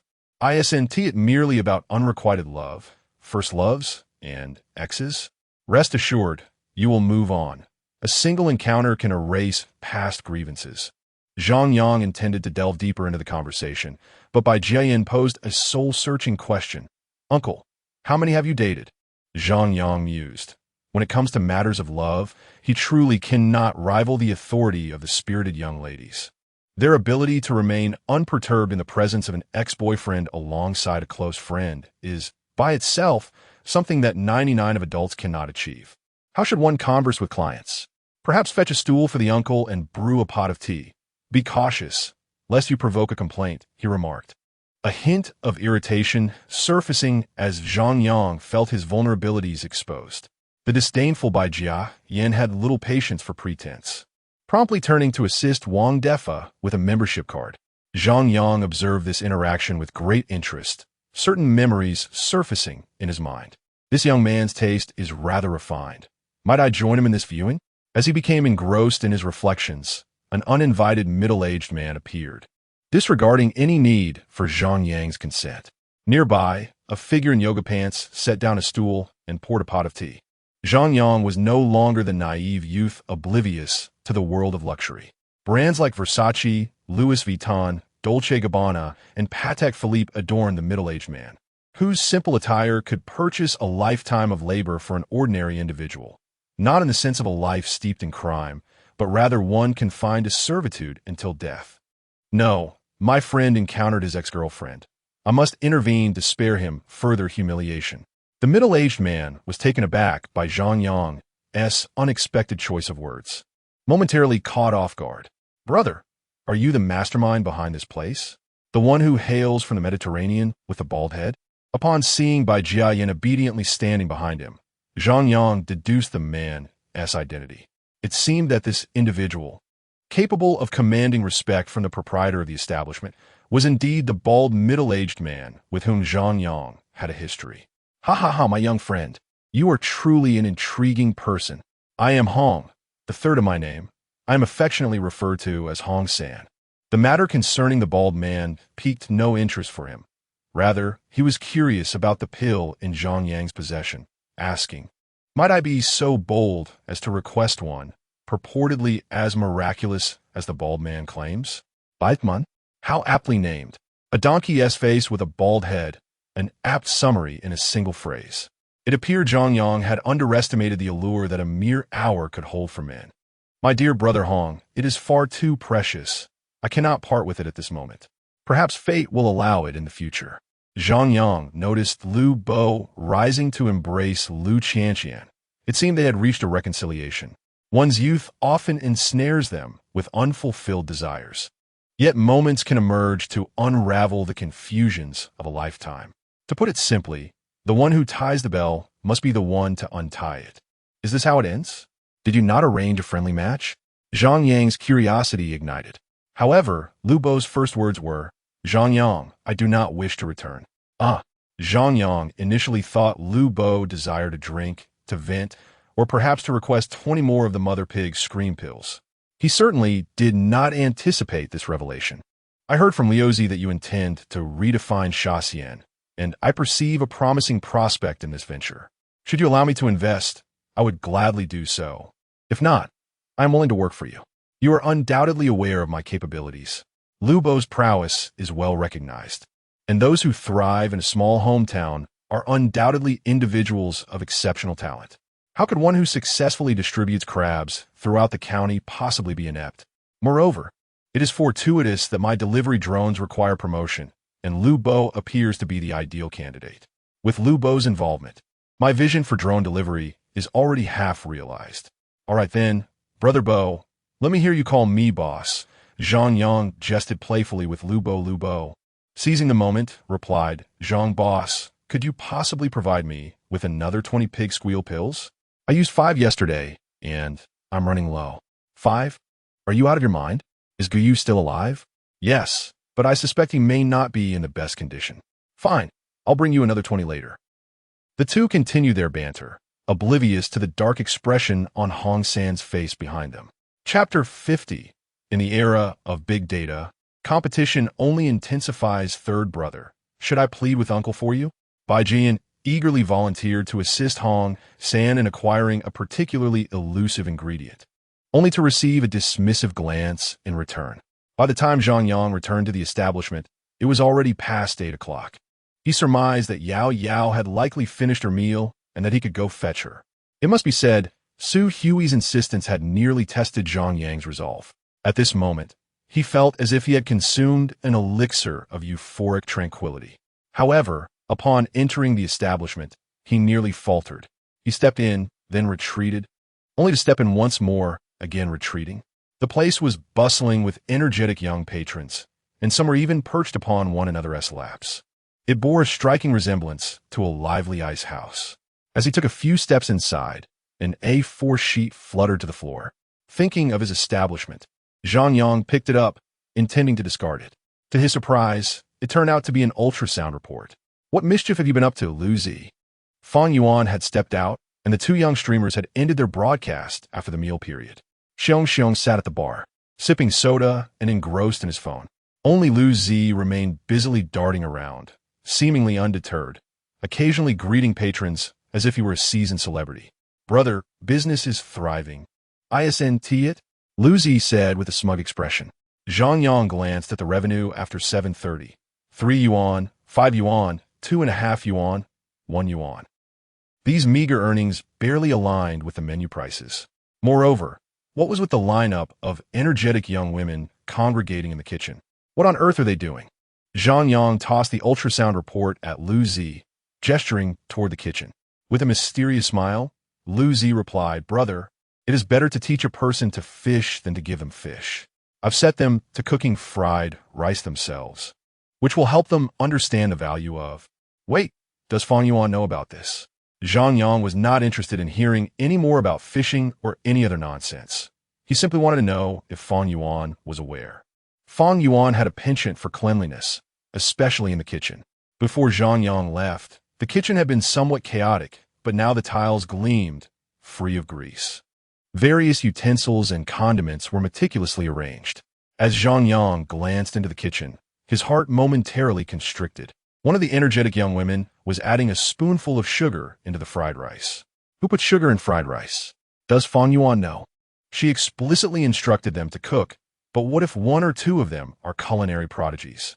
Lu Zi assured him, Brother, rest easy. They won't be using expensive ingredients. Just rice and noodles. Zhang Yang thought, this is utterly hopeless. This establishment is beyond redemption. Fortunately, he still had his drone delivery service. He retrieved his phone and set the destination for the drone to this location, planning to test it by launching it from his window. Anticipating a long night ahead, Zhang Yang decided to pack some large bones to gnaw on if hunger struck later. He had specifically chosen cuts with plenty of meat when he bought the beef bones initially. As I approached the front desk, I overheard Xiong repeatedly referring to someone as hubby and affectionately calling them Wa. What is going on? Has she switched to a new persona? With a playful grin, Xiong replied, No, I'm just teasing a young boy I've been chatting with for the past 2 days. He sends me selfies every day and calls me baby and wife. It's quite amusing. Zhang Yang curiously glanced at the boy's profile picture. Lo and behold, it was neither a slicked-back hairstyle nor a greasy uncle, but rather an absurd selfie featuring a peace sign. The youth appeared so young that he hadn't even started to sprout acne. After perusing the chat history, Zhang Yang couldn't help but chuckle. Xiong, you've gone too far. Don't lead this child on. His mind is still immature, and if he becomes too engrossed, it might be difficult for him to extricate himself later, which could lead to complications. Realizing Zhang Yang's point, Xiong felt a twinge of understanding and intended to delete the conversation, but Zhang Yang stopped her. Hold on, let me give him a lesson first. Zhang Yang took Xiong's phone and typed a brief message. Hubby, I'd like to buy you a limited edition Transformers set as a birthday gift. I'm just 10 away from 128. Could you send it to me? After a prolonged silence, the boy's chat box finally responded with a transfer of 5 yuan, followed by another 5 yuan as a red envelope. The moment Zhang Yang accepted the payment, the boy's message indicated he was still typing, and Zhang Yang promptly blocked him. Uncle, can you believe this? He actually sent it. Xiong exclaimed incredulously at the 10 yuan. I'm trying to teach him a lesson about the realities of life and relationships. Zhang Yang chuckled, envisioning the boy's reaction. Initial shock, disbelief, followed by a frantic scream. And ultimately, a dramatic display of tears. After the dust settled, the boy would likely post on his social media. Heart closed, love severed, Amaterasu. Yet again, I have saved a misguided youth. Joyful, Zhang Yang informed Liuzi to check the drone later and not to close the door. Then drove to the police station to pick up Yao Yao. Upon arriving, he found Yao Yao on the phone. Oh dear, it's just 10 yuan. I'll send it to you shortly. Don't cry. It's not about the money, cousin. He calls me hubby and dear every day. Yet he blocked me over just 10 yuan. The 10 yuan was even pulled together by our friends, and I'm feeling quite miserable right now, Yao Yao lamented. Zhang Yang pondered whether to interrupt Yao Yao's attempt to console the Navi boy. He turned and entered the lobby, intending to inquire with Cheng Du about the progress of the case. After all, if there were any overlooked details, it would be wise for Yao Yao to stay alert. 18-year-olds can be quite foolish. Luckily, this was in our homeland. Had it been abroad, armed with the truth, even Zhang Yang would have hesitated to step outside. Upon entering the lobby, a palpable sense of joy enveloped the atmosphere. Brother, you've arrived just in time. Is there any of that mother pig cream pill left? How much is it? I have a friend. Before Zhang Yang could greet Chengdu, he eagerly grasped Zhang Yang's hand and pulled him to a corner. There are but a few remaining. I shall grant my dear brother 3 more, and let the money be. As for Chengdu's implausible claims of newfound friendship, he naturally remained skeptical, yet he must still extend the courtesy due. Upon hearing of the 3, Chengdu was elated, bursting with enthusiasm as though he were to welcome a 3rd child.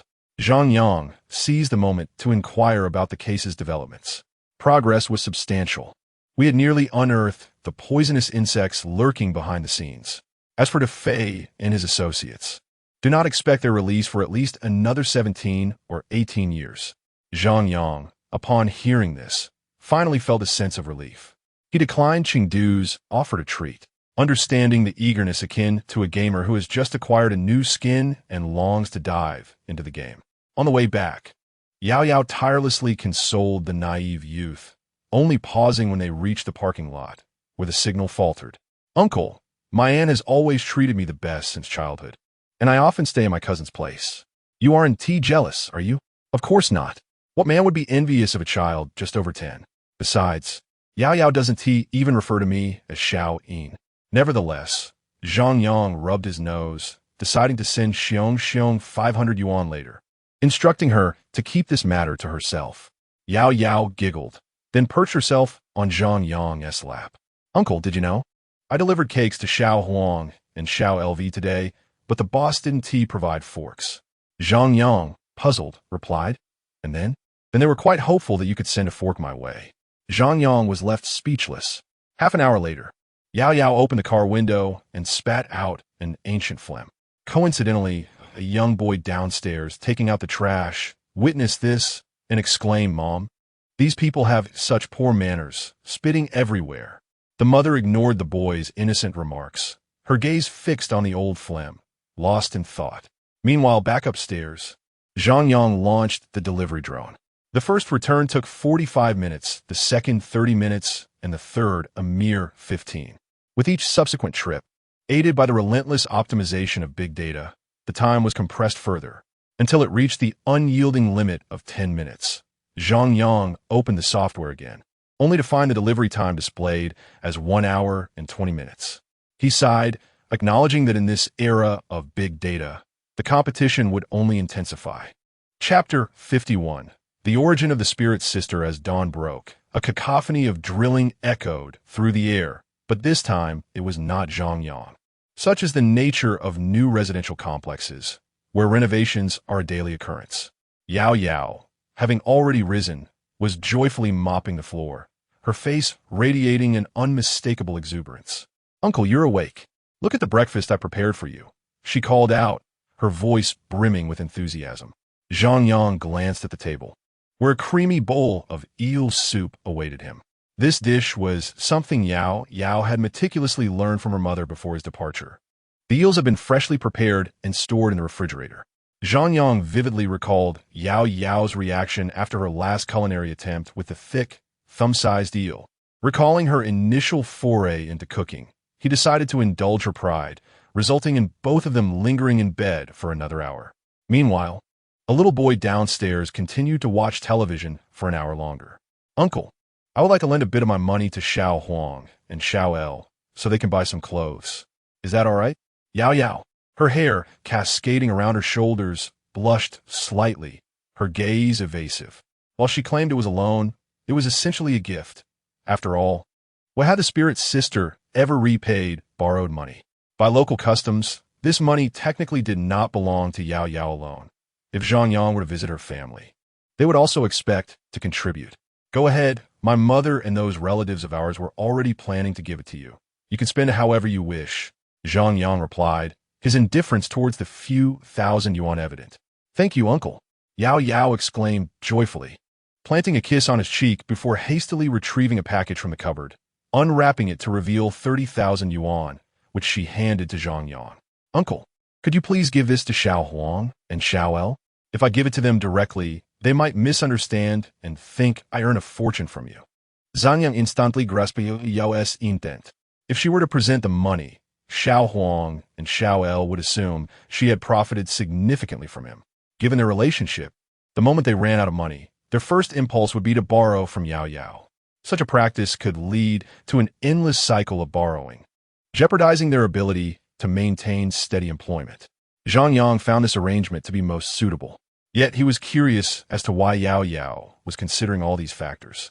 Noticing Zhang Yang's gaze fixed upon her, Yao Yao blushed again. "Uncle, you transferred 5,000 to me previously, and I lent them a bit. But they kept borrowing until they had exhausted my entire 5,000. Zhang Yang gently ruffled Yao Yao's hair and accepted the 30,000 yuan. After freshening up, he made his way to the Sha County. Fang Yuan had already arrived, busy in the kitchen preparing beef bones, chicken carcasses, and the steamed dumplings and wontons slated for the day. Unlike the two internet celebrity streamers, Fang Yuan worked methodically, organizing the chaotic refrigerator with food-grade storage containers, even labeling them with usage dates. "Fang Yuan, here are the week's marinated ingredients and seasonings," Zhang Yang said, handing over the supplies he had procured. His caution was not directed towards Fang Yuan, but rather aimed at Bai Jiayan. Fang Yuan was oblivious to any potential threat from Bai Jiayan. If Zhang Yang were to share the recipe with Fang Yuan, it would be tantamount to revealing it to Bai Jiayan as well. Given the temperament of Bai Jiayan, it would be peculiar to assume that the recipe could generate profit upon witnessing Sha County's success. "All right." Uncle Fang Yuan accepted the ingredients, glancing at Zhang Yang, who appeared hesitant to speak. "What is it? Is there something on your mind?" Zhang Yang inquired, observing Fang Yuan's reticence. "Uncle, may I take on apprentice? I discovered a promising talent with an exceptional palate yesterday, and I believe she will soon be capable of managing independently. However, does the establishment still require additional personnel?" Currently, the shop employed 2 spirited girls, 2 young streamers, Lu Zi, Lu Bo, and Fang Yuan himself. For a modest Sha County, this staffing arrangement seemed rather excessive. "Absolutely, let us set the salary at 3,000 for now. Once she is ready to graduate, we will promptly transition her to a permanent position. Rest assured, we are already scouting for a second location." One shop could hardly satisfy Zhang Yang's aspirations. His vision was to leverage Sha County to launch a drone delivery service. When the timing was right and funds were secured, he intended to initiate a comprehensive promotion. "Thank you, Uncle," Fang Yuan exclaimed, immediately pulling out his phone to make a call. In less than 20 minutes, a spirited girl hurried over and, upon spotting Zhang Yang, bowed respectfully. Zhang Yang smiled and nodded, allowing Fang Yuan's teaching to proceed unhindered. In truth, Fang Yuan had a keen eye. The spirited girl, after sampling just a few bites, could accurately identify the seasonings used, which explained Fang Yuan's eagerness to nurture her talent. The diligent young lady was busily jotting down notes with a pen, observing Fang Yuan's recruit and comparing her to his own choices. Zhang Yang felt a wave of frustration wash over him. He pulled out his phone and called Lu Zi. "Lu Zi, where are you? Hurry back. It's almost mealtime." The chaos on the other end of the line, filled with shouts and curses, suggested a rather complicated environment. "All right, I'll be back shortly." After approximately 20 minutes, Lu Zi returned accompanied by Huan Huan and two other spirited young men. "Lu Zi, what have you been up to this time? Where's your cousin?" Zhang Yang asked, noting the numerous promotional flyers Lu Zi was holding, feeling somewhat exasperated. He had entrusted Lu Zi with managing the shop, a role that should have been relatively relaxed. Yet he seemed busier than anyone else. Lu Zi chuckled. Cousin went to the nearby film studio and live streaming base to negotiate business. "Since the new store is opening, I asked my distant cousin to print a batch of flyers. We're going to dominate this area's vibrant community." Upon hearing Lu Zi mention distant cousin, Zhang Yang felt a throbbing headache. "Lu Zi, let us not even discuss whether these spirited young men have any funds. Just consider who will be delivering. Please don't tell me it's you again." Lu Zi waved his hands dismissively, brushing his ears back. "Oh, dear brother, you misunderstand. We have spirited young men here. They will pair up to deliver, receiving meals for a month in exchange for a day's work. 30 groups will rotate, maximizing cost effectiveness." Listening to Lu Zi's reasoning on cost effectiveness, Zhang Yang regarded him as if he were a devil incarnate. The livestock are fortunate enough to have 3 meals a day, while the spirited young lady and young man here can only scrounge together a single meal each day. This seems to suggest an exploitation of their diverse values. In terms of cost effectiveness, even the capitalists would shed tears. Well then, you should register on several food delivery platforms. If someone places an order, you can have a merchant deliver it personally. Later, with the drone in tow, inform them to release it at the window, and for future orders, they can simply wait at the same spot. I'll teach you how to operate the drone later. The system's lottery features a food delivery drone system, comprising a small server and 10 delivery drones. Any additional would require purchasing with prestige points. It isn't overly expensive, as a single prestige point can redeem one.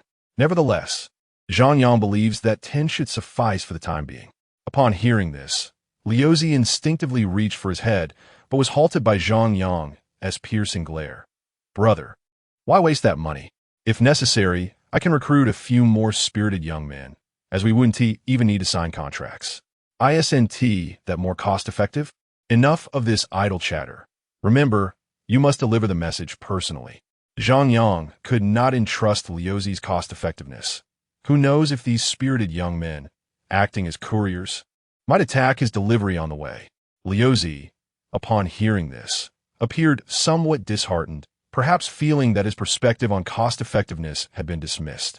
After conveying a few instructions, by afternoon, Zhang Yang, accompanied by Yao Yao, took Xiao Huang and Xiao Lu out to a nearby barber shop. They washed and straightened their dreadlocks and purchased several outfits. Although Xiao Huang and Xiao Lu still exuded an air of roughness, they appeared significantly more presentable. However, the marks of their past remained unresolved, awaiting an opportunity to visit a tattoo shop for removal. Once all tasks were completed, Zhang Yang set off with the 3 of them under the cover of night. The trio was unusually exhilarated, sharing numerous stories of their past escapades. Zhang Yang, too, was filled with curiosity about the origins of this spirited young lady. Chapter 52. To the shed, moreover, there was no need to pay rent or worry about meal expenses, and by stealthily taking and selling a few items from home, one could anticipate a reasonable living allowance. At the very least, it was not like the group on Trent Street. where 7 or 8 individuals would share a single portion of fried rice. Their home was situated far from Binjiang, requiring nearly 7 hours of driving. By the time they arrived, the surroundings were engulfed in darkness. Zhang Yang, who had never ventured beyond his province, realized that not every rural area boasted cement roads, nor did all streets illuminate the night with streetlights. The self-built houses were disregarded by the local girls, yet for outsiders, they held a peculiar significance.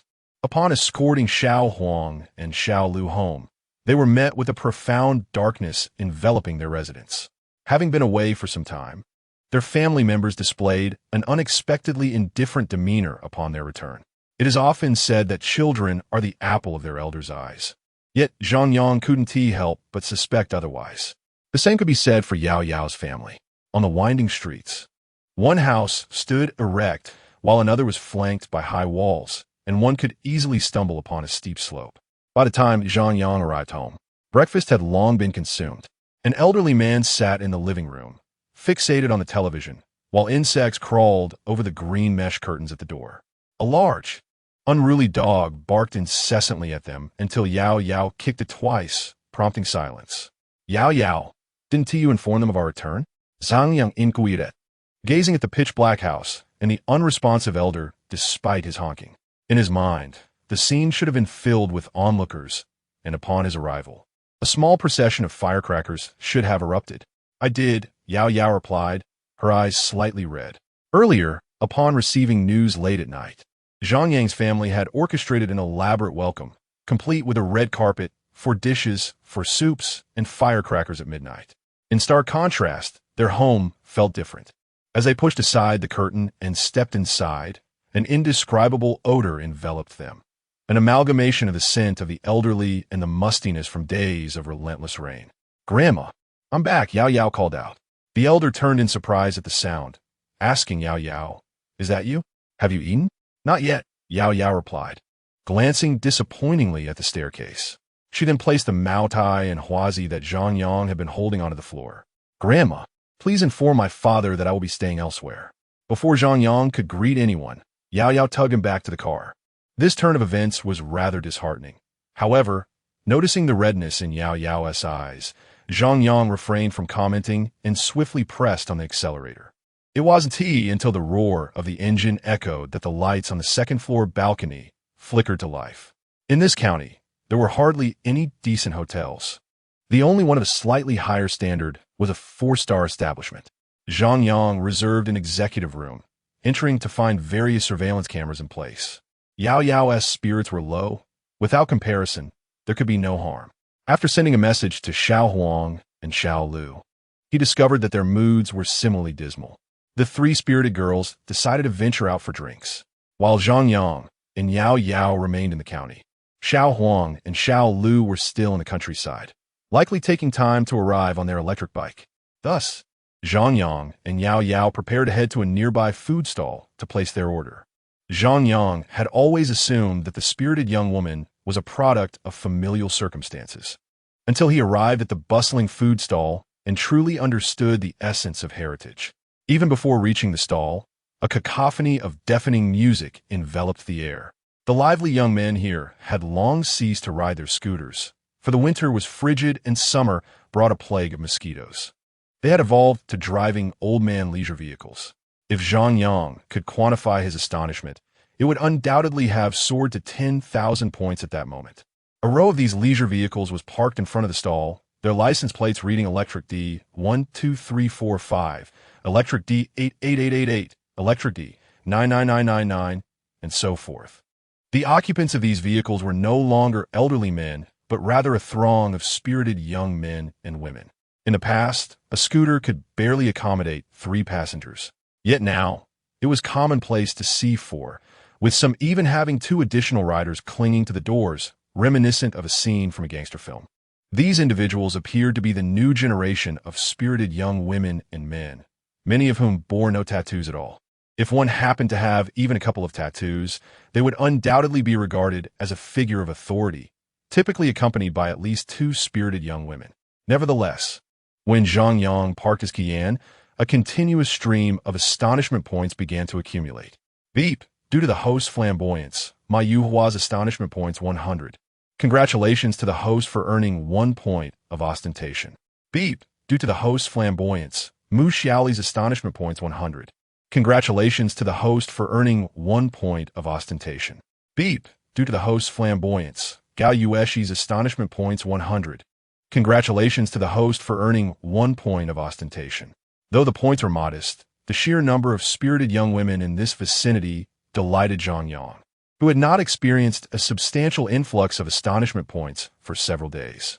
Yao Yao was equally elated, as she gleefully retrieved a pack of cigarettes from the passenger seat and hopped out of the vehicle. Red Sister, long time no see. The owner, known as Red Sister, was clearly a person of stature, her arms adorned with intricate tattoos and a pair of grand angel wings inked across her chest. Oh, aren't you the trio of the red and green lights? Where are Xiao Huang and Xiao Lu? The owner took a moment to recognize Yao Yao, primarily because she had undergone a remarkable transformation. Her heavy makeup had vanished, replaced by an aura of refined elegance. They're on their way, almost here. Yao Yao offered Red Sister a cigarette, who, while grilling skewers, skillfully used a piece of charcoal to light it. The casual dexterity was impressive, reminiscent of a skilled performer. While Yao Yao and the owner engaged in light conversation, Zhang Yang surveyed his surroundings. The spirited young men here appeared to be more affluent than those on Trendy Street, perhaps due to many still being students. During their studies, the financial support from grandparents and parents was substantial, ensuring a comfortable lifestyle. Handsome, what would you like to eat? Today, Red Sister is giving you a 20% discount. After chatting for a while, it was time to place orders. Red Sister passed Zhang Yang a cigarette, which he held without smoking. Please bring me the Emperor's set meal. The set menu here is quite distinctive, lacking specific names. Instead, it features vague descriptions such as the Never Sober set, the Brotherhood of Hearts set, and the Quest for Carving set. However, judging by the menu's pricing from low to high, Zhang Yang surmises that the Emperor's set is likely the most expensive. Without asking Zhang Yang if he can handle spicy food, Hong Jie begins to retrieve ingredients from the freezer behind her, tossing them onto the grill with a rhythmic clatter. Before long, Xiao Huang and Xiao Lu arrive. Compared to Yao Yao, Xiao Huang and Xiao Lu possess a far broader network. Like a leader, they greet acquaintances here and there, casually accepting cigarettes. Yet, the surprises for Zhang Yang do not end there. Just as he settles down, with the barbecue yet to be served, an ear-piercing melody suddenly erupts from the nearby food stall. The proprietor, seemingly out of nowhere, produces an ambience light from the 1980s, and the atmosphere becomes electrifying. A few spirited young men, brandishing bottles of alcohol, provocatively challenge from across the way. Not to be outdone, Hong Jie's side lights up with a spinning ambience lamp, casting beams of light in a dazzling display. Leading the charge at the front, she sways with abandon, showcasing a bottle of beer as if it were a trophy. The scene resembles a competitive arena, leaving Zhang Yang utterly astonished. Chapter 53. Tilon Bridge Vocational College Uncle. Isn't this exhilarating?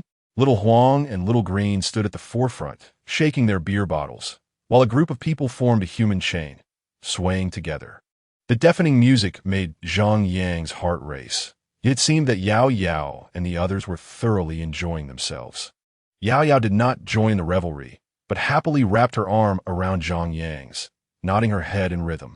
Zhang Yang found the scene both amusing and bewildering. It resembled a rudimentary dance hall. After approximately 20 minutes of spirited swaying, a police car approached with a distinct sound. Those present seemed unfazed, promptly switching off the lights and music. Little Huang and Little Green reluctantly returned to their seats, accompanied by several spirited girls. In this locale, the gender ratio among the lively young men and women was notably skewed. On Binjiang Trend Street, the ratio was approximately 6:4, favoring the males.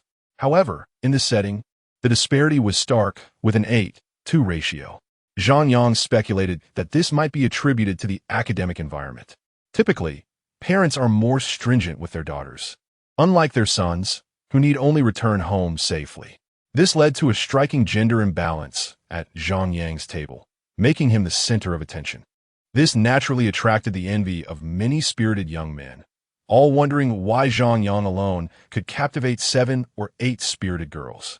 Among them, Yao Yao stood out, her beauty almost breathtaking. "Hey, sister, let's get acquainted.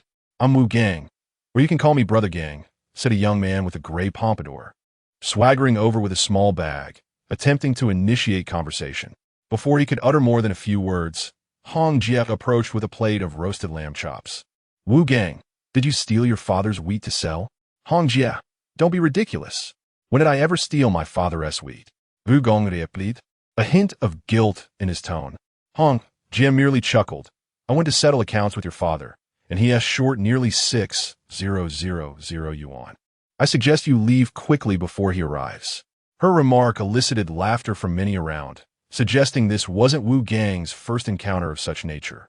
"Hee, thank you, Hong Jie, for saving me," Yao Yao chimed in cheerfully.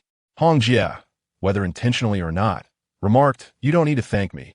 Your boyfriend's watch costs over 300 yuan. He must be quite the character." Ding. Due to the host's ostentation, Lin Fangfang's astonishment level has increased by 100 points. Congratulations to the host for earning 1 point of show-off points. Ding.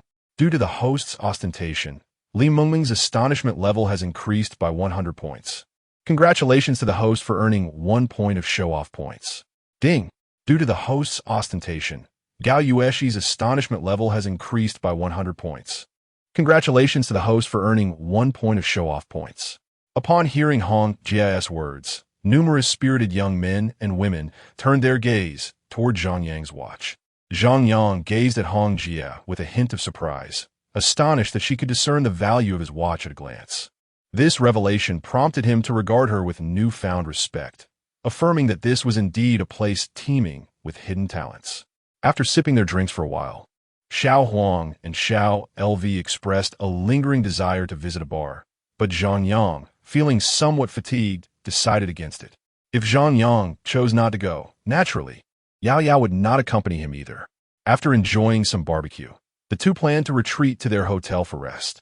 What Zhang Yang did not anticipate was Hong Jie's remarkable abilities. During the bill settlement, she demonstrated her prowess without even needing a calculator, verbally calculating the total with ease. After Zhang Yang paid and checked the menu on his phone, he found her calculations to be accurate, much to his astonishment. "Yao Yao, who is this Hong Jie? It seems everyone around here holds her in high regard," he inquired out of curiosity as they drove back. Yao Yao shook her head, uncertain, but mentioned that she was reputed to be a formidable accountant who had previously served time in prison and had since turned to selling barbecue. The following day, Zhang Yang slept until after 9 in the morning, awakened by the persistent ringing of Yao Yao's phone. The caller was Yao Yao's aunt, who, upon learning that Yao Yao had brought her boyfriend home, insisted on treating Zhang Yang to a meal. Zhang Yang found the situation amusing. Before even reaching the girl's house for dinner, they were first heading to her aunt's home for a meal. From what Yao Yao shared, since her mother's passing, she had frequently stayed with her aunt, fostering a much closer relationship with her aunt than with her father or stepmother. After leaving the hotel, it took nearly 30 minutes to reach their destination. Upon arrival, they noticed 4 or 5 people standing by the roadside, some holding firecrackers while others brandished smartphones. "Uncle, this is my aunt's husband and my aunt," Yao Yao announced as she pressed down the car window, her somber expression brightening instantly. She called out, "Aunt, uncle, big uncle, second uncle." Zhang Yang parked the car and distributed cigarettes to everyone. A moment later, the sound of firecrackers echoed, and Zhang Yang found himself seated at the head of a round table, flanked by Yao Yao's big uncle on one side and her second uncle on the other, with her aunt's husband pouring drinks. It was a quintessential setup for a new son-in-law at a family gathering. Directly across from him sat Yao Yao and a sorrowful young boy. Yao Yao's aunt was diligently bringing forth an array of dishes, clearly indicating the significance of the occasion, which included braised goose, old duck soup, and large carp. Come, you must be tired from driving. Have a drink to unwind," Yao Yao's aunt's husband said, immediately pouring Zhang Yang a generous glass of liquor, presumably aiming to gauge his character through his drinking habits. Unfortunately, Zhang Yang had taken an antidote for intoxication before the meal. The drinking commenced with tentative sips, evolved into a more comfortable pace, and concluded with a fervent toast, resulting in a rather chaotic scene by the end of the meal. Yao Yao's big uncle and second uncle had long succumbed to the effects of the liquor, leaving only her aunt's husband still upright, but he too succumbed after Zhang Yang suggested a refreshing beer to rinse his palate. Xiao Zhang, as you have observed, given the circumstances, you will have to share a space with Xiao Tao tonight. Originally, Zhang Yang and Yao Yao intended to stay at a hotel, but unexpectedly, Yao Yao's aunt vehemently opposed this plan, leaving Zhang Yang with no choice but to remain. It's all right, Andy. I don't mind where I sleep. I could even rest in an internet CF. A mere chair suffices, Zhang Yang reassured her. However, while Zhang Yang remained indifferent, Xiao Tao, the young lad, voiced his discontent. Mom, I'm heartbroken right now. I wish to be alone. Then sleep in the bathroom. Yao Yao's aunt did not indulge him, immediately scolding him sharply. Yao Yao, feeling somewhat apologetic, helped Zhang Yang arrange the bedding, smoothing out the pillowcase. Uncle, it's just for one night. We'll move to a hotel tomorrow, all right? Zhang Yang nodded, clearly noticing the genuine affection Yao Yao shared with her aunt's family. They truly welcomed Zhang Yang with open arms, indicative of their heartfelt regard for Yao Yao. Xiao Tao, squeeze in a bit, make some room for your brother-in-law, Yao Yao instructed the little boy. Yet, once she departed, he promptly claimed the larger portion of the bed. In dealing with such a young rascal, Zhang Yang was adept. He pulled out his phone. Shall we play some games? The young boy's eyes widened at the sight of the V10 account, and he gulped in anticipation. Let us play. Zhang Yang chuckled. Here, scan the code. I'll let you use my account. Have fun. As the little one logged in, astonished, Zhang Yang sent out a message. Hey, Xiong, what are you up to? Chapter 54. The first generation of the spirited little sister uncle. Are you awake? In the morning, Zhang Yang found himself still lost in dreams, imagining he had transformed into an icicle, being playfully licked by Crayon Shinchan. Upon opening his eyes, he discovered Yao Yao lying beside him, wearing a mischievous grin. Not quite yet. Zhang Yang felt a flicker of annoyance at Yao Yao's habit of calling him brother when she couldn't rouse him, but he resigned himself to the circumstances. Timing, people, and the environment were against him. Glancing over, he noticed his younger cousin peacefully asleep, his phone still displaying a chat with a certain Xiong. With affectionate terms like baby, it seemed he would soon be shutting his heart once more. 10 minutes later, Yao Yao was by the sink, engaging in a righteous act of familial discipline. After completing his morning routine, Zhang Yang made his way downstairs. Yao Yao's uncles had long since departed, neglecting their promise to stay for an extra couple of days and visit their home. Only Yao Yao's little uncle remained at the dining table, preparing breakfast. The meal consisted of hand-pulled noodles simmered in chicken broth from the previous night, steaming in a generous bowl, accompanied by special pickled radish and garlic. Truly a delightful repast. Zhang Yang devoured 2 bowls in one go. Zhang Yang, I apologize. I have to go to work and pick up Yao Yao's cousin at noon, so I cannot stay, Yao Yao's uncle stated, his simple demeanor suggesting he felt it was inappropriate to leave so hastily as the head of the household. He had waited for Zhang Yang to rise before hastily preparing to depart. Aunt, I can go pick up Xiao. I can drive now. Yao Yao's words sparked a glimmer of surprise and gratitude in the eyes of her aunt and uncle, particularly her aunt, who, after a night of earnest conversation, had learned that Zhang Yang and his parents regarded Yao Yao as their own, showing no distinction due to her background. After breakfast, with nothing pressing to occupy him, Zhang Yang decided to accompany Yao Yao to the county town while also picking up her cousin. Brother, I have good news and bad news. Which would you like to hear first? Yao Yao, having had a restless night, knew the situation in the county was complex and that Zhang Yang would be the one driving. Just as they were en route, a call from Lu Zi interrupted, stirring an uneasy feeling within Zhang Yang. Let us hear the bad news first. Brother, our drone delivery service went unregistered and got caught. The drone has been confiscated. Upon hearing this, Zhang Yang felt a chill run through him, realizing he had neglected to register the drone for flight, which was indeed forbidden without prior approval from the relevant authorities. And the good news? The good news is that my cousin bailed me out, and the drone has been returned to us. Listening to Lu Zi's words, Zhang Yang could only conclude that both pieces of news were rather disheartening. As Zhang Yang remained silent, Liu Zi continued, Brother, this takeaway drone of yours is simply extraordinary. Not only does it boast remarkable stability and precise positioning, but it also delivers meals at an astonishing speed. The most impressive part is that the security guard's countermeasures seem utterly ineffective. Where on earth did you acquire such a remarkable drone? It's truly amazing. I have a cousin who is eager to buy one as well. Liuzi prattled on, while Zhang Yang felt a chill deep within him. In a moment of impulsiveness, he had embarked on the venture of drones, forgetting the numerous challenges and obstacles that lay ahead, akin to the initial foray into bike sharing that was swiftly banned for posing risks to public safety and image, only to be reintroduced after a considerable time. Is there anything else you wish to discuss, Liuzi? Zhang Yang pondered the idea of withdrawing from the venture, yet felt a tinge of reluctance. Brother, I believe we could collaborate with Donggu, bundling this drone along with the delivery system to sell to him, and then use the proceeds to produce our pig squeal capsules, which would certainly offer great value. Liuzi was about to mention his cousin again, but Zhang Yang promptly hung up the phone. He had no intention of selling the drone. He aspired to be the one at the forefront of this burgeoning industry.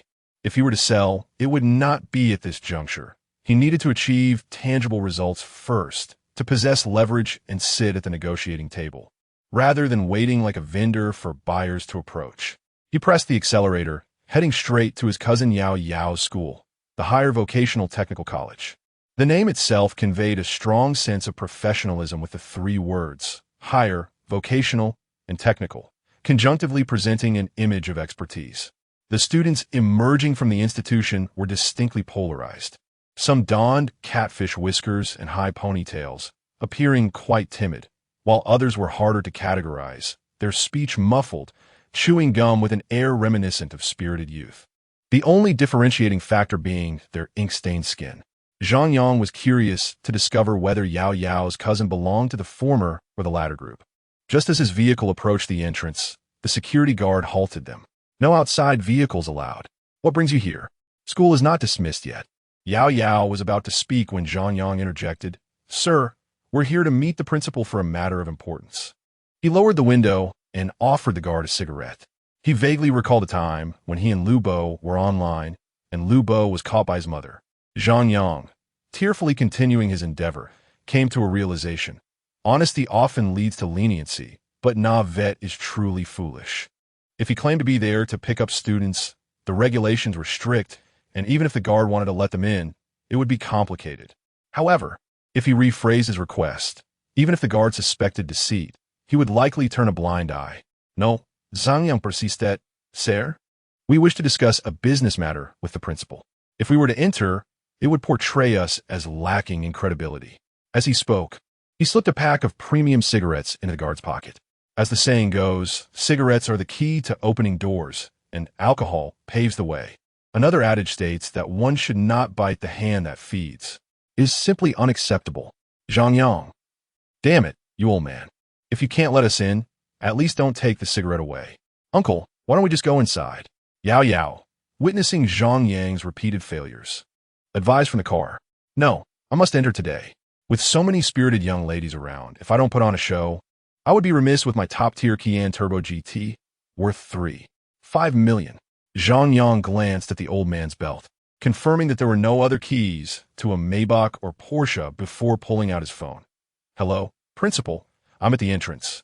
But this gatekeeper 1T let me in. Could you perhaps give him a call? Just out of the police station, Liuzi? Oh, okay. Zhang Yang hung up and approached the old man. Sir, your principal said to call him, without giving the old man a chance to respond. He plopped back into the car. Uncle, actually this guard. Zhang Yang waved his hand, signaling Yao Yao to remain silent. Don't worry, it's a small matter.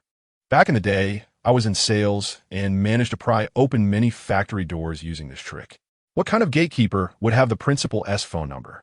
Hello, nephew. There's a young man at the entrance saying he wants to discuss business with you. Zhang Yang. Actually, this guard is our principal's great uncle. Zhang Yang. You should have anticipated that the old man's arrogance stemmed from having connections. Just as he was about to leave, he was startled by a knock on his car window. Handsome, why are you here at the traffic light? Sister Hong rode up on a small electric bike, her tattoos on her arms and chest concealed by long sleeves and a collar. Sister Hong, my uncle and I want to go in to pick up my sister, but the old man One T let us through. Upon hearing this, Sister Hong smiled and said, "No worries, just tell the old man you're here to pick someone up." After saying this, she zoomed in on her electric bike. Yao Yao, somewhat skeptical, got out of the car and spoke to the old man. Zhang Yang, preparing to turn around, thought to himself. The car slowly entered the campus. Zhang Yang donned his sunglasses, cranked up the car's music, rested his left arm casually on the window, his chin in hand, with a cigarette dangling from his lips. "Don't ask, just know it's in tea." This time it was Yao Yao who felt in tea, covering her head and not daring to look up. However, along the way, the system's notification sound continued unabated. Deng, sensing the host's flamboyance. Chao Xin shock value 100, gaining a point of show-off points. Deng, sensing the host's flamboyance. Shun Hanyan shock value 100, gaining a point of show-off points. Deng, sensing the host's flamboyance. Pam Meishuan shock value 100, gaining a point of show-off points. Zhang Yang drove around the school repeatedly until he confirmed that the system had ceased its notifications before finally stopping. Although it was a bit in tea, the rewards were certainly immense, amassing over 600 show-off points alone. Considering the earnings accumulated thus far, Zhang Yang was on the verge of participating in another extraordinary lottery.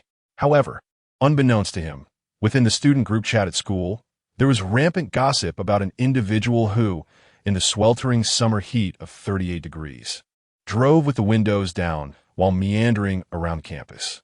Chapter 55. The initial encounter at Fengling Ferry, a fateful meeting with Yang Guo after circling around several times. Zhang Yang finally arrived beneath the girls' dormitory. In stark contrast to the exuberance and vivacity of her classmates, Yao Yao's younger sister appeared somewhat reserved. Her tall stature made her stand out even when her head was bowed, rendering her an outlier amidst the crowd. With a high ponytail and delicate features, her exquisitely crafted visage was concealed beneath her lowered gaze. Instead of phone or snacks, she clutched a stack of books and a suitcase. The surrounding female classmates seemed reluctant to engage with her. After all, no one wishes to play the role of a mere supporting character. This prompted Zhang Yang to recall a poignant saying, "Fruits born of a barren heart are destined to be bittersweet." The fragrance that blooms from the mire of despair ultimately carries a hint of sorrow. When we hear of a child from the mountains gaining admission to prestigious universities, our immediate reaction is not to marvel at their intelligence, but rather to be astonished by their fierce, wild determination akin to that of a clover thriving against all odds.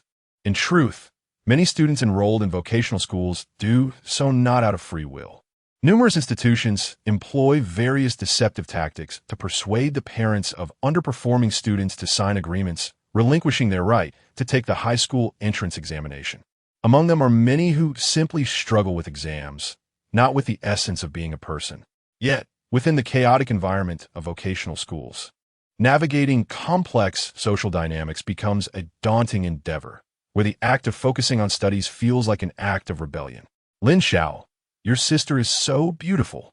Today, Yao Yao donned a charming floral dress that gracefully draped her figure, with delicate straps resting on her shoulder blades and the hem falling just below her calves, complemented by white socks and sneakers that evoked an aura of innocence.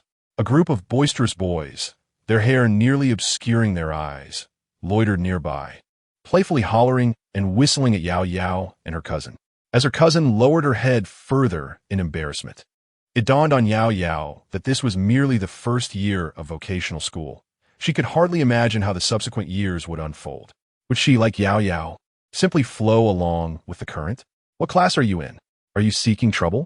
Frustrated, Yao Yao confronted the rowdy boys. Unfortunately, her reprimand did not yield the desired effect. Instead, it only emboldened their audacity. "Yes, sister, would it be acceptable for me to die in utter exhaustion?" One boy's taunt elicited laughter from both boys and girls alike, infuriating Yao Yao as she searched for something to retaliate with. Her cousin tugged at her arm, signaling her to let it go. This only served to further inflate the boys' arrogance, their whistles growing louder, just as the boys reveled in their triumph. The sudden roar of an engine startled everyone. The Kian Turbo GT, with its formidable 4.0 LV8 engine, roared to life like a ferocious beast. Tires screeched against the pavement, releasing plumes of white smoke as if the creature were exhaling heat. In the moment of collective astonishment, the vehicle surged forward, barreling directly toward the brash boys. Yao Yao instinctively covered her eyes, while others dared not look. With a screech of tires, the car came to a halt just a meter away from the group, leaving behind a prominent trail of thick skid marks on the ground. Several young men stood frozen in fear. Zhang Yang did not exit the vehicle immediately. Instead, he revved the engine with a sudden ferocity, the thunderous roar startling the boys, causing them to plop down onto the garden.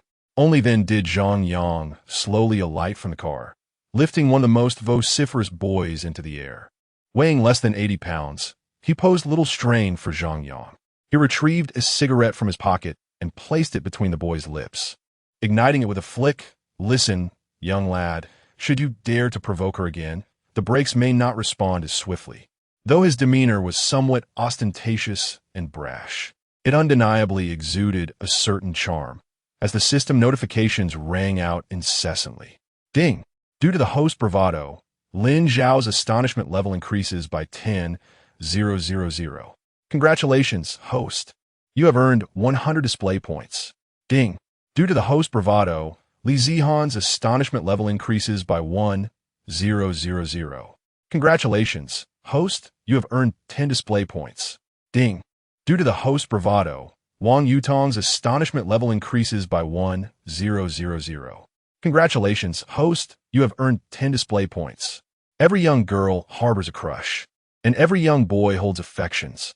Hearing the nearly 10,000 points of astonishment, Zhang Yang cast a puzzled glance at Yao Yao's cousin, whose gaze was fervently fixed upon him, startling Zhang Yang.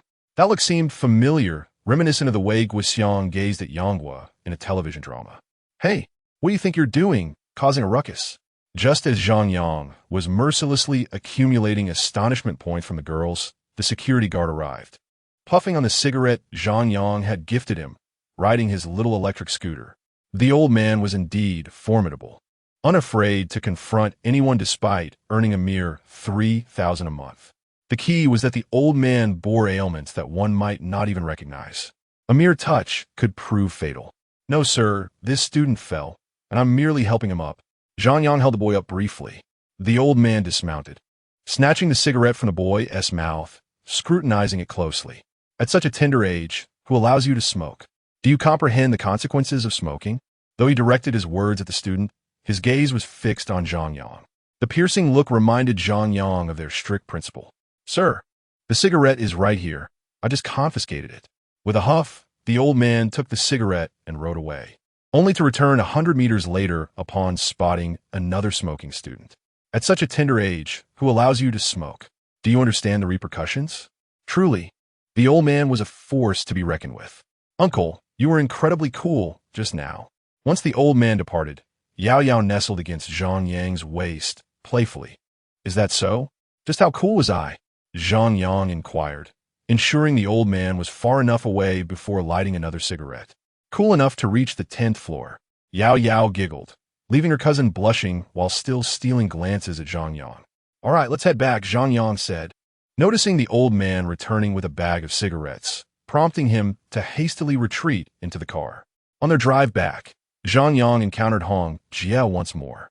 Riding an electric scooter, a thick stack of reports rested at the front. Both parties exchanged slight nods, engaging in minimal conversation. "System, grant me a chance at the ultimate lottery." Having recently showcased a performance on campus, and again with cousin Yao Yao, the system's prestige points had conveniently reached 1,000, enabling him to draw once more from the grand lottery. Seizing the opportunity while Yao Yao and her sister indulged in purchasing milk tea, Zhang Yang decisively opted to participate in the draw. Deng, congratulations to the host for selecting a prize. Option 1. Receive 2,000 Mother Pig Scream pills. Option 2. Receive a low-tier Mother Pig Scream pill extraction machine. Ingredient list provided. System, I choose option 2. The ingredient list comprised various items such as whips and kidneys. Although expensive, they were not difficult to procure. While the low-tier Mother Pig Scream pill lacked the potency of its superior counterpart, it possessed a quality irresistible to any ordinary man: a gradual restoration of kidney function. reflecting on the past when nutrient beverages had waned in popularity. One particular variant featuring red dates and goji berries surged in demand after being touted for its benefits to vitality and kidney health. The taste of that potent liquor is best left unmentioned. However, once the inclusion of goji berries and epimedium was revealed, every sip was met with silence from the drinkers. Any man, irrespective of preference, would inevitably be compelled to take a taste upon hearing of its benefits for kidney health. Chapter 56. Encountering 3 times in a day Uncle. What would you like to drink? Zhang Yang was still contemplating where to place the extraction machine when Lin Xiao approached him. Her face flushed. "Em indifferent. Something light will suffice." Upon hearing this, Lin Xiao blushed even deeper and hurried away. Zhang Yang couldn't help but think, "Isn't this quite evident? She clearly has feelings for me." In youth, one ought not to encounter individuals of breathtaking beauty, should they fail to unite in the end. Such a memory becomes a measuring rod, forever distorting perceptions of others. Fortunately, Zhang Yang was not one to fall prey to such a fate. In his younger days, he was enamored by appearances, fixated first on faces, then on figures, and eventually on legs during his university years. After graduation, his preferences shifted towards curvaceous forms, alluring stockings, and captivating voices. Only recently did he come to the realization that he was simply a man of unrestrained desires, wholly lacking in self-control. "Xiao Xiao, why is your face so hot? Are you coming down with something?" After purchasing milk tea, Lin Xiao sat in the back seat, her complexion resembling that of a boiled shrimp, likely unaware that her cousin, Yao Yao, would be astonished to discover her immediate infatuation with Yao Yao's boyfriend. Zhang Yang glanced at the rearview mirror and sighed. Ah, this vexing allure. There was no recourse. After meandering through the county town, Yao Yao chose not to return home, but instead sought out Xiao Huang and Xiao LV. As a spirited girl, she could hardly swallow her indignation. In terms of social connections, she knew she could not compare to Xiao Huang and Xiao LV.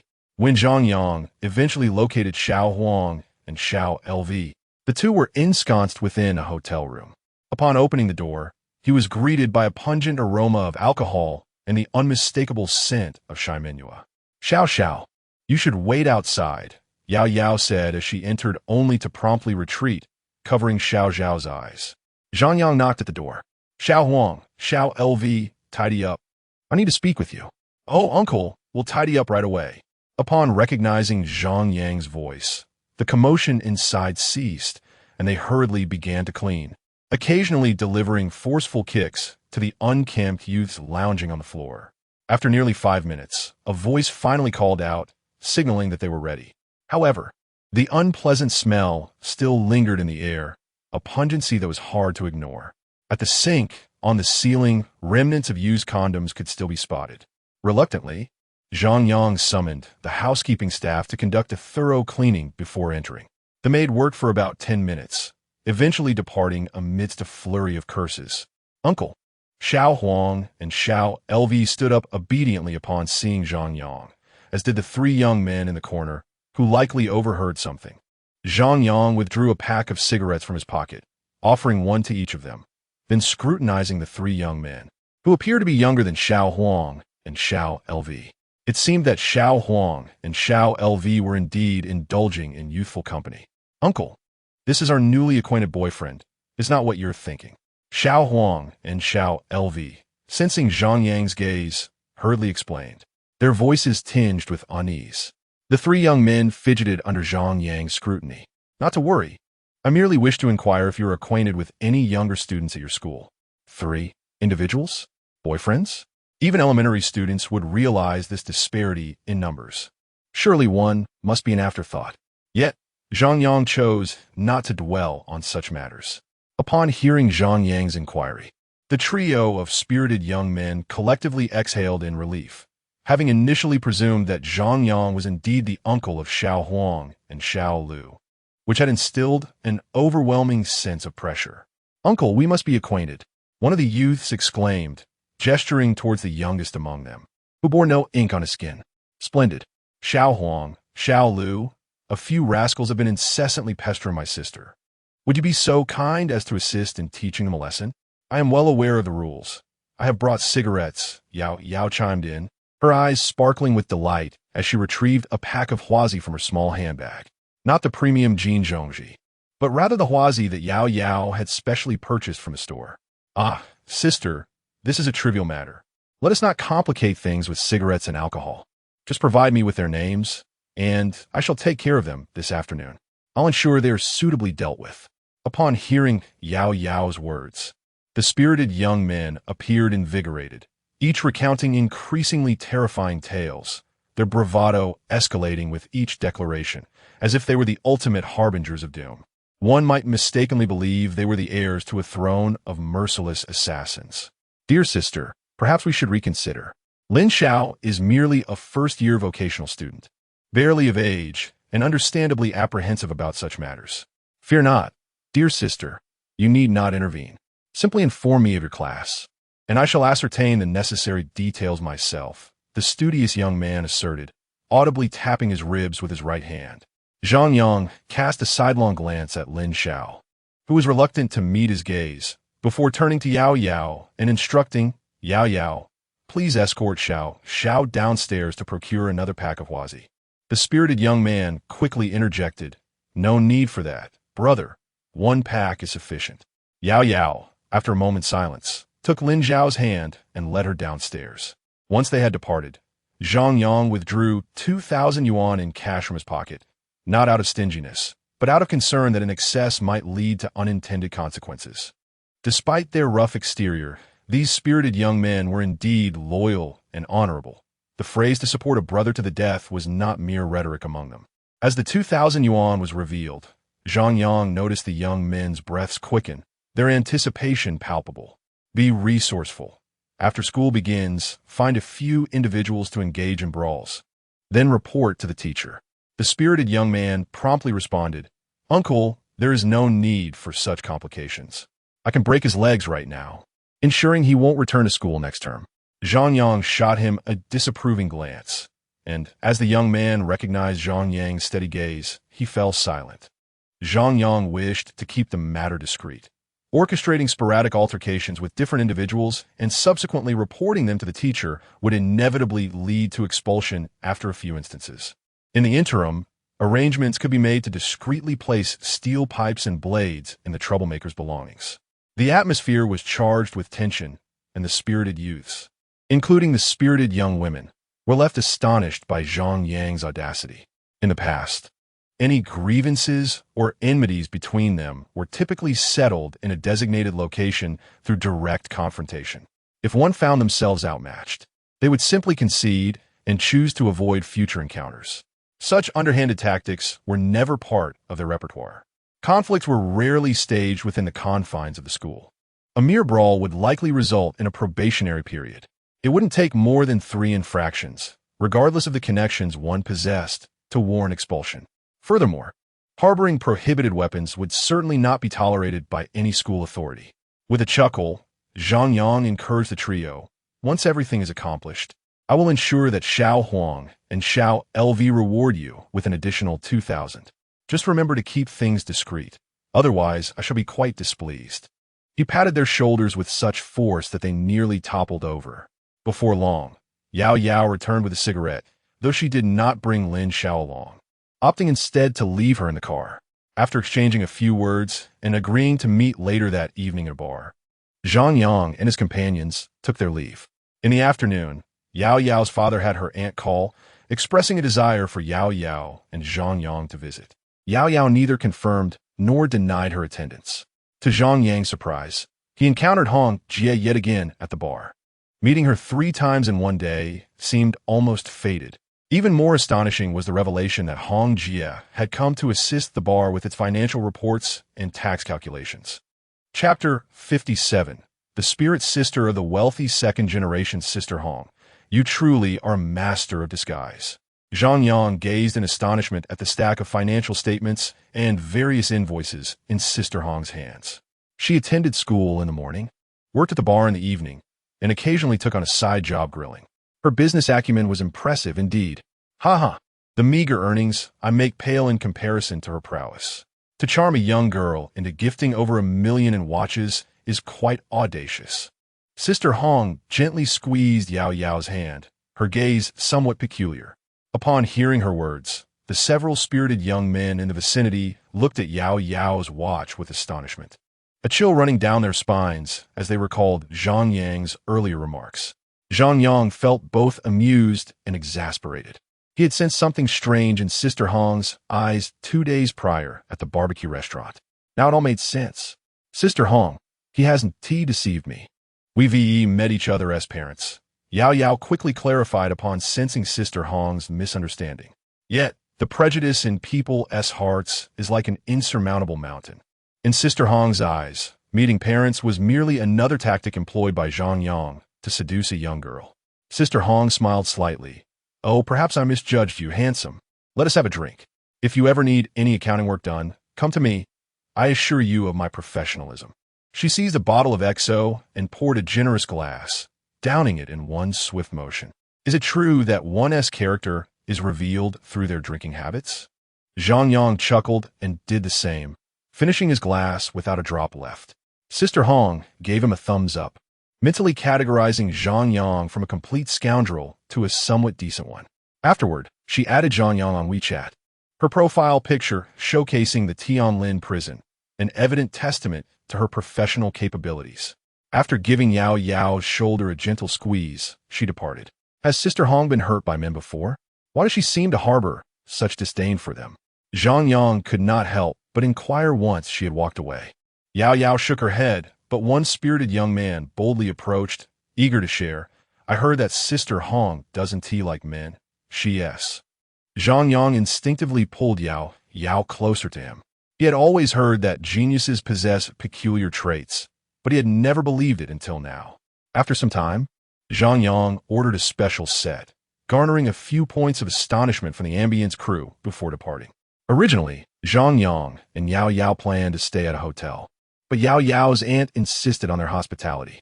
Fearing that Yao Yao's aunt might misconstrue his intentions as disdainful, Zhang Yang reluctantly agreed to stay another night. However, he ended up sleeping alone on one bed, while the young boy was sent to sleep on the floor in his father's room. The next morning, Zhang Yang was roused by Yao Yao's gentle nudging, only to be met with the sound of the young boy wailing. Initially perplexed, he opened his phone to find a string of messages from Meng Meng. He didn't read the beginning or the middle, but the concluding words struck him. I'm sorry, we're not suited for each other. Within 10 minutes, he was pulled back into the fray once more. Upon encountering Zhang Yang, Lin Xiao still felt a flush of embarrassment, unable to meet his gaze. Zhang Yang, however, remained indifferent, finishing his breakfast before accompanying Yao Yao to her father's residence. The familiar sight of the large yellow dog and the green curtain greeted them, but the scene was altered by the throng of people gathered at the entrance. Numerous acquaintances, whom Yao Yao could scarcely name, filled the space. At the lunch table, the only attendees were Yao Yao's grandmother, her father, her stepmother, and a chubby little boy, presumably the offspring of her stepmother. The meal was modest, featuring merely 2 hot dishes, a plate of green beans and shredded potatoes, while the rest comprised cold dishes. They drank beer, a stark contrast to the hospitality shown by Yao Yao's aunt's family. During the meal, Yao Yao's grandmother served a roasted goose leg to Zhang Yang and another to the little boy. Meanwhile, Yao Yao's stepmother incessantly inquired about Zhang Yang's profession, his family's background, and his current residence. After lunch, Yao Yao's father subtly probed Zhang Yang regarding the bride price for marrying Yao Yao, as well as his intentions about engagement or marriage. Throughout the conversation, not a single question was posed about Yao Yao herself. Zhang Yang had always believed that the notions of gender preference and the presence of a stepmother were mere fabrications of television scripts designed to evoke tears from middle-aged women. Yet, the reality he encountered revealed a stark contrast. It seemed he had been naive in his assumptions about the societal dynamics of their time. Yao Yao arrived with a heart full of joy, but departed with tear-filled eyes. After a brief stop at the supermarket and a simple farewell to Yao Yao's aunt, Zhang Yang and she returned directly to Binjiang. Upon their return, Yao Yao silently requested Zhang Yang 3 times. startling him into an early visit to Chow Lu Street the following morning.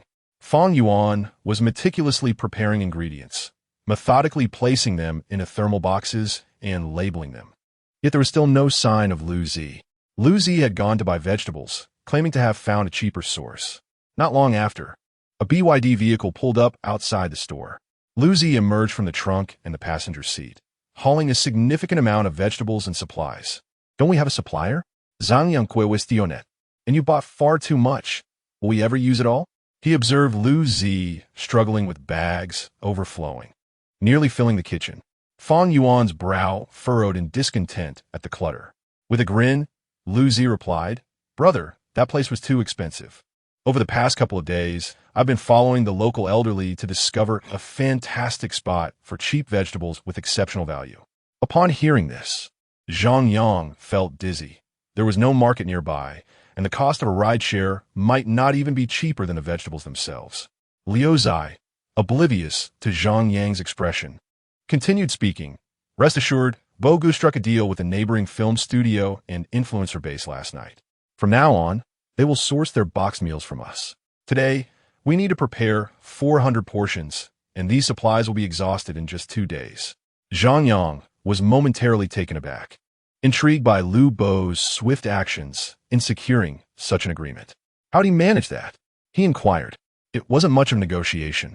He simply approached their manager, shared a few drinks with the director, and casually gifted a few Mother Pig scream pills. "Brother, you have no idea how chaotic things are between that director and the actresses." Liu Zai animatedly recounted the scene he had witnessed, describing one person, then two, and then three. Zhang Yang couldn't help but feel a sense of disbelief. The value of the Mother Pig scream pills was indisputable. Zhang Yang knew they were worth nearly 10,000 yuan each from the system. In terms of market value, he believed they could easily fetch 100,000 yuan each, and even the most skeptical buyer would not hesitate to purchase 10. Zhang Yang felt a wave of dizziness wash over him, pondering just how many boxed meals would need to be sold to break even. Waving his hand to indicate that Liu Zai should get back to work, Zhang Yang sat at the dining table, contemplating where to produce the basic Mother Pig scream pills. Even if the output was limited, they could be consumed personally or given away as gifts. Just as he was lost in thought, a pink McLaren screeched to a halt at the entrance of the restaurant.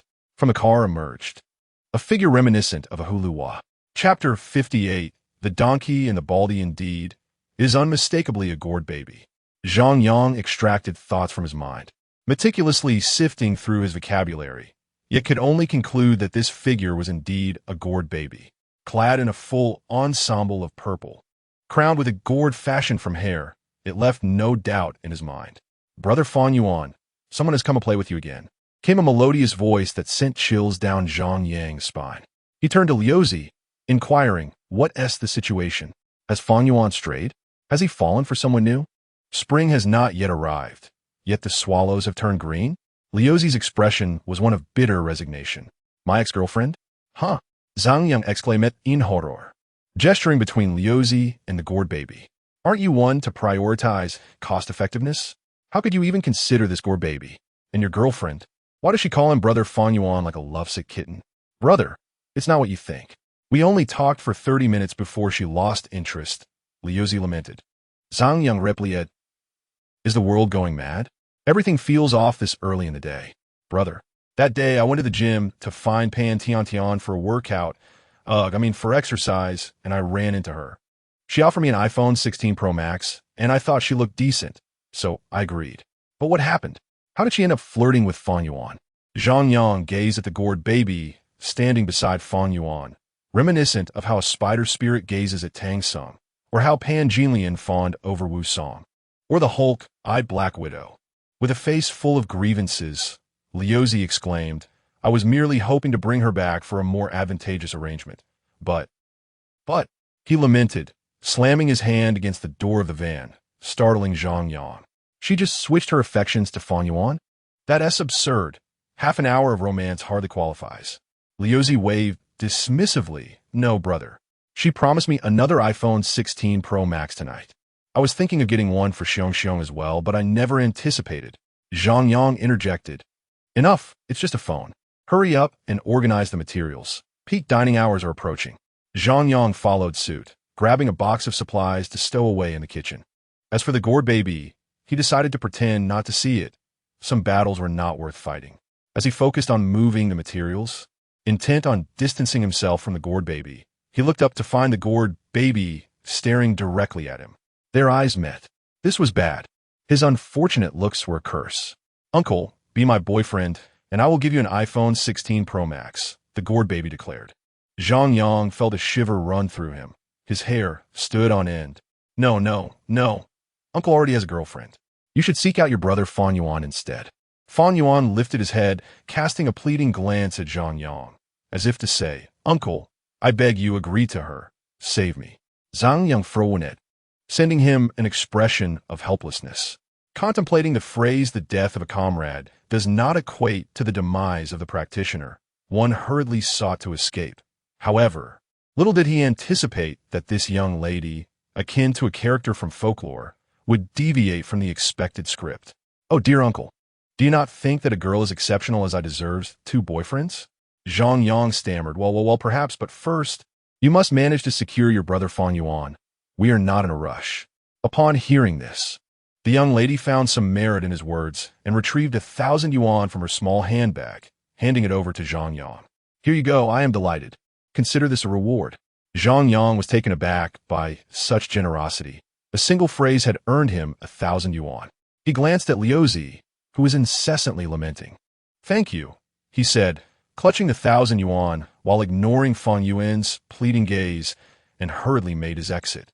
Upon stepping outside, he was met by Liuzi, who followed closely. "Brother, could you perhaps advance me 1,000 yuan from my salary?" Liuzi's eyes fixated on the cash, his intentions unmistakable. "But do you not possess 10,000 yuan?" Zhang Yang inquired, yet he still placed the 1,000 yuan into Liuzi's hands, feeling somewhat like a freeloader. In the past, he would have reveled in such fortune. However, now he contemplated the potential repercussions of a system lock. On a certain date, host so-and-so received a reward of 1,000 yuan. Would he still be able to navigate his circumstances? "I purchased a phone for Xiong, as her previous one was perpetually lagging, making it difficult for her to receive messages consistently," Zhang Yang remarked. "That was not an issue of reception. It was merely selective blindness," he added. "Liuzi, heed my advice. A girl like Xiong is beyond your grasp. You may find yourself overwhelmed by her." However, Liuzi, evidently unfazed by the counsel, wore a foolish grin, likely lost in his own daydreams. "Fear not, brother. I shall not be overwhelmed by a woman. I merely feign being utterly captivated. It is all part of my grand scheme, and I have my own rhythm. Enough of this nonsense. You are teetering on the brink of becoming a sycophant, yet you speak of rhythm? It appears you have your own peculiar methods," Zhang Yang retorted. "This time, it seems you are truly ensnared." Contemplating offering advice, he decided against it. Xiong was not a formidable adversary and would merely render Liuzi a mere shadow of himself, a trivial matter in the grand scheme. Upon exiting, Zhang Yang made his way directly to the gym for some much-needed exercise. It was not yet 10:30 in the morning, yet the gym was already bustling with numerous individuals engaged in their workouts, predominantly individuals from the 60s and 70s, each glistening with perspiration, undoubtedly having relocated their morning exercises to this venue. Nearby stood an array of yoga pants, one hand clutching a water bottle and the other grasping quick-action heart-saving pills.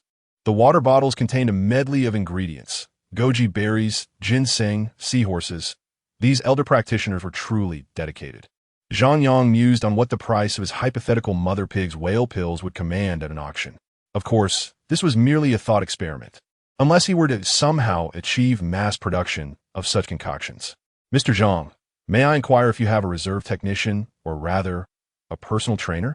It was the same yoga pants-clad girl as before, though today she sported sharkskin leggings, clad in slender shark shorts and a white tank top with a side stance.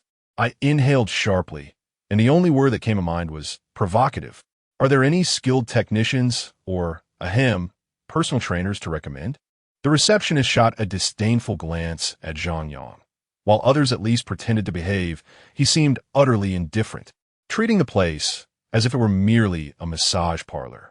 However, upon observing the Vacheron Constantine that Zhang Yang wore, she found herself preferring his forthrightness over those who, in their pretense of being high-ranking executives from publicly listed companies, boasted of their earnings while refusing to even top up their cards. "Brother, do you think I measure up?" The receptionist twirled before Zhang Yang, fearful of his disapproval, even performing an impressive split. "Aren't you the receptionist? Can you also serve as a personal trainer?" She smiled triumphantly. "Brother, we are indeed personal trainers. It's just that when someone doesn't have a class, they take turns at the front desk." Zhang Yang raised an eyebrow, wondering if this was a ploy to exploit labor. "All right then, but could you allow me a brief respite later?" Deng, due to the host's audacity. Gu Ziji's shock value increases by 100. Congratulations to the host for earning 1 point of shock value. "Brother, that's annoying, but my class hours are quite pricey. After all, I'm a gold medal technician, a gold medal personal trainer." Zhang Yang waved his hand dismissively. "No worries, just deduct however many minutes you need." Ding. Due to the host's audacity, Gu Ziji's shock value increases by 1,000. Congratulations to the host for earning 10 points of shock value. Gu Ziji swiftly deducted 10 hours, then reconsidered and subtracted 20 more, feeling slightly regretful. To her astonishment, Zhang Yang indeed fell asleep during the session. When he finally opened his eyes, it was mealtime, and amidst the receptionist's resentful gaze, he departed the gym. On his way, he unexpectedly encountered Hong San and the bald donkey, with Hong San leading the way and the bald donkey following closely. The two beamed with delight upon seeing Zhang Yang. "Brother, what a surprise to see you again. Shall we have lunch together?" Hong San proposed with a smile, while the bald donkey nodded in agreement, showing no sign of the enmity they had just a few days prior. "Well, I'm heading to Sha County. Are you two interested?" "Sha County?"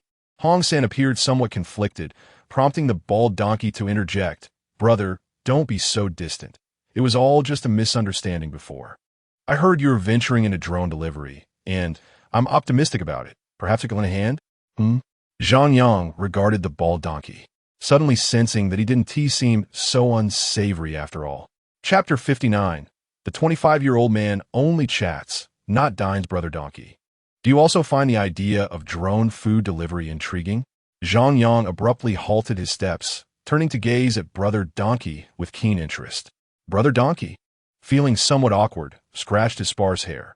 He merely intended to initiate a conversation, but Zhang Yang had unexpectedly taken the bait. He steeled himself and continued to feign confidence.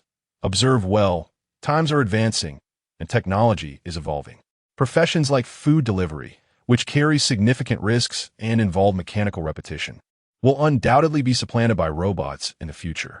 Hearing such high praise from Brother Donkey, Zhang Yang felt a sense of ease akin to cattle grazing on the vast plains. "Brother Donkey, let us go. I shall treat you to a meal, and we can discuss matters over dinner." As the saying goes, a heartfelt lament echoes through the ages when one encounters a kindred spirit. An invitation to dine together is only natural. Zhang Yang eagerly extended his invitation to Brother Donkey to join him at Shaxian for a grand discussion. Hong San, overhearing their conversation, shook his head. He believed Zhang Yang was still too young, perceiving only the superficial aspects of the issue. Unless one could resolve the employment of 1 million food delivery riders, no amount of technological advancement would suffice. However, witnessing the enthusiastic exchange between Zhang Yang and Brother Donkey, he resigned himself to quietly follow behind. What on earth is going on with Lu Zi? Upon arriving at Shaxian, Zhang Yang was taken aback by the emptiness of the establishment. After a long wait, a single patron entered, only for Lu Zi to hand them 30 yuan and send them on their way. "Brother, this has nothing to do with me. The gourd boy is worried about exhausting her brother Fong Yuan, so she reserved the entire place, offering 50 yuan to encourage the diner to eat elsewhere." Lu Zi pointed towards the kitchen, where the gourd boy was leaning on the counter, chin in hand, staring at Fong Yuan. Zhang Yang thought this was absurd. While the customer received their payment, the restaurant itself was not profiting. Brother, our eatery can still earn 50 when one person leaves. She compensates us with 50 yuan. This is truly extravagant. During peak hours, their restaurant typically serve around 200 customers, at 100 yuan each. That amounts to 20,000 yuan squandered. Wait a moment, if she gives 50, why did Lu Zi only offer 30? Noticing Zhang Yang es inquisitiva gaze. Lu Zi discreetly pocketed the remaining 20. Zhang Yang chose not to intervene. After all, such a generous patron was not an everyday occurrence. Fan Yuan, I would like a chicken leg rice, and please add a portion of pigeon soup, with extra sauce and pickled vegetables. After placing his order, he turned to Brother Donkey. What would you like to eat? Having never dined at Shaxian, even in his more modest days, Brother Donkey felt compelled to order 3 dishes and a soup. Fan Yuan, I'll have a chicken leg rice, but skip the sauce. It's too salty and might lead to hair loss. Suddenly recalling Hong San behind him, Zhang Yang added, also, a portion of snow vegetable noodles for 5 yuan. Brother Donkey, Hong San. Brother, I was just about to say I should treat. Why don't we eat out instead? Just then, a purple gourd boy suddenly appeared, swiftly tossing 1,000 yuan onto the table, startling the 3 men, as Zhang Yang initially thought she was about to throw something. Do not disturb, lest my brother Fan Yuan becomes weary. Take this 1,000 yuan and indulge in a meal outside. Ah, does possessing wealth grant one such audacity? The gourd child observed Zhang Yang, and the others remained inactive and contemplated retrieving money from the gourd backpack. Liuzi, witnessing this, could only lament his own oversight. He thought of inviting some antagonist to provoke the gourd child, inciting him to lash out in frustration with a flurry of cash. The adversaries would refuse, only to counter with their own money, urging the wealthy to avoid embarrassment, prompting the affluent individual to retaliate in anger with another cascade of bills. Liuzi felt he had missed a fortune. Is your little sister done making a fuss? Zhang Yang pondered how much was too much when suddenly Hong San, who had been silent, spoke up, leaving Zhang Yang utterly astonished. Casting a glance at Hong San and then at the gourd child, he noted a resemblance. Brother, you promised not to interfere with my freedom this summer. Summer? Is the gourd child still studying? The gourd child felt somewhat aggrieved, yet seemed intimidated by Hong San, her voice diminishing. Enough. I invited you to play, not to cause chaos. Return immediately and fix your hair. Hong San insisted, guiding the gourd child back, as they walked ahead while a driver followed in a McLaren. Upon seeing Hong San leave, the donkey Baldy glanced at the chicken leg rice before him and suddenly lost his appetite. Brother, I just remembered something. How about I treat you tonight? I'll invite a few people from our circle, and we can have an open discussion. Zhang Yang, reliefet agreed, as he had been at a loss for whom to approach. He hadn't expected this donkey Baldy to present such an opportunity. All right, let us exchange contact information, and I'll definitely be there tonight. After adding each other on WeChat, Donkey Baldy hesitated to leave, lingering like a reluctant spouse.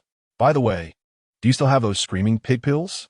I'll buy them at a premium of 100,000 each. Whatever you have, I'll take. Just as Donkey Baldy finished speaking, a clattering sound erupted at the entrance. Lu Bo, clutching a phone box, stood at the doorway, feeling as if the sky had fallen upon him upon hearing Donkey Baldy's words. What is wrong with him? Donkey Baldy was startled by Lu Bo's presence and frowned. It's nothing, just a friend raising crabs. He lost an entire pond of them. Zhang Yang dismissed, eager to send Donkey Baldy on his way before the chicken leg rice turned cold. Brother, you should know that this is quite rare. I'll inquire this afternoon, and if I can procure any by tonight, I'll bring them along. Upon hearing Zhang Yang's non-rejection, Donkey Baldy was instantly elated, as few middle-aged men could resist such temptation, especially someone like him, accustomed to delivering milk and newspapers. He joyfully departed to make calls. Once he left, Lu Bo turned to Zhang Yang. Is that screaming pig pill really so expensive? Zhang Yang nodded, and seeing Lu Bo's distressed expression, he felt a twinge of sympathy. After all, this fellow proposed with merely 3 roses. One might imagine he is now filled with regret. However, in comparison to others, I possess the formula for this item. Once we locate a factory, we can mass produce it, thus alleviating the cost. Yet prior to that, please refrain from gifting it casually. Once it is gone, it may not be easily replaced. Upon hearing this, Lu Bo felt a significant uplift in his spirits, though he still felt a pang of sympathy. He drove his van to deliver lunch. Uncle, will you be having lunch when you return? Zhang Yang had just finished his chicken leg rice at a local eatery when he unexpectedly received a message from Yao Yao. The message was accompanied by a photograph depicting a dining table adorned with scrambled eggs and tomatoes, alongside a rather unappetizing dish that could vaguely be described as spare ribs. Upon closer inspection, he noticed a bandage on Yao Yao's hand. A flicker of guilt washed over Zhang Yang. Having been single for so long, he had momentarily forgotten that he now had a girlfriend. Not yet. I'm heading back now. Upon arriving home, he found Yao Yao standing barefoot in the kitchen, diligently preparing soup for him. The oversized apron accentuated her petite frame, while her strawberry-patterned underwear added a playful touch. Upon seeing Zhang Yang return, her face immediately lit up with joy. "Uncle, you should eat first. The soup will be ready shortly." Eat? At this hour? Only a man over 25 could manage a meal, he thought, for he had only just turned 18. "Uncle, let's have a chat, shall we?" "Uncle, your apron." "Uncle, something's gone awry." Chapter 60. The pursuit of children begins at 9, brother. Please take me along. That evening, the donkey-headed fellow hosted a lavish banquet in the presidential suite of the Binjiang International Hotel, inviting several individuals from his circle, including Bai Jiayin, who in turn summoned Fan Yuan.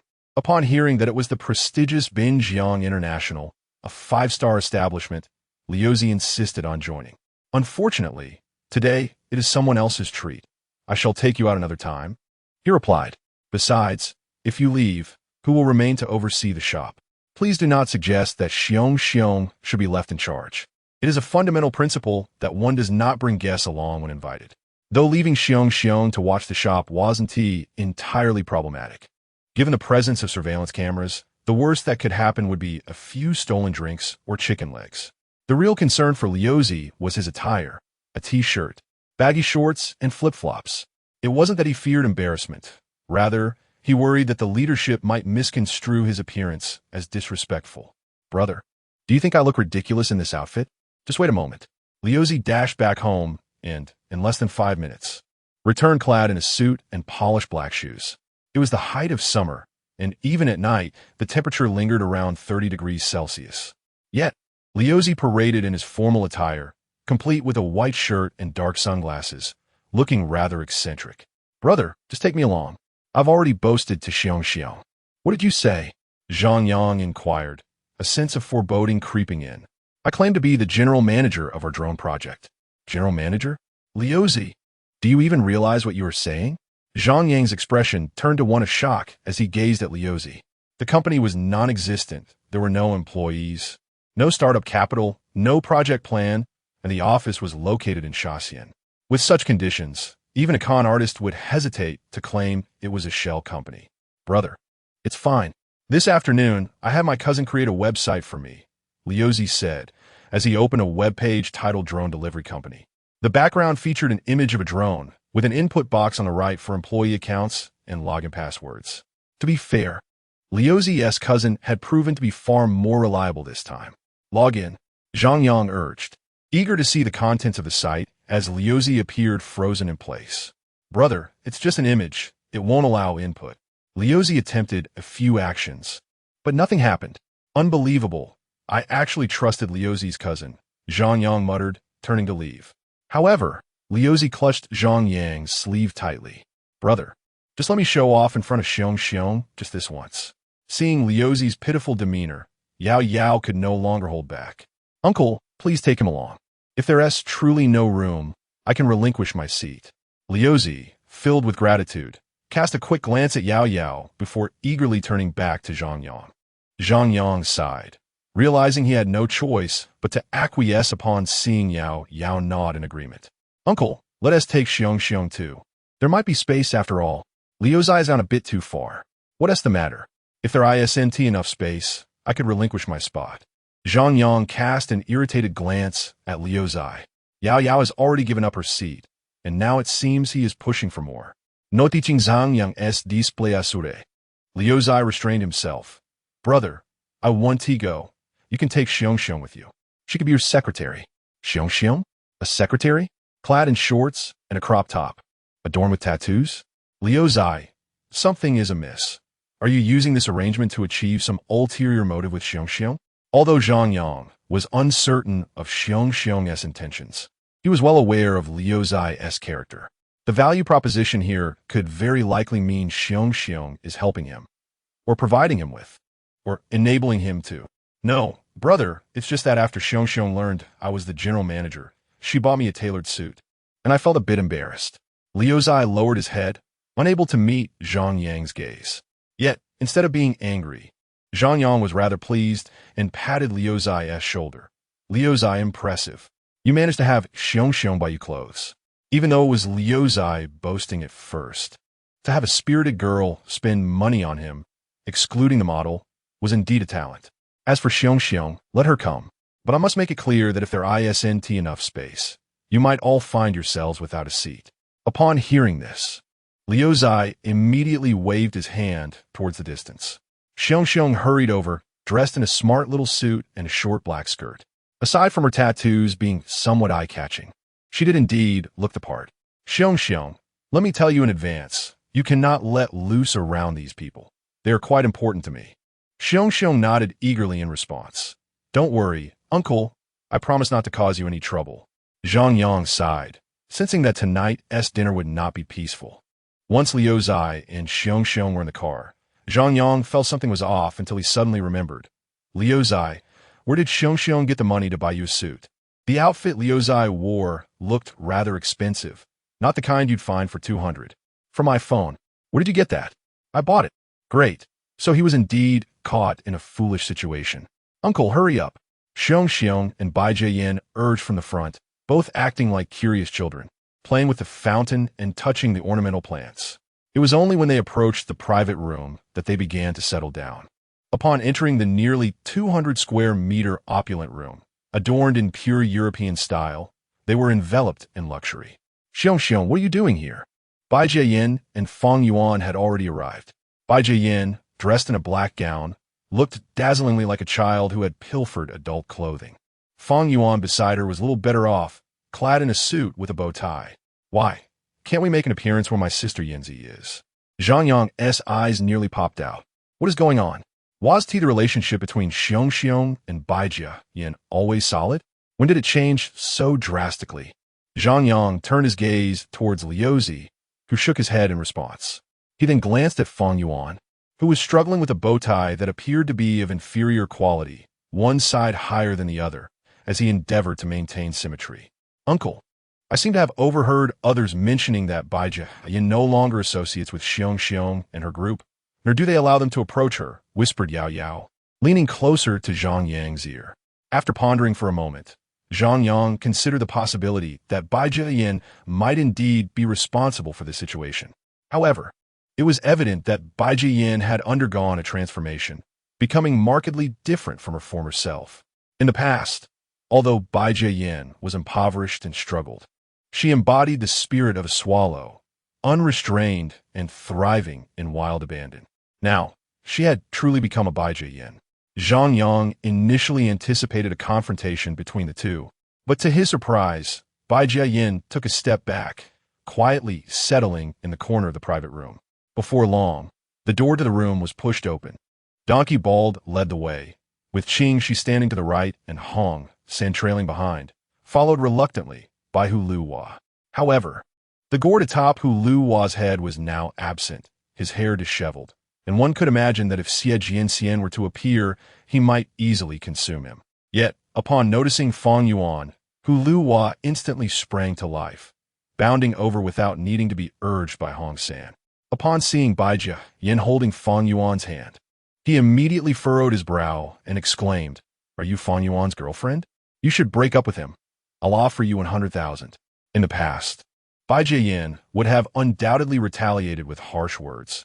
The fact that she refrained from confrontation was a testament to her improved temperament. Yet now, Bai Jiayin greeted her with a smile, saying, "Hong Yin, Fang Yuan is not for sale. He cannot be measured by money." Hong Yin, seemingly unfazed, countered 500,000. Noticing Bai Jiayin's continued reluctance, Hong Yin produced a card, an elite black card known to both Bai Jiayin and Zhang Yang. 1 million. It's insufficient for my needs. Bai Jiayin glanced at Hong San with a look of distress, hoping he would take Hu Luwa away. However, Hong San appeared indifferent, allowing Hu Luwa to continue his antics. The others, too, seemed to be mere spectators, as if they were watching a spectacle. Enough.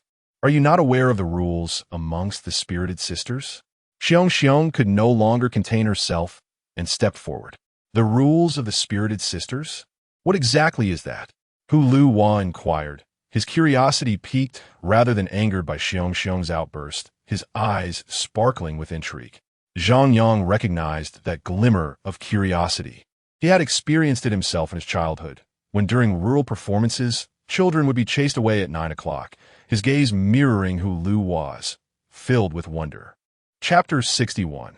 The Astonishment of the Calabash Boy. The concept of a spirited young lady is beyond the comprehension of mere affluent individuals like yourself. You merely need to be aware that while others may falter, the esteemed old Deng cannot be trifled with. The audacious remarks from Xiong caused Hong San to furrow his brow, prompting the donkey-headed fellow to nudge the nearby Qing Shi with a knowing glance. Were you even? Hurry back to Trend Street. You lack any standing to act so grand. Xiong, rendered speechless by Qing Shi's retort, redirected his gaze towards Bai Jiayan. Yet, Bai Jiayan appeared oblivious to the commotion, tightly holding Feng Yuan's hand and bowing her head. Enough, Qing Shi. If you continue to shout, I shall post your video online and make you an overnight sensation, finally interjected Yao Yao, unable to endure the spectacle any longer, or rather. It was Zhang Yang who could no longer tolerate it. Liu Zai and Zhang Yang had not anticipated such a ruckus before the meal had even commenced. Brother, one of them doesn't seem like a mere drone enthusiast, does he? As the atmosphere grew tense, Liu Zai whispered into Zhang Yang's ear. Really? Are you certain? Zhang Yang responded, somewhat incredulous. Absolutely. I share a common understanding with one of them. He chose number 88 before I did. Number 88 claimed to be a lowly employee, boasting without the means to back it up, unlike me, who is a young general manager. Zhang Yang squinted, unsure whom to believe. However, the truth would reveal itself in due course. All right, let us all take a step back. Peace is of utmost importance. With that, the donkey-headed fellow spoke, and Zhang Yang encouraged Yao Yao to take a seat while Liu Zai approached to console Xiong. Meanwhile, the calabash boy, blissfully unaware, continued to inquire about the spirited young lady and the meaning of old Deng's falter. Brother, allow me to introduce you. As the dishes had yet to be served, the atmosphere among the women was slightly awkward, necessitating the donkey-headed fellow, as the host, to lighten the mood. Zhang Yang shared this sentiment. Very well. We shall rely on you, esteemed brother donkey. With a smile, Zhang Yang stood, holding a bottle of wine. The nearby waiter, intending to assist in pouring, was promptly turned away by Zhang Yang. Brother, this individual is an expert in drones, possessing unique insights into their future development, the donkey-headed fellow said, pointing to a young man, and Zhang Yang poured a drink for him, offering another for the expert. Come, let us toast to the expert. The young man attempted to feign reluctance. I cannot drink. Yet Zhang Yang was unyielding. In the world we inhabit, who abstains from drink? Bottoms up. The young man hesitated, but upon seeing the donkey-headed fellow's gaze, he steeled himself and downed the glass. With approximately 2 taels of liquor in that cup, the young man was soon flushed, his face a deep crimson. Zhang Yang surmised that he might indeed be an expert in drones, for the others did not exhibit his hesitance. Especially notable was Liu Zai, who had transformed from a humble employee into a leader overseeing approvals. Zhang Yang offered a few flattering remarks and drank another glass. By the end of it, he alone had consumed nearly 2 taels. Hong San and the donkey-headed fellow exchanged glances, a glint of cunning evident in their eyes. Brother, in our customs, good things come in pairs. Allow us to toast to you. Several individuals began to reciprocate, and Zhang Yang graciously accepted their gestures. Amidst the clinking of glasses, Zhang Yang inquired about their names, particularly fixating on the junior employee masquerading as a leader, ensuring he gleaned every detail. Liu Zai, hold on for a moment. Let me look something up. For positions like these, names can easily be found online. He feigned intoxication, urging Liu Zai to take the lead while he perused some information. Liu Zai stood up, cleared his throat, and proclaimed, Ladies and gentlemen, I am the general manager of our drone delivery service, and I would like to offer a toast to everyone. With great ambition, Liu Zai rose, only to be met with an awkward silence, as the others regarded him with bemusement. While everyone else sipped on strong liquor, he chose beer and offered toast. Noticing his lack of attention, Liuzai awkwardly chuckled, "Haha, just a little jest, trying to lighten the mood." Suddenly, in an unfortunate display, he inadvertently expelled the beer he had just consumed, resembling a celestial maiden scattering flowers. Fortunately, they were seated at a spacious round table accommodating 30, adorned with a rockery and flowing water. Otherwise, the individuals opposite him would have been drenched. Clearing his throat, Liuzai raised another glass. "My apologies, everyone. I got a bit carried away. I'll switch to strong liquor. Perhaps beer isn't my forte. Let me show you a bottle." The atmosphere remained stagnant, compelling him to glance at Zhang Yang, who was still engrossed in his phone. Summoning his resolve, Liuzai declared, "All right, everyone. I shall drink to this." He gulped down the liquor with fervor. The onlookers were utterly astonished. It was rare to witness someone downing liquor straight from the bottle. Most who dared to do so had long since met their demise, consumed by the flames of excess.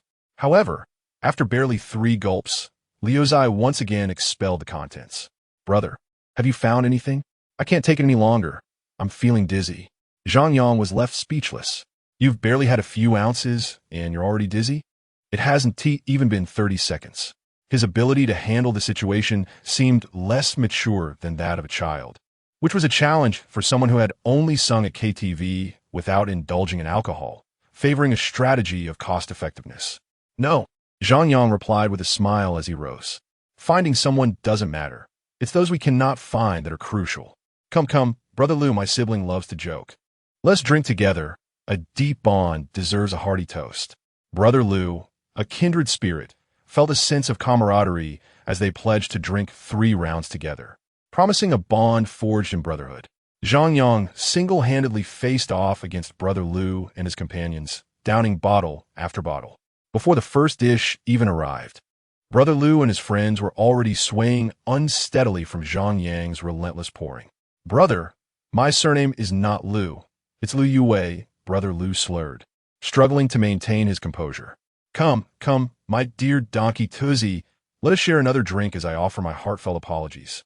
Zhang Yang downed another glass, while Donkey Tuzi was nearing his limit, clearly unable to drink any further. "My brother," he inquired, "may I ask where you acquired that miraculous Sao Scream pill? It is truly extraordinary. Could you share the source with me?" The inebriated Donkey Tuzi finally revealed his true intentions. It turned out that his fascination with the drone was merely a facade. His genuine interest lay in the elusive Sao Scream pill. Come, Donkey Tuzi. Let us indulge in one more drink, and I shall disclose the information to you." Zhang Yang continued to pour 3 more glasses down Donkey Tuzi. With a resounding thud, Donkey Tuzi collapsed to the ground. Neither Zhang Yang nor Qing, she paid him any mind. She was engrossed in a drinking contest with Xiong and Yao Yao. Upon witnessing Donkey Tuzi's fall, Zhang Yang retrieved a Sao Scream pill from his pocket and tossed it into his mouth. Even in a state of slumber, the pill maintained its efficacy. Zhang Yang then turned Donkey Tuzi onto his back beneath the tent. Hong San, who was in a state of drunken stupor, could not help but gasp at the sight, hastily pretending to faint. The pain must be unbearable. Deng. Noticing the host's audacity, Hong Yin's shock value 1,000. Congratulations to the host for earning 10 points in arrogance. Chapter 62. Unable to win. I must call the parents. Zhang Yang surveyed the room and noticed the gourd child gazing at him with a look of astonishment. At the moment their eyes met, the gourd child unexpectedly blushed and lowered his head. "Alas, what a predicament this wretched charm has put me in." Zhang Yang Siget, realizing he had once again succumbed to a lure. However, before he could retrieve a mirror to admire himself, it appeared that a victor had emerged from the confrontation between Xiong and Bai Jian, with Xiong declaring, "Bai Jian, from now on, you and I are severed." With that, Xiong downed her drink in one gulp, forcefully slammed the cup onto the ground, and angrily tossed aside her chair as she stormed off. The loud commotion startled several individuals, causing them to flinch. Bai Jian remained silent, tightly gripping Fang Yuan's hand. "We should leave as well," Zhang Yang remarked. Observing the somewhat dazed Yao Yao, torn between amusement and exasperation. While Choya is getting married, you are here frolicking about. Just as they were nearing the elevator, Fang Yuan rushed over, saying, "Uncle, could you please refrain from being angry with Yinzi? She has her reasons, though I'm unaware of the specifics. Nevertheless, I believe Yinzi is not that kind of person." Zhang Yang chuckled softly, unable to fathom what troubles Bai Jian might be facing, suspecting it was somehow connected to Fang Yuan and Fang Dezhou. It could only be said that Fang Dezhou was rather ruthless. Bai Jian seemed to be caught in a whirlwind, potentially ending up with nothing for her efforts. However, he harbored no anger towards her, empathizing with her confusion at such a crossroads in life, given her current experiences and age. Rest assured, for your sake, as long as she does not engage in anything harmful, I shall not be angry with her. Upon hearing this, Fang Yuan let out a sigh of relief and bowed deeply to Zhang Yang. As the elevator doors slowly closed, Zhang Yang felt an unsettling sense of omission. The following morning, while Zhang Yang was still asleep, he heard Yao Yao on the phone, calling out to Xiao Huang and Xiao Lu. "Xiao Huang, Xiao Lu, hurry and get up to grab the red envelope. Someone has claimed the title of Sister One." Sister One? Zhang Yang rubbed his waist, remembering how long it had been since he last heard such a term. He resolved to prevent Yao Yao from drinking too much in the future. While others might indulge in drunken antics, singing and dancing, Yao Yao, when inebriated, insisted on Zhang Yang becoming a ride, repeatedly chanting, "Daddy's daddy is called." "Sister One? Xiong Xiong? Liu Zi?" Zhang Yang suddenly jolted, his mind racing back to the image of Lu Zi being drained of life by Xiong Xiong. "Oh no, Lu Zi." He quickly dialed Lu Zi's number. "I'm on the bus heading back," Lu Zi replied, his voice somewhat hoarse. "Sorry, I got forgotten last night when Yao Yao and the others were drinking too much." Zhang Yang felt a twinge of guilt, realizing he had perhaps favored romance over friendship. Fortunately, Lu Zi is by the riverside, not on Tianfu Avenue otherwise.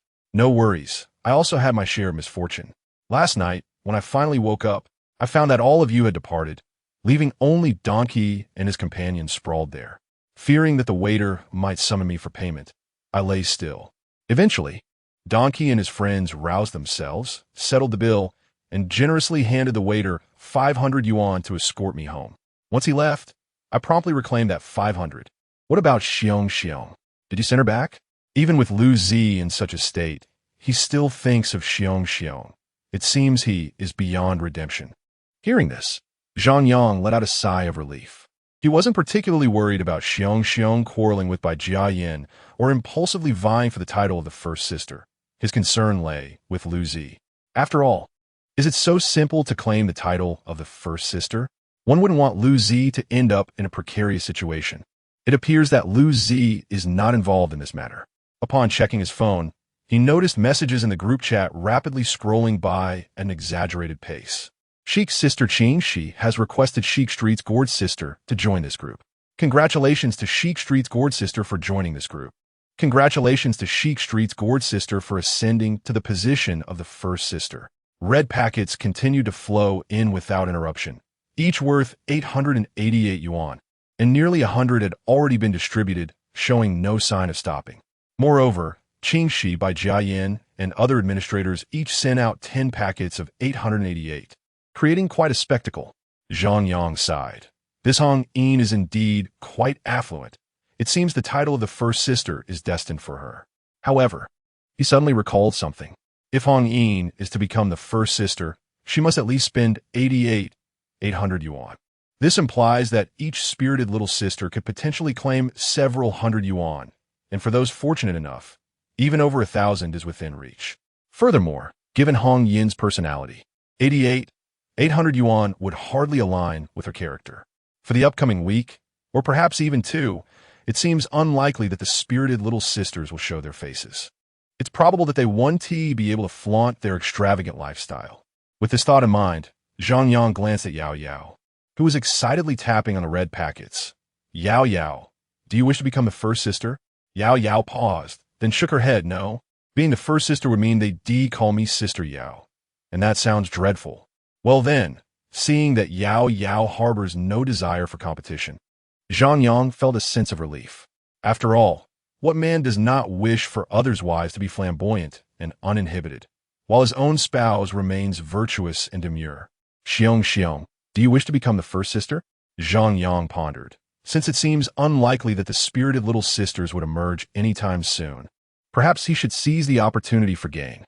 But uncle, I've come to visit relatives, and I don't want to take any shortcuts. I fear the pain. Xiong replied. Zhang Yang, what a fanciful thought. You want to have your cake and eat it too. I simply ask if you wish to become the first sister. Xiong almost instantaneously replied. Yes. Very well. Uncle will help you rise to that position. Chic Streets, Xiong announced her intention, and one by one, red packets began to flood the screen.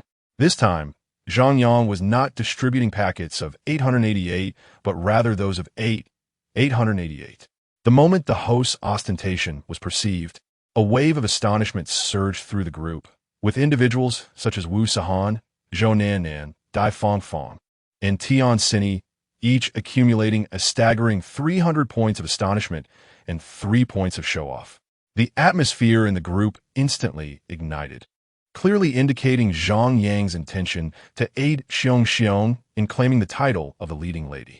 With the launch of an 888 yuan red envelope, nearly everyone, aside from those who were financially constrained, eagerly joined the fray to seize the bounty. Bai Jiayan, nestled against Fong Yuan, gazed at the incessantly floating red envelopes on her phone, her emotions a tumultuous mix.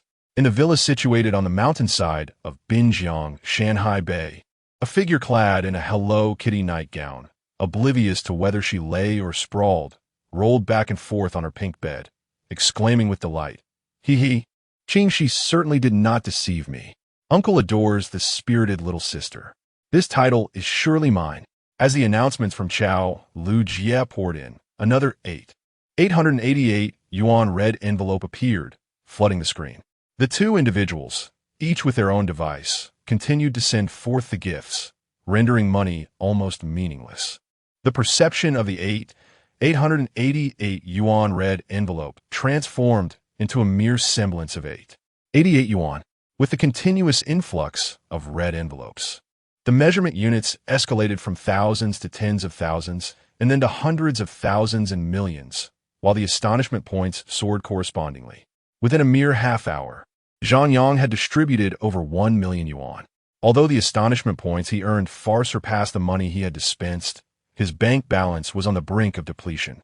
Unless he halted the giveaways immediately, which could easily lead to misunderstandings from the spirited little sister. Considering this, Zhang Yang sought out the WeChat of Lu Tuozi, having previously connected with Hong San. After a moment, his message was swiftly acknowledged. "Mr. Hong, your sister has engaged with me in the WeChat group, distributing nearly 1 million yuan in red envelopes. Is this your intention?" A mere 10 minutes later, the Chao Lu Jie group buzzed with activity. As Chao Lu Jie announced, "Congratulations to Chao Lu Jie Xiong for ascending to the position of leading lady." Each announcement was accompanied by a staggering issuance of 10 envelopes, followed closely by an invitation for Hong San to join the group, celebrating Xiong's newfound acclaim. Due to the host's audacity, Lu Siyuan's astonishment value has increased by 10,000, and congratulations to the host for earning 100 points of flamboyance. Due to the host's audacity, Lu Qingqing's astonishment value has increased by 10,000, and congratulations to the host for earning 100 points of flamboyance. Due to the host's audacity, Hu Dai's astonishment value has increased by 10,000, and congratulations to the host for earning 100 points of flamboyance. Chapter 63. Is this year's market so challenging? Zhang Yang initially intended to merely notify the parents and disconnect Hong En's internet. Yet unexpectedly, Hong San showed him such regard. This inadvertently placed Zhang Yang in a precarious position. Relying on others is akin to swallowing a 3-foot sword. Depending on others feels like ascending to the 9th heaven. While favors may appear to be free, they are, in truth, the most arduous debts to repay. If Hong En were to cease her actions at this point, the matter would likely come to a halt, and Zhang Yang and Hong San would find themselves with little obligation. However, Hong San, being the astute businessman he is, not only encouraged Hong En to continue but also took it upon himself to do so. This left Zhang Yang in a difficult predicament. Brother, what transpired last night was merely a misunderstanding. Allow me to host you tonight as a gesture of apology. Upon reading this message, Zhang Yang felt a shiver run down his spine. To go or not to go, that was indeed a dilemma. Ultimately, he decided to graciously accept the invitation. After some contemplation, Zhang Yang retrieved 10 Mother Pig Scream pills from his space. Hong Sen had credited him with $1 million, and in return, gifting him 10 pills would ensure that he did not incur a loss. Observing the plastic bag, he felt it was somewhat inappropriate and resolved to procure a box from the pharmacy later. Uncle, are you perhaps smitten with that little minx? Xiong. Thinking of her, Yao Yao, somewhat envious, approached him. Before Zhang Yang could respond, Yao Yao seized a Mother Pig Scream pill and, without waiting for his reaction, popped it into his mouth. Goodness, could you not manage this? The neighbors upstairs are incessantly drilling. Why don't you go watch television in the living room and help Mom close the door? Exasperated, Zhang Yang massaged his waist, gulping down the eel soup. In the past, consuming just a few pieces of eel would cause him to nosebleed. Yet now he could down an entire bowl without any discomfort. Hee, uncle. Still want more? I want tea, serve you another bowl. Yao Yao, her steps trembling, could not resist displaying a triumphant expression. No, uncle is a coward. Although the Mother Pig Scream pills do not tax the kidneys, they do deplete one's stamina.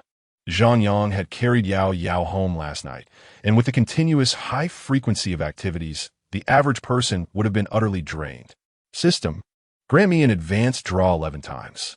Zhang Yang glanced at his Bose points balance. The money spent yesterday had not been in vain. His Bose points surged to 1,600, nearly 600 of which were earned from Hong San's millions spent on Xiong. However, this came at the cost of the anticipated value of the mental sister, and it seemed unlikely that the trend group would yield further shock value. For the upcoming month, one should not expect to receive messages from the mental sister. System, bestow upon me 1 special draw and 6 advanced draws. Deng, congratulations to the host for obtaining 1.6 million in cash, with income source noted. Deng, congratulations to the host for obtaining 1.4 million in cash, with income source noted. Deng, congratulations to the host for acquiring a 3D holographic projection device. Deng, congratulations to the host for obtaining 100-foot Mother Pig Scream pills. Deng, congratulations to the host for acquiring 1 point of freedom attribute. Deng, congratulations to the host for obtaining 1.9 million in cash, with income source noted. Ah, yet again I have drawn a point of freedom attribute. What should I do? Both appearance and intellect seem to require this attribute point. Alas, let it be random. Is this the power of an average of 18? Hee. May I henceforth refer to you as coward brother? Yao Yao chuckled as she sat at the dining table, playfully teasing Zhang Yang with her foot. Zhang Yang, in an instant, was filled with indignation. A man of honor, born between heaven and earth, cannot languish in obscurity. Damn, uncle, I was wrong, uncle. Alas, it's over. Upon reopening his eyes, Zhang Yang found it was already past 4 in the afternoon. At that moment, Yao Yao was sleeping soundly like a little pig, snoring softly. Zhang Yang carried her back to her room, draping a blanket over her, adjusting the air conditioning vent upward, and closing the door before heading to Trendy Street. Upon glancing at his phone, he discovered a message from Donkey Baldy. He mentioned that he had already made arrangements with the person responsible for reporting the drone. The other party would turn a blind eye, but for the long term, it was imperative to establish a company and report the project as soon as possible. Otherwise, it would still fall within the realm of illegality. Zhang Yang took a look, but did not respond. To him, Donkey Baldy's credibility was in the negative. He would be able to secure a dime from a loan. From the system, he withdrew the 4.9 million he had drawn today, weighing nearly 120 pounds, filling an entire suitcase to the brim. Driving his car, Zhang Yang called his bank account manager to make an appointment. Such a large cash deposit could be quite troublesome, but fortunately, the system had issued him a certificate. When Zhang Yang arrived at the bank, perhaps due to it being a Monday, there were quite a few people conducting business, and he found no parking spaces available. Luckily, the account manager had reserved a spot for him in advance. While waiting for the bank manager to arrive with 2 security guards, a familiar voice rang out from the adjacent parking space. If you wish to marry me, that is fine, but I need to verify funds first. Please deposit the 188 bridal price into my account. Zhang Yang recognized the speaker as the Indian old turtle dove, who seemed to have evolved from a Siberian crab into a Caucasian black eagle. Regardless of whether the person opposite was a civil engineer or an IT worker, when the bank manager arrived with the two guards, Zhang Yang proceeded to deposit his money. To his surprise, he spotted Fu Shou'er still in the lobby, albeit demoted to a janitorial position. Upon seeing Zhang Yang, her eyes still held a trace of pride. With a huff, she turned away to clean the restrooms. As Zhang Yang exited and prepared to leave, he noticed the Indian old turtle dove had not yet departed. A middle-aged man, somewhat portly and with an honest demeanor, was serving a fruit salad to the old turtle dove. Yuan. My mother says the bridal price can only reach 388,000, but we can add your name to the property deed after we obtain a marriage certificate. All right. But with so many marriage scams and scoundrels around, you'll need to deposit that 388,000 into my account for a month. Upon hearing this, Zhang Yang thought it best to avoid confrontation. This was no mere Caucasian black eagle, but rather a creature more ferocious than a Somali hyena, resembling a relic from the royal palace of Lu. Driving swiftly, I arrived at Trent Street. Unlike the usual bustling atmosphere that only emerges after 8:30 p.m., today's South Trent Street resembled a festive celebration. Within a mere 3 hours, the vibrant young ladies and gentlemen had not only changed their hairstyles and outfits, but even their phones. Each person possessed an Apple 16 Pro Max, regardless of authenticity. It must be said, the youthful spirits here truly embraced a wild lifestyle. With numerous clothing shops, ample eateries offering generous portions, and shops selling high-quality replicas, there was nothing they couldn't find. As Zhang Yang entered a local eatery, he was greeted by a room full of these spirited youngsters. Instead of sharing a communal meal, they indulged in individual chicken leg rice sets. Upon spotting Zhang Yang, several audacious young ladies even greeted him, asking for a cigarette. The uninformed ones contributed an amusing element of surprise. Lias, are you free tonight? Let me treat you to something nice. No time, bro. Xiong is preparing for a live stream tonight, and I need to support her. Lias focused intently on his phone, darting in and out of various live streams to collect stars and seize red envelopes. Xiong is going live? Is she planning to cash in on the title of sister? But with their tattoos, environment, and that thick dialect, can they really pull it off? Zhang Yang found himself a seat and ordered a chicken leg rice, savoring each bite. Shortly thereafter, Su Hui entered, clad in a white sun protection suit and black leggings, accompanied by a middle-aged man in a tank top, black trousers, and sneakers. Hey, why did you pick such a place? What good food can we find here? Brother, earning money isn't easy for you either. Let us just eat something casual. And please, don't buy me flowers next time. It's too wasteful. Upon hearing this, Zhang Yang was taken aback by the unexpected modesty and kindness of this girl in yoga pants.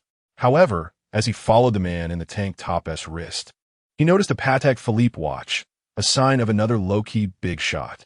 One could only wonder if the tank top-wearing gentleman believed himself to be a hunter. Yet, one must ask, is the market truly that difficult this year? Chapter 64. The Spirit Sisters live stream of 3 Prohibition's Uncle. Can we forego the jungle? I find myself lost in the dust. That evening, Zhang Yang took Yao Yao to the restaurant reserved by Hong San. The road grew increasingly obscure, and Zhang Yang felt a twinge of trepidation. However, he possessed some martial prowess, and he bore no deep-seated animosity towards Hong San. So he reassured himself that all would be well. Fortunately, within 10 minutes of driving, they arrived at the navigational coordinates at the foot of a mountain. Cloud Deep Lodge, 4 ancient characters elegantly inscribed, hung above the door. Zhang Yang, unfamiliar with the place, recognized it only due to the description nearby, a private dining establishment. Entry by invitation only. The donkey Baldy had been waiting at the entrance, a large swelling evident in his groin, likely a result of some mishap. What happened, brother donkey? Zhang Yang parked his car next to a Rolls-Royce, a McLaren, and a Bentley, feeling that his Kian paled in comparison. It's nothing, just took a fall. I used to be impotent, and now I'm numb. It's pretty much the same. Donkey Baldy appeared quite philosophical about his plight as he led Zhang Yang inside. crossing a charming little bridge over a flowing stream that added a touch of elegance to the setting. Upon entering, they found Hong San and Hong Yin in the living room, sipping tea. Hong Yin held a bouquet of peonies, plucking petals one moment and then retrieving more from a nearby vase the next. Seeing Zhang Yang, Hong San rose with a smile. "My dear brother, I hope my sister's antics this morning did not cause you any distress." Hong Yin, upon hearing this, huffed and turned her head, her grip on the flower petals tightening as she noticed Zhang Yang holding hands with Yao Yao. "It's nothing. Children will be children," Zhang Yang replied, attempting to ease the moment. "However, Hong San, your generosity has left me somewhat embarrassed," he added, retrieving a wooden box from Yao Yao's small handbag. The instant the box emerged, Donkey Baldy's eyes widened with astonishment. "Mr. Hong," a small token of appreciation, Zhang Yang presented. Hong San's gaze fell upon the 10 piglet squeal capsules, excitement radiating from his expression. He mused, what man wouldn't desire to experience fatherhood for an hour? Moreover, such a gift would enchant those who, nearing the twilight of their years, wield power yet find themselves ensnared by their own machinations. Donkey Baldy nearly drooled, like an eager child eyeing a coveted toy, fixated on Yao Yao's bag. Alas, apart from producing a packet of sanitary napkins from within, Yao Yao revealed nothing else.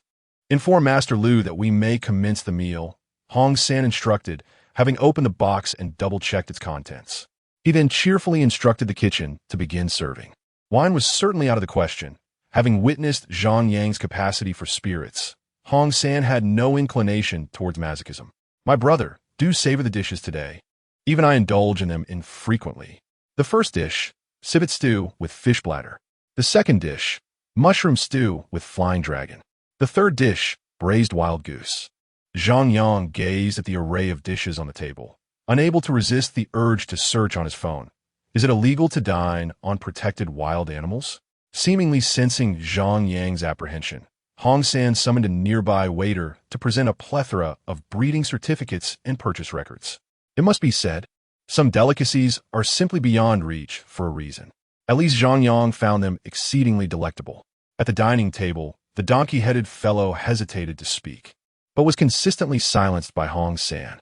Zhang Yang, perceiving the situation, chose not to address it, silently savoring the exquisite flavors while occasionally snapping a selfie with Yao Yao. The fashionista Xiong Xiong was about to commence a live broadcast, and, as the saying goes, one should not miss such an opportunity. Meanwhile, Lu Zi, in a moment of idleness, sent a mass WeChat message and even posted on Moments. Out of sheer curiosity, Zhang Yang clicked on the link. Upon entering, he recognized the familiar backdrop of Baolong apartment. Xiong Xiong's attire was indescribable, reminiscent of a shamanistic dance, accompanied by several exuberant young women and spirited young men. It seemed they were following a performance model where each star showcased a talent, flipping, holding up a sign, and so forth. As Zhang Yang tuned in, he heard the enthusiastic cheers from the young men. "Thank you, big brother, for the little stars." Perhaps caught up in a moment, one young man suddenly discarded his shirt. A notification chimed. Due to extensive tattoo exposure, the live stream was suspended for 10 minutes, with further violations risking escalated penalties. Zhang Yang was taken aback. Was this a streaming mishap or scripted drama? After chatting with Hong San for about 10 minutes, Lu Zi messaged again. Xiong Xiong was set to begin another live broadcast shortly, with large lucky bags being distributed, an opportunity not to be missed. Reluctantly, Zhang Yang clicked the link again, having already contributed over 1 million to Xiong Xiong's stream. He might as well send a few little stars. Upon entering, he encountered a spirited young woman hurling insults. "Monkey your mother essay, silly, take off your clothes." A notification chimed again. Due to verbal abuse, the live stream was suspended for 30 minutes, with further violations risking escalated penalties. The screen went black once more. The spirited young woman's entrepreneurial venture had hardly begun before facing 2 suspensions. Although unfortunate, it was genuinely hard to suppress laughter. "Uncle, what are you watching? You seem so amused," Yao Yao remarked, perhaps feeling a bit overly full from the delightful dishes. "Oh, nothing." Xiong Xiong, the fashionista, was live streaming, but she got suspended twice, Zhang Yang replied. Upon hearing the mention of Xiong Xiong, Hong Yim became quite agitated, turning to send a message to Qing Shi. The meal left both hosts and guests highly satisfied. It was evident that Hong San was eager to test the efficacy of the medication. As soon as the banquet concluded, he hurriedly dragged Hong Yim away, bidding farewell to Zhang Yang. Before departing, he presented Zhang Yang with several frozen delicacies, civet, flying dragon, and wild goose, all accompanied by breeding certificates.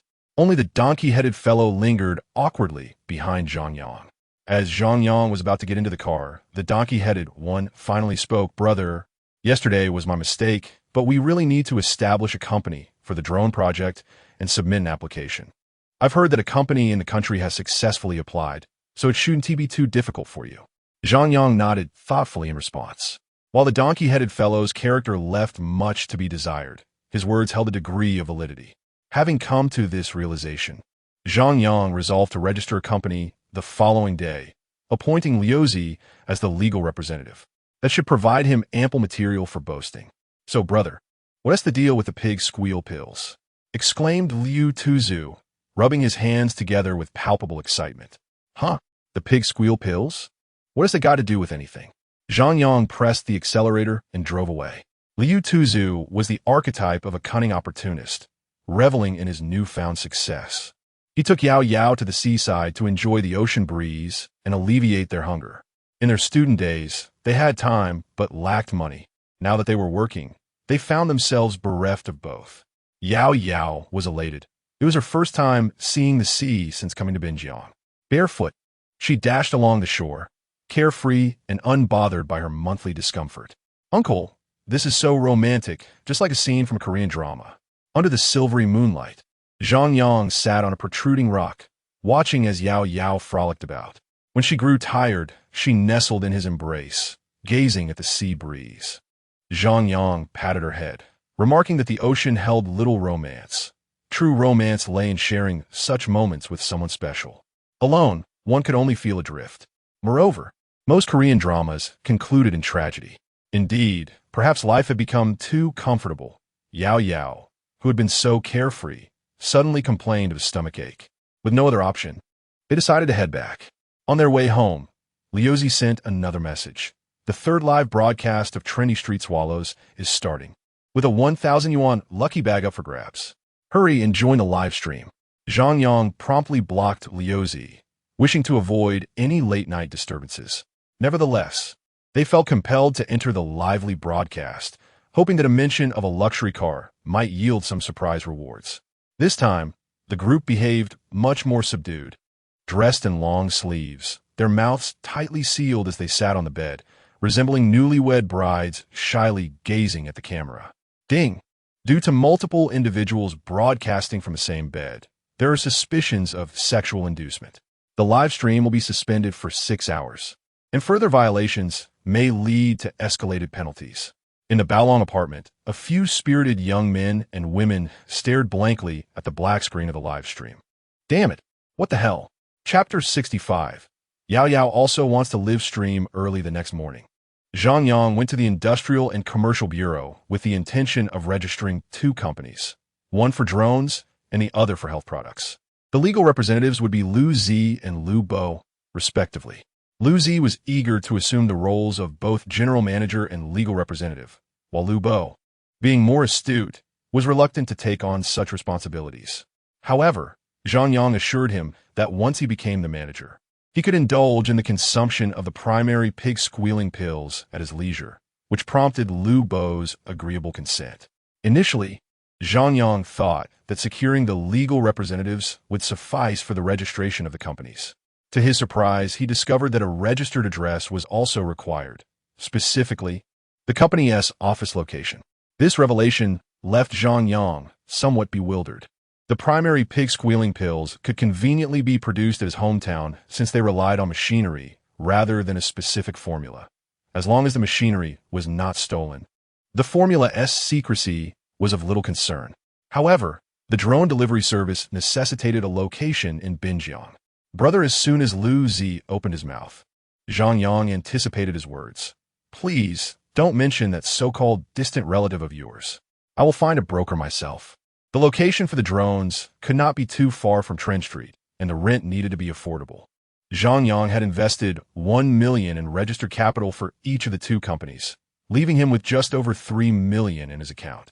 While this seemed ample, it was but a mere trifle in the high-stakes market of Binjiang, especially near Trend Street, where rental prices were exorbitantly high.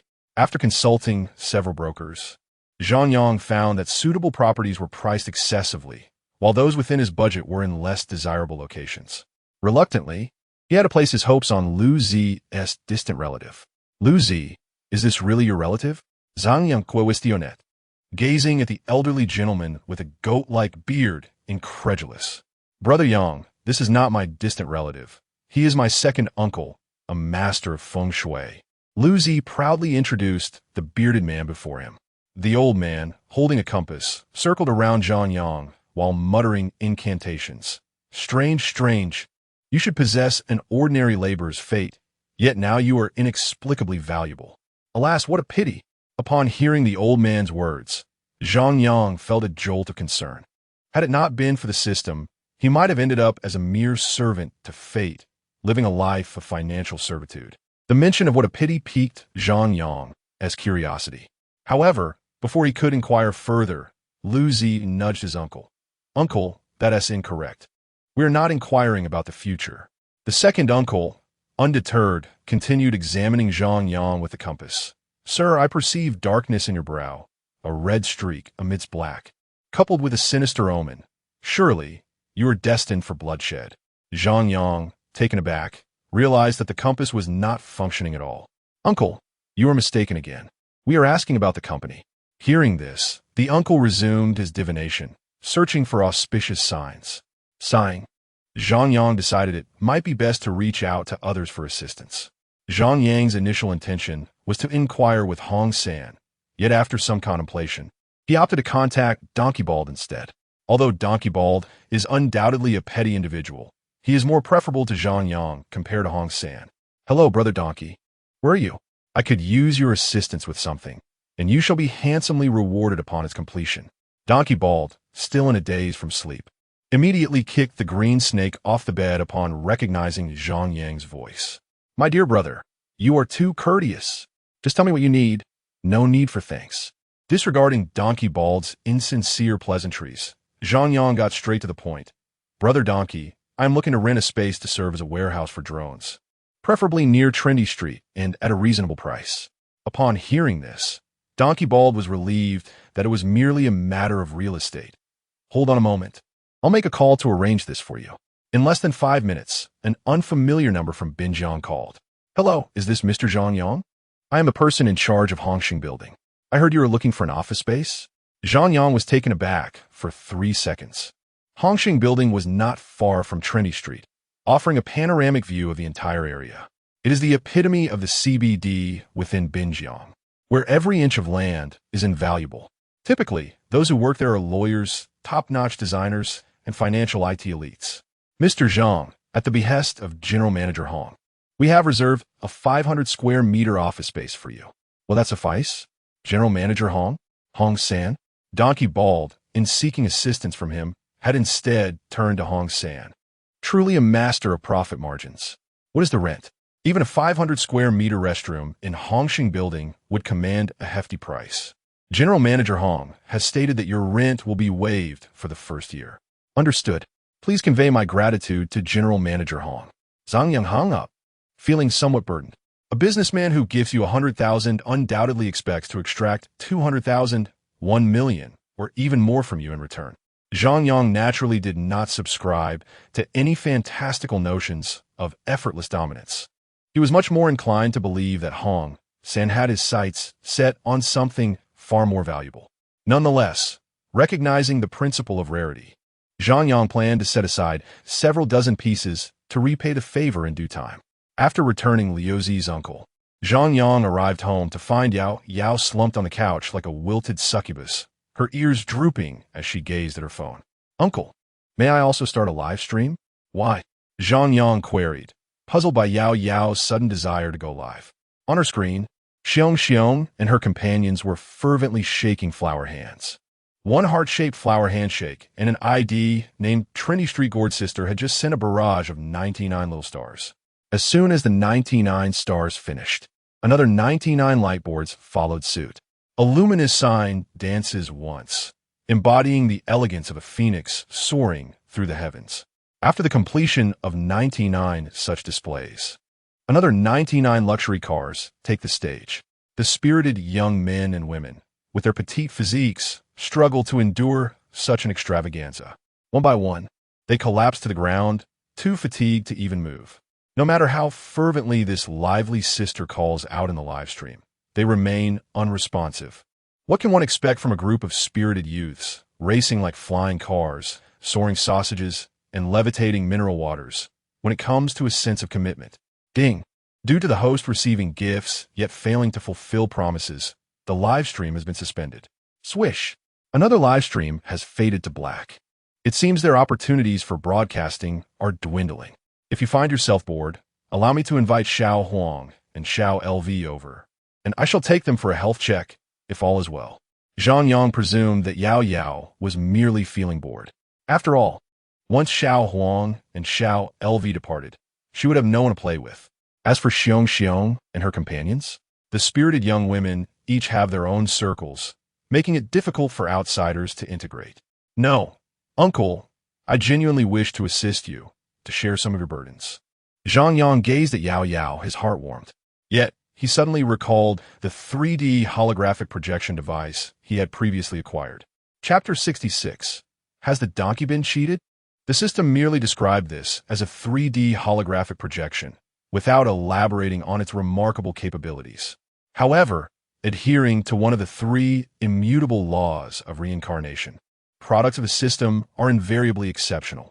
Very well, I shall tidy up the office later, leaving you a space for your live broadcast. Thank you, uncle. Yao Yao initially assumed that Zhang Yang would disapprove.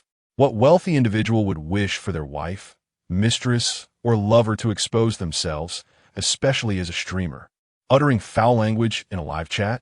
The private messages in the background are overwhelming, impossible to contain. Unless one is the type who enjoys donning a cap like a pure-hearted bullheaded creature, such exposure is rarely accepted. Never mind, what is there to think? It's all. Wait, Yao Yao, why are you drinking ice water? Don't come over here. Uncle, wake up. This morning, while Zhang Yang was still nestled in his blankets, recovering his energy, Yao Yao, dressed and eager, was already keen to explore the office. At merely 18, one could only imagine the prowess she might possess at 30 or 35, rivaling even the most formidable opponents. Zhang Yang, cradling a bowl of eel noodles, occupied the front passenger's seat as Yao Yao navigated through the morning rush at a snail's pace. An irate veteran driver, upon noticing the luxury Qian and that a woman was behind the wheel, could only resign himself to his misfortune. Uncle, you should drive next time. It's terrifying. After disembarking, Yao Yao's hands and legs trembled slightly. As a novice, plunging directly into a hellish level was simply overwhelming for her. Don't worry, you'll get the hang of it. Driving is great. Just keep your hands steady. Once they parked, Zhang Yang led Yao Yao to the elevator, heading straight to the office temporarily leased to him by Hong San. Inside the elevator, the space was filled with well-dressed professionals, each clutching a cup of coffee. No one dared to belittle Zhang Yang and Yao Yao. Their watches, though silent, spoke volumes about their status. One was a Vacheron Constantine worth over 3 million. The other a Richard Mille exceeding 1 million, complemented by their attire, making it evident to all that these two young individuals were of extraordinary caliber. Upon reaching the 33rd floor, they expected an empty shell, but were pleasantly surprised to find the interior fully furnished, with carpeting already laid. If they wished to establish a workspace, all that remained was to install a few glass partitions and acquire some desks and chairs. Yao Yao, this area shall serve as your live broadcasting studio. Zhang Yang indicated a space of approximately 100 square meters. The remaining 200 square meters would be designated for servers, although currently, the server's footprint was less than 10 square meters. But if they succeeded, my young brother, you're here quite early. Hong Sen entered beaming, accompanied by a woman clad in a form-fitting 175 centimeters dress that was difficult to look away from as she walked. Indeed, Yao Yao has been yearning to commence her live broadcasts, hence my urgency to select a venue. Hong San was momentarily stunned, his mind racing with possibilities. Yet he had never anticipated that this office would be designated for his girlfriend's live streaming endeavors. My dear brother, allow me to speak candidly. Your Sao's whale pill is nothing short of a revolutionary product, far surpassing your drone and live streaming ventures in terms of profitability. Hong Sen yearned to advise him to abandon his drone and live streaming pursuits altogether. If you could mass-produce that Sao's whale pill, you would undoubtedly ascend to the ranks of the next billionaire. Yet, he refrained from uttering these thoughts, as he too wished to partake in the venture. Alas, the supply of the Sao's whale pill is limited, and mass production remains an unattainable goal for the time being. However, there is a preliminary version available, he continued. While it may not possess the same potency as the Sao's whale pill, it boasts a unique advantage. It can facilitate a gradual recovery, and a return to peak performance is not beyond the realm of possibility. Is that truly the case? Hong San inquired, his face reflecting astonishment. While the Sao's whale pill is indeed remarkable, relying solely on such enhancements could be somewhat embarrassing. If one could genuinely recover to their peak state, no amount of money could replace that experience. Indeed, though we must ascertain how long it will take to achieve peak recovery, came the reply. There's no rush. My dear brother, when you produce the first batch, you must ensure I receive it first, Hong San insisted. Regardless of the price, I shall purchase them all. He gestured grandly, eager to support Zhang Yang's profits, only to be met with a polite refusal. Zhang Yang had yet to determine the pricing for the preliminary Sao's whale pill. Setting it too low would be unwise, yet pricing it too high posed its own risks. Despite Hong San's impatience, he recognized that force would be futile. He had inquired about the Sao's whale pill, but it was evidently unavailable in Zhang Yang's hometown. Even his discreet inquiries through Liu Bo yielded no results. It seemed as though the Sao's whale pill had materialized from thin air. However, he believed that if he maintained a good relationship with Zhang Yang, he would surely have his share when the product became available.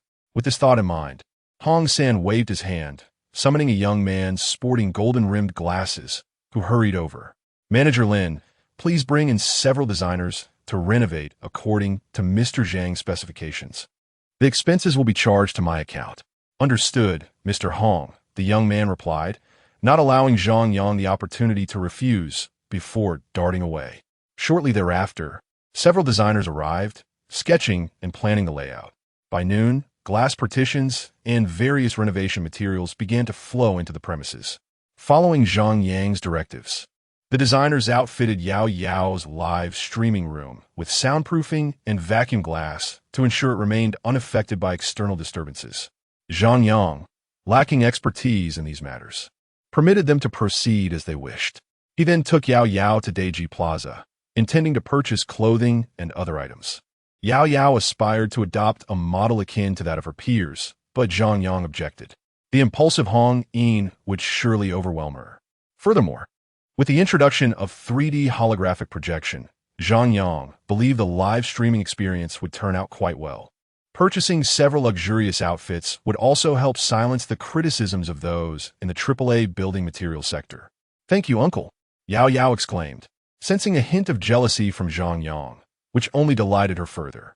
If Zhang Yang were to trust her completely and refrain from asking questions, that would genuinely sadden her. As Zhang Yang and Yao Yao made their entrance on the second floor of the luxury goods section in Deji Plaza, they immediately captured the attention of numerous sales associates. One by one, they resembled humanoid radars, swiftly and accurately scanning the worth of Zhang Yang and Yao Yao. Confirming their discerning gaze, they recognized them as individuals of means. Miss, may I inquire what you require? The sales associate greeted them with utmost courtesy, guiding them inside. Feel free to browse, Zhang Yang thought. His modest fortune of over 3 million yuan, though insufficient for a lavish spending spree, was still ample for purchasing a handbag or clothing. Upon hearing Zhang Yang's intention to merely look around, the sales associate's spirits soared. Typically, such customers ended up making substantial purchases. Uncle, this is quite expensive, and I find it rather unappealing, Yao Yao remarked as she wandered through the luxury store. Glancing at the price tags, over 20,000 for a pair of sandals and handbags starting from several tens of thousands. Zhang Yang shared her sentiments regarding the clothing. finding the fabric and design lacking, seemingly at odds with mainstream aesthetics. Let us buy one. It may not be necessary to wear it, but it certainly shouldn't be absent. After browsing, Yao Yao tugged at Zhang Yang, eager to depart, but he gently refused. There was a particular handbag that Yao Yao had touched twice, indicating her fondness for it. "Hello, may I try this?" Yao Yao timidly pointed at a pink backpack adorned with a shimmering chain strap. "Certainly, please hold on," the sales associate replied, carefully retrieving the bag from the shelf while wearing gloves. Yao Yao donned it, admiring her reflection in the mirror, occasionally posing for Zhang Yang to capture her beauty. Zhang Yang, too, believed the handbag complimented her exquisitely, despite its hefty price tag of nearly 110,000 yuan. He purchased it without a hint of hesitation. Just as Zhang Yang prepared to settle the bill, a commotion erupted within the store. "Why are we not allowed to try it on? How can we purchase without trying?" The voice sounded familiar. Zhang Yang stepped forward, turning slightly to catch a glimpse, and was astonished to find the trendy streetwear figure, Qing Shi. However, Qing Shi was not accompanied by her usual companion, but rather a young man with dyed yellow hair. What on earth is going on? Has her usual companion been replaced? Chapter 67. One madman departed. Another arrived. Autobio often remarked that impoverished love resembles a banana. It oscillates between green and yellow, ultimately turning black before it is entirely consumed. Although the donkey-headed fellow possesses wealth, he is miserly, likely cut from the same cloth as Wang Defa. It seems reasonable for the green snake to seek companionship elsewhere. While the blonde lacks financial resources, he possesses emotional value. However, if Zhang Yang were the sales associate, he would never permit her to try on the clothes. Should a member witness a spirited girl trying them on, who would dare to follow suit? Fear of misfortune looms large. What astonished Zhang Yang was that the green snake produced a black card, but instead of handing it to the sales associate, she tossed it onto the ground. The sales associate, upon seeing this, wore an expression of disbelief. Zhang Yang, equally astonished, mused on the absurdity of black cards becoming commonplace, akin to trinkets available at a street stall. Upholding professional integrity, and under the weight of living expenses, the sales associate retrieved the card and led the green snake toward the bar. Zhang Yang, meanwhile, extracted his phone, observing the green snake and the blonde engaging in light-hearted banter as they approached. "Hello, green snake. What a surprise to see you here." Upon spotting Zhang Yang, the green snake froze, contemplating a retreat, but halted by the sight of Zhang Yang recording her with his phone, caught in a dilemma of whether to flee or stay. "Green snake, what's wrong? Are you going to settle the bill? We should try that waterbed soon." The blonde, oblivious to the green snake's changing complexion, chattered incessantly, completely unaware that Zhang Yang was capturing the entire scene on video.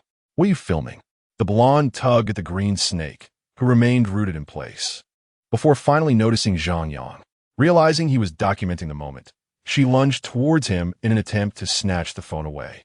"Sir, filming is a freedom enjoyed by others. They're merely capturing the garments. Please refrain from causing a disturbance." One was a spirited girl wielding an unknown black card, while the other was a well-dressed client with a luxury watch worth millions. The decision of whom to support was not a difficult choice. "He is filming us. Are you blind?" The blonde, in a fit of frustration, attempted to take action but was firmly restrained by the sales associate. The green snake also intervened, whispering a few words into the blonde's ear. Truth be told, the audacity of youth knows no bounds. Despite Zhang Yang's notorious reputation and verifiable exploits, the blonde remained unfazed. If one were to inquire why he held no fear, the answer would simply be that he did not. "You've sent Li Wei and his companions to prison and even stolen his girlfriend? At your age, shouldn't you be more discerning in your pursuits?" The blonde, upon realizing Zhang Yang's identity, did not flinch and even venture to tease him. Zhang Yang was left bemused, torn between laughter and exasperation. If one were to argue that the blonde was educated, one would question whether he even completed high school. Conversely, if one claimed he lacked education, it was remarkable that he even knew the term gang up. Yet, while reflections on his character were one matter, feelings of anger were another entirely. Zhang Yang, in a display of bravado, gave a thumbs up to the young man with yellow hair. Without waiting for Qing Shi to speak, He promptly sent the video to Xiong Xiong. Wow, where did this explosive video come from? Xiong Xiong exclaimed, astonished that Zhang Yang had decided to share it in the group. Ding! Due to the host's audacity, Xiong Xiong's shock value increased by 1,000. Congratulations to the host for gaining 10 points of pretentiousness. After staring blankly for 10 seconds, Xiong Xiong hesitantly replied, Uncle, is this really appropriate? Zhang Yang had the contact information for the donkey-headed man, yet he urged her to share it, which Xiong Xiong understood perfectly. She was not one to lack gratitude. However, sharing such a video in the group could yield only two outcomes, one being the departure of the donkey-headed man from Trent Street, and the other being Qing, she facing the furious retaliation from him. Zhang Yang coldly responded with a single character. Xiong Xiong, unlike Bai Jiayan, lacked decisiveness. Had it been Bai Jiayan, the video would likely have been sent already. After 3 seconds of silence, Xiong Xiong ultimately decided to send it out. The chat group, typically filled with casual banter, fell silent for a moment before erupting into chaos. It was common for spirited young women to switch boyfriends or steal their friends' partners. Instances of being caught in compromising situations were not unusual. Yet, the revelation of a prominent figure like the donkey-headed man being cheated on was unprecedented. In an instant, the group was in an uproar. The donkey-headed man, sipping tea with Hong San, was startled by the incessant notifications on his phone. Different spirited young women had sent him the same video. Upon seeing its content, his expression transformed dramatically. The donkey-headed man was not one to be miserly. He wouldn't deny others the use of a bus he had ridden, but it felt excessive for someone else to take his seat while he was still there. Ding! Due to the host's audacity, Lu Qingqing's shock value increased by 1,000. Congratulations to the host for gaining 10 points of pretentiousness. It was evident that she had also seen the video circulating in the group. Casting a chilling glance at Zhang Yang, she hurriedly attempted to leave. Be careful. Yao Yao. Your uncle always has his moments of absence, the young man with yellow hair taunted as he departed. Zhang Yang shook his head at the retreating figure. This young man was clearly courting disaster. The rule of law had saved him, indeed. Zhang Yang was not in a rush to act. He was waiting for the donkey-headed man. If the donkey-headed man proved to be ineffectual, he would take matters into his own hands. With the disturbance caused by Qing Shi and the young man with yellow hair, Zhang Yang felt a surge of frustration and lost interest in continuing his stroll. After buying Yao Yao a sweet cone, he hurried towards Trent Street to witness the unfolding drama.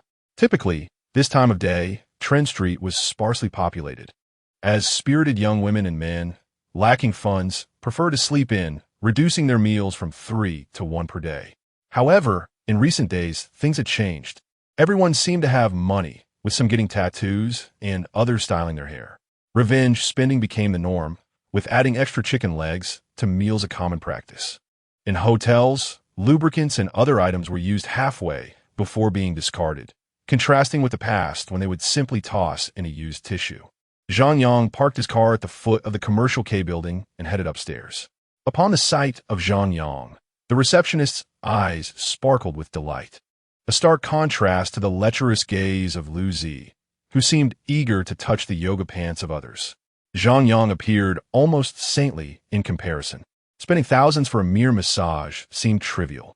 However, her expression soured upon noticing Yao Yao beside him. How could a seemingly innocent girl adorn herself with a watch worth over $1 million, complemented by a Chanel handbag, ignoring the receptionist's envy? Zhang Yang inquired about the whereabouts of Bai Jiayan. Upon learning of the private room, he swiftly made his way there with Yao Yao. The curtains of the room were drawn tightly, and Bai Jian stood guard outside, faintly audible melodies wafting through the air. Bai Jiayan, come here. I have a question for you. Zhang Yang had little time to concern himself with the unspoken rules of the establishment. His primary curiosity lay in why Bai Jian had given the black card to the green snake. Uncle, that ISNT Fong Yuan S black card. It's from Yi Fan. ISNT it? Yifan. Who is Yi Fan? Bai Jin gestured towards the interior of the room.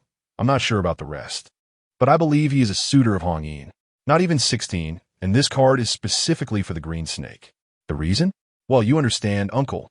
With a suggestive glimmer in her eyes, Bai Jian conveyed a sentiment that Zhang Yang readily grasped. To dare pursue someone as eccentric as Hong Yin, one must surely be another brand of madness, especially one infused with the naivety of a novice. It seemed that the fashion street would be thrown into a whirlwind by these two audacious individuals. Chapter 68. The six sons sent a red envelope, and the group disappeared. It is wise to tread lightly around those bearing the surnames Yi, Lin, and Xiao, for to provoke the young is to invite the wrath of the elders. Should one manage to best the younger generation, they may find themselves reminded of the passage of time, 30 years east of the river, 30 years west of the river. The specter of misfortune may haunt their later years. Accompanied by Yao Yao, I hastily departed, wishing to avoid this lunatic. Not 5 minutes after Zhang Yang had left, a young man with disheveled hair emerged, satisfaction etched across his face as he carelessly drew back the curtains. Unperturbed by whether the yoga instructor inside was appropriately attired, he breezed out, full of spirit. Zhang Yang waited in Shaxian for what felt like an eternity, yet there was no sign of the hapless donkey bald. As expected, he proved to be a mere wastrel, a parody of the pure-hearted minotaurs. The green serpent remained as brazen as ever upon Trent Street, flaunting his presence alongside the young man. In the afternoon, a notification echoed through the Trent Street group. The green serpent invites the Trent Street daddy to join the group. The offer was a staggering red envelope of 20,000 yuan, sent tenfold. What one anticipated to be a feast of abundance quickly dissipated into silence. Save for a handful of responses from the green serpent's entourage, the green serpent continued to prattle on. Wow, I snagged 214, a 20,000 yuan red envelope, totaling 200,000. Thank you, Daddy. I've managed to grab over 1,000. So happy. Regrettably, her words fell on deaf ears. Though the spirited youth and spirited maidens were in need of funds, they possessed an abundance of pride. The title of Trent Street Daddy suggested that anyone claiming the red envelope would have to address him as such. This collective of spirited young men and women resembled the laid-back deities of Sanha, indifferent to the whims of wealth.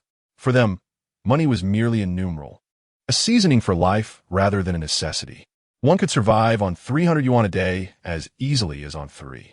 A few days prior, Zhang Yang and Hong San had lured these spirited youths with the promise of sustenance, leaving them well-fed and indifferent to trifles.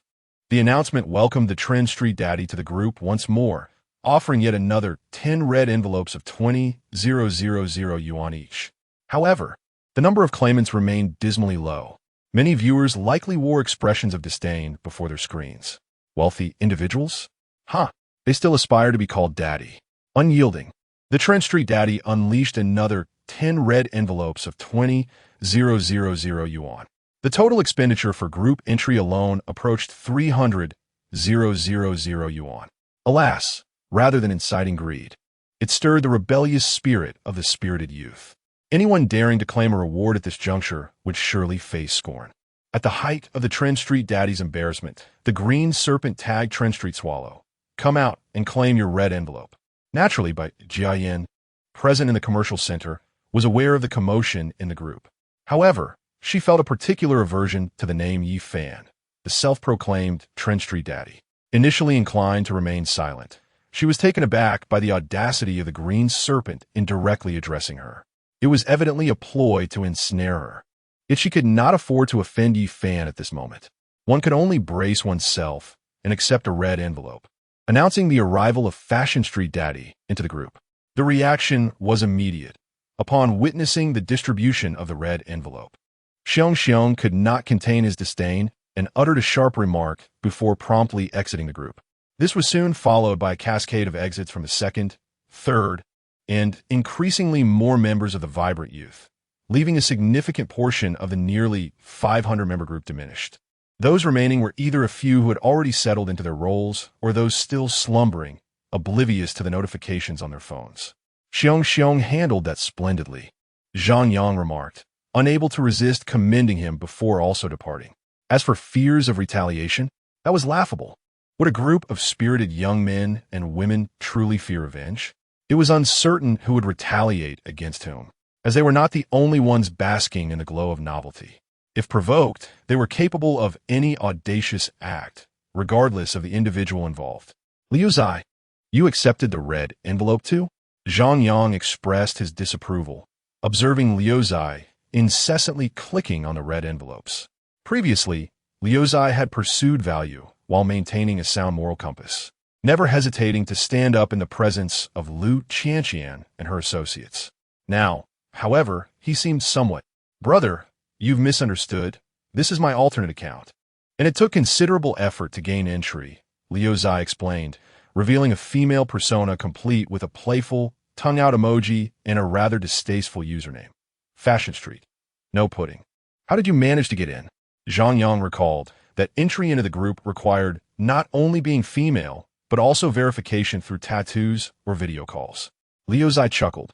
"Brother, have you forgotten what my cousin does?" Zhang Yang shook his head. Liu Zai had far too many cousins for him to keep track of their identities. "My cousin works in live streaming. There's no shortage of girls there." In no time, Liu Zai had collected all the red envelopes. Just when one might assume it would end there, he astonishingly switched accounts and began collecting again, revealing several more on the list. It was evident that he regularly capitalized on the opportunities within the group. After amassing 5 accounts, Liu Zai finally felt satisfied and sent a few red envelopes from each, inscribed with the phrase, "Return envelope." As Zhang Yang pondered the meaning behind this, Liu Zai promptly uploaded all the screenshots and filed a report. A notification chimed. Due to the group's involvement in gambling, it has been permanently banned. For any disputes, please initiate a manual review with customer service. The remaining members were left in stunned silence, having intended to calm the situation, only to find the group abruptly vanished. This incident underscored the importance of not indiscriminately adding members, as it could lead to scenarios like the one that unfolded today. The community of spirited youth was prone to bouts of erratic behavior during the night, often posting chaotic content. Sometimes, when things went awry, administrators would delete posts and mute offenders. The group had face bans before. Occasionally, someone would post a graduation photo or an inappropriate video, resulting in a ban that could swiftly be appealed for personal reasons.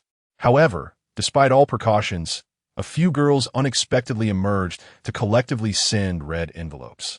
The critical point is that Liu Zai had even anticipated their anticipation. When they requested unblocking from customer service, the representative stated that welcome to Trend Street implied that the individual in question had initiated the envelope distribution. Those who received the envelopes were required to leave a comment and attach a complete chat screenshot, thus effectively nullifying their appeal rationale. Regardless of how the group leader attempted to explain, the unblocking was simply not granted. This long-standing Trend Street group was abruptly sealed due to a few red envelopes. The crowd was infuriated and sought to uncover the identity of the individual responsible for the entry. They intended to confront whoever had invited the newcomer, only to discover that it was, in fact, themselves who had approved the entry. Upon further investigation, they found no useful information about this individual. Liu Zai, it seems, is indeed the mastermind here. Zhang Yang couldn't help but give Liu Zai a thumbs up. 5 accounts had siphoned off over 10,000 and caused the group to be sealed. A truly devastating blow. It is likely that the administrators of Trend Street are now seething with anger, particularly Qing Shi and her associates, who had invested so much effort and endured countless hardships to achieve their status, only to have it all vanish in an instant. Deng. Trend Street Xiong invites you to join the Trend Street group chat. Deng. The group leader of Trend Street invites you to join the Trend Street group chat. Xiong is also adept at seizing opportunities, contemplating the establishment of a new faction. Meanwhile, the original administrators of Trend Street have begun recruiting new members as well. Chapter 69, Brother-in-Law, come out with me. I hope my sister doesn't know. Uncle, they're giving out 100 red envelopes upon joining the group. What should we do? Shouldn't we also distribute some? The number of members in the group barely reached over 100, while the original chat of the Trend Street was on the verge of surpassing 400 participants. Xiong was extremely anxious and wanted to distribute red envelopes to attract more people. However, he was rejected by Zhang Yang. Are you kidding? The new group is backed by Hong Yin and Yi Fan, both notorious for their extravagant spending, each armed with a black card. Unless one can garner astonishing value. Even if Zhang Yang were to exhaust his entire fortune, it wouldn't suffice to compete with their pocket money. Liu Zai also wore a dejected expression, originally planning to employ the 14 strategy from the 36 stratagems, borrowing a corpse to resurrect the soul. Yet, the new group had learned from past mistakes. Not only was video required, but there was also real-time location sharing. This effectively quashed Liu Zai's intentions of borrowing a corpse to resurrect a soul. Zhang Yang was invited into the new group, but Xiong Xiong and Liu Zai were not. Upon entering, he was inundated with a flurry of red envelopes and warm welcomes. The titles like Father of Trent Street had vanished, replaced instead by Immortal Emperor of Trent Street. Hearing this, Zhang Yang felt a wave of embarrassment wash over him. Previously, the IDs he dreaded encountering in games included names like Heavenly Demon God, Evil Young Master, and Bloodthirsty Death God, all signs of a cringeworthy youth. Often lacking in skill, yet brimming with enthusiasm. After changing his name to Zhang Yang of Trent Street, he aligned himself with Hong San and the others. Oh, ISNT that uncle? Why aren't you over at Xiong Xiong S? Here to be a spy? Just as Zhang Yang finished renaming himself, Qingxi emerged to mock him. Yet, before she could utter her second sentence, she was swiftly kicked out by Lu Jie from Trent Street. Without Lu Tuzi to post announcements for her, she was no longer even a moderator. Uncle, come drink at the Dynasty tonight. Hong Yin's almost sycophantic invitation left many astonished, while others simmered with anger, wishing they could reach through the screen to strangle Zhang Yang. No, I have other matters to attend to tonight, Zhang Yang replied, promptly setting the group to do not disturb. Regardless of Hong Yin's fervent mentions in the group, Zhang Yang fignet ignorance. Not achieving the desired outcome, Zhang Yang lost interest in lingering in Trent Street. He took Yao Yao to the Hong Sheng building, where the partitions and soft furnishings had been completed. However, upon arriving at the building, Zhang Yang instructed Yao Yao to buy some water and snacks at a nearby supermarket. Although Yao Yao found it odd that Zhang Yang wanted her to go alone, she didn't question him further and drove straight to the nearby store. Zhang Yang, Mian Wile, ascended the building swiftly. At this moment, the lobby had been divided into 3 distinct areas, each serving a different purpose. One primarily for servers, another designed for soundproof live streaming, and the last designated as an office space. Office buildings are generally classified into 3 categories: Grade A, Grade B, and Grade C. Hongsheng, as the premier office building in Binjiang, undoubtedly stands as the pinnacle of Grade A, with a ceiling height reaching for 5 meters, even after renovation. It boasts an impressive 3.8 meters of vertical space. Zhang Yang swiftly entered Yao Yao's streaming room, which was designed according to his specifications, incorporating a plethora of soundproof materials, including double-layer vacuum glass and sound insulation cotton. As for formaldehyde concerns, the Hongxing Tower is equipped with a 24-hour fresh air system, alleviating any worries in that regard.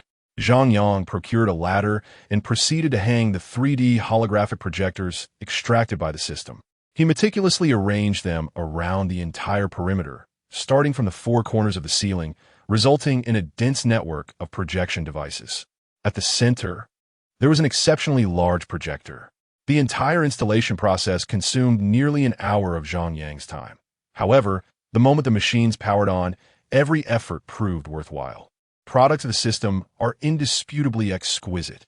As soon as the machines were activated, the previously desolate office transformed into a vibrant scene filled with shrubs, a babbling brook, and towering maple trees springing forth, casting their shade across the space. A shaft of sunlight filtered through the foliage, creating a mesmerizing effect. Zhang Yang pondered for a long time, attempting to find the right words to describe the ambience, but found none that fit. Dolly Garden, Zelda, Dindakening, none resonated. While Zhang Yang was lost in thought, dawn broke, the vegetation stirred to life, and the sounds of chirping insects and birds filled the air, infusing the sunlight with vitality. Uncle? Yao Yao called out anxiously from outside the office, interrupting Zhang Yang's reverie of grazing like cattle on the vast prairie.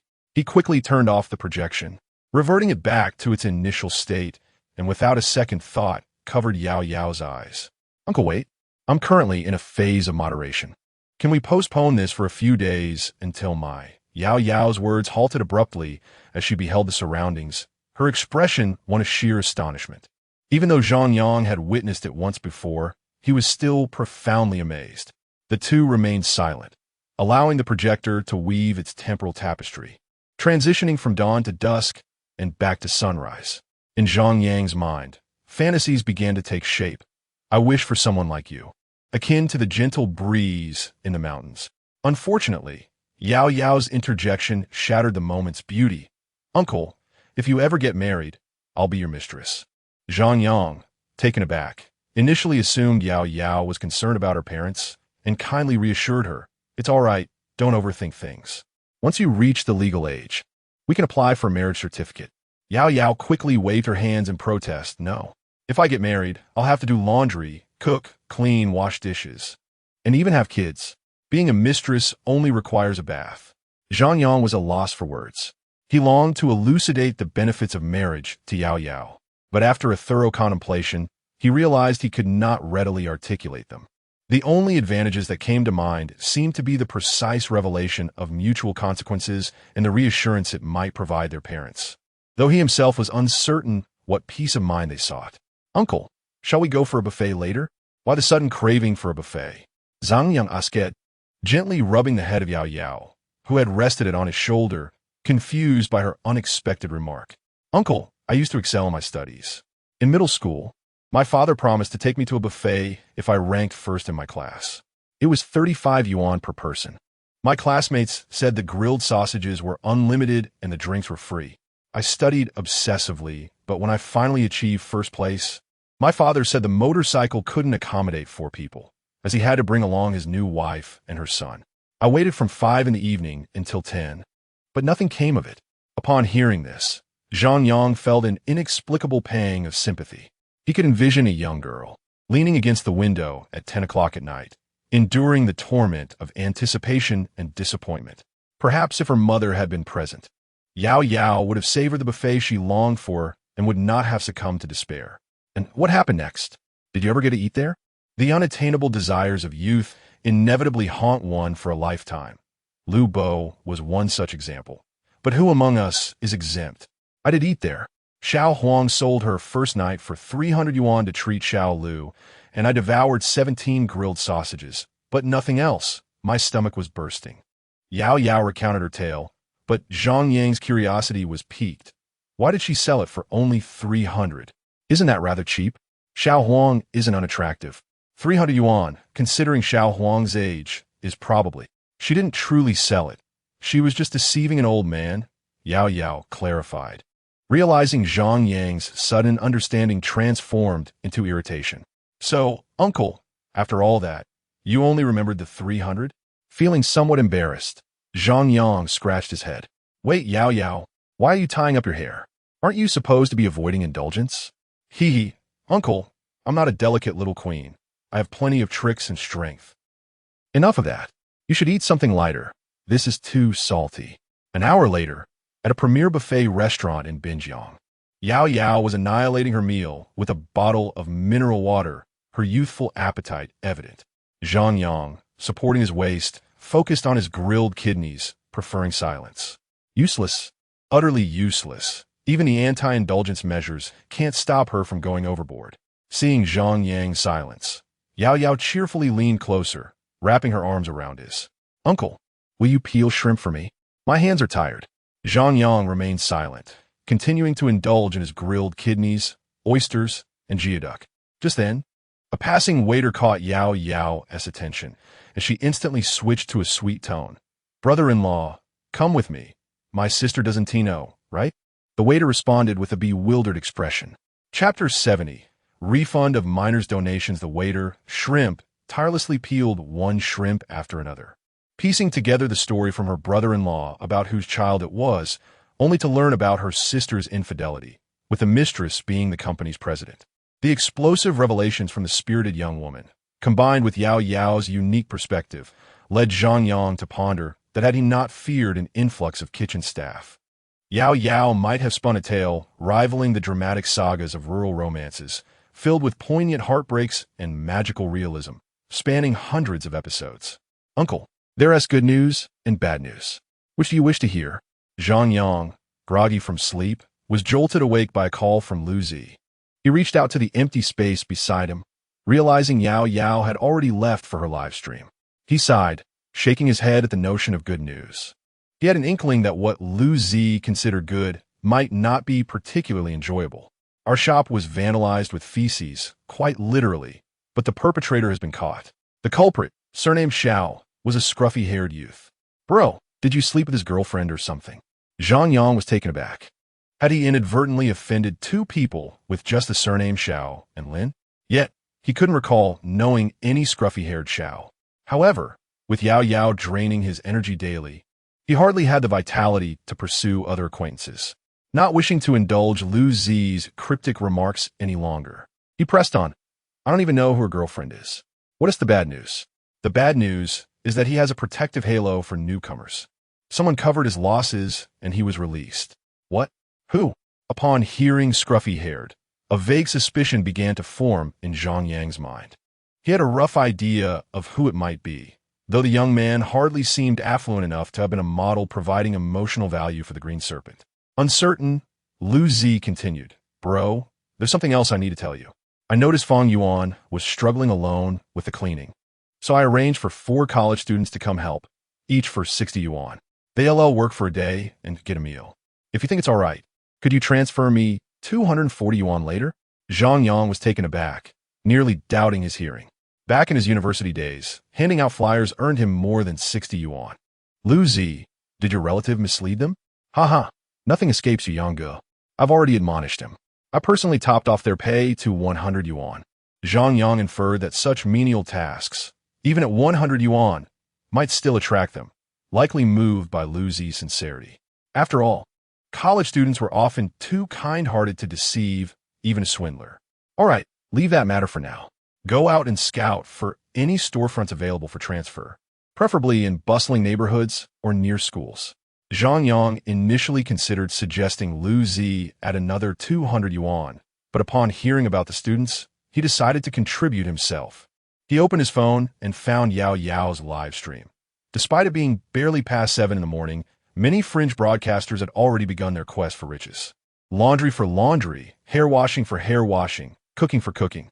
Zhang Yang could not fathom where they procured such an abundance of garments to wash daily. After washing clothes, they would launder bed linens, and even the carpets required a thorough cleaning. When it came to hair washing, the water was changed repeatedly, and her head felt as if it were infested. Preparing breakfast seemed akin to orchestrating a grand banquet. In stark contrast to these women, Yao Yao's live streaming room was a refreshing oasis.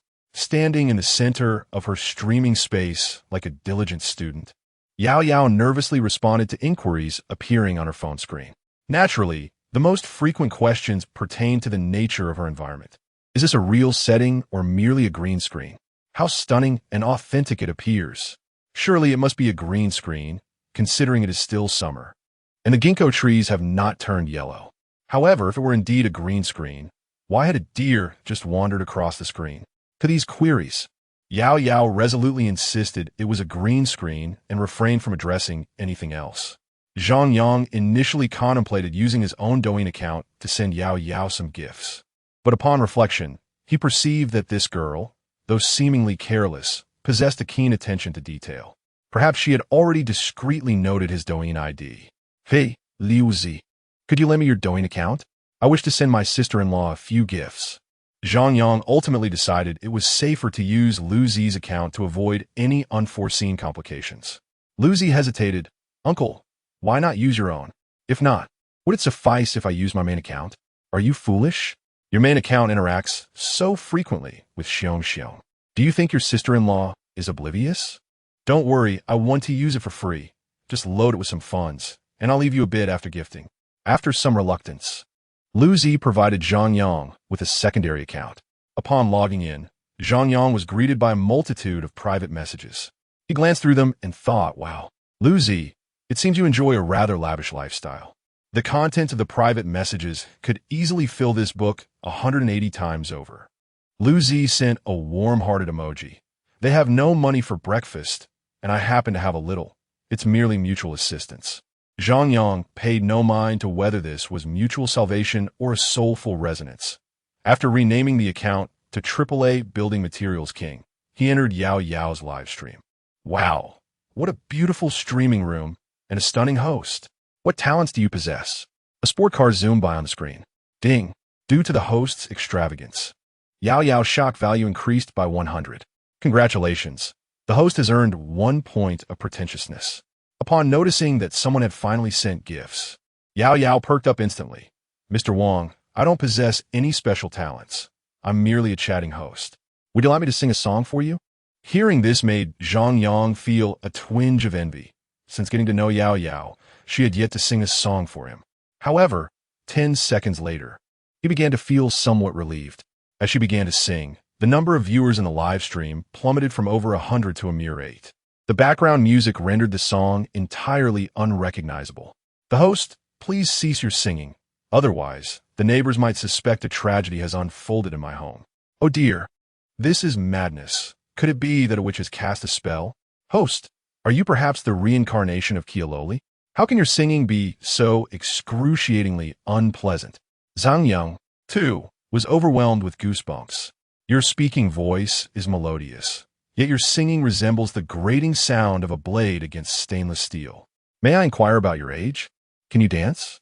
Zhang Yang sent another donation, a sports car, yet this time he did not receive the expected thrill in return. My apologies, Brother Wong. But the host is already married. Chatting and singing is permissible, but dancing is off limits. Just as Zhang Yang contemplated switching tactics to continue donating, he discovered he had been kicked from the stream. Shortly thereafter, Yao Yao messaged Zhang Yang. Uncle, a foolish individual gifted me 2 sports cars and requested a dance. Seeing her foolishness, I promptly blocked him. Zhang Yang, having spent money only to be insulted, if he were a true big brother, he would surely be enraged. Even the dogs on the street would suffer a few slaps. Turning around, he found himself in Xiong's live stream, where a group had already begun to lose their composure. Meanwhile, in a breakfast shop on Trendy Street, Hong Yin was enjoying her meal while fervently showering gifts. Despite having prepared for this, Xiong, having summoned a dozen energetic young men and women, was left utterly exhausted by Hong Yin's relentless enthusiasm. With each one sprawled out like a defeated dog, Yifan, too, was fervently sending gifts, pushing everyone to their limits. Hong Yin, by spending so extravagantly, isn't she merely benefiting that little vixen, Xiong? Qing Shi cautiously attended to her. Yet, seeing that Hong Yin had already spent nearly 200,000 in less than an hour filled her with jealousy.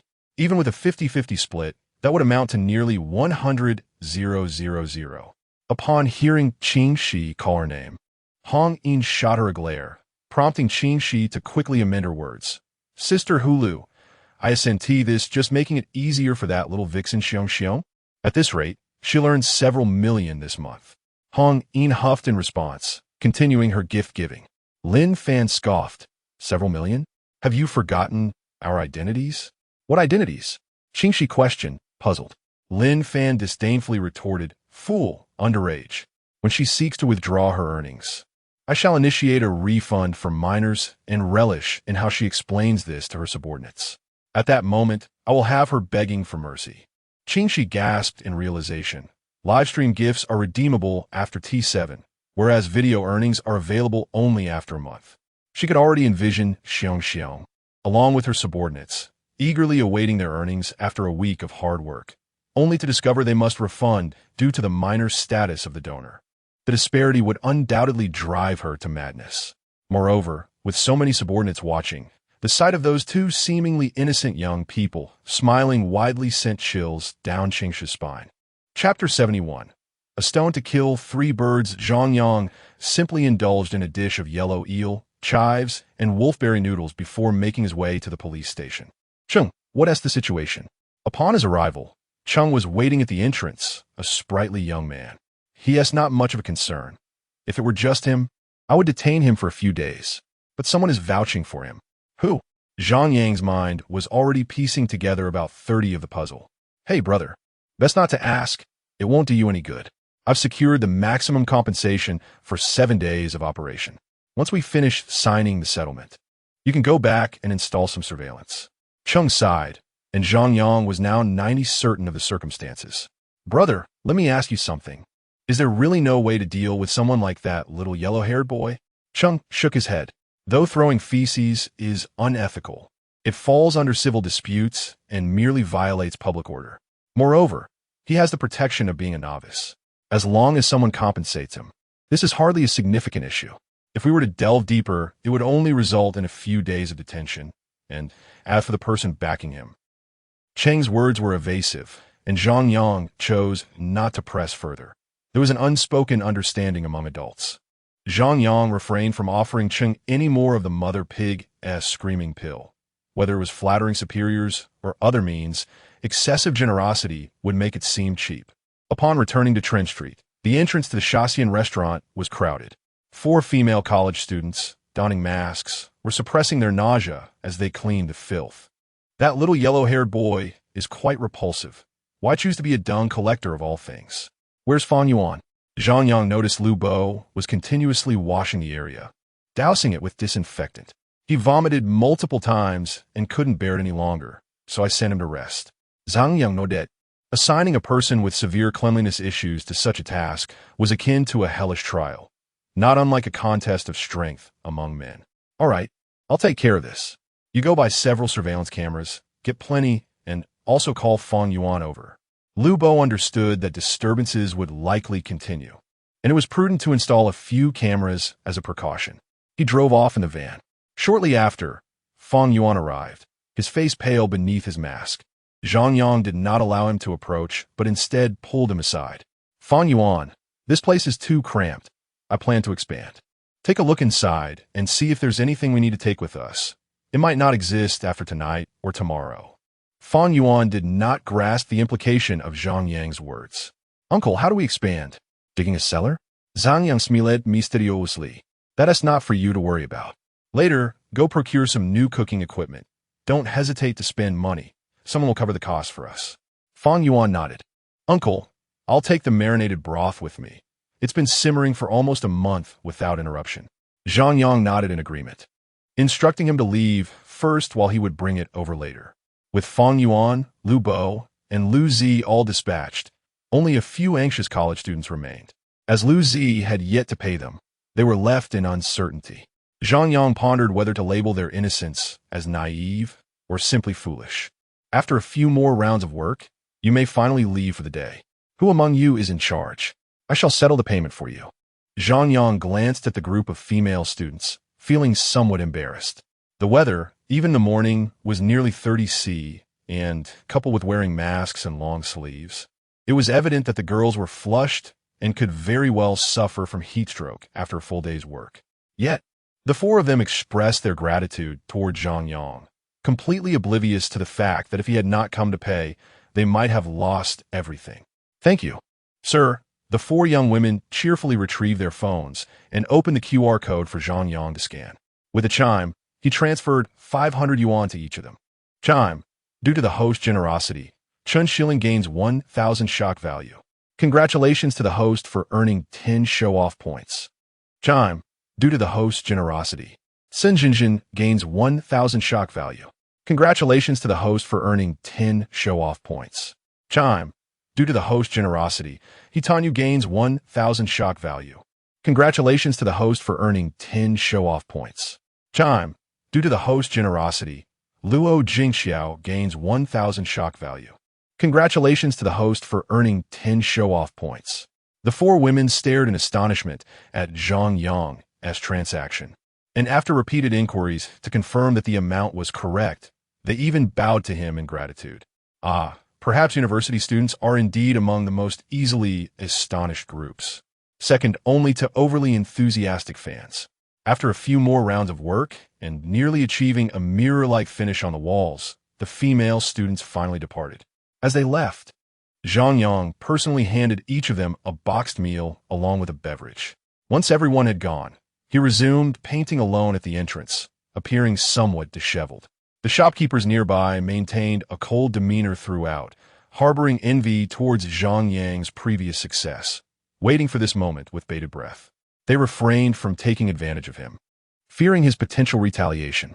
Why so disheveled, sir? Where's your little girlfriend? Why isn't she here to assist you?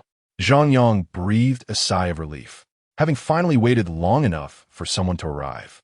She stood at the entrance, proudly accompanied by a young man with yellow hair. The young man provocatively glanced at Zhang Yang, saying, "Uncle, these are all the people I just brought in yesterday. How is the quality?" Zhang Yang looked at the young man, tempted to retort, "Don't get too cocky. The absence of surveillance in the shop merely allowed you to slip through this time. We shall settle our accounts one day." With that, Zhang Yang fell silent and entered the shop. Though it appeared frustrating, it was indeed slightly vexing. He took out his phone and tagged the newly established trend group, sending 3 messages at once. "Let us go out for drinks tonight at the palace. I need to discuss something with you."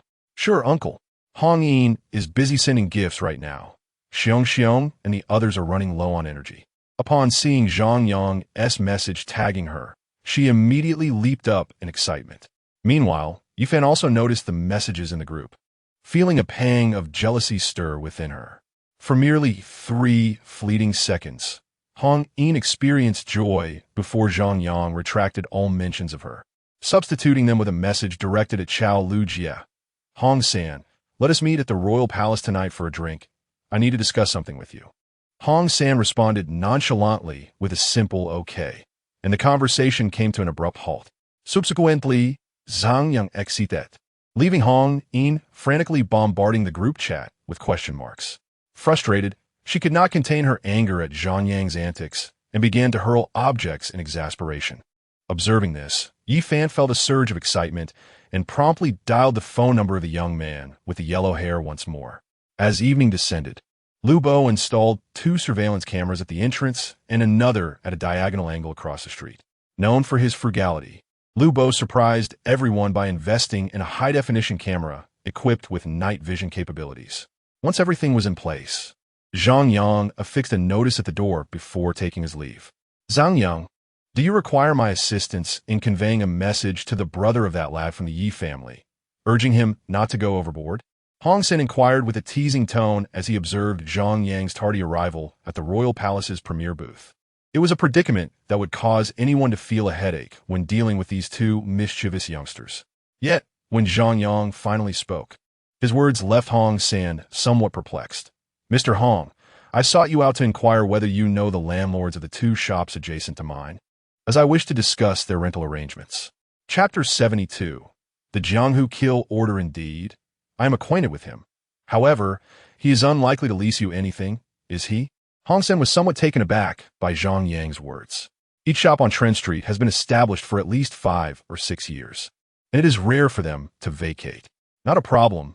I was merely inquiring," Zhang Yang replied with a cheerful smile as he sat down and took a swig from a bottle of wine, as if it was merely a casual mention. Hong Sen did not press further nor overthink it. The 2 engaged in a light conversation, with Hong Sen subtly steering the topic towards the infamous mother pig scream pill. Yet Zhang Yang, no fool himself, having completed a few years of university and experience in sales, deftly redirected the discussion. Before long, the donkey Baldy arrived, but not alone. He was accompanied by 2 imposing figures. "Donkey brother, what's this?" It was quite commonplace for affluent individuals to employ bodyguards, yet these 2 were clad in tank tops and shorts, clearly not fitting the usual image of protectors. A chilling notion crept into Zhang Yang's mind. Could it be that Donkey Baldy, unable to engage in ferocious confrontations, had resorted to cunning strategies instead? The thought of a straightforward gun faction transforming into a covert operation sent shivers down his spine. It's nothing serious. I merely intend to show Qingxi a bit of color," Donkey Baldy replied with a menacing expression, causing Zhang Yang's heart to race. This was not merely a display of color. It seemed they were intent on painting a more vivid picture. "Donkey brother, this is unwise. You are only 40. Tread carefully and avoid the path of crime," Hong San interjected, his brow furrowed. "Donkey Baldy, have you gone too far? This could end poorly. Rest assured, Brother San, this is not intended for Qingxi. I do not engage in illegal activities." Donkey Baldy chuckled, displaying the archetypal villain's grin. Zhang Yang was perplexed. If not for Qingxi, then for whom? However, Hong San merely shook his head with a knowing smile and downed the contents of his glass. Zhang Yang was consumed with curiosity, desperate to uncover the answer, Yet Donkey Baldy refused to divulge it, instead diverting the conversation towards drones. Brother, I heard you established a drone delivery company. How about allowing your elder brother to invest a little? Upon hearing this, Zhang Yang's attention shifted from the imposing figures back to the topic of drones. Investment is possible, but what has sparked your sudden interest in my drone venture? Zhang Yang remained wary of Donkey Baldy, anxious that he might transform into a cunning adversary lurking nearby, waiting for an opportunity to strike. Alas, in these times, being a man is fraught with challenges, as one must guard against not only women, but also men. The donkey-headed fellow sighed. I once believed that with a bit of wealth and some connections, I could simply coast through life in Binjiang. However, the events surrounding the green snake have revealed to me that money holds no weight in the face of power. I have observed your drone delivery service. I have placed orders, and the system is remarkably sophisticated. The performance of the drones is indeed world-class, making market capture merely a matter of time.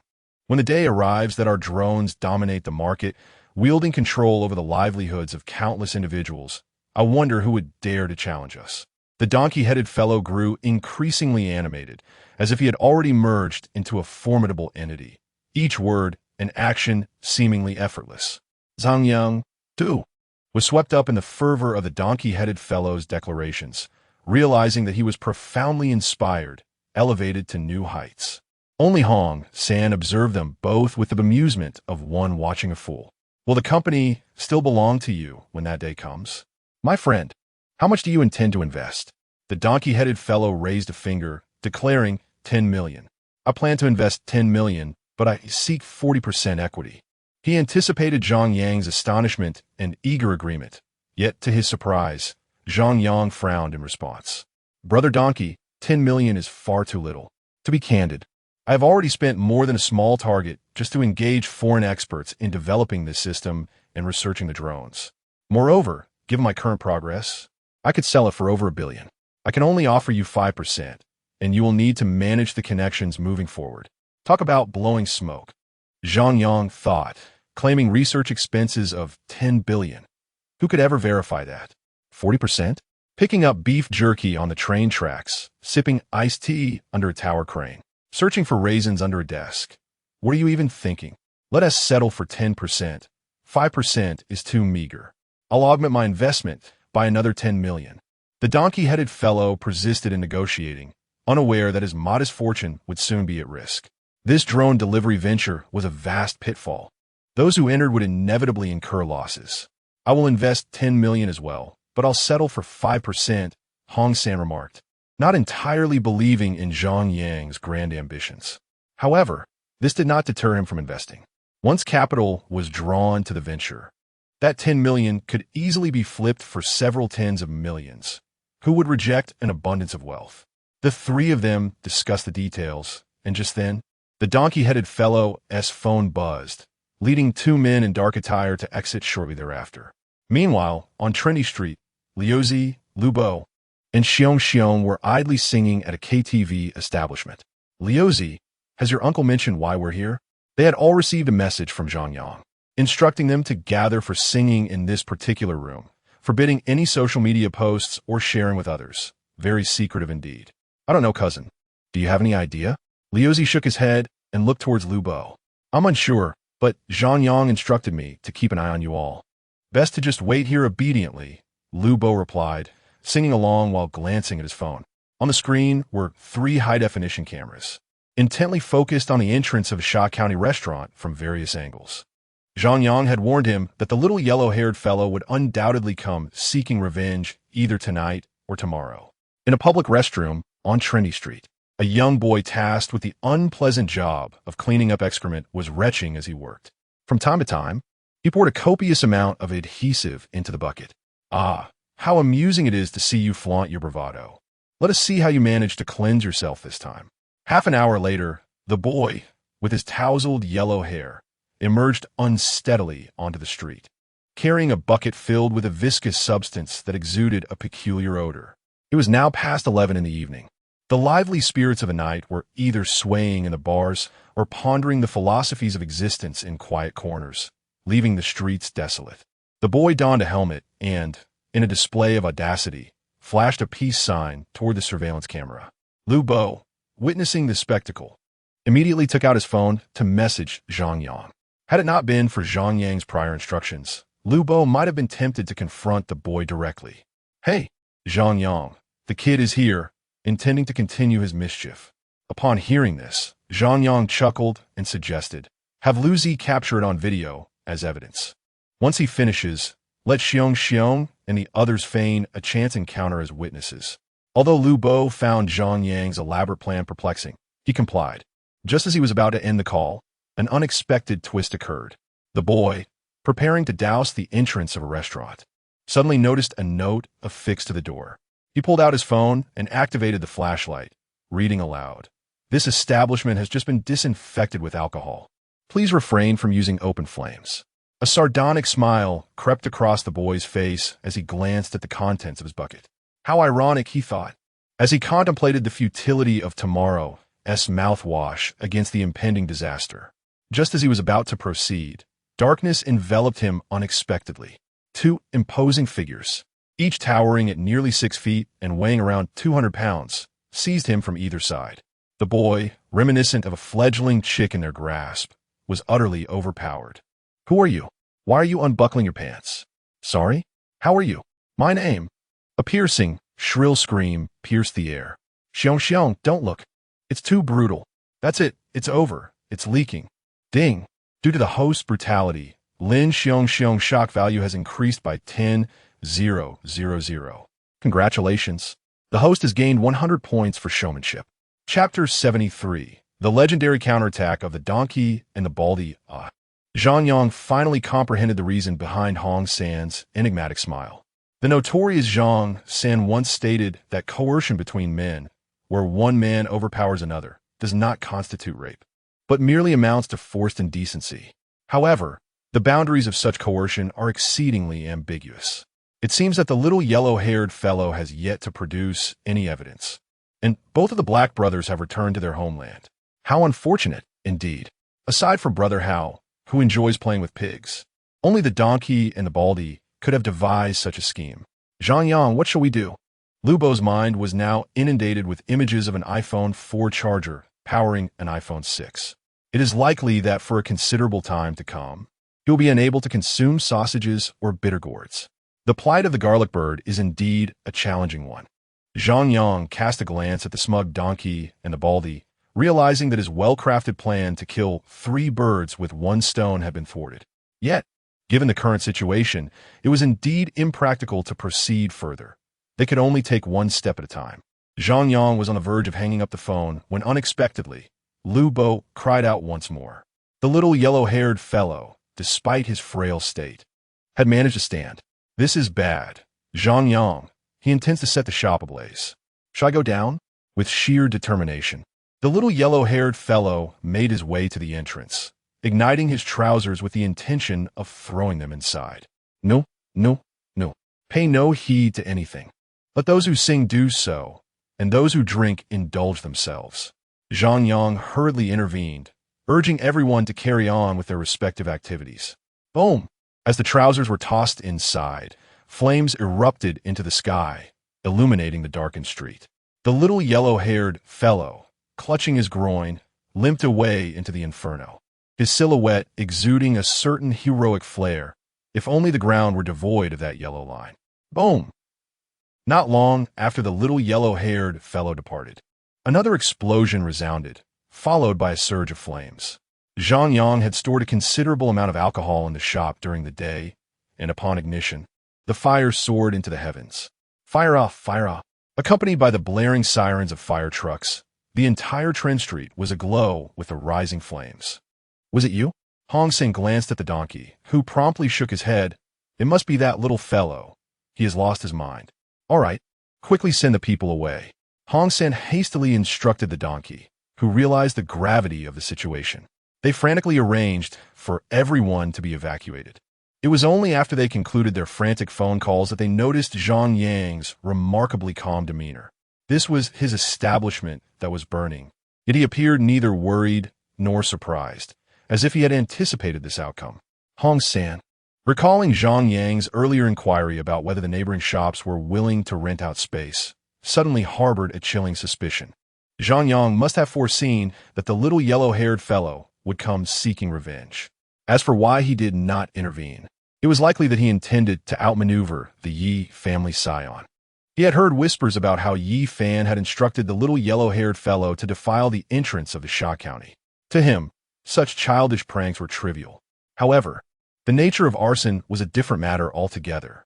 Yet how did he ascertain that the donkey would take action? Sighing, he concluded that this was not the time for contemplation. He could only call the parents. "Brother, what's your plan?" After hanging up the phone, Hong San inquired with a hint of suspicion. Zhang Yang would never admit to it. "How could that be, General Hong? Brother Donkey, please enjoy your drinks while I take a look." As he stepped out of the bar, a smirk crept onto Zhang Yang's lips. His plan was to have the young troublemaker engage in mischief. If the youth happened to notice the note affixed to the door and decided to vandalize the establishment, that would suffice. However, if he refrained, Zhang Yang would take it upon himself to instigate the act. At that point, with both physical and testimonial evidence, the young troublemaker would find it impossible to deny his culpability. If the authorities failed to intervene, Zhang Yang would escalate the conflict. Once the youth was apprehended, Yi Fan would undoubtedly follow suit. Zhang Yang doubted that the young troublemaker could withstand the pressure of interrogation. The rationale behind such drastic measures stemmed from the audacity of two reckless kids. Additionally, given the small scale of the current locale, expanding the drone business proved challenging, necessitating an expansion of the storefront. Zhang Yang surmised that the final outcome would likely involve negotiation. Matters resolvable by financial means were hardly worth fretting over. Once everything concluded and the young troublemaker was incarcerated, the juvenile would likely be taken back home, while Zhang Yang would acquire a brand new establishment without spending a single penny.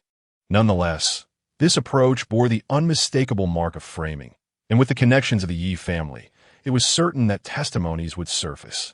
Such tactics would be mere child's play in their presence.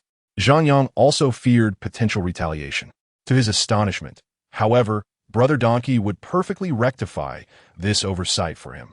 "Brother, what's going on?" Cheng Du appeared at the scene, utterly disheveled and infuriated. After finally cracking a significant case, another arson incident had emerged, rendering their efforts futile. "The young troublemaker is responsible. We need to apprehend him immediately." Zhang Yang presented the video to Cheng Du, who wasted no time in instructing his team to review surveillance footage in pursuit of the culprit. They soon pinpointed the Binjiang International Hotel. "Damn it! I told you to create chaos, not to set fire to someone else's establishment." Yi Fan glared at the young troublemaker before him, harboring murderous intent. However, the immediate priority was to ensure the youth's escape to avoid capture. As long as there were no testimonies, there remained room for maneuver. Unfortunately, the young troublemaker's resilience was waning. Almost as soon as he arrived, Cheng Du and his team pursued him, and upon spotting Yi Fan, he brought the youth away with a conflicted expression, along with a snake-wearing collar. Simultaneously, a Maybach sped through the rain-soaked elevated highway, racing towards Binjiang. Cheng Du escorted Zhang Yang to the police station for a brief interrogation. Lu Bo and the others provided alibis, and Cheng Du merely followed standard procedure. "Uncle, you won't turn out to be as unscrupulous as Swallow, will you?" Upon exiting the precinct, Xiong suddenly remarked, "No, that incident was orchestrated by Brother Donkey. It has nothing to do with me." Zhang Yang replied dismissively as he drove home. What he needed to do now was nothing at all, simply await developments in silence. Yet, as he journeyed home, Xiong's words echoed incessantly in his mind. Would he become like Bai Jiayan? Surely not. Upon returning home, the living room was illuminated by the ceiling lights, and on the table lay an array of 3 dishes and a soup. Yao Yao, resembling a small kitten, was curled up asleep on the sofa. The phone screen remained aglow, and Zhang Yang glanced at it. How to deceive wealthy individuals into showering more gifts. Is it illegal to block someone after sending gifts? What are the consequences of insulting others in a live stream? Zhang Yang chucked softly, shaking his head as he fetched a blanket to drape over her. He then retrieved a bottle of wine from the refrigerator, pouring himself a glass quietly, his mind still savoring the words of Xiong. "Uncle, you're back. Were you tired today? Yao Yao, her eyes still heavy with sleep, opened them and, upon seeing Zhang Yang, nestled into his embrace. Not too bad, just a myriad of trivial matters, he replied. Upon hearing this, Yao Yao sprang up and dashed into her room. In less than 3 minutes, she emerged clad in a white t-shirt, a black pleated skirt, and white knee-high socks, embodying the playful style of a charming girl. She settled back into Zhang Yang's arms and sweetly proposed, "Brother, shall we play dice? If you lose, you must take a drink." Before Zhang Yang could decline, she leaned closer to his ear, whispering, "If I lose, I'll take off a piece of clothing. Okay? It seems the significance of change has faded into the background. Chapter 74. Yao Yao's sudden transformation in the Southern District. Brother, you can watch a cup of milk tea. Zhang Yang initially believed that the Yi family would come to seek him out either the following day or that very night. However, to his astonishment, the Yi family did not approach him for several consecutive days. Instead, Zhang Yang found himself growing increasingly restless. With nothing to occupy his time, he resorted to seeking some side income. He swiftly sent a sum of 200, thinking that if the other party requested 20, sending 200 would surely leave them astounded. To his surprise, a red exclamation mark appeared. What happened to the spirit of the contract and the trust that ought to exist between individuals? Zhang Yang sighed in resignation. Even Xiong was more considerate, at least pretending to engage in some form of deception. The crucial point was that they should have accepted the money before blocking him. With practiced ease, Zhang Yang clicked to report his confusion regarding the order, citing non-delivery of payment and suspicion of a scam. Within 10 minutes, the 200 yuan red envelope was promptly returned. "Brother, is it possible to reclaim this? Could you assist me?" As Zhang Yang was about to explain that the recovery could only pertain to those who had just been blocked within 24 hours, Liuzi had already opened the chat interface for Zhang Yang to see. It was rather romantic. On May 20th, 3 red envelopes were sent, 5, 20, 13, 00, and 014, accompanied by overly sentimental declarations of love, heartfelt sentiments proclaiming eternal love. Zhang Yang glanced at him. "Liuzi, is this truly how you pursue girls?" Liuzi nodded affirmatively. "Brother, I just thought I would cast a wide net. Perhaps I might be lucky." Zhang Yang shook his head in disbelief. "Do you think this is a revolving hot pot? With your approach to courting, you might not even get a chance. Reclaiming the money is feasible, but first, show me your chat records with Xiong, and I will assist you." Zhang Yang suddenly became curious about how Liuzi managed to win Xiong's affection. After a moment of contemplation, Liuzi agreed and handed his phone to Zhang Yang. Upon inspection, Zhang Yang was taken aback. This was not a record of romantic pursuits, but rather a ledger of transactions. "Brother, I'm out of money for food. Could you send me 10 yuan? All right, sending it now. Can I see what you're wearing today? You're such a tease, brother. Brother, my phone has been suspended. Can you send me 10 yuan? Sending it now. Let me see your legs. Brother, I have no money for a taxi. Sent it. Let me see." The affectionate exchanges seemed to have ended abruptly, likely continuing in private. "All right, brother, you've seen the chat records. Can you help me get the money back?" Liuzi quickly calculated on his phone, revealing a total of 192.84 yuan. Without hesitation, Zhang Yang transferred 192. 84 yuan to him. "There, I've helped you reclaim it." Liuzi's eyes widened in disbelief. "What the heck, brother? Are you joking with me? Just tell me if the money is back or not." Zhang Yang shot him an exasperated glance. He returned, yet there lingered a sense of loss. Although he voiced his sentiments, his heart remained ensnared in hesitation. He intended to depart after accepting the red envelope, but was unexpectedly halted by Zhang Yang. "Now that the money is back, we must discuss a matter of confidentiality," Zhang Yang declared. "A fee of 200 yuan for your silence. Otherwise, I shall reveal your chats and private messages with those girls to Xiong. Upon hearing this, Li Zi's eyes widened in disbelief. Tearfully, he scanned the QR code, parting with 200 yuan. "Oh dear, I shall go check if Xiong and the others need water," he lamented, no longer wishing to remain in Zhang Yang's company. Grasping a bucket of water, he exited the server storage room with tears in his eyes. The office area lay momentarily vacant. Xiong and her companions had been reported by other tenants after a few live broadcasts. With no alternatives, they had to temporarily relocate to Zhongyang's space, planning to rent a venue once they received gifts and rewards, striving to expand their venture and achieve greater success. In stark contrast to Yao Yao, the earnings of Xiong and her crew were truly hard-earned. A dozen spirited young women and men found themselves so overwhelmed by Hong Yin that they could barely walk. Had it not been for Xiong's continuous encouragement, they might have fled long ago. After tearfully earning a meager sum of 16 yuan, Li Zi took a moment to glance at Yao Yao's live stream. A few days prior, Yao Yao had expressed her desire to utilize her spare time to continue learning English. Zhongyang had purchased a rocking chair for her, allowing her to study while streaming, as there were hardly any viewers. Upon entering the stream, he found Yao Yao sitting on her newly acquired swing, gently swaying her legs while perusing an English book. Occasionally, a deer would pass by, and the forest remained tranquil, disrupted only by light and breeze, creating an atmosphere of profound serenity and leisure. Yet, the comments in the chat were somewhat peculiar. Streamer, insult me, you f-ing old bastard. The way the streamer curses is so adorable. Streamer, I want that too. You are f-ing insane.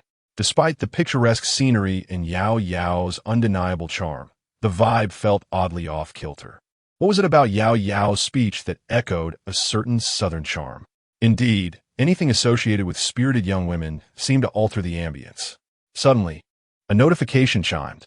Your bank card has received a transfer of 10 million. While Zhongyang was still deciphering the meaning behind Yao Yao's earlier phrases, his phone vibrated. The sum of 10 million had been credited to his account, leaving him astounded. 10 million, while his bank statements surely totaled that amount over time. Receiving such a sum in one transaction was unprecedented.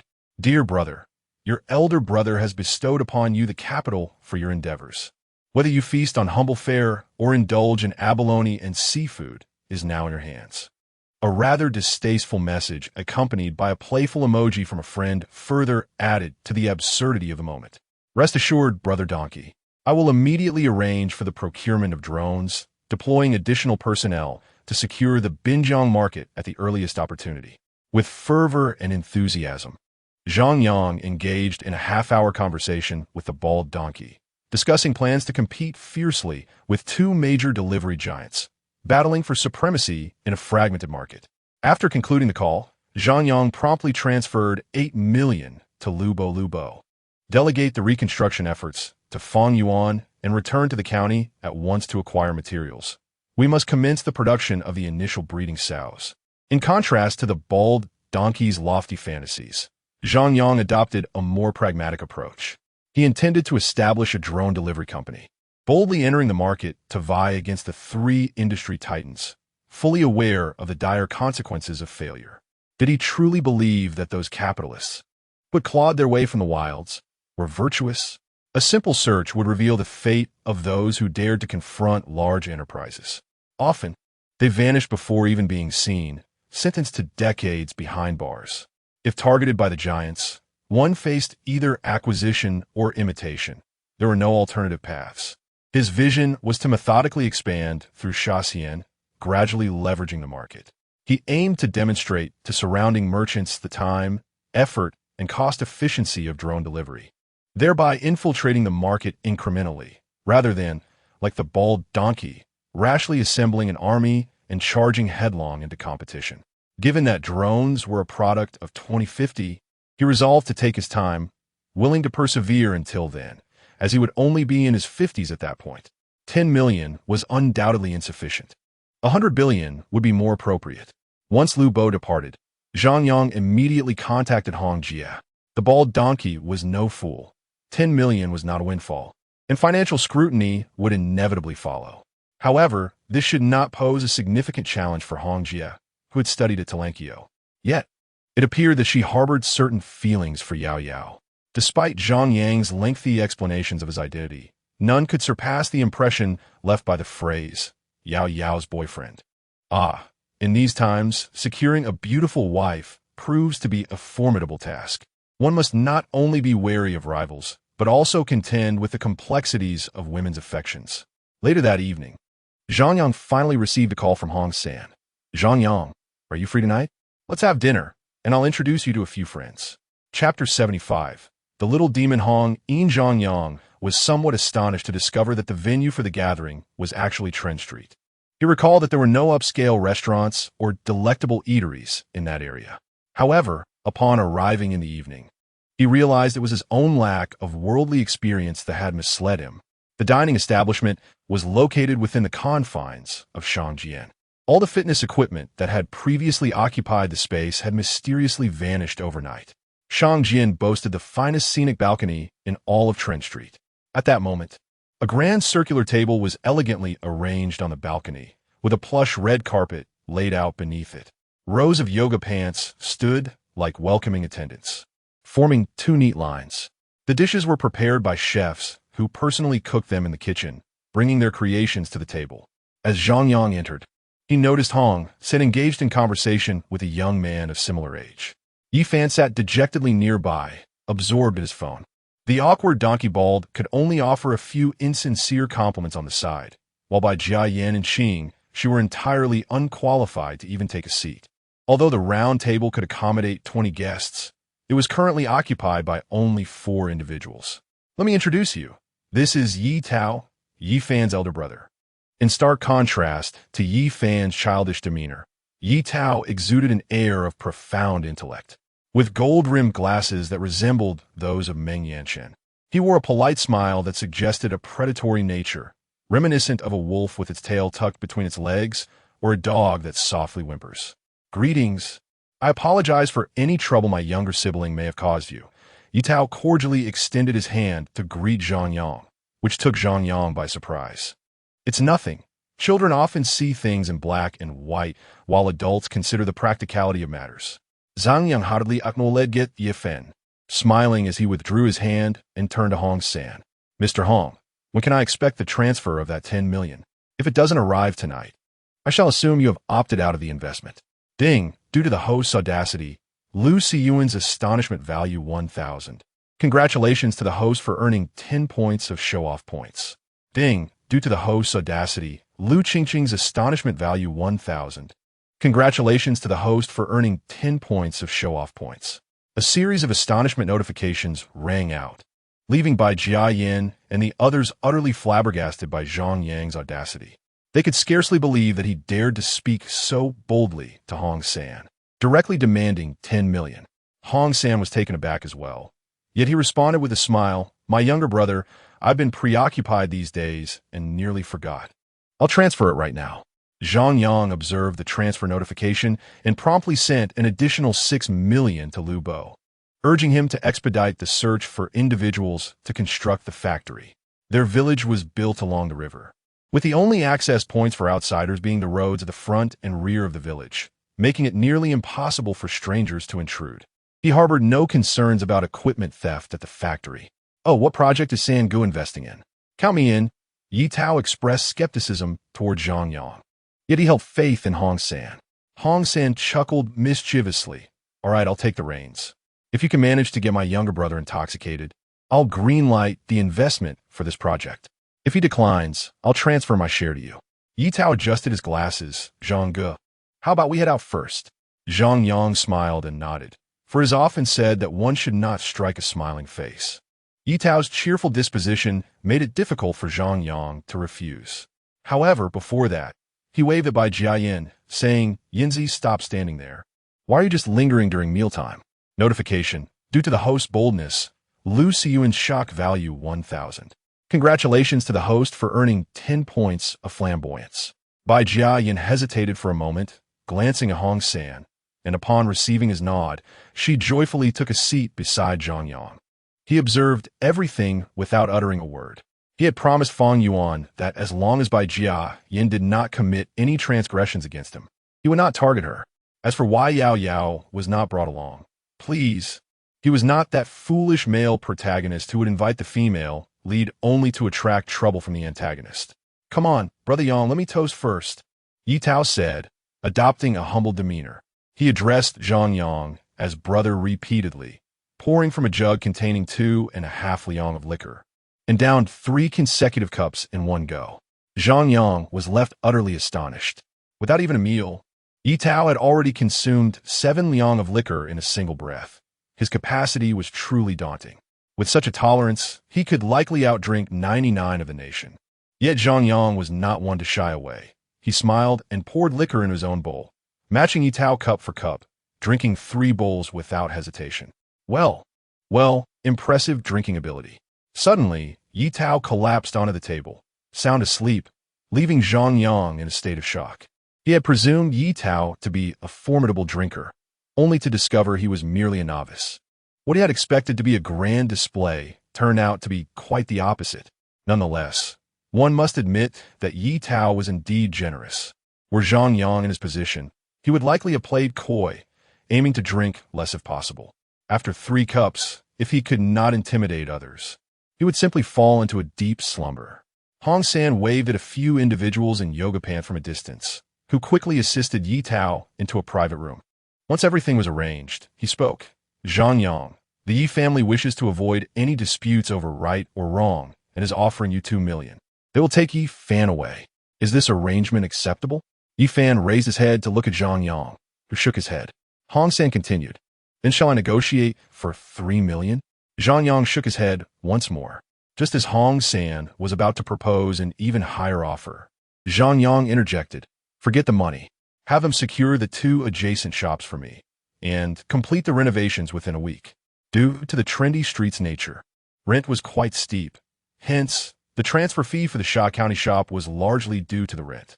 The offer of 2 million was already exceedingly generous, considering the cost of refurbishing Zhang Yang's store, along with compensation for mental distress, lost work time, and various other expenses, all of which would not accumulate to 2 million. The other party had hurried over, likely to retrieve Yi Fan. Times had changed. If certain matters escalated and made it to trending topics, even they would find it difficult to suppress. The 2 million is likely partially hush money. Upon hearing Zhang Yang's words, Hong San was not taken aback. Instead, he handed over 2 rental contracts to the donkey-headed man, seemingly having anticipated this moment. Zhang Yang, without pretense, promptly signed the contracts. As he was toasting with Hong San, he suddenly received a message from Yao Yao. Uncle, I've had a bit too much to drink, and so has everyone else. Could you come over? Zhang Yang was momentarily taken aback, unable to comprehend why they found themselves in such a state after drinking at the royal palace. Was she competing in a drinking contest with the locust? Curious, he inquired, is it not, but rather Hong Yin? Upon hearing Yao Yao's words, Zhang Yang was immediately alarmed and hurried downstairs. They could withdraw funds tonight. Xiong and the others had decided against live streaming, each brimming with excitement as they awaited the clock to strike midnight. After a long day of studying English, Yao Yao was not inclined to stream either, and the group had collectively decided to head to the royal palace for drinks. When Zhang Yang reached the ground floor, he found Yao Yao already slightly inebriated, while Lu Zi and the others lay sprawled on the floor, with only Xiong still resolutely enduring, taking shot after shot. Chapter 76. At $1,000 per glass when Zhang Yang arrived, he found Sixi and the others sprawled on the floor in disarray, but he could still detect a faint pulse among them. He made his way directly to Yao Yao, who was already somewhat tipsy, her cheeks flushed and teetering on the brink of unconsciousness. She clutched her thighs tightly, determined not to succumb to slumber. Only upon confirming it was Zhang Yang did she finally exhale in relief. What on earth happened? Why do they drink so much? Zhang Yang mused as he effortlessly lifted Yao Yao into his arms, momentarily distracted by the sight of the empty glasses on the coffee table. Under normal circumstances, with regular alcohol, Xiong and Sixi would not have gotten this inebriated, nor would they have succumbed so swiftly. The true culprit was their reckless choice to consume lost control cocktails, also known as B2 bombers. This potent concoction, a blend of high-proof liquor and cocktails, could easily incapacitate someone. A single glass of the 96-proof water of life would likely result in total loss of consciousness. Zhang Yang had always refrained from indulging in such beverages during client meetings, fearing the repercussions of waking up in the park the next day, having lost his vitality. It was astonishing that this group of spirited young women dared to drink it. Yet, it was likely they had never encountered such a drink before. B2 bombers were typically sold in sets, with a starting price of 30 per glass. In a high-end establishment, they could command 50 each or 300 for a set. Young women frequenting bars were usually there for fun, who would willingly choose such a perilous indulgence. With one arm wrapped around Zhang Yang's neck, Yao Yao nestled her head against his chest. Uncle, Xiong Xiong and the others were tricked. Hong Yin is underage, and her tip was refunded. She said for every glass they drank, they would receive 10,000. Refund for minors? Zhang Yang's gaze fell upon Hong Yin, who was pouting from a distance, and an unsettling chill crept over him. It was evident that while one could question the character of the second-generation elites, their intelligence was beyond reproach. They had likely anticipated the minor refund clause from the outset, eagerly awaiting the spectacle of Xiong Xiong's folly. Yao Yao, disapproving of the situation, had likely joined in on a few drinks to lend her support. As soon as Yao Yao finished speaking, she succumbed to sleep in Zhang Yang's embrace.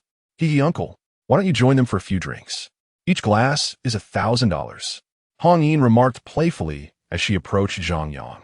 Her smile faltering momentarily at the sight of Yao Yao nestled against him, a flicker of jealousy crossing her features. Zhang Yang regarded Hong Yin, who wore a white dress and sported a high ponytail with a hint of disdain. Individuals like her, from affluent backgrounds, had likely long abandoned the simple joys that money could buy. The remaining pleasures available to them were few, with the manipulation of others' emotions being one of the scant options left. Without acknowledging her further, Zhang Yang resolved to leave with Yao Yao in his arms. As for Xiong Xiong and the others, he would merely need to call by Jia Yin to manage the aftermath. The notion of $1,000 per glass was probably a ruse. The statements of a minor held no legal validity. Xiong Xiong and her companions had simply drunk themselves into a stupor today. If Hong Yin chose not to pay, Xiong Xiong and her friends would have no recourse. However, it was clear they had not left empty-handed. Although Hong Yin and Yi Fan received a full refund, they undeniably garnered significant attention during the livestream. Their immense popularity inspired many to shower gifts. Even though the money from the country gentleman was returned in full, it still represented a considerable income. While this sum might not match expectations, it was still a substantial amount for the spirited young lady. The notion of having a high tolerance for alcohol is, in my view, rather trivial. Would you dare to pay 10,000 for a single drink? Just as Zhang Yang was about to leave, that little brat Yi Fan obstructed his path, accompanied by 2 burly bodyguards. Enough of this 10,000 per drink nonsense. You're so broke that you're relying on minors for refunds, yet you still try to act tough. If I drink, and you claim, I have no money. It's what the minor said. And who would I turn to? Be good, step aside, and obediently return home to do your homework, Zhang Yang retorted, infuriating Yi Fan. The minor refunds were merely a tactic he employed to toy with Xiong Xiong and her friends, not an indication of true poverty. However, many around them were unaware of this and initially envied Xiong Xiong and her friends for earning 10,000 for a single drink. It now seemed unlikely for them. Upon hearing Zhang Yang's words, Xiong Xiong was so enraged that she nearly struck someone with a bottle. The spirited young lady cared little for whether one was a rich second generation or a government official. Many of their spirits were unyielding, unafraid of consequences. 18 years later, another brave soul will rise. 1 loss is acceptable, but 2 is a profit. Yet, regrettably, the current Xiong Xiong was so inebriated that she could barely stand, let alone wield a bottle to strike someone. Zhang Yang, don't be so arrogant. Others claim you are impressive, but I doubt it. If you drink 1 cup, I will reward you 10,000. Minors can receive refunds. But Yi Fan is using his family S card. With ample evidence, obtaining a refund is not challenging. Should he seek assistance, the money would be returned entirely. However, while the first refund can be fully processed, the second reward cannot be refunded as it follows a prior refund. Now, hurry home, wash up, and sleep. The inability to refund a second time applies to ordinary people, but for individuals like Yi Fan and his associates, let alone 1 refund, even 10 would pose no issue. Coward, are you too afraid? While Yi Fan shouted frantically from behind, Zhang Yang held on to Yao Yao and departed the bar. Once home, he merely washed Yao Yao's face and tossed her onto the bed, quickly attending to his own hygiene before retiring for the night. Early the next morning, Zhang Yang was roused from his slumber by the sound of pages turning. Yao Yao was engrossed in her English dictionary, diligently researching material. Yao Yao, what are you doing? Uncle, I'm studying English. I've decided to pursue a career as an English teaching streamer. While I was in middle school, I excelled in English, scoring a perfect 100 every time. Upon hearing this, Zhang Yang felt a rush of embarrassment. Were the viewers in her live stream truly genuine supporters? The English taught by the spirited young lady was hardly of commendable quality. Upon sensing the skepticism in Zhang Yang's gaze, Yao Yao swiftly exited the room. In a short while, she re-entered, adorned in a professional attire complemented by sleek black stockings. Uncle, I am now ready to commence the lesson, she proclaimed, wielding a small teaching stick. To Zhang Yang's astonishment, she commanded, "Call me master." Surely, this English must have been gleaned from some rather peculiar scenario. Nevertheless, one cannot deny that her ensemble was quite impressive. What does that mean? Zhang Yang inquired, "Puslet." His English had been returned to his teacher long ago, leaving his current proficiency at a mere prenatal level. Yao Yao offered no explanation. Instead, she placed her foot firmly upon Zhang Yang's mouth, declaring, "Stop running your mouth." Zhang Yang was taken aback, feeling as if the world had turned upside down. Yet, amidst this bizarre atmosphere, there lingered a curious sense of excitement. Chapter 77. The Celestial Palace. In a flurry of urgency, Yao Yao hastily departed for her live broadcast, leaving Zhang Yang feeling a profound sense of discomfort. He regretted allowing her to embark on this venture. This prompted a contemplation of relocating, while the neighborhood appeared satisfactory. The incessant noise was unbearable. Each morning at precisely 8 o'clock, construction commenced, much to the chagrin of residents. Despite complaints to the property management, by the time security arrived, it was already 8:30, rendering their response ineffectual. Furthermore, the lack of privacy troubled him. During moments when he hung laundry on the balcony, he often found himself under the scrutinizing gaze of a neighboring matron.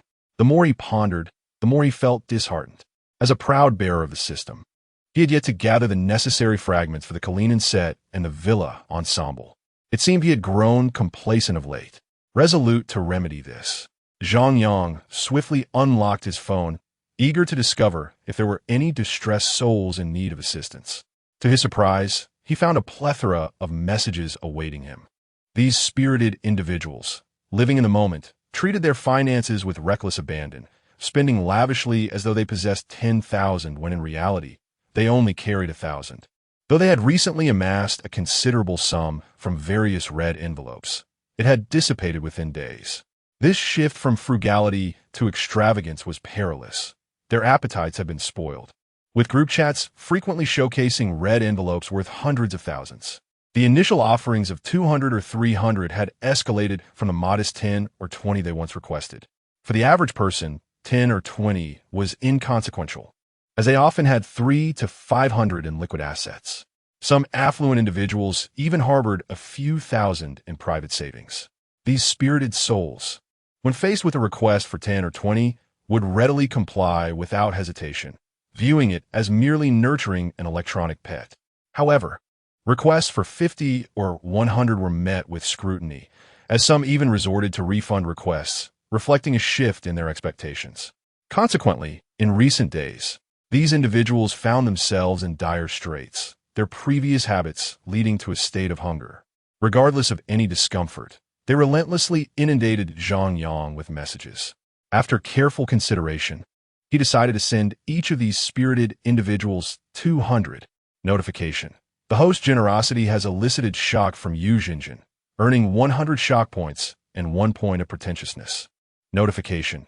The host's generosity has elicited shock from Yu Xiao, earning 100 shock points and 1 point of pretentiousness.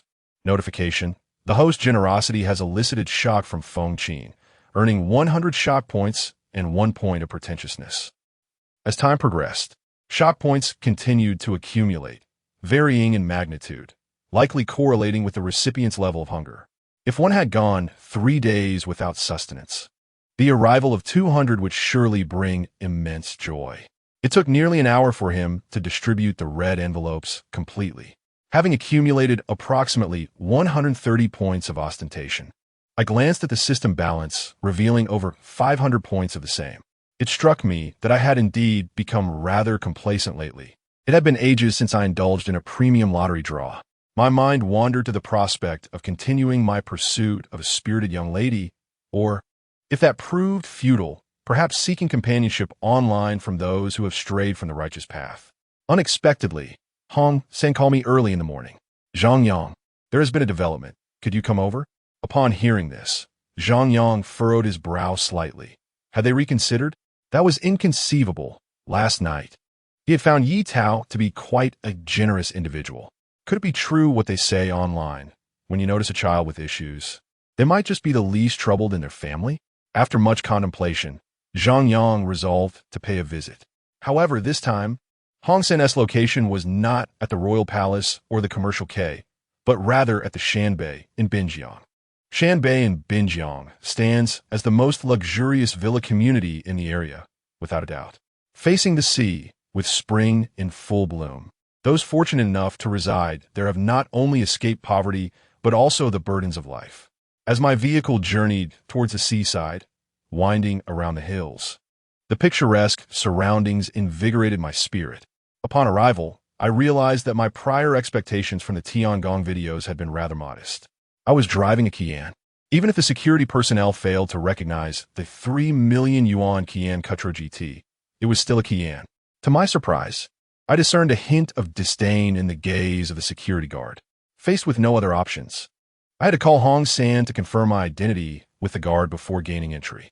However, while I was allowed in, my vehicle was not permitted access. In an effort to protect the privacy of the residents, all external vehicles were prohibited from entering, relegating mine to a designated parking area for outsiders. Upon surveying the lot, it became evident that even the vehicles parked there were luxurious, Maybachs and sports cars galore. It was no wonder the guard looked down upon me. He likely perceived me as a mere supplicant. How much do you earn in a month? I inquired of a guard while seated in the shuttle. There was another guard beside him, and it was clear that they were not merely concerned about my fatigue, but rather about any potential mischief I might cause. After deducting the 5 social insurances and housing fund, he candidly revealed a salary of 18,000 yuan. I gasped internally with such a salary, and considering the number of guards in the community, likely no fewer than 50, had I known, I would have foregone my studies and gone directly into security after high school, thus avoiding decades of winding roads. However, my excitement was short-lived. Upon inquiring about the hiring criteria, my hopes were dashed. Not only were there requirements for height, appearance, and physical prowess, but there were also stipulations regarding education and residency. A minimum of a bachelor's degree was necessary, and candidates had to be local residents. How competitive it was! As the vehicle ascended, the branching paths became increasingly narrow. The entirety of Shanbei appeared to be divided into 3 levels. The first level consists of the most ordinary standalone villas, closely situated to one another, offering little privacy, as one can easily observe the interiors from the street. The second level is more luxurious, featuring distinct signage, with typically 2 or 3 families sharing a single access road. The standalone villas are spaced apart, preserving a semblance of privacy. The third level represents the pinnacle of opulence, complete with its own road and a security card access point at the intersection. Only vehicles belonging to residents can enter. Even the security personnel are restricted to patrolling the entrance. One must walk a considerable distance to reach their destination. After approximately 5 minutes of walking, Zhang Yang finally arrived at the villa of the Hong family, a magnificent structure embodying European architectural grandeur. It is composed of 5 levels, 3 above and 2 below, complete with a parking area at the entrance. The grounds feature lush landscaping, a swimming pool, and even the entrance dog enjoys a 2-bedroom suite with independent air conditioning. Zhang Yang was left utterly astonished. Meanwhile, Hong Sen had already dispatched someone to await his arrival at the door. As Zhang Yang contemplated whether he should change into slippers upon entering, he was pleasantly surprised to find assistance immediately upon crossing the threshold, as his garments were arranged and the soles of his shoes were cleaned. Upon entering further, Zhang Yang was captivated by the resplendent decor. It became apparent that one could indeed place a sculpture within one's home. Before he could take in the finer details, he was ushered into a small sitting room. Present were Hong San, Hong Yin, Yi Fan, and Yi Tao, with an additional guest occupying the main seat, a woman adorned in opulent attire, though her gaze was decidedly unfriendly. "So you were Zhang Yang?" At that moment, Zhang Yang's phone buzzed, revealing a message from Hong Jia. She had arrived at Binjiang. Chapter 78. Has my home been burgled? I am not. Zhang Yang pondered whether this wealthy individual was somewhat unhinged, as he clearly understood his identity, yet still felt compelled to inquire further. That lofty demeanor instilled in Zhang Yang a peculiar sensation, akin to being a servant in a royal palace, which left him decidedly irked. Deng, due to the host's audacity. Hong Yin's shock value 1,000. Congratulations to the host for acquiring 10 points of bravado. Deng, due to the host's audacity. Yi Baiwei's shock value 100. Congratulations to the host for acquiring 1 point of bravado. Deng, bravado point balance 582 points. Sister, do not heed his words. He is indeed Zhang Yang. Yi Fan, upon hearing Zhang Yang's vehement denial, became as frantic as a dog unrestrained by a leash. Sister? Zhang Yang observed Yi Fan's animated expression, mistakenly believing the lad had encountered his mother. Yet, it must be said, Yi Baiwei could indeed be mistaken for Yi Fan's mother. Hong Yin could not suppress her laughter, but after receiving a light rap on the head from Hong San, she pouted in silence. Hong San buled sang yang aside, stating. Zhang Yang. The situation has become rather intricate. The young man with yellow hair adamantly refuses to plead guilty, insisting it was all instigated by Yi Fan. The Yi family does not wish to escalate matters. Thus they are keen for you to concede that this was a spontaneous act, unrelated to anyone else. Goodness? This young man with yellow hair possesses quite the audacity. How bold he is! Yet, from another perspective, being dispatched to engage in a disgraceful act only to be faced with the accusation of arson was a dire predicament. Even with a protective halo for novices, he would still face a year and a half in confinement, resulting in a rather undignified existence. The spirited youth is not overly concerned about wealth. He is unencumbered and prepared to act. What I mean is, I will sign whatever judgment is rendered from Cheng's side. Zhang Yang would not naively make any demands. Who knows whether Hong San and the others have recorded any conversations. Zhang Yang had known Hong San for less than a month, while the latter's familiarity with the Yi family likely spans a much greater duration. All right, with your assurance, I feel at ease. I will certainly strive to secure the best price for you, Hong San said, patting Zhang Yang on the shoulder. Suddenly recalling something, he added, Brother, didn't you give me 10 pig squeal pills last time? I gifted one to a friend of mine who is hosting an auction tonight. An unexpected incident occurred with a key item, and he seeks your assistance to salvage the situation. If he is willing to purchase at a premium or assist you in the auction, that would be excellent. Upon hearing this, Zhang Yang became intrigued. This item can be auctioned? Hong San chuckled. Brother, you underestimate a man's desire for conquest. Regardless of anything else, I can assure you a price of 1 million per pill. Hiss. Zhang Yang had indeed underestimated the value of these pig squeal pills. Thankfully, Liu Bo was not present. Had he been, he might have found himself wishing for death. There are some available, though not many. Would 10 suffice? Hong nodded. That's sufficient. More than enough. Where is it? Hurry up and take it out. My friend is counting on this. Hong was growing increasingly anxious, glancing at Zhang Yang's pocket. Zhang Yang shot him a glare. The item was in his spatial pocket, but how could he produce it immediately? Why would I carry it with me? I'm not a donkey. Where is it? Can I check it tonight? Hong realized he had been too hasty and quickly amended. All right, I'll send you the location. Please arrive a bit earlier. Zhang Yang nodded, confirming the address and the invitation details with Hong. Third brother, Yang brother, what are you chatting about so cheerfully? My sister sent me to urge you for some results. Yang brother, my sister's condition is an additional 2 million on top of the existing offer. However, I suspect you might leverage my brother's situation to negotiate up to 5 million. While Hong was still explaining the entry process, Yi Tao squeezed his head in with a cheerful smile. Zhang Yang thought to himself, is this really his biological brother? The rivalry persists as always.